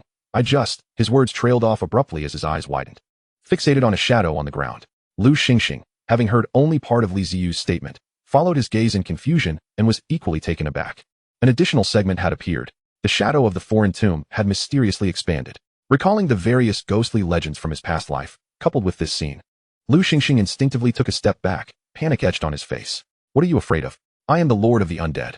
Ziyu shot a glance at him, irritation evident in his tone. Oh right. Lu Xingxing quickly regained his composure. What am I even afraid of? The Lord of the Undead is right here beside me. This entire fortress is filled with the undead. What ghosts or monsters could possibly frighten me? I live among the undead daily. Ziyu's gaze remained locked on the newly formed shadow, his fist clenched, his eyelids lowering as a flicker of anger ignited within him. He was now certain that this shadow, which he had previously overlooked, was most likely connected to the dark skeleton. This creature had audaciously made him look foolish in public. Did it seek to provoke his wrath? Sensing Ziyu's fury, the shadow began to writhe, and a pale gray skeleton emerged from its depths. As it materialized, the shadow on the ground swiftly contracted, as if being absorbed by the skeleton itself. At first glance, the skeleton appeared unremarkable, perhaps resembling an underdeveloped skeletal undead due to its bone color. However, a closer inspection revealed subtle differences. The skeleton intermittently glimmered with a black sheen, and an indistinct layer of dark energy, reminiscent of mist, enveloped it. Most notably, its soul fire was not the customary ghostly blue, but rather a profound black. If one were not attentive, they might mistake it for an inanimate object, devoid of any connection to the undead. As Ziyu felt the soul fire emanating from the dark skeleton, a shiver ran through his body. This entity was abnormal and perilous. When he sensed the soul fires of other undead, he typically felt a sense of warmth and familiarity, even in the presence of the bull demon. Yet, facing this being, he was met instead with a chilling void of death. After all, he was the lord of the undead. To conjure an undead creature that instilled in him feelings of coldness and lifelessness was utterly unacceptable. I think I may have done something foolish. The corners of Ziyu's mouth twitched. The pivotal question now was whether he could assert control over this dark skeleton. Taking a deep breath, he sought to channel his anger, projecting that emotion towards the dark skeleton. Initially hesitant in the face of the Lord's wrath, the dark skeleton gradually knelt, choosing to submit. Phew! Ziyu exhaled inwardly, relieved to find that he could maintain control. No wonder the system had warned him of this creature's danger. Confronted with such an enigmatic undead, Ziyu dared not become complacent. He extended his hand and placed it upon the creature's head, forcibly attuning himself to its soul fire. Beyond the system's description, personally sensing the soul fire would reveal the undead state. With his eyes closed, he focused on the dark skeleton's soul fire, and an icy sensation enveloped him. Yet he gleaned insight into the creature's nature. Indeed, it was a perverse anomaly. This was the very embodiment of darkness. In the night, the dark skeleton would become immensely powerful. Although its skeletal form was pale gray, its defensive capabilities and strength could rival that of the bull demon. Moreover, it possessed the ability to meld into shadows, rapidly enhance itself, and merge with the darkness, gifts bestowed upon it by the dark runes. It was undeniably formidable, showing no fear even against the bull demon, capable of manipulating it at will. Its combat prowess was off the charts. Yet, this being was a rebellious child, willful and defiant, unyielding to anyone but himself. The only force capable of temporarily restraining it was Ziyu, the Lord. To unleash this entity on the battlefield, without Ziyu's oversight, it would likely run amok, indiscriminately slaughtering both friend and foe alike. Truly, it was a frightful encounter. Chapter 071, Just a Toy. The undead race's most distinctive traits, aside from their lack of need for food and other resources, were their unwavering loyalty and remarkable unity, devoid of internal strife. However, the dark skeleton was a true aberration, entirely lacking any sense of camaraderie typical among the undead, driven solely by self-interest. Through the insights gleaned from its soul fire, Ziyu was 100% certain that should they encounter defeat on the battlefield, the dark skeleton would undoubtedly use its fellow undead as human shields, fleeing for its own survival. Alternatively, in pursuit of greater power, it might eliminate its own kind without hesitation. How could such a being exist? This creature bore little resemblance to any undead. To employ it might result in the enemy failing to dismantle the undead army, only to be internally undermined by the dark skeleton. Yet to disregard it would be a waste, given its undeniable strength. Caught in a dilemma, Ziyu took a deep breath and smacked the dark skeleton on the head. You better behave, or I'll take your head and kick it like a ball. Now, head to the main building and don't cause any trouble. Unexpectedly struck on the head, the dark skeleton obediently stood up, its form gradually fading away, disappearing from Ziyu's view. Rubbing his temples, Ziyu felt as though he had invited trouble upon himself. LL boss, this undead is even more terrifying than that bull demon. Lu Xingxing stuttered, his teeth chattering, struggling to form coherent words. The dark skeleton had departed. Yet Lu Xingxing still felt a chilling aura enveloping him, a sense of dread overwhelming him, as if death lurked just around the corner. Don't worry. Everything will be fine, right? Ziyu's words remained unfinished as his eyes widened in alarm. Good heavens, this creature truly cannot be at peace. Without a moment to spare to utter another word to Lu Xingxing, Ziyu dashed towards the main building, closely followed by the high-ranking skeletal warrior. In an instant, they had vanished, leaving Lu Xingxing in a state of bewilderment. Chaos reigned within the main building, where the skeletal bull demon, which should have remained a mere sculpture upon the wall, was now brandishing a totem pole, relentlessly smashing it against the dark skeletal figure. The totem pole collided with the ground, producing a thunderous cacophony. The dark skeletal figure nimbly dodged and weaved, occasionally transforming into a shadow, exhibiting a calm demeanor that rendered the bull demon's attempts utterly futile, akin to a shepherd herding sheep with effortless grace. Even displaying a mocking grin by parting its jaw to reveal the flickering black soul fire within, a blatant provocation. The bull demon was on the brink of madness. Their tempers were notoriously volatile, and this insolent creature was testing their patience to the limit. As Ziyu burst in, he observed the ground riddled with numerous cracks, all inflicted by the bull demon's unrestrained assaults with the totem pole. Good heavens, did they not notice they were about to demolish the place? Were they possessed by the spirit of a mischievous pup? Turning his gaze towards the wall, he noted the abundant flickering soul fires, pulsating with excitement like a crowd witnessing an extraordinary spectacle. Upon recognizing the arrival of their lord, the undead's enthusiasm diminished significantly, their flickering flames settling into an innocent and vacant demeanor. Ziyu smacked his forehead and bellowed through gritted teeth. Everyone, cease this instant. The skeletal bull demon froze, as if caught in a game of red light, green light, while the dark skeletal figure emerged from the shadows, bouncing towards the bull demon, flailing its limbs in a dance, its bony frame trembling like the sea's waves. Tension mounted, fists clenched. Just moments ago, when sensing its soul fire, it had exuded an icy disposition, aloof and composed. Yet, upon entering the main building, it had transformed into a playful pup. Was it truly its place to instigate such provocations against the bull demon? Li Ziyu's eyes blazed with fury as he strode towards the dark skeletal figure, fury boiling within him. The oppressive wrath enveloped the dark skeletal figure, compelling it to quiet down, reverting to its previously aloof demeanor, motionless, obediently gazing at Li Ziyu. Approaching it, Li Ziyu forcefully patted its skull, asserting, "My words hold weight. Do they not?" Just as the dark skeletal figure contemplated denying Li Ziyu's assertion, he swiftly grasped its skull, yanked it off with a decisive pull, and cradled it as he made his way outside. Without its head, the dark skeletal figure hastily followed Li Ziyu to the entrance of the main building. Li Ziyu placed the skull on the ground, but as the dark skeletal figure lunged to reclaim it, a dizzying sensation overwhelmed it, and it felt itself drifting further away. With a swift kick, the skull flew from the main building, accompanied by the wobbly body of the dark skeletal figure in pursuit. "If I say your skull will serve as a ball, then it shall serve as a ball," Li Ziyu exclaimed vehemently, clapping his hands before turning back into the main building, casting a sharp glance at the bull demons still grasping their totem poles. The skeletal bull demons shivered, their soul fires dimming as they recoiled into their skulls, adopting a timid demeanor. They had witnessed the dark skeletal figure's head being sent flying, and were unwilling to provoke the wrathful lord. They certainly did not wish for their own skulls to meet the same fate. "You foolish brutes, are you exercising with those poles? Return to your posts as sculptures," Li Ziyu commanded, pointing at the bull demons. They promptly set down the poles and obediently returned to their positions against the wall, their soul fires minimized, blending into the semblance of sculptures. Li Ziyu then surveyed the other undead upon the wall, gesturing broadly. "What are you all staring at? Retreat at once. Have you taken to spectating as well?" The undead hastened to withdraw their soul fires, recognizing the necessity of appeasing their irate lord. Outside, Lu Xingxing and the bull demons first witnessed the distant flight of a skull, followed by the resounding echo of Li Ziyu's furious voice, leaving them exchanging glances of bewilderment. "Should we intervene?" Mumu inquired, scratching his head, while Tasting nodded emphatically beside him. In their recollection, Li Ziyu had seldom expressed anger, and such a display was indeed a rarity. Upon hearing this, Lu Xingxing promptly distanced himself from the two, shaking his head vigorously as if to dispel the notion. "No, no. If you wish to go, do so. I have no desire to cross paths with our leader in such a temper." Observing his retreat, the two bull demons abandoned their intentions of confronting Li Ziyu, dismissing the idea of offering counsel. After venting his frustration, Li Ziyu sank into the skeletal throne, panting heavily as he surveyed the fissures on the ground, his teeth clenched. "What is the meaning of this? I withstood the lizardmen's assault without damaging the castle, and I withstood the goblin's onslaught without harm. Yet my own undead have left the ground in ruins.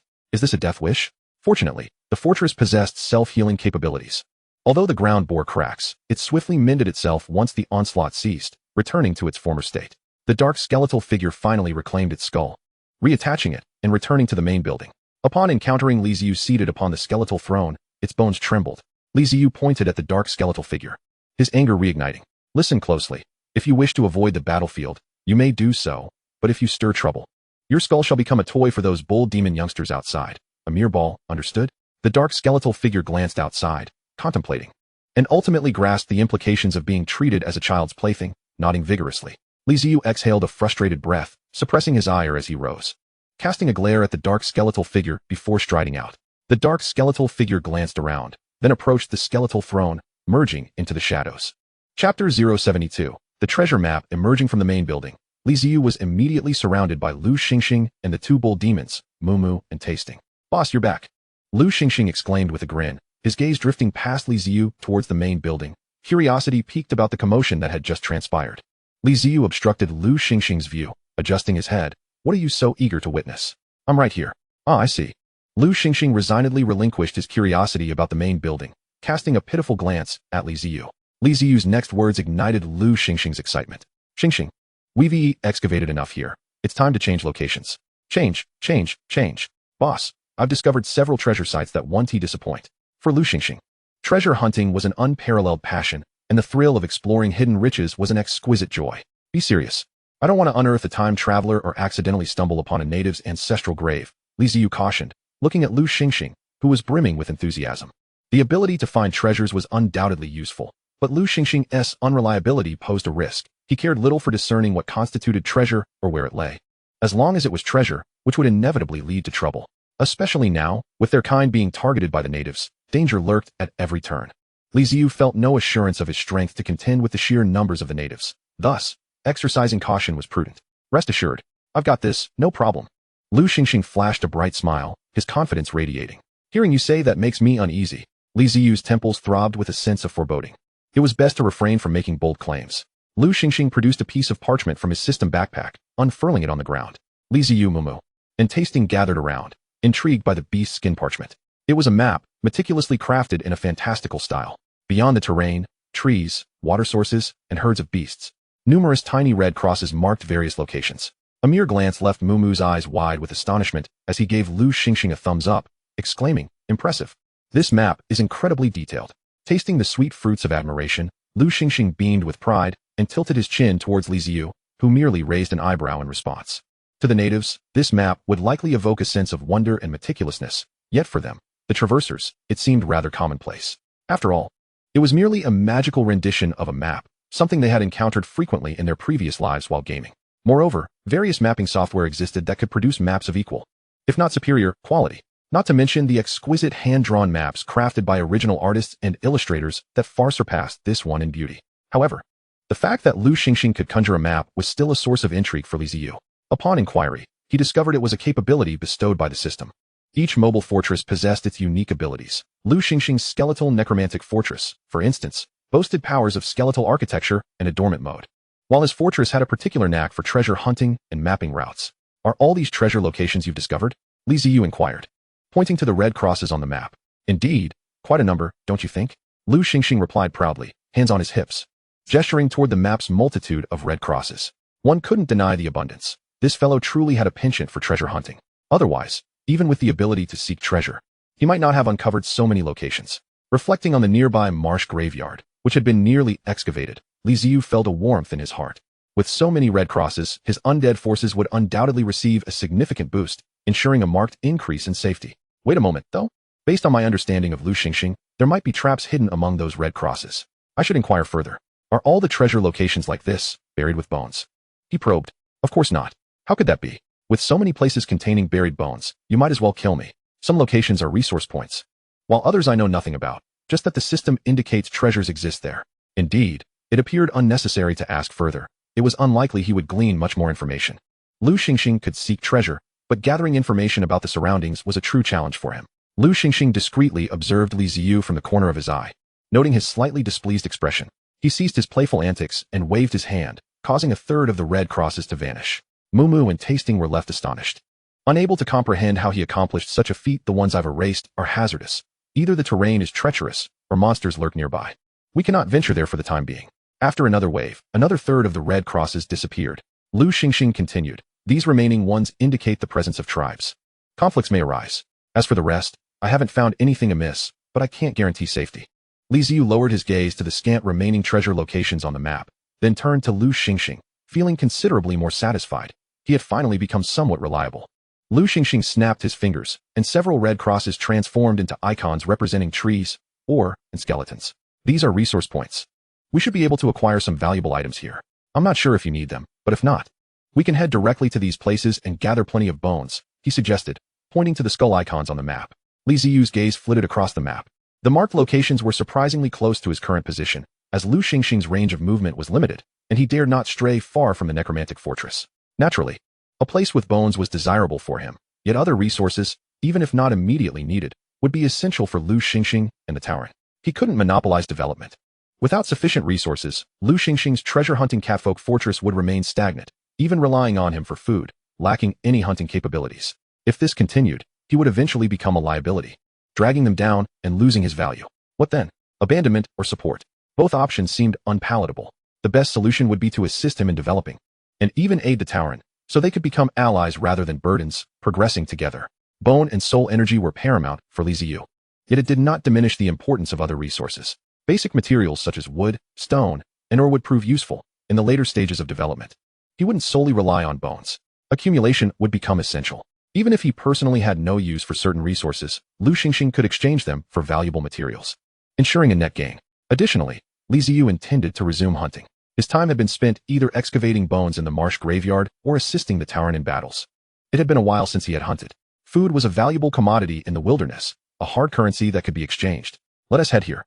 Li Ziyu declared, pointing to a treasure location on the map. Chapter 073, Merchant's Plea for Aid. The location Li Ziyu indicated was a treasure site on the map's edge. Not typical of the plains, but rather a mountainous region.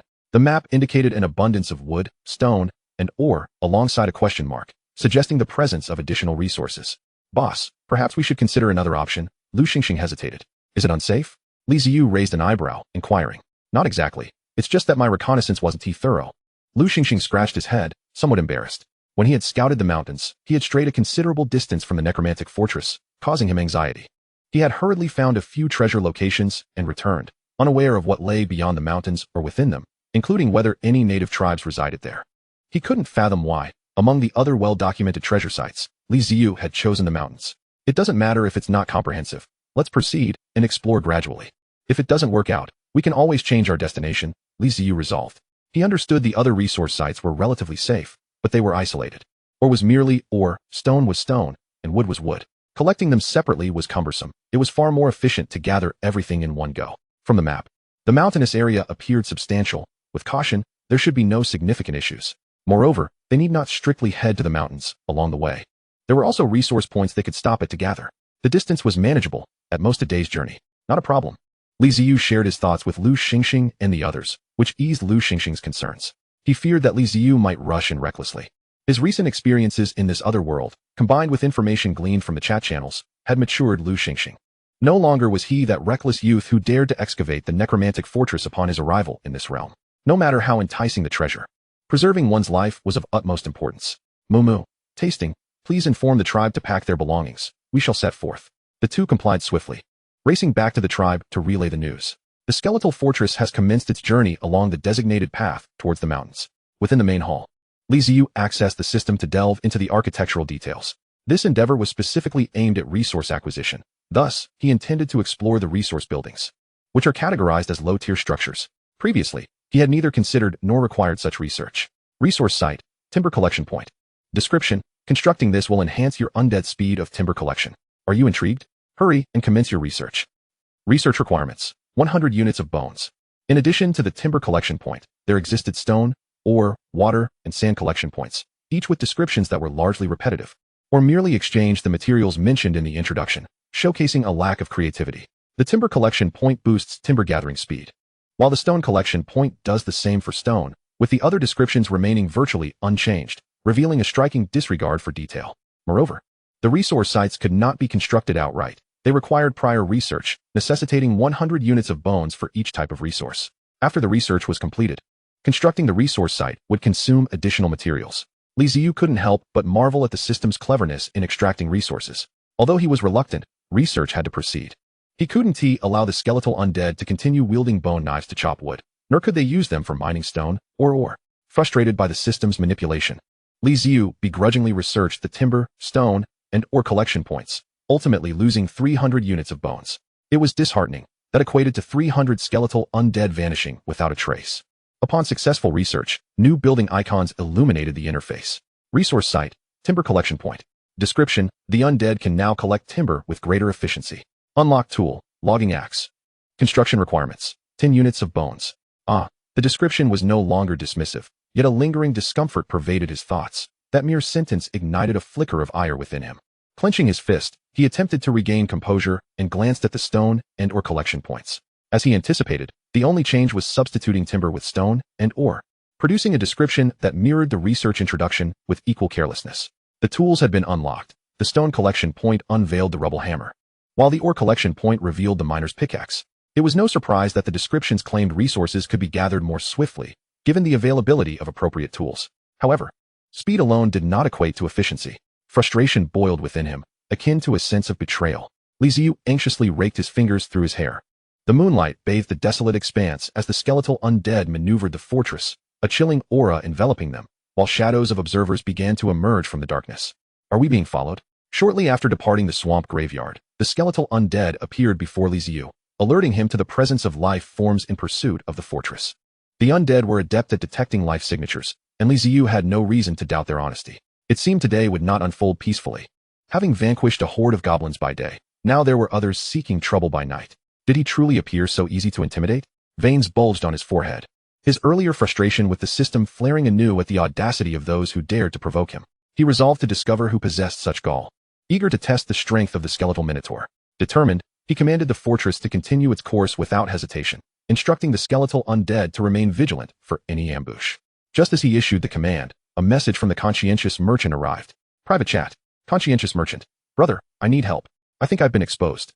Not wanting to take the driving test. You've been targeted? Conscientious merchant. It seems so. Brother, I'm at my wit's end. Can I rely on you? Please. No games. Give me a clear answer. Staring at the system's message, Ziyu fell silent, his fingers brushing his chin thoughtfully. He was reluctant to meet with the city lords. Lu Xingxing was unavoidable, as he had inadvertently revealed himself. But what of the conscientious merchant, the Gopher Lord? Their interactions had been limited. And though he was grateful for the valuable information the merchant had provided, it did not warrant exposing himself. The dark laws of the jungle persisted. Ziyu could not deny that some city lords shared Lu Xingxing's nature, yet many others did not. In a realm where brute strength dictated truth, numerous lords had revealed the darker facets of humanity. As for the Gopher people, Ziyu held little regard for them. Their combat prowess was lackluster. However, if the conscientious merchant had secured a powerful ally akin to Lu Xingxing, was this a ploy to draw him out? What should he say? Chapter 074, The Headhunting Tribe. After a prolonged contemplation, Ziyu sent the conscientious merchant a coordinate leading to a treasure site he was approaching. After weighing the possibilities, he concluded that meeting the merchant was prudent. An alliance could significantly ease his burdens. After all, the merchant was a businessman with access to considerable resources. Additionally, considering the current turmoil in the wilderness, where the natives had set their sights on the travelers, uniting against a common foe could be a viable strategy. Once he sent the coordinates to the conscientious merchant, Ziyu decided to disregard him for the time being. Whether the merchant genuinely sought an alliance or intended to deceive him would become clear upon reaching the treasure site. To conserve soul energy, the fortress did not activate the skeletal engine, instead meandering slowly across the wilderness like an antiquated vehicle. Although the structure was grand and constructed entirely of bones, its sluggish pace gave an impression of superficial strength. The observers tailing the moving fortress could no longer restrain themselves amidst the stillness of the wilderness. The sound of a whistle pierced the air, followed by the calls of birds, echoing from all directions. Upon hearing the sounds, Ziyu rose and approached the window. Peering into the wilderness illuminated by moonlight, black figures emerged from the sand and shadows of stones, some brazenly unhidden, drawing closer to the moving fortress. As the figures approached, Ziyu discerned their forms, his brow furrowing in confusion. What manner of race was this? He had never encountered them before. The undead reported that humans surrounded the fortress, but Ziyu sensed they resembled subhumans. Similar to humans, yet distinctly different, they stood approximately 1.7 meters tall, emaciated as if they were mere reeds. With long limbs and elongated necks crowned by bald heads devoid of hair, their arms dangling down to their knees. The Minotaurs request an audience with the city lord. A skeletal undead informed Ziyu. Let them enter, Ziyu replied, still fixated on the approaching figures. The undead guided the Minotaurs, Mumu and Tashjuling, into the main hall. What is it? Ziyu inquired without turning. City lord, the headhunting tribe is advancing upon us. Should we prepare for battle? Although Ziyu faced away, Tashjuling still offered a respectful gesture before speaking. The headhunting tribe? Ziyu turned his head back, astonished as he gazed at Turing. He had not anticipated that the Minotaurs would actually be acquainted with these individuals. Indeed, the headhunting tribe. Turing nodded in acknowledgement, noticing Ziyu's confusion, and proceeded to elucidate. In the desolate expanse, there exist certain tyrannical races, such as the lizardmen and goblins. You might argue their strength to be considerable, yet it is limited. Conversely, if you deem them weak, they are far from it. They are adept at stirring up trouble and preying upon smaller tribes. The headhunting tribe also falls into this category of bullies, and they are among the most formidable. Typically, such tyrannical races refrain from attacking one another, as they are all too familiar with their own affairs. However, the headhunting tribe is an anomaly. They disregard tribal affiliations and launch assaults indiscriminately, exhibiting a ferocity that is truly merciless. Intriguingly, these beings are akin to a grotesque parody of humanity, having undergone mutations. Their transformation is attributed to their abhorrent habits. They consume anything and everything, being a genuine tribe of cannibals. Tribes that fall victim to their onslaught often find their dead devoured, a behavior that has resulted in their current grotesque form. The moniker headhunting tribe arises from their unsettling tradition of severing the heads of their enemies, adorning their waists or displaying them as grotesque trophies. This peculiar custom strangely complements my own undead, for the flames of the soul reside within the skulls. Should they drape the skulls of the undead as ornaments and enter battle, those trophies would come alive, chattering and emitting soul-piercing roars. Who could possibly remain unafraid? The headhunting tribe has existed on the wasteland for an extended period and has previously faced extermination attempts due to their rampant slaughter. Nonetheless, these endeavors proved futile. They possess an uncanny ability to hide, evading capture even when suffering casualties, and after a while, they re-emerge in droves. Not only are they difficult to hunt down, but their resilience is astonishing. It is unclear how the headhunting tribe operates, yet their evolutionary pace is remarkable, frequently surprising the races of the wasteland. According to human physiology, the flesh of many races is inedible, rife with toxins, yet the headhunting tribe defies this notion, consuming all manner of flesh. Perhaps their extensive consumption has rendered them immune. After all, those who could not withstand it have long since perished. Ziyu was perplexed as to why the headhunting tribe had fixated on him. His mobile fortress hardly appeared as a source of sustenance. Could it be that these creatures had developed a taste for something else? He contemplated a possibility and opened the system's private chat interface. Not interested in taking the driving test. You mentioned being targeted. Who exactly has set their sights on you? Conscientious merchant. I doubt you would recognize the name. But have you heard of the headhunting tribe? Not interested in taking the driving test. Hey, what a coincidence. Not only have I heard of them, but I have also encountered them. Conscientious merchant. I have an ominous feeling.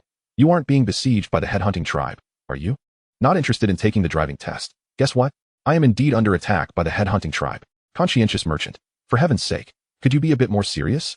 You're in a battle and still have the leisure to exchange banter with me? Not interested in taking the driving test. Just asking. Conscientious merchant. What on earth do you think you're asking? Contact me again once you've repelled the headhunting tribe. I'm beginning to feel like I might not need to head to the rendezvous point. You may not survive to make it there. Not interested in taking the driving test. I doubt it. I believe I can manage. Conscientious merchant. Don't kid yourself. With only a few hundred undead at your disposal, won't you be chased down by the headhunting tribe? Ziyu raised an eyebrow. A few hundred undead? Conscientious merchant. Your information is outdated. I no longer command just a few hundred undead. I now wield thousands. Not only do I possess thousands of undead, but I also command skeletal warriors, skeletal minotaurs, and the unreliable dark skeletons.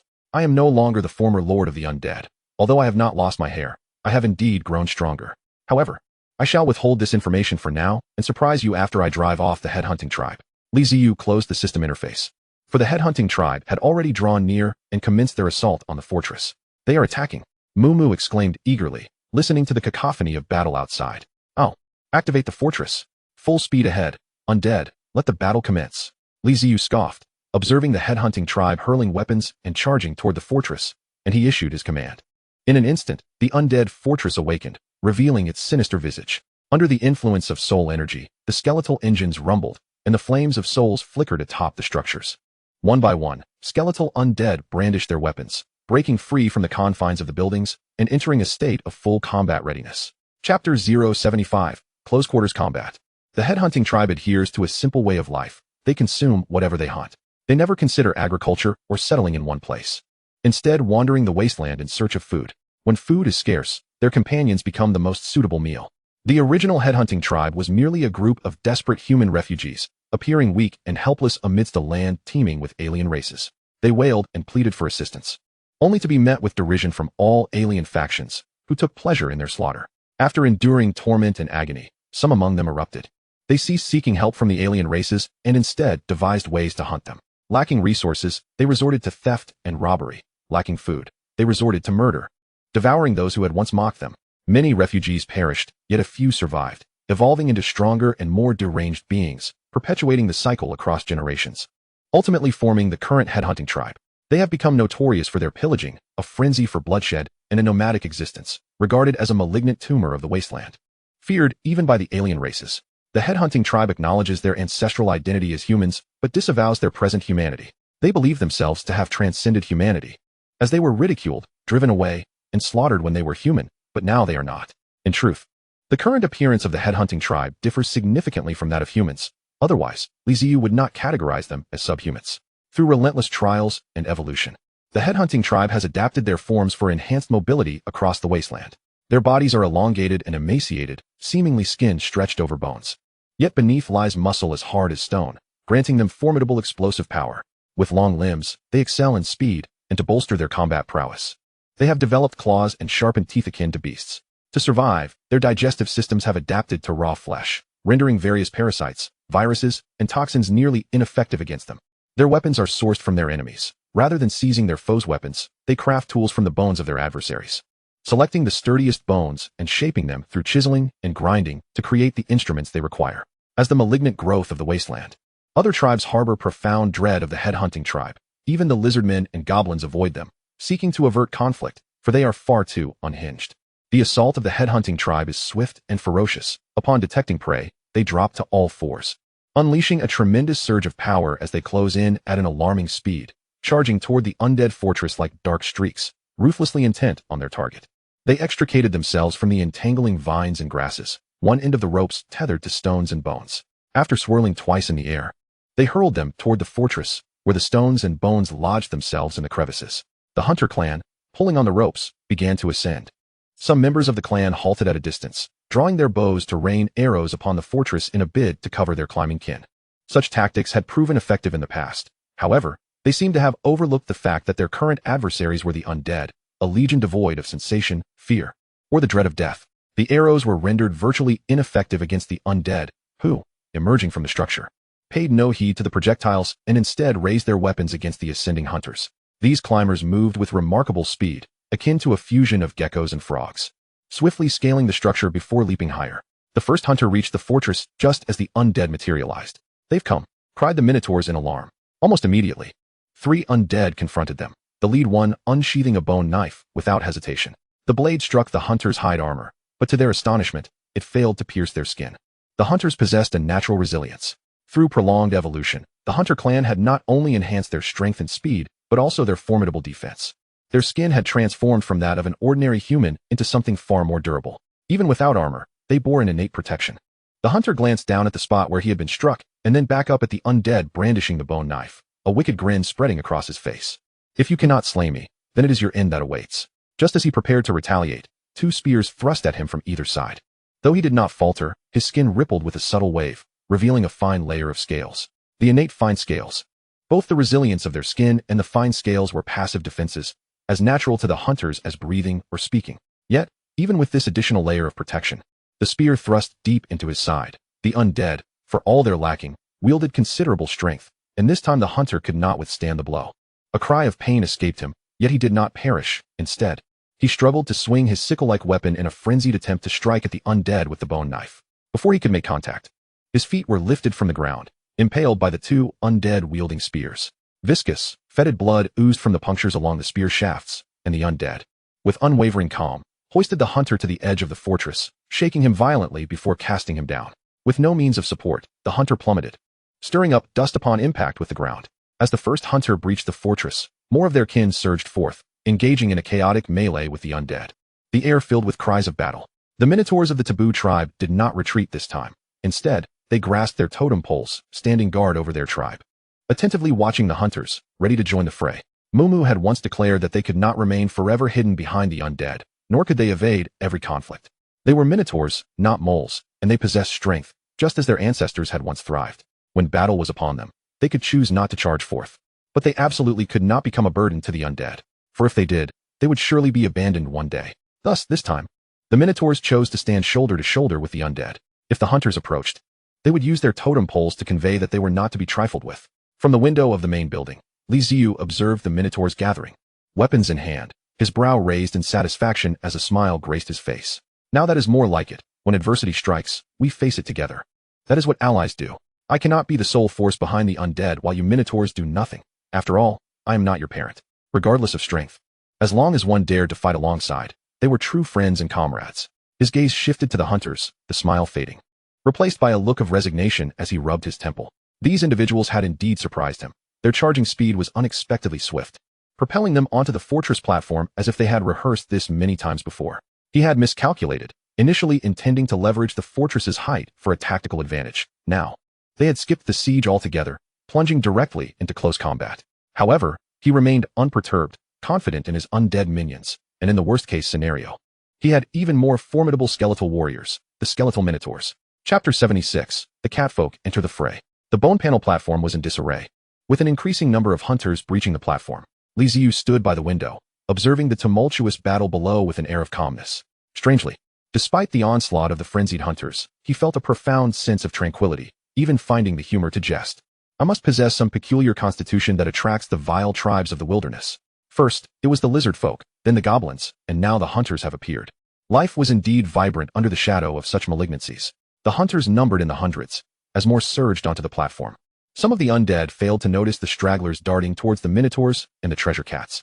The remaining hunters regrouped amidst the chaos. Ziyu had no concern for the hunters approaching the minotaurs, as they were but a few. If the minotaurs could not handle them, it would be laughable. His attention shifted to the direction of the treasure cats, for that was where the true peril lay. Since the pact between Lu Xingxing and Ziyu was forged, he had yet to witness the prowess of the catfolk in combat. He was curious to see what the seemingly adorable catfolk were capable of. Notably, only one hunter was advancing towards them. The hunter, fixated on the treasure cat's fortress, brandished a club fashioned from a thigh bone, making a cacophony of guttural sounds. As he approached, the fortress doors suddenly swung open, revealing a diminutive figure that stood in his way. The treasure cats, akin to the beast folk, stood between 2 to 1. For meters tall, a curious and adventurous lot, appearing fluffy and adorable. However, their appearance belied their combat capabilities. Faced with an assault on their fortress, the treasure cats unhesitatingly chose to confront the hunters head-on. Upon seeing the small catfolk, the hunter's face contorted with disdain. A mere catfolk? He scarcely thought twice before charging forward, swinging his club with the intent to crush the treasure cat's skull. However, the situation did not unfold as he anticipated. Just as the club was about to descend upon the catfolk's head, the small figure abruptly vanished. He felt a rush of air against his face, followed by a sudden, intense pain. "Ah!" The hunter cried out, stumbling back several paces, blood staining his hands as he looked down to find 3 deep claw marks etched across his face. The treasure cat, having landed a successful strike, executed a graceful somersault in midair before lightly touching down, shaking off the blood from its claws and provocatively beckoning the hunter with a flick of its paw, striking a pose reminiscent of the legendary Wang Feihong. Meow? The sound, seemingly fierce, was oddly soft and cute, undermining the gravity of the moment. A ghastly wound marred his face. Yet it did not deter the hunter from the head-hunting clan. Instead, it ignited a fiercer ferocity within him. His eyes brimmed with rage as he let out a furious roar and lunged towards the treasure-seeking catfolk. In stark contrast, the treasure-seeking catfolk retracted his stance, standing upright with a haughty tilt of his head, issuing a defiant meow. The hunter paused momentarily, bewildered by the unexpected reaction, only to hear the rush of wind above him as a colossal shadow loomed larger in his vision.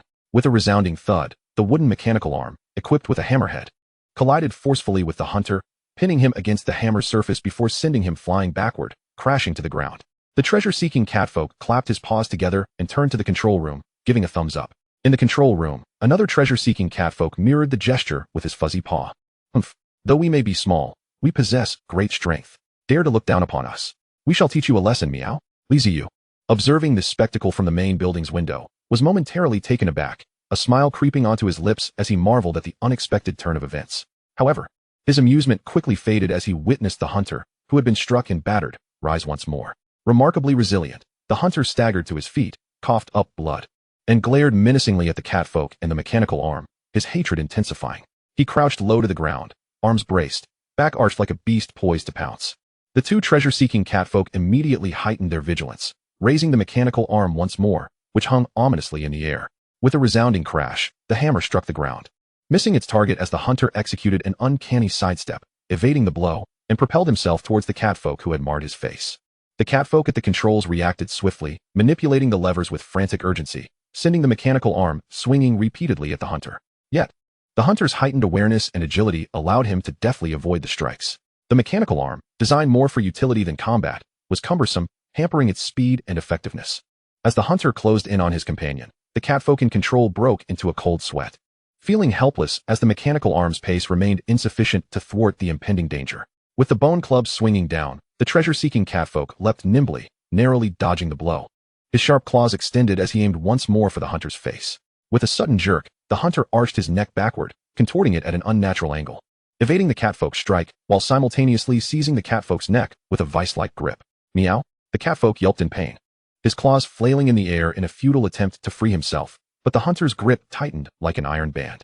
Despite the relentless assault of the mechanical arm, the hunter deftly dodged while maintaining his grip on the catfolk, showing no intention of releasing him. As oxygen dwindled, the catfolk's struggles weakened, and in the moment he began to succumb to darkness, he glimpsed the fortress door bursting open, a human figure rushing out, charging towards the hunter. "Let him go? That is my cat," Lu Xingxing shouted, gripping a spear with trembling hands, his face a mask of terror as he charged forth without hesitation. "Lord!" The treasure-seeking catfolk gazed at Lu Xingxing's approaching form, his eyelids growing heavy. "My cat. That is my cat. He is my subject, a companion meant to share my life." As an ordinary man facing the terrifying hunter, fear coursed through Lu Xingxing, yet a surge of valor propelled him forward. To stand by and witness the demise of his treasured companion was unthinkable. He could not allow it. I will save him. With a cry, Lu Xingxing thrust the spear forward, piercing the hunter's flesh in a moment of shock. The spear's tip grazed against the hunter's tough hide, failing to inflict serious harm. But the hunter retaliated with a bone club, sending Lu Xingxing sprawling to the ground, a heavy boot crushing down upon his head. Chapter 077. I overthought it. This is it. I'm going to die. Lu Xingxing, glancing sideways, caught sight of the hunter's face, marred by 3 deep claw marks, blood smeared across his features. As he gripped the catfolk's neck with one hand, while raising the bone club with the other, ready to strike, he envisioned his skull being shattered, blood splattering everywhere. And in a panic, he shut his eyes, bracing for death. The catfolk controlling the mechanical arm leaped up in desperation. If he struck now, he could surely hit the hunter. However, it would also mean crushing his companion and the lord. The catfolk leaped down from the control platform, preparing to jump in an attempt to save them. Time was running out. No matter how fast he moved, he could not reach them before the lord was struck down. Just as Lu Xingxing awaited his demise and the catfolk felt helpless, a piercing sound sliced through the air. Whoosh! A spear soared from the distance, plunging into the hunter's body, causing him to stagger. Lu Xingxing felt the weight on his head lift, and without a moment's thought, he scrambled away. His forehead slick with cold sweat and caked in dirt. As he stood up, heart racing, casting a wary glance at the hunter. The spear, driven with tremendous force, had pierced through the hunter, saving him from the impending blow of the bone club. That direction was the main building of the undead. The boss had intervened. Lu Xingxing turned his head sharply to see a formidable skeletal warrior clad in bone armor, wielding a shield, striding menacingly forward, drawing a bone dagger from between its ribs. Behind this elite warrior were several mid-level skeletal warriors, followed by a throng of lower-tier skeletal warriors. The hunter, pierced by the spear, swayed before regaining his footing, glancing down at the protruding spear tip, his teeth grinding in rage. With a flick of his wrist, he hurled the catfolk away and turned to face the direction from which the spear had come, preparing to charge. Suddenly, another whoosh filled the air. Whoosh! Another spear arced through the sky, penetrating his abdomen and driving through him entirely. The hunter's proud resilience and tough scales offered no protection against the sheer force of the spear. He staggered, nearly falling, but struggled to remain upright, glaring defiantly at the advancing skeletal warrior. He was unwilling to accept defeat. He did not wish to perish here. The wasteland was not his final resting place. More spears flew through the air, easily piercing his body. The hunter, now resembling a porcupine with numerous spears protruding from him, felt blood drip from the spear tips onto the ground. Though he clenched his mouth tightly, blood seeped uncontrollably from the corners, and the fury in his eyes gradually dulled, fading into a murky haze. Regardless of their evolution or tenacity, time and again, the spears pierced through, leading him to the inevitable end of his life. The advanced skeletal warrior strode before the members of the hunter tribe, sweeping his bone knife with a fluid motion, grasping the bare head of one of them with a subtle force, severing it from the body without a second glance at the corpse. He pivoted and marched resolutely towards the battlefield. The decapitated body swayed momentarily before toppling backward, its impaling spear embedding into the ground, preventing it from collapsing entirely. It stood askew, blood gushing from the neck wound and pooling on the ground. As the hunter flung the catfolk from his grasp, Lu Xingxing seized the opportunity, leaping forth to catch the feline. He then stood in stunned silence as he witnessed the hunter being pierced by numerous spears, followed by the advanced skeletal warrior delivering the final stroke that claimed his head. Mew! The catfolk in his arms emitted a faint sound, jolting Lu Xingxing awake. He quickly looked down to see the catfolk's eyelids fluttering before slowly opening. "You're all right, thank goodness," Lu Xingxing exclaimed with a look of delight. The city lord catfolk murmured softly, recalling the scene he had witnessed just before closing his eyes. The lord rushing forth with a spear, charging at the hunter tribe. The lord is unscathed, thank heavens. With this reassurance, the catfolk strained to turn his head sideways, only to be left astounded. Was that lifeless body, riddled with spears and missing its head, truly the work of the lord? When had the lord become so formidable? The catfolk's neck stiffened as he gradually turned back, his eyes widening in disbelief as he gazed at Lu Xingxing. What's wrong? Is something amiss? Lu Xingxing, noticing the catfolk's expression of shock and horror, questioned in a flurry. "Lord, did you really kill that one?" The catfolk asked, utterly astonished. Haha, Lu Xingxing awkwardly chuckled, rubbing his face with a finger. The catfolk found it utterly incomprehensible, struggling to believe that the lord could have vanquished that foe. Goodness, I truly underestimated the lord. Then, he heard the suddenly grandiose voice of the lord in his mind. No, it wasn't me, it was the undead that did it. The twinkling stars in his eyes vanished in an instant, and the catfolk raised his head, a look of desolation crossing his face. Of course, how could it possibly be the lord? He was so timid, so cowardly, only capable of silly laughter and utterly inept at wielding mechanical arms. Expecting him to slay enemies was utterly unrealistic. I was foolish to entertain such thoughts. Transformed into a mere cat in Lu Xingxing's embrace, the catfolk's gaze was filled with disdain for his lord, Yet his mind replayed the scene of the Lord charging forth with a spear during perilous times. Yes, while he may be inept and of little use, there are moments when he displays remarkable courage. Even knowing he might face death, he still comes to my rescue. That is enough. Meow. Li Ziyu observed Lu Xingxing, who knelt upon the ground, clutching the catfolk in a flustered manner, a slight smile curling at the corners of his mouth. This lad is not so bad. In critical moments, he can charge ahead without fear. At least he is not a coward afraid of death, and he knows to protect the catfolk. Quite commendable. Turning his gaze towards the Minotaur, the battle there had also reached its conclusion.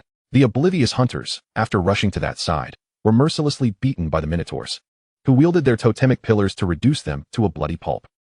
I wonder if their bones are shattered. Perhaps they can still be of use? The smile faded from Li Ziyu's face, his expression turning cold as his eyes settled on the gathered hunters engaged in combat with the undead. Well, I have seen what I needed to see, and the necessary tests have been conducted. It is time to bring this to a close. The skeletal warriors have already been dispatched, and the battle must conclude.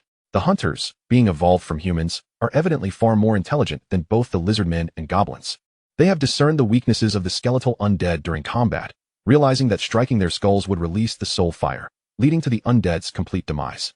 In light of this vulnerability, numerous undead have been reduced to a ground litter of charred bones, and even if collected, they could not be reconstituted into new skeletal undead. The gathered hunters have grown even stronger and, having identified the undead's weakness, their morale soared. However, all of this changed with the arrival of the skeletal warriors. Chapter 078. The Minotaur takes the field. The hunter's speed far surpassed that of the skeletal undead, who several times attempted to encircle and annihilate them, only to be evaded successfully, resulting in the loss of many undead. They have become well acquainted with the intricacies of the undead, making them easier to combat. The undead's speed is inferior to theirs. Their attack patterns monotonous, and their weakness lies in the skull. Consequently, the hunters swiftly developed new combat strategies, wielding blunt weapons like bone clubs and hammers to deal damage, while others took on the role of distraction and control. To the hunters, who had become adept at the undead's fighting style, these bony figures appeared foolish and easy to eliminate, even more so than the wild beasts that understood the timing of their attacks. The hunters thought, regardless of how many of these creatures emerge, we can wipe them out cleanly. As they continued to adapt, their actions became swifter, shattering the skulls of the skeletal undead and reducing them to bone dust. Hey, there's S1. I'll take it. A hunter wielding a bone club spotted a skeletal figure engaged with two of his comrades. He crouched low, stealthily approaching, aiming for the undead's skull, and leaped up, delivering a powerful strike. However, the club, slicing through the air, missed its target entirely. With all his might, he brought down the club, striking only empty air, causing him to stumble forward dangerously, nearly losing his balance. Confusion flickered in his eyes as he stood there, momentarily dazed. He had just eliminated several undead with a surprise attack. How had he failed this time? Watch out! Before he could ponder further, a warning cry came from a comrade beside him. Turning in confusion, he suddenly felt a sharp pain in his side, followed by a chilling sensation sweeping across his neck, as warm blood began to flow from his wound. Instinctively, the hunter clamped his hands over his neck, but the blood seeped through his fingers, and he attempted to cry out for help, only managing to emit a gurgling sound. His bone club fell to the ground, and he slowly sank to his knees. Hands pressed to his neck as his strength ebbed away, the world around him gradually fading to darkness.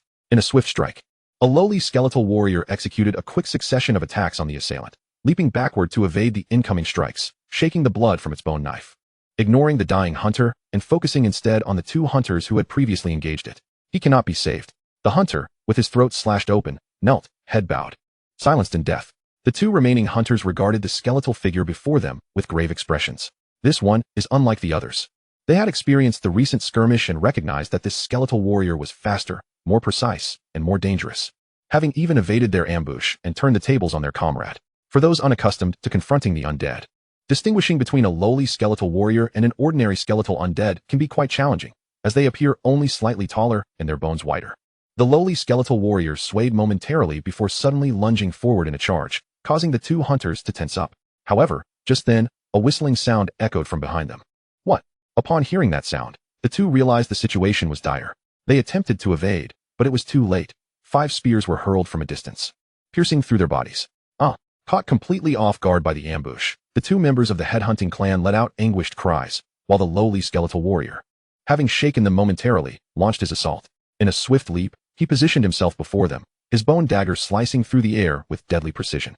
He resembled an ancient assassin, delivering a fatal blow as the dagger cleanly severed their necks. He then retreated to the side of the kneeling headhunting clan members, gripping his bone dagger with both hands, and plunged it mercilessly into their backs, withdrawing it afterward.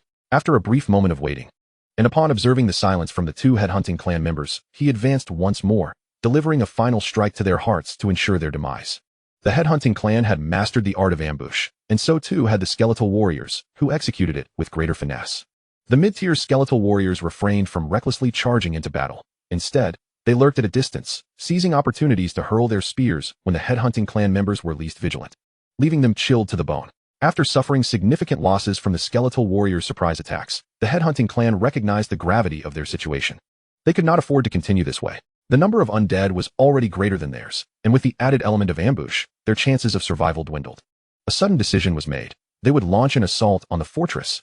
If they could eliminate the humans within, they would have ample time to dismantle the fortress and secure ultimate victory. The headhunting clan coalesced into two groups, with the larger faction charging toward the Undead's main tower and the smaller faction heading toward the treasure-seeking catfolk's tower, disregarding the vigilant Minotaur tribe entirely.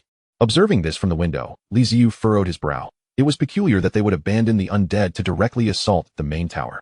Recalling what the conscientious merchant had mentioned earlier about a lord being targeted and eliminated by the indigenous people, Ziyu's heart filled with unease.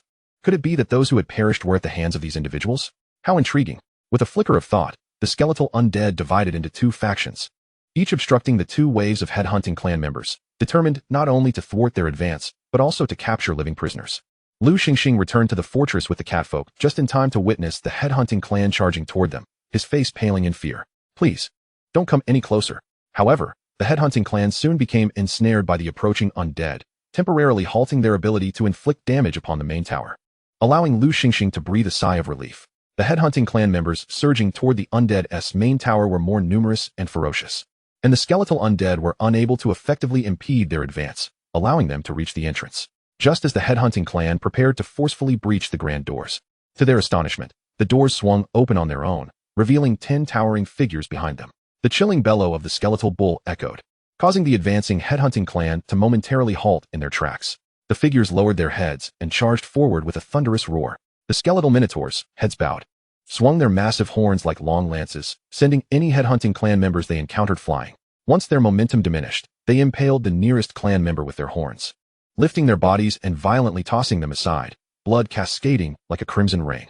With a resounding thud, the minotaurs planted their feet heavily on the ground, creating a shockwave that forced the surrounding headhunting clan members to retreat in terror, their eyes widening at the sight of these imposing creatures. 10 skeletal minotaurs, towering over 3 meters high, resembled colossal deities, brandishing towering totem poles, exuding an overwhelming presence that was both fearsome and unmatched. Kill! The headhunting clan, momentarily stunned, soon reignited their ferocity, roaring as they charged at the minotaurs. They were the headhunting clan, feared even in the wilderness, and though the presence of the minotaurs startled them, it was not a reason to falter. The minotaurs, facing the onslaught of the headhunting clan, raised their totem poles, imbued with dark energy, and prepared for a direct confrontation. Chapter 079, Inescapable. In the face of the towering minotaurs, the headhunting clan did not waver, but rather ignited their savagery, launching relentless attacks. This was the legacy of a clan that had evolved over countless generations, a testament to the will of their ancestors, struggling for survival in the wilderness where retreat was not an option. The cunning of the headhunting clan was always coupled with brutality. They would not easily retreat in the face of formidable foes, but would charge headlong into battle, vowing to fight to the death. The leaping headhunting clan member, weapon poised to strike, found himself abruptly crushed by the totem pole before he could make contact. The sound of shattering bones echoed from within him as the totem pole, wielded with immense force, sent him careening through the air, blood mixed with his innards erupting forth. Their skin provided some defense against slashing and piercing attacks.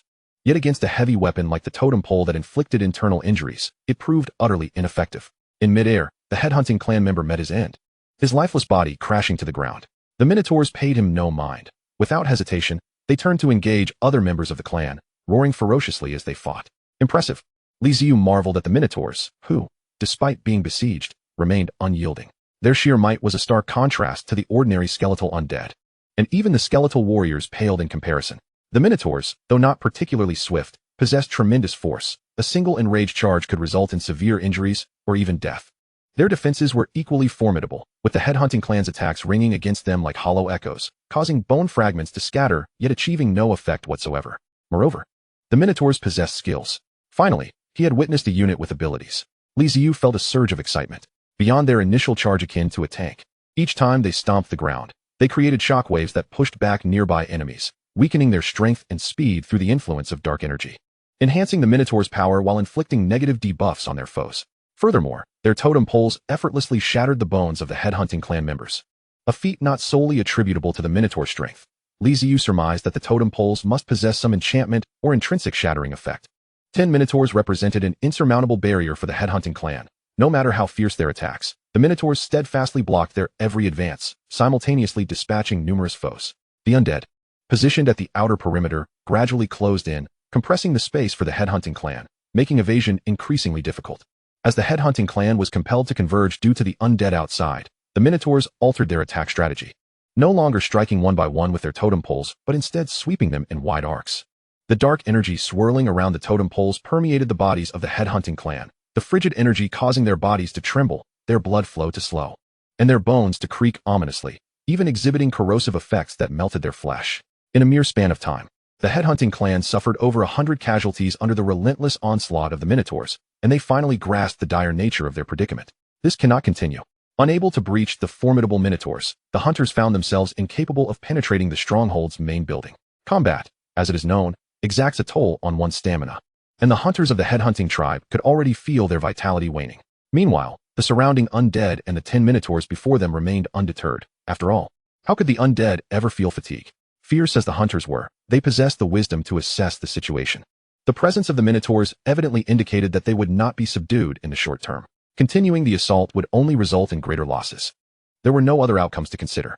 Even if they managed to slay the Minotaurs, it remained uncertain whether the survivors could storm the main building and wreak havoc upon the stronghold. With reason returning and fervor cooling, the hunters began contemplating their escape. Retreating was no simple matter. As they battled the Minotaurs, they had become encircled by the skeletal Undead. The fearless Undead had formed layers of encirclement around the hunters, and breaking free seemed an insurmountable challenge. Those hunters nearest to the Minotaurs continued to engage in combat, while their comrades on the outer fringes began targeting the skeletal Undead, seeking vulnerabilities to forge an escape route. The situation grew increasingly dire. One among them produced a bone whistle, signaling their comrades for assistance, hoping to breach the Undead's defenses from behind and reunite for a coordinated breakout. In response, the opposing side also sounded a bone whistle. However, the chilling sound sent a shiver down their spines. It was a distress call, indicating that those attacking the secondary building were embroiled in fierce combat as well. Both sides awaited rescue from the other, yet alas, neither could provide aid. Observing their division in assaulting the two fortifications, Ziyu understood the implications. He dispatched nearly all low-tier skeletal warriors and over half of the mid to high-tier skeletal warriors to Lu Xingxing's side to assist him against the hunters. He felt no concern for his own position. Rather, he pondered that while he was uncertain of the combat prowess of the skeletal Minotaurs, their defenses were undoubtedly formidable. The Minotaur's bones were exceptionally hard. They could withstand a bit longer, and once Lu Xingxing dealt with his adversaries, they could return to reinforce him, thereby alleviating their predicament. Little did Ziyu anticipate that the Minotaurs would prove so relentless, not only preventing the hunters from breaching the main building, but also forcing them to call for aid. With both sides unable to gain the upper hand, the battle could essentially be deemed a victory. The hunters had never envisioned such a scenario, becoming encircled as they were. They exhausted every tactic in their arsenal to extricate themselves from the Undead's grasp, but to no avail. They lost the ability to maneuver, and in direct confrontations, their losses far exceeded those of the Undead. After all, as long as the Undead skulls remained intact and their soul flames undiminished, they felt no pain. Conversely, any wound inflicted upon the hunters was painfully real, resulting in genuine bloodshed. As the balance tipped, the hunters' resistance dwindled, and their war cries diminished. To Ziyu's astonishment, the hunters did not capitulate but fought to the bitter end, their resolve to survive remarkable. The last hunter within the encirclement was struck down by a Minotaur wielding a totemic pillar, his lifeless body collapsing to the ground. The battle was unequivocally over. Clear the battlefield and bring the living to me, Ziyu commanded. The Undead set about collecting the corpses, searching for any surviving members of the headhunting tribe. Even those still alive were likely grievously injured, either impaled by spears, their abdomens torn open with entrails spilling forth, or limbs severed. None would emerge unscathed. As the Undead handled the aftermath of the battle, Ziyu assessed the casualties. During the tumult of combat, the gravity of the situation had not fully registered, but now, as he surveyed the losses, his heart sank. The headhunting tribe had inflicted nearly 500 casualties among the skeletal Undead. Since his arrival in this foreign realm, he had never suffered such significant losses. Even encounters with the lizard men had not been as devastating. It was no wonder they referred to the headhunting tribe as the malignancy among malignancies. Chapter 080. I have delivered the message. The skeletal Undead tidied the battlefield. transporting the bodies of the fallen headhunting tribe members to the castle's main hall, where they were stacked before Ziyu. The corpses formed a small mountain, with blood trickling down like crimson rivers flowing outward. Decomposing mutated humans 1, acquired 1 unit of bone, 1 piece of damaged mutated human skin, 70 units of soul energy, 1 unit of toxic saliva, 10 units of mutated human blood essence, 1 heart, 2 mutated kidneys, 1 mutated liver, 1 mutated stomach, 1 mutated lung. Ziyu commanded the system to decompose the bodies of the headhunting tribe, yet the results left him feeling somewhat nauseated. The resources yielded by the system's decomposition were of a peculiar nature, and the disassembly of the hunters' corpses revealed not only human skin but also internal organs. It became evident why the system identified the headhunting tribe as mutated beings, distinct from ordinary humans. He had previously decomposed numerous corpses, ranging from beasts to sentient beings such as lizardmen, goblins, and even the body of a human, the goblin chieftain, Yugambo. However, he had never encountered a situation where the corpses were disassembled to such an extent. After a mere glance, Ziyu chose not to delve further and instructed the system to store all those remnants in the warehouse, burying them beneath everything else. A rough estimate indicated that the number of headhunting tribe members involved in the assault on the stronghold ranged from 600 to 700. And since they had charged into the fortress, they were essentially all eradicated. The loss of nearly 500 skeletal undead was substantial. Yet the bones reclaimed from the decomposed bodies would replenish their ranks, yielding an additional 200 skeletal warriors, an outcome that was indeed beneficial, albeit not overwhelmingly so. The bounty of soul energy, however, was abundant, netting him nearly 60,000 units of soul energy, significantly augmenting his reserves. This influx would also enable the necropolis to continue producing skeletal undead, with 10 necropolises consuming 1,000 units of soul energy daily to generate 100 skeletal warriors. The harvest was satisfactory. He silently expressed gratitude to the headhunting tribe for their generous contribution. Lizardmen, goblins, headhunting tribe, far from being the blight of the wastelands. They were indeed his cherished allies. Without them, his growth would have been exceedingly arduous. While lost in contemplation, he noticed a group of senior skeletal warriors escorting a number of dismembered hunters into the hall. These were the survivors Ziyu had previously ordered to be spared, meticulously extracted from the dead by the undead, who had refrained from delivering the final blow. The remaining few, however, were grievously wounded, gutted, and on the brink of death.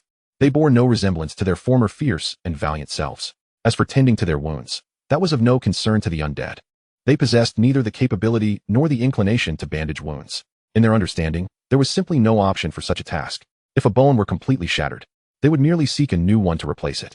Observing the group of hunters, pale and on the verge of death from blood loss, Ziyu covered his face in despair. This was unacceptable. He needed to finish his inquiries before any of them succumbed.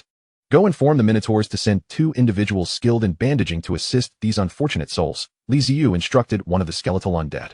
The undead complied and departed, leaving Ziyu seated upon his throne of bones, waiting patiently. Time passed slowly, and after what felt like an eternity, he began to wonder about the delay. Just then, the undead returned, accompanied by Mumu and Taster. What brings you two here? I specifically requested you to send 2 individuals adept at dressing wounds. Ziyu looked at the 2 of them in astonishment and asked, "Oh, is that how it is?" Mao was taken aback for a moment and then suddenly enlightened, saying, "What do you mean? Didn't the undead explain it clearly to you?"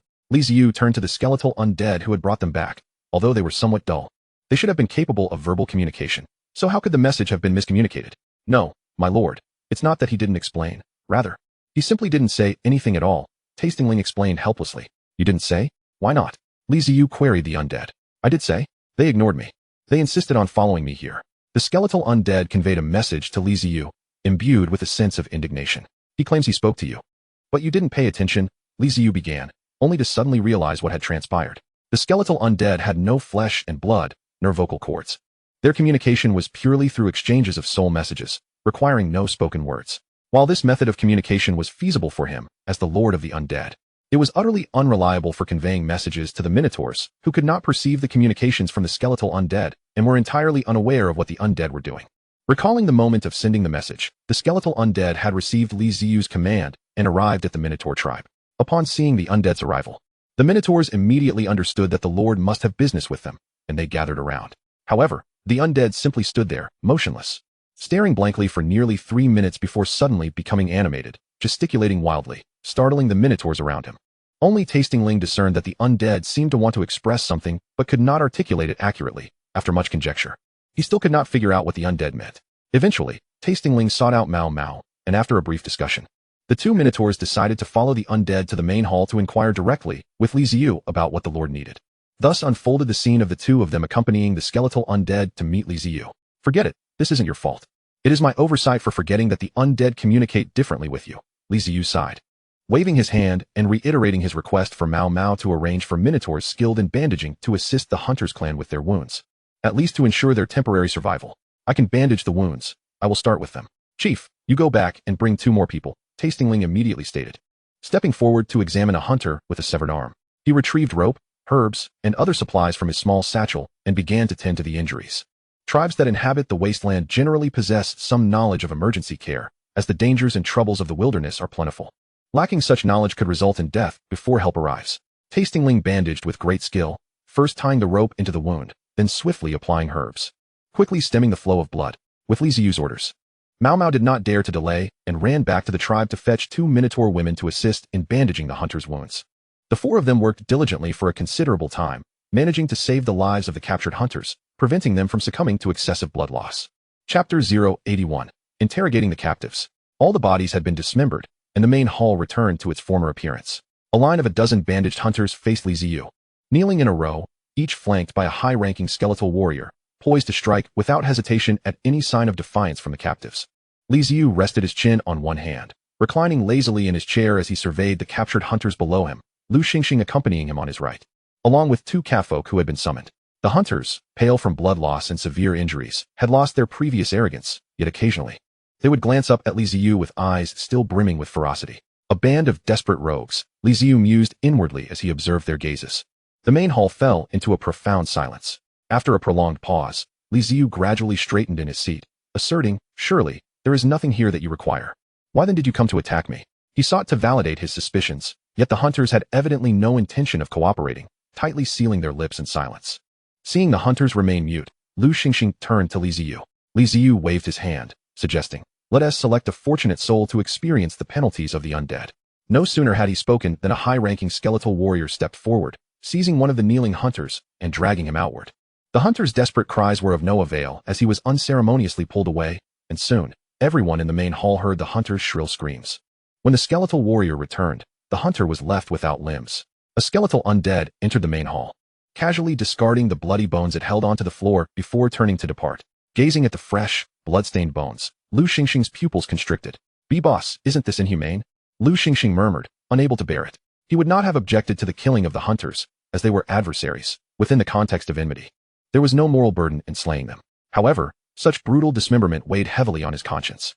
Ziyu shot him a sidelong glance, his gaze icy, instantly silencing Lu Xingxing, who dared not protest further. "Xingxing, are you discussing humanity with me? Where does humanity exist in this other world? When they attacked me, did they consider humanity? If I were in their grasp, would they numb me before devouring me, discussing humanity?" His voice was calm, devoid of emotional fluctuation. Yet his words carried a chilling depth, penetrating to the core. Lu Xingxing fell silent, comprehending that Ziyu had summoned him to witness the fate of these beings, or perhaps to warn him that without strength, one could be slaughtered at will, utterly defenseless. Once Lu Xingxing ceased to speak, Ziyu coldly regarded the hunters once more, reiterating, "Is there anyone willing to speak?" The hunters exchanged glances at their dismembered kin before averted their gazes, resolutely remaining tight-lipped. For them, losing limbs was a minor affair. They had done the same to outsiders, hanging them up and severing their limbs while they were still conscious, believing that limbs taken from a fully aware prey tasted best. Not only that, they often flayed their victims alive or performed eviscerations. To them, such actions were akin to humans slaughtering pigs and sheep, devoid of fear or moral burden. Perhaps even bewildered as to what the undead lord was attempting to achieve. Did he intend to consume humans as well? Seeing no effect, Ziyu narrowed his eyes. Recalling the information he had previously received about the hunters, they were indeed cannibals, and the gruesome act of dismemberment was likely something they had experienced frequently, causing them little distress. How troublesome, he thought. Let us select another fortunate soul for a proper bone setting. After a moment's contemplation, he spoke again. This time, the skeletal warrior did not pull the hunter away, but instead brought him before his fellow hunters, gently pressing down on him, appearing deceptively tender. It was this very gentleness that elicited in the members of the headhunting clan a scream that was far from human. Initially, the sound was loud. Their throats strained to the point of rupture, but as the skeletal warrior's hand descended inch by inch, the man could no longer produce a sound. Though his mouth was agape, no sound escaped, and his eyes rolled back, yet he remained conscious, unable to succumb to unconsciousness. The so-called realignment that Li Ziyu performed was less about loosening bones and more akin to disassembling them. Given the undead's profound familiarity with skeletal structures, they could effortlessly dismantle all the bones within a human body. Naturally, this process was excruciating, a torment that rendered life worse than death itself. Once the undead's hand had traversed the body of the headhunting clansman, he collapsed to the ground like decaying flesh, a grotesque heap, every bone within him having been extracted. Now, he was devoid of any skeletal support. The skeletal warrior cast a glance at the kneeling captive and delicately made an incision on the upper arm of the headhunting clansman, extracting one bone after another, until a full skeleton was assembled upon the ground, leaving only the skull intact. Yet astonishingly, the clansman was still alive. Lu Xingxing, witnessing this horrific scene, turned away and retched. Not only he, but even Li Ziyu's complexion soured. He stifled his nausea and feigned composure. For the mere thought of extracting bones from a living human was unbearable. The captives remained unresponsive, and Li Ziyu took a deep breath, suppressing his discomfort. Gritting his teeth as he said, "Select another fortunate soul at random." Another captive was dragged forth, but this time, he struggled fiercely, shrieking, "I'll talk. I'll talk. Don't touch me." At last, he spoke. Li Ziyu exhaled in relief. He had feared these individuals would remain obstinately silent, which would pose a significant problem. He waved his hand, signaling the skeletal warrior to release the man, indicating for him to answer his questions. "The fortress, it's because of your fortress."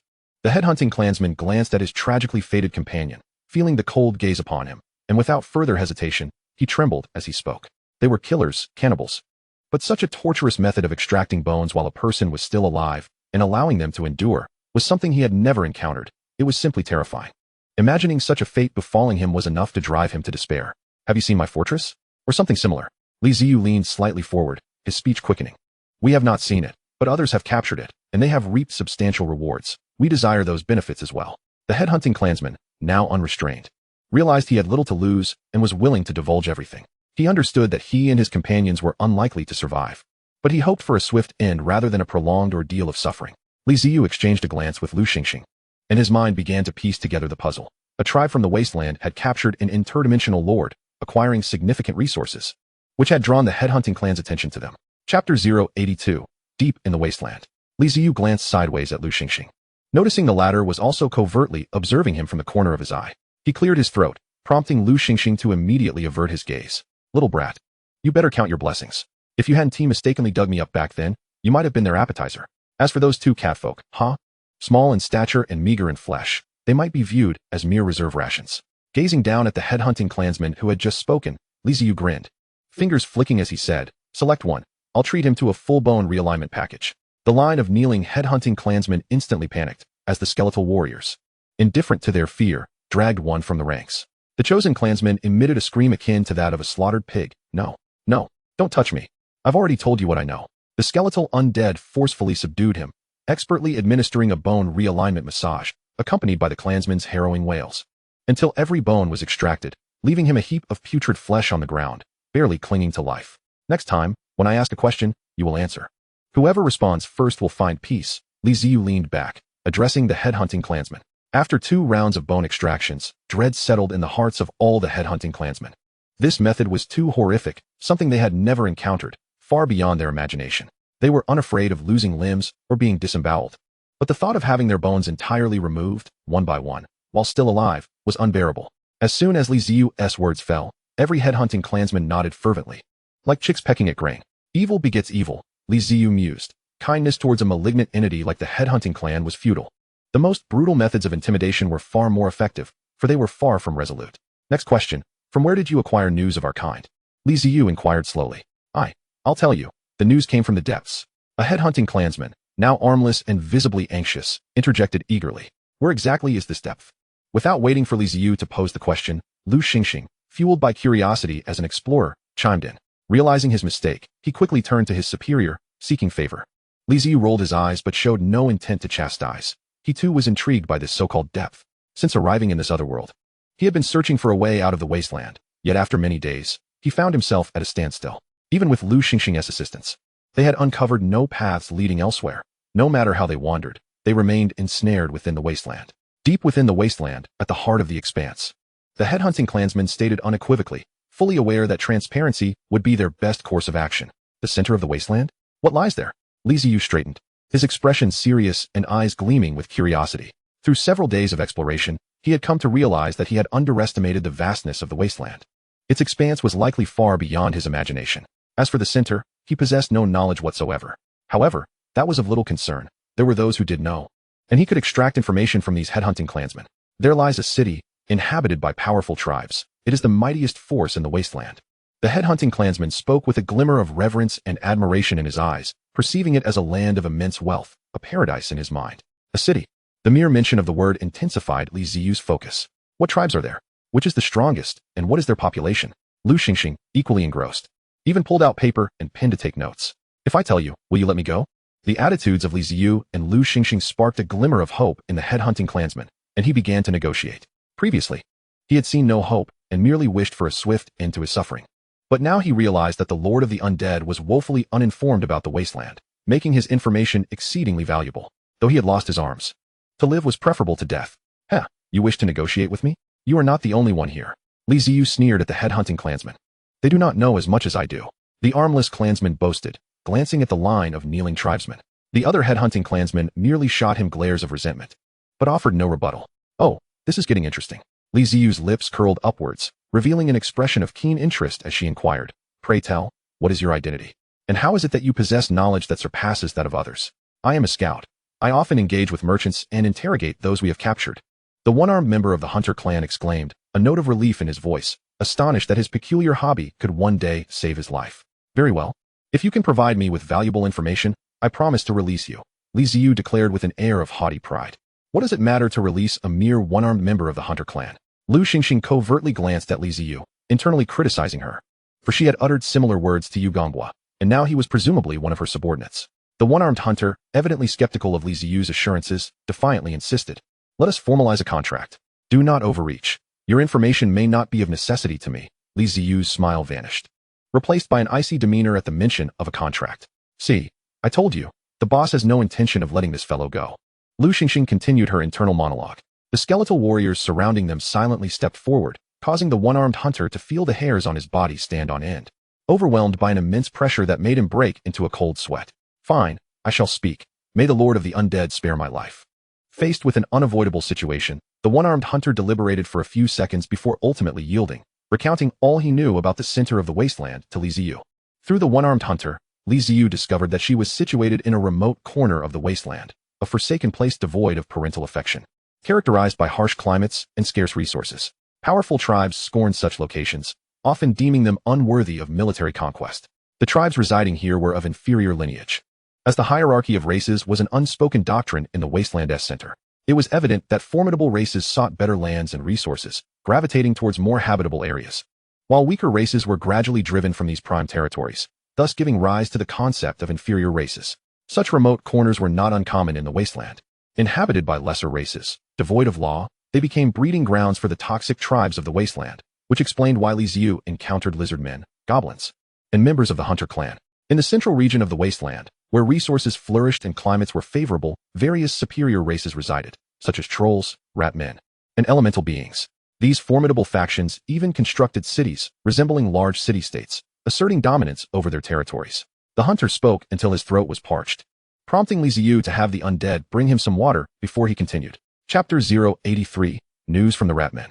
Tribes that had firmly established themselves in the central wasteland were often either numerous or possessed exceptionally powerful individuals. Tribes like trolls and ratmen, known for their population, constructed vast cities governed by the most authoritative clans within their ranks. Conversely, elemental beings, possessing unparalleled individual strength, could effortlessly engage entire opposing forces with mere groups of 3 or 5. The one-armed hunter also addressed one of Li Ziyu's curiosities. Ever since her arrival in this world, she had been intrigued by its combat system. Among the city lords of the transmigrators, there existed monstrous beasts, demons, and dragons, names that hinted at their might. Thus, it was only logical that the native inhabitants of this other world also possessed entities capable of contending with these races. However, until now, Li Ziyu had yet to encounter any particularly powerful races, whether lizard men, goblins, or the hunter clan. They all fell within the realm of the ordinary. After hearing the one-armed hunter's elucidation, she realized the absence of powerful races was due to her location being far too remote for any contact. So, do you know which race initiated the hunting of the city lords? The hunter was quite cooperative as Li Ziyu's tone softened, growing somewhat gentler. It was the ratmen. They were the first to launch an attack on city lords like you. Seizing a fortress, the hunter stated without hesitation. Li Ziyu's gaze swept over the other members of the hunter clan, noting their bewildered expressions. They knew only that hunting fortresses brought rewards, but little else. Tell me more about the Ratmen. A race bold enough to strike at city lords is undoubtedly a threat, and I must gather further insights, Li Ziyu urged. The one-armed hunter hesitated, then spoke again. I do not know much about the tribes deeper within. Share what you know. What are the Ratmen like? What is their population? Whatever you have, just say it, Lu Xingxing interjected, pausing her note-taking, her eyes sparkling with enthusiasm. Today was exhilarating for her, as she had encountered a plethora of peculiar information, satiating her curiosity. While she often came across mysterious topics in chat channels and forums, they always felt distant and unreal compared to hearing them firsthand. Very well, the Ratmen belong to the orc race, exceeding a population of 1 million, with numerous clans. They are a force to be reckoned with, rivaling the trolls. That is all I know, the one-armed hunter conceded, frustrated. Their remote residence led to a lack of information. It was only due to his skills and intelligence gathering that he was aware of anything regarding the central races. The vast majority remained utterly ignorant. After speaking, he cast a furtive glance at Li Ziyu, only to discover that the Lord of the Undead was lost in thought, her gaze vacant. Private chat. Don't want to take the driving test. Are you dead? Conscience merchant. You're not dead? You escaped the siege? Was the loss significant? Don't want to take the driving test. I didn't escape. Conscience merchant. What the hell? You were captured? And you still have the leisure to chat with me? Let me tell you, the hunter clan is cannibalistic. Don't be fooled by their human-like appearance. To them, humans are mere food. Don't want to take the driving test. Why would I be captured? Conscience merchant. Don't want to take the driving test. Why can't I capture them? Conscience merchant. You think I believe you can capture the hunter clan with just a few hundred skeletons? Don't want to take the driving test. Who said I only have a few hundred undead? Come on. We've all transmigrated. Do you expect to remain stagnant? The message Li Ziyu sent a shiver down the spine of the conscience merchant. Indeed, all were transmigrators, aided by systems. And thus their development could not be measured by conventional standards. Could it be? Conscience merchant, you didn't defeat the hunter clan that besieged you and capture them. Did you? Don't want to take the driving test. You're overthinking it. The conscience merchant stared at the message, his mouth twitching as he prepared to send a retort, intending to scold Li Ziyu for treating the matter lightly, as if it were a mere dinner invitation. This is a serious matter concerning life and death. Just as he began typing, a new message arrived from her. He glanced at it, quickly halting his fingers, silently deleting the curses he had been about to send, and fell into a contemplative silence. Don't want to take the driving test. What would I do with so many captives? Just a few who can speak will suffice. The rest I've dealt with. Dealt with? Good heavens, that's rather outrageous. How long have we known each other? When we first met, the conscientious merchant had observed the necropolis and found no particular strength in Li Ziyu. He was even anxious about the skeletons. Yet, how much time has passed since then? And now he shows no fear, even towards the headhunting clan? The conscientious merchant realized he had underestimated the necropolis lord, this traveler from another world. Conscientious merchant, is it truly so? Have you indeed vanquished the headhunting clan that besieged you? Uninterested in driving. What benefit would I gain from deceiving you? By the way, I came to inquire about something. Have you heard of the Rat Clan? Conscientious merchant, I am aware of the Rat Clan. They are a race from the wasteland. Though I do not know much about them. Why do you bring them up all of a sudden? Uninterested in driving. Because it was the Rat Clan that initially dealt with the travelers. Conscientious merchant. What? The conscientious merchant, upon receiving this news, sprang from his chair, his eyes wide with disbelief. Where did you acquire this information? Is it credible? Uninterested in driving. A captive from the headhunting clan told me. I cannot vouch for its authenticity, but it is better to prepare for the possibility than to dismiss it entirely. Conscientious merchant, you are right. Wait a moment. I recall seeing a post about the Rat Clan in the forum. Let me go find it. With that, the conscientious merchant vanished. Seeing Li Ziyu lost in thought, Lu Xingxing discerned he was likely examining the system and chose not to interrupt, instead keeping a vigilant eye on the captive headhunters below. Fortunately, those captives were all missing limbs and had lost a considerable amount of blood. Even with bandaging, they remained in a weakened state and had no inclination to cause trouble. After relaying the information to the conscientious merchant, Li Ziyu closed the system interface with a tap of his finger, his gaze regaining its clarity. Lu Xingxing then approached him, a look of curiosity on his face. Boss, can we hold off on killing these people for now? Lu Xingxing whispered. Do you have further inquiries? Li Ziyu shot him a sidelong glance, warning him with his eyes not to let compassion lead to complications. No, I just feel these captives might know more than we do. What if they prove useful? Lu Xingxing quickly explained, fearing Li Ziyu would misunderstand. Li Ziyu pondered for a moment, recognizing some merit in Lu Xingxing's argument.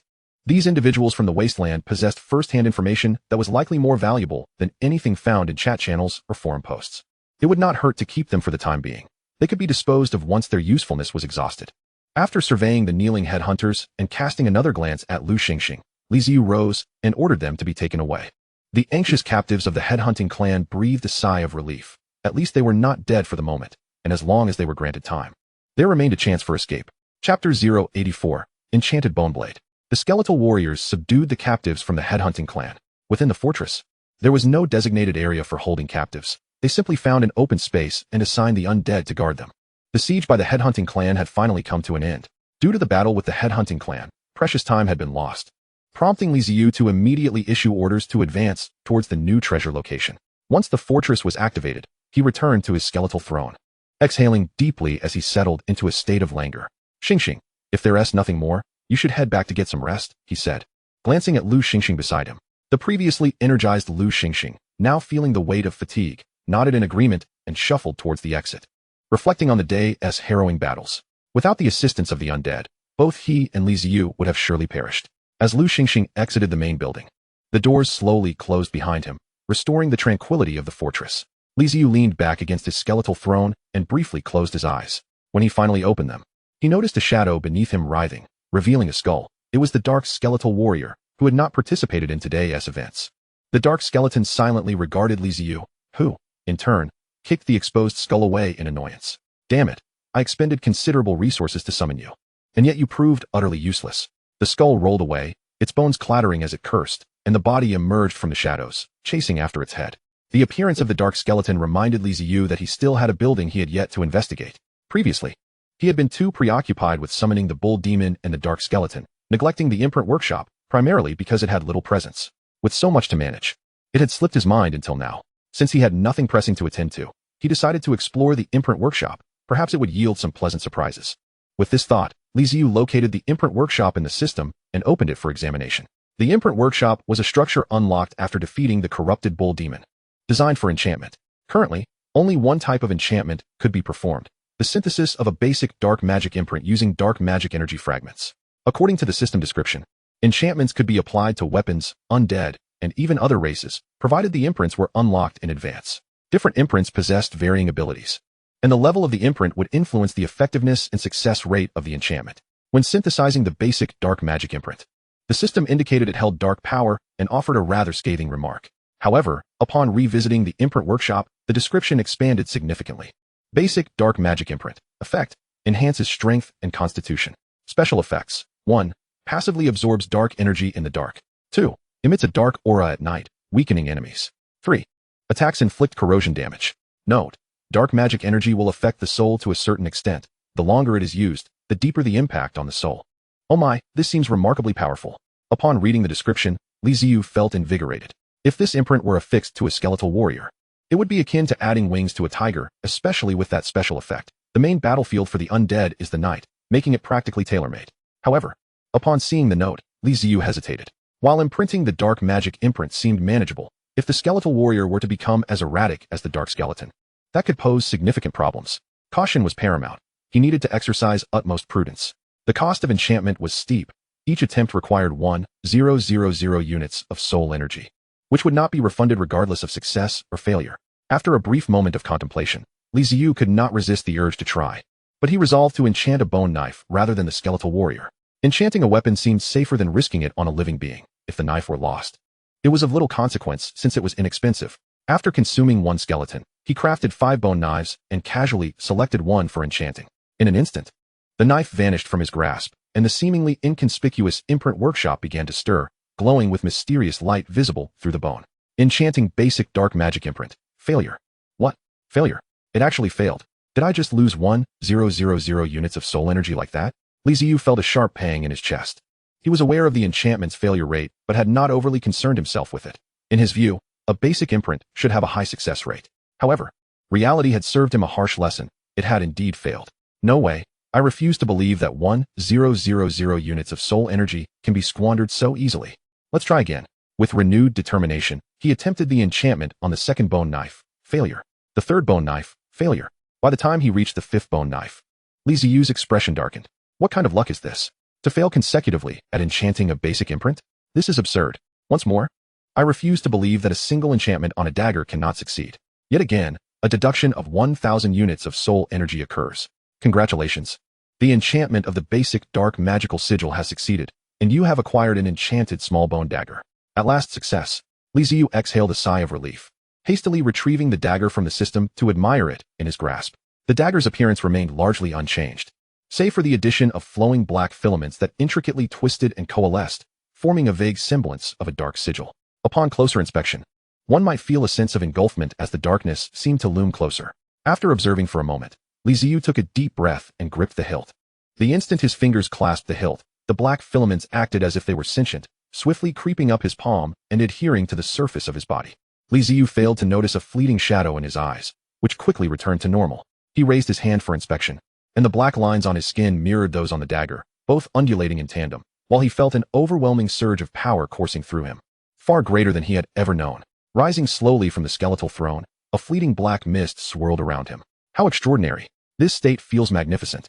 I sense I could take on the Hunter clan. I could defeat 100 of them. Clutching the bone dagger, Ziyu brimmed with confidence. Swinging the dagger with a resounding crack, his gaze gradually turned cold, and a desire for slaughter ignited within him, as he felt an unsettling kinship with the darkness. Just then, Ziyu's body jolted, and he instinctively hurled the dagger away, his previously upright posture collapsing as he bent over, gasping for breath. Beads of cold sweat streaming down his face as he stared at the enchanted bone dagger on the ground, his eyes filled with wariness and dread. That was close. In such a brief span, it was able to affect me. Is this truly just a basic dark magical sigil? I almost fell into its trap. Indeed. While the enchanted bone dagger bestowed a sense of immense power, it simultaneously clouded his mind. Prolonged exposure would likely transform him into an emotionless, merciless puppet of slaughter, controlled by the dagger itself. After regaining his composure, Ziyu returned to the skeletal throne, feeling a wave of exhaustion wash over him, a side effect of an abrupt loss of power. Chapter 085, The Wasteland Ratmen. Truly, this hidden structure is anything but ordinary. Whether it be the aberrant tombs or the sigil workshops, the products they yield are comparably perilous when contrasted with the architecture of the necropolis itself. Typically, the constructs of necromantic architecture are relatively mild and easily controlled, such as skeletons and skeletal warriors, whom Ziyu could command at will. However, the outputs from hidden structures are markedly different. Whether they be dark skeletal entities or this recently enchanted dagger, they are not easily governed, necessitating increased caution in the future. Such power, if mishandled, could spell the ruin of not only adversaries but oneself as well. At that moment, having successfully returned the skull to its rightful place, the dark skeletal figure turned around, cursing under its breath, and just happened to spot the enchanted bone dagger on the ground. The soul fire flickered excitedly, and it glanced toward Ziyu before eyeing the dagger once more, then suddenly lunged toward it. Wait, release that dagger. Realizing the dark skeletal figure's intentions, Ziyu understood the gravity of the situation. Ignoring his weakened state, he quickly stepped forward. The dark skeletal figure was marginally quicker than Ziyu, seizing the enchanted dagger first. Yet, Ziyu's aim was not the dagger itself, but rather the skull of the dark skeletal figure. Before the dark skeletal figure could revel in its acquisition, Ziyu's hand delivered a swift slap to its skull. With a resounding crack, the skull tumbled to the ground, rolling away, while the headless body spun in confusion, momentarily dazed. The dagger slipped from its grasp. The headless skeleton groped around in search of its missing skull, while Ziyu swiftly pinched the dagger between two fingers and tossed it back into the system, finally allowing himself to breathe easy. Ziyu glanced back to see the dark skeletal figure's skull opening and closing its jaw in frustration, which filled him with a sense of triumph. Oh, you didn't expect that, did you? A feint to the left while I struck you right in the face. Engaging with me? You stand no chance. A notification from the system broke his reverie, indicating a new message. Ziyu returned his attention to the chat interface. Private message. The conscientious merchant. I have found the information on the Ratmen and will send it to you now. The conscientious merchant. I am heading to the coordinates to meet you. Wait for me, brother. Below the message was a link to a post. Ziyu raised an eyebrow, giving a slight huff. Truly, a merchant is nothing if not pragmatic. When he previously encountered the Hunter clan, uncertain of the outcome, this fellow had been cursing and had no intention of visiting the new resource point. Yet now, having secured a victory, he was eager to rush over, calling Ziyu brother all the while. However, the other world is fraught with peril. Rather than clinging to dreams of the future, it is far better to embrace the present and live freely. With this thought, he felt a sense of release.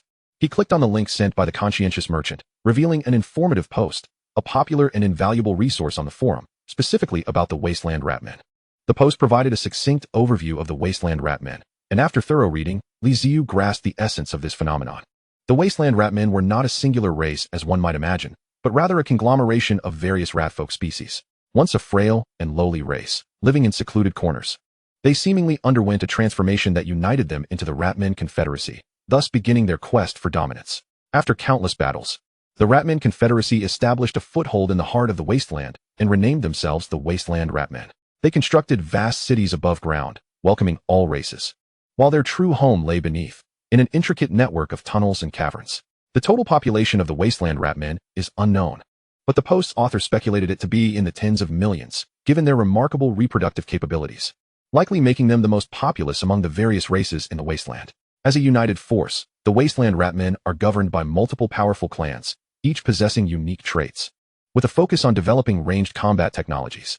Indeed, technology. The reason the Wasteland Ratmen thrive in the heart of the wasteland is due to their advancements in technology. Plagues, viruses, bombardiers, firearms, and heavy crossbows are their specialties, often inflicting heavy casualties on foes before they even reach the front lines.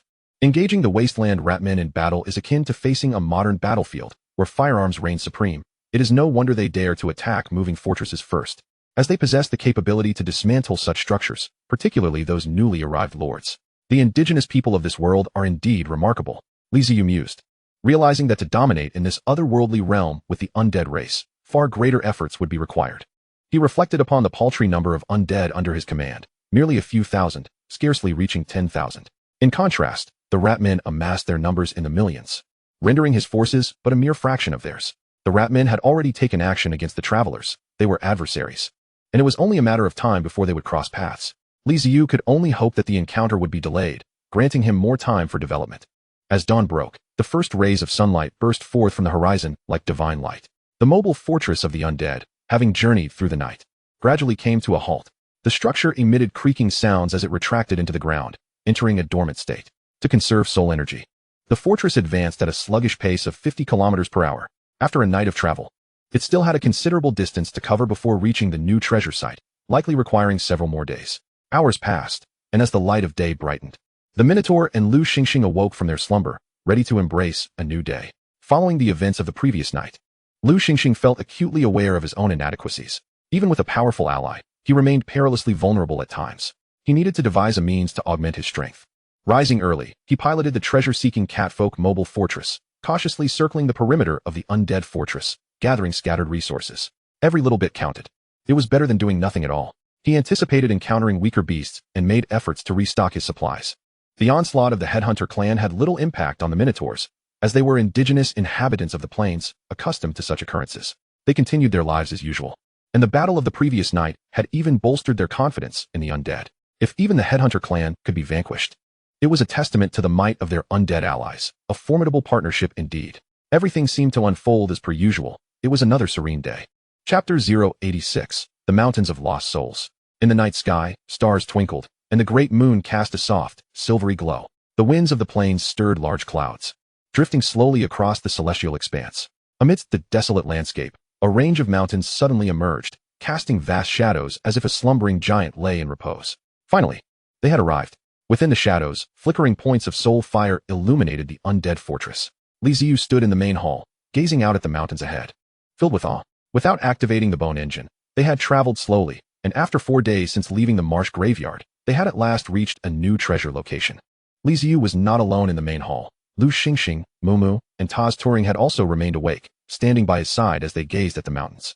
For safety reasons, Lu Xingxing's treasure-seeking range was limited, and this mountainous region marked the boundary of his exploration, rich with various resources and treasures, akin to a veritable cornucopia. In stark contrast to the excitement of Ziyu and Lu Xingxing, Taz Turing appeared somewhat dazed. Although he had never been here before, an inexplicable sense of familiarity washed over him, as if he were on the cusp of remembering something significant, only to have it slip from his grasp. He lowered his head in deep contemplation, attempting to recall, and was astonished to discover that this familiarity stemmed from the shamanic heritage passed down from his ancestors. Sensing an unusual aura emanating from Taz Turing, the other three turned to him in surprise, witnessing him enter a state akin to meditation. What is happening to Taz Turing? Ziyu asked Mumu, perplexed.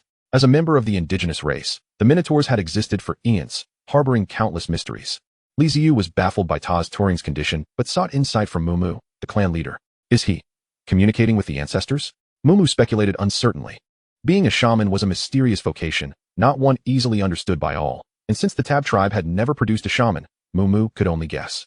With Taz Turing in an indeterminate state, Ziyu refrained from directing the undead fortress closer to the mountains, choosing instead to remain in place until Taz Turing returned to normal. He felt a connection between Taz Turing's current state and the mountains ahead. Taz Turing gradually appeared more peculiar. He slowly raised his head, his eyes turning white, glowing softly, with countless arcane symbols flickering within. Silent and unblinking, he stared intently at the mountains shrouded in darkness, an eerie sight. After a prolonged silence, he suddenly shuddered, as if awakening from a nightmarish reverie. The light in his eyes dimmed, and he gasped for breath, returning to his usual self. "What is wrong with you?"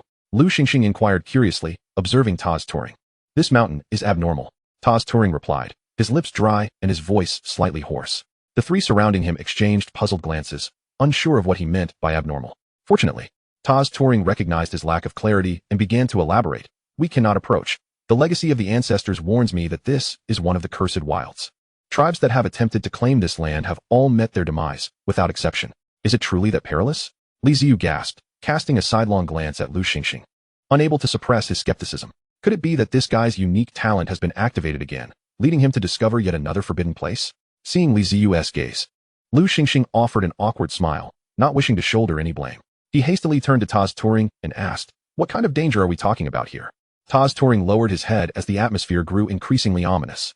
In a deep, resonant voice, he began, "This is a cursed mountain range, not born from the wilderness, but forged by sorcery and magic. Any tribe that nears this place will be cursed, followed by death. It is known as the Mountains of Lost Souls." Gasp. Lu Xingxing inhaled sharply, genuinely frightened. How did I stumble upon such a bizarre place again? Wait, what mountains? The Mountains of Lost Souls. Lost Souls. Terrifying? Death. He silently turned to Li Ziyu, pondering if this mountain range was not designed for his leader, whose race was indeed the very embodiment of the undead. Could it be that the Mountains of Lost Souls would allow the undead to die once more? Was this not akin to returning home? Initially expecting Taz Turing to reveal something significant, Li Ziyu felt a surge of tension. However, upon hearing the phrase Mountains of Lost Souls, his brow furrowed, then narrowed in suspicion. "You seem to jest." After Taz Turing disclosed the ancestral legacy, he remained ensnared in a state of dread, awaiting the suppressed gasps of those around him. When the anticipated reactions failed to materialize, the atmosphere grew increasingly strange. He couldn't help but look up, only to find everyone staring intently at him. "What's the matter?" "I've said it. This is a forbidden place. We shouldn't venture in," Taz Turing earnestly cautioned. Assuming they had not comprehended his warning. "Taz Turing, are you saying this is the Mountains of Lost Souls?" Mumu interjected, unable to contain himself. "Indeed, it's quite perilous." Taz Turing nodded, still oblivious to the implications of his clan leader's expression. Mumu fell silent, gazing at Taz Turing with exasperation. "You usually come across as quite astute.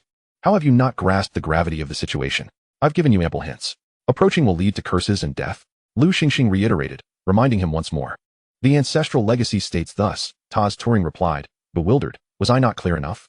"Taz Turing, look at who I am," Li Ziyu sighed, gesturing to himself. "You are my contract holder, the master of the fortress, the lord of the undead." At last, Tarsitan realized this, and he was left momentarily stunned.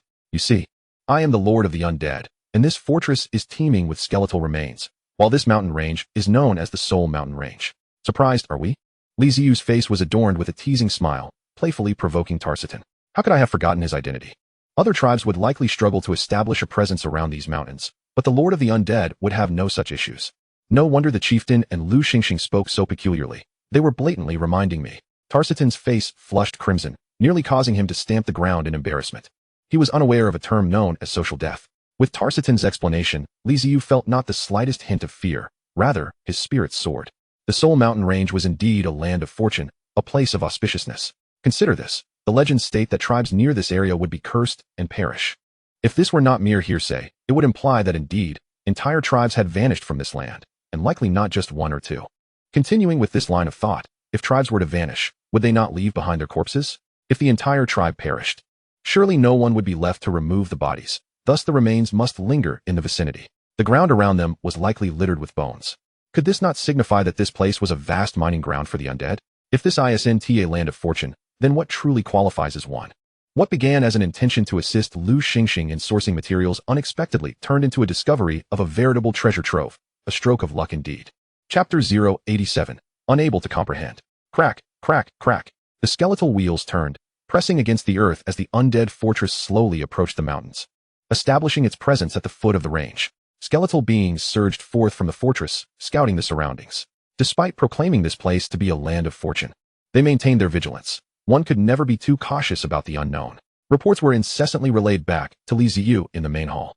As the influx of information grew, Ziyu's expression became increasingly peculiar. The reports from the skeletal beings indicated numerous life signatures nearby, predominantly from wild beasts. And the further one ventured into the mountains, the more potent these signatures became. They even discerned the presence of magical beasts and corrupted creatures. Yet there were no signs of indigenous tribes.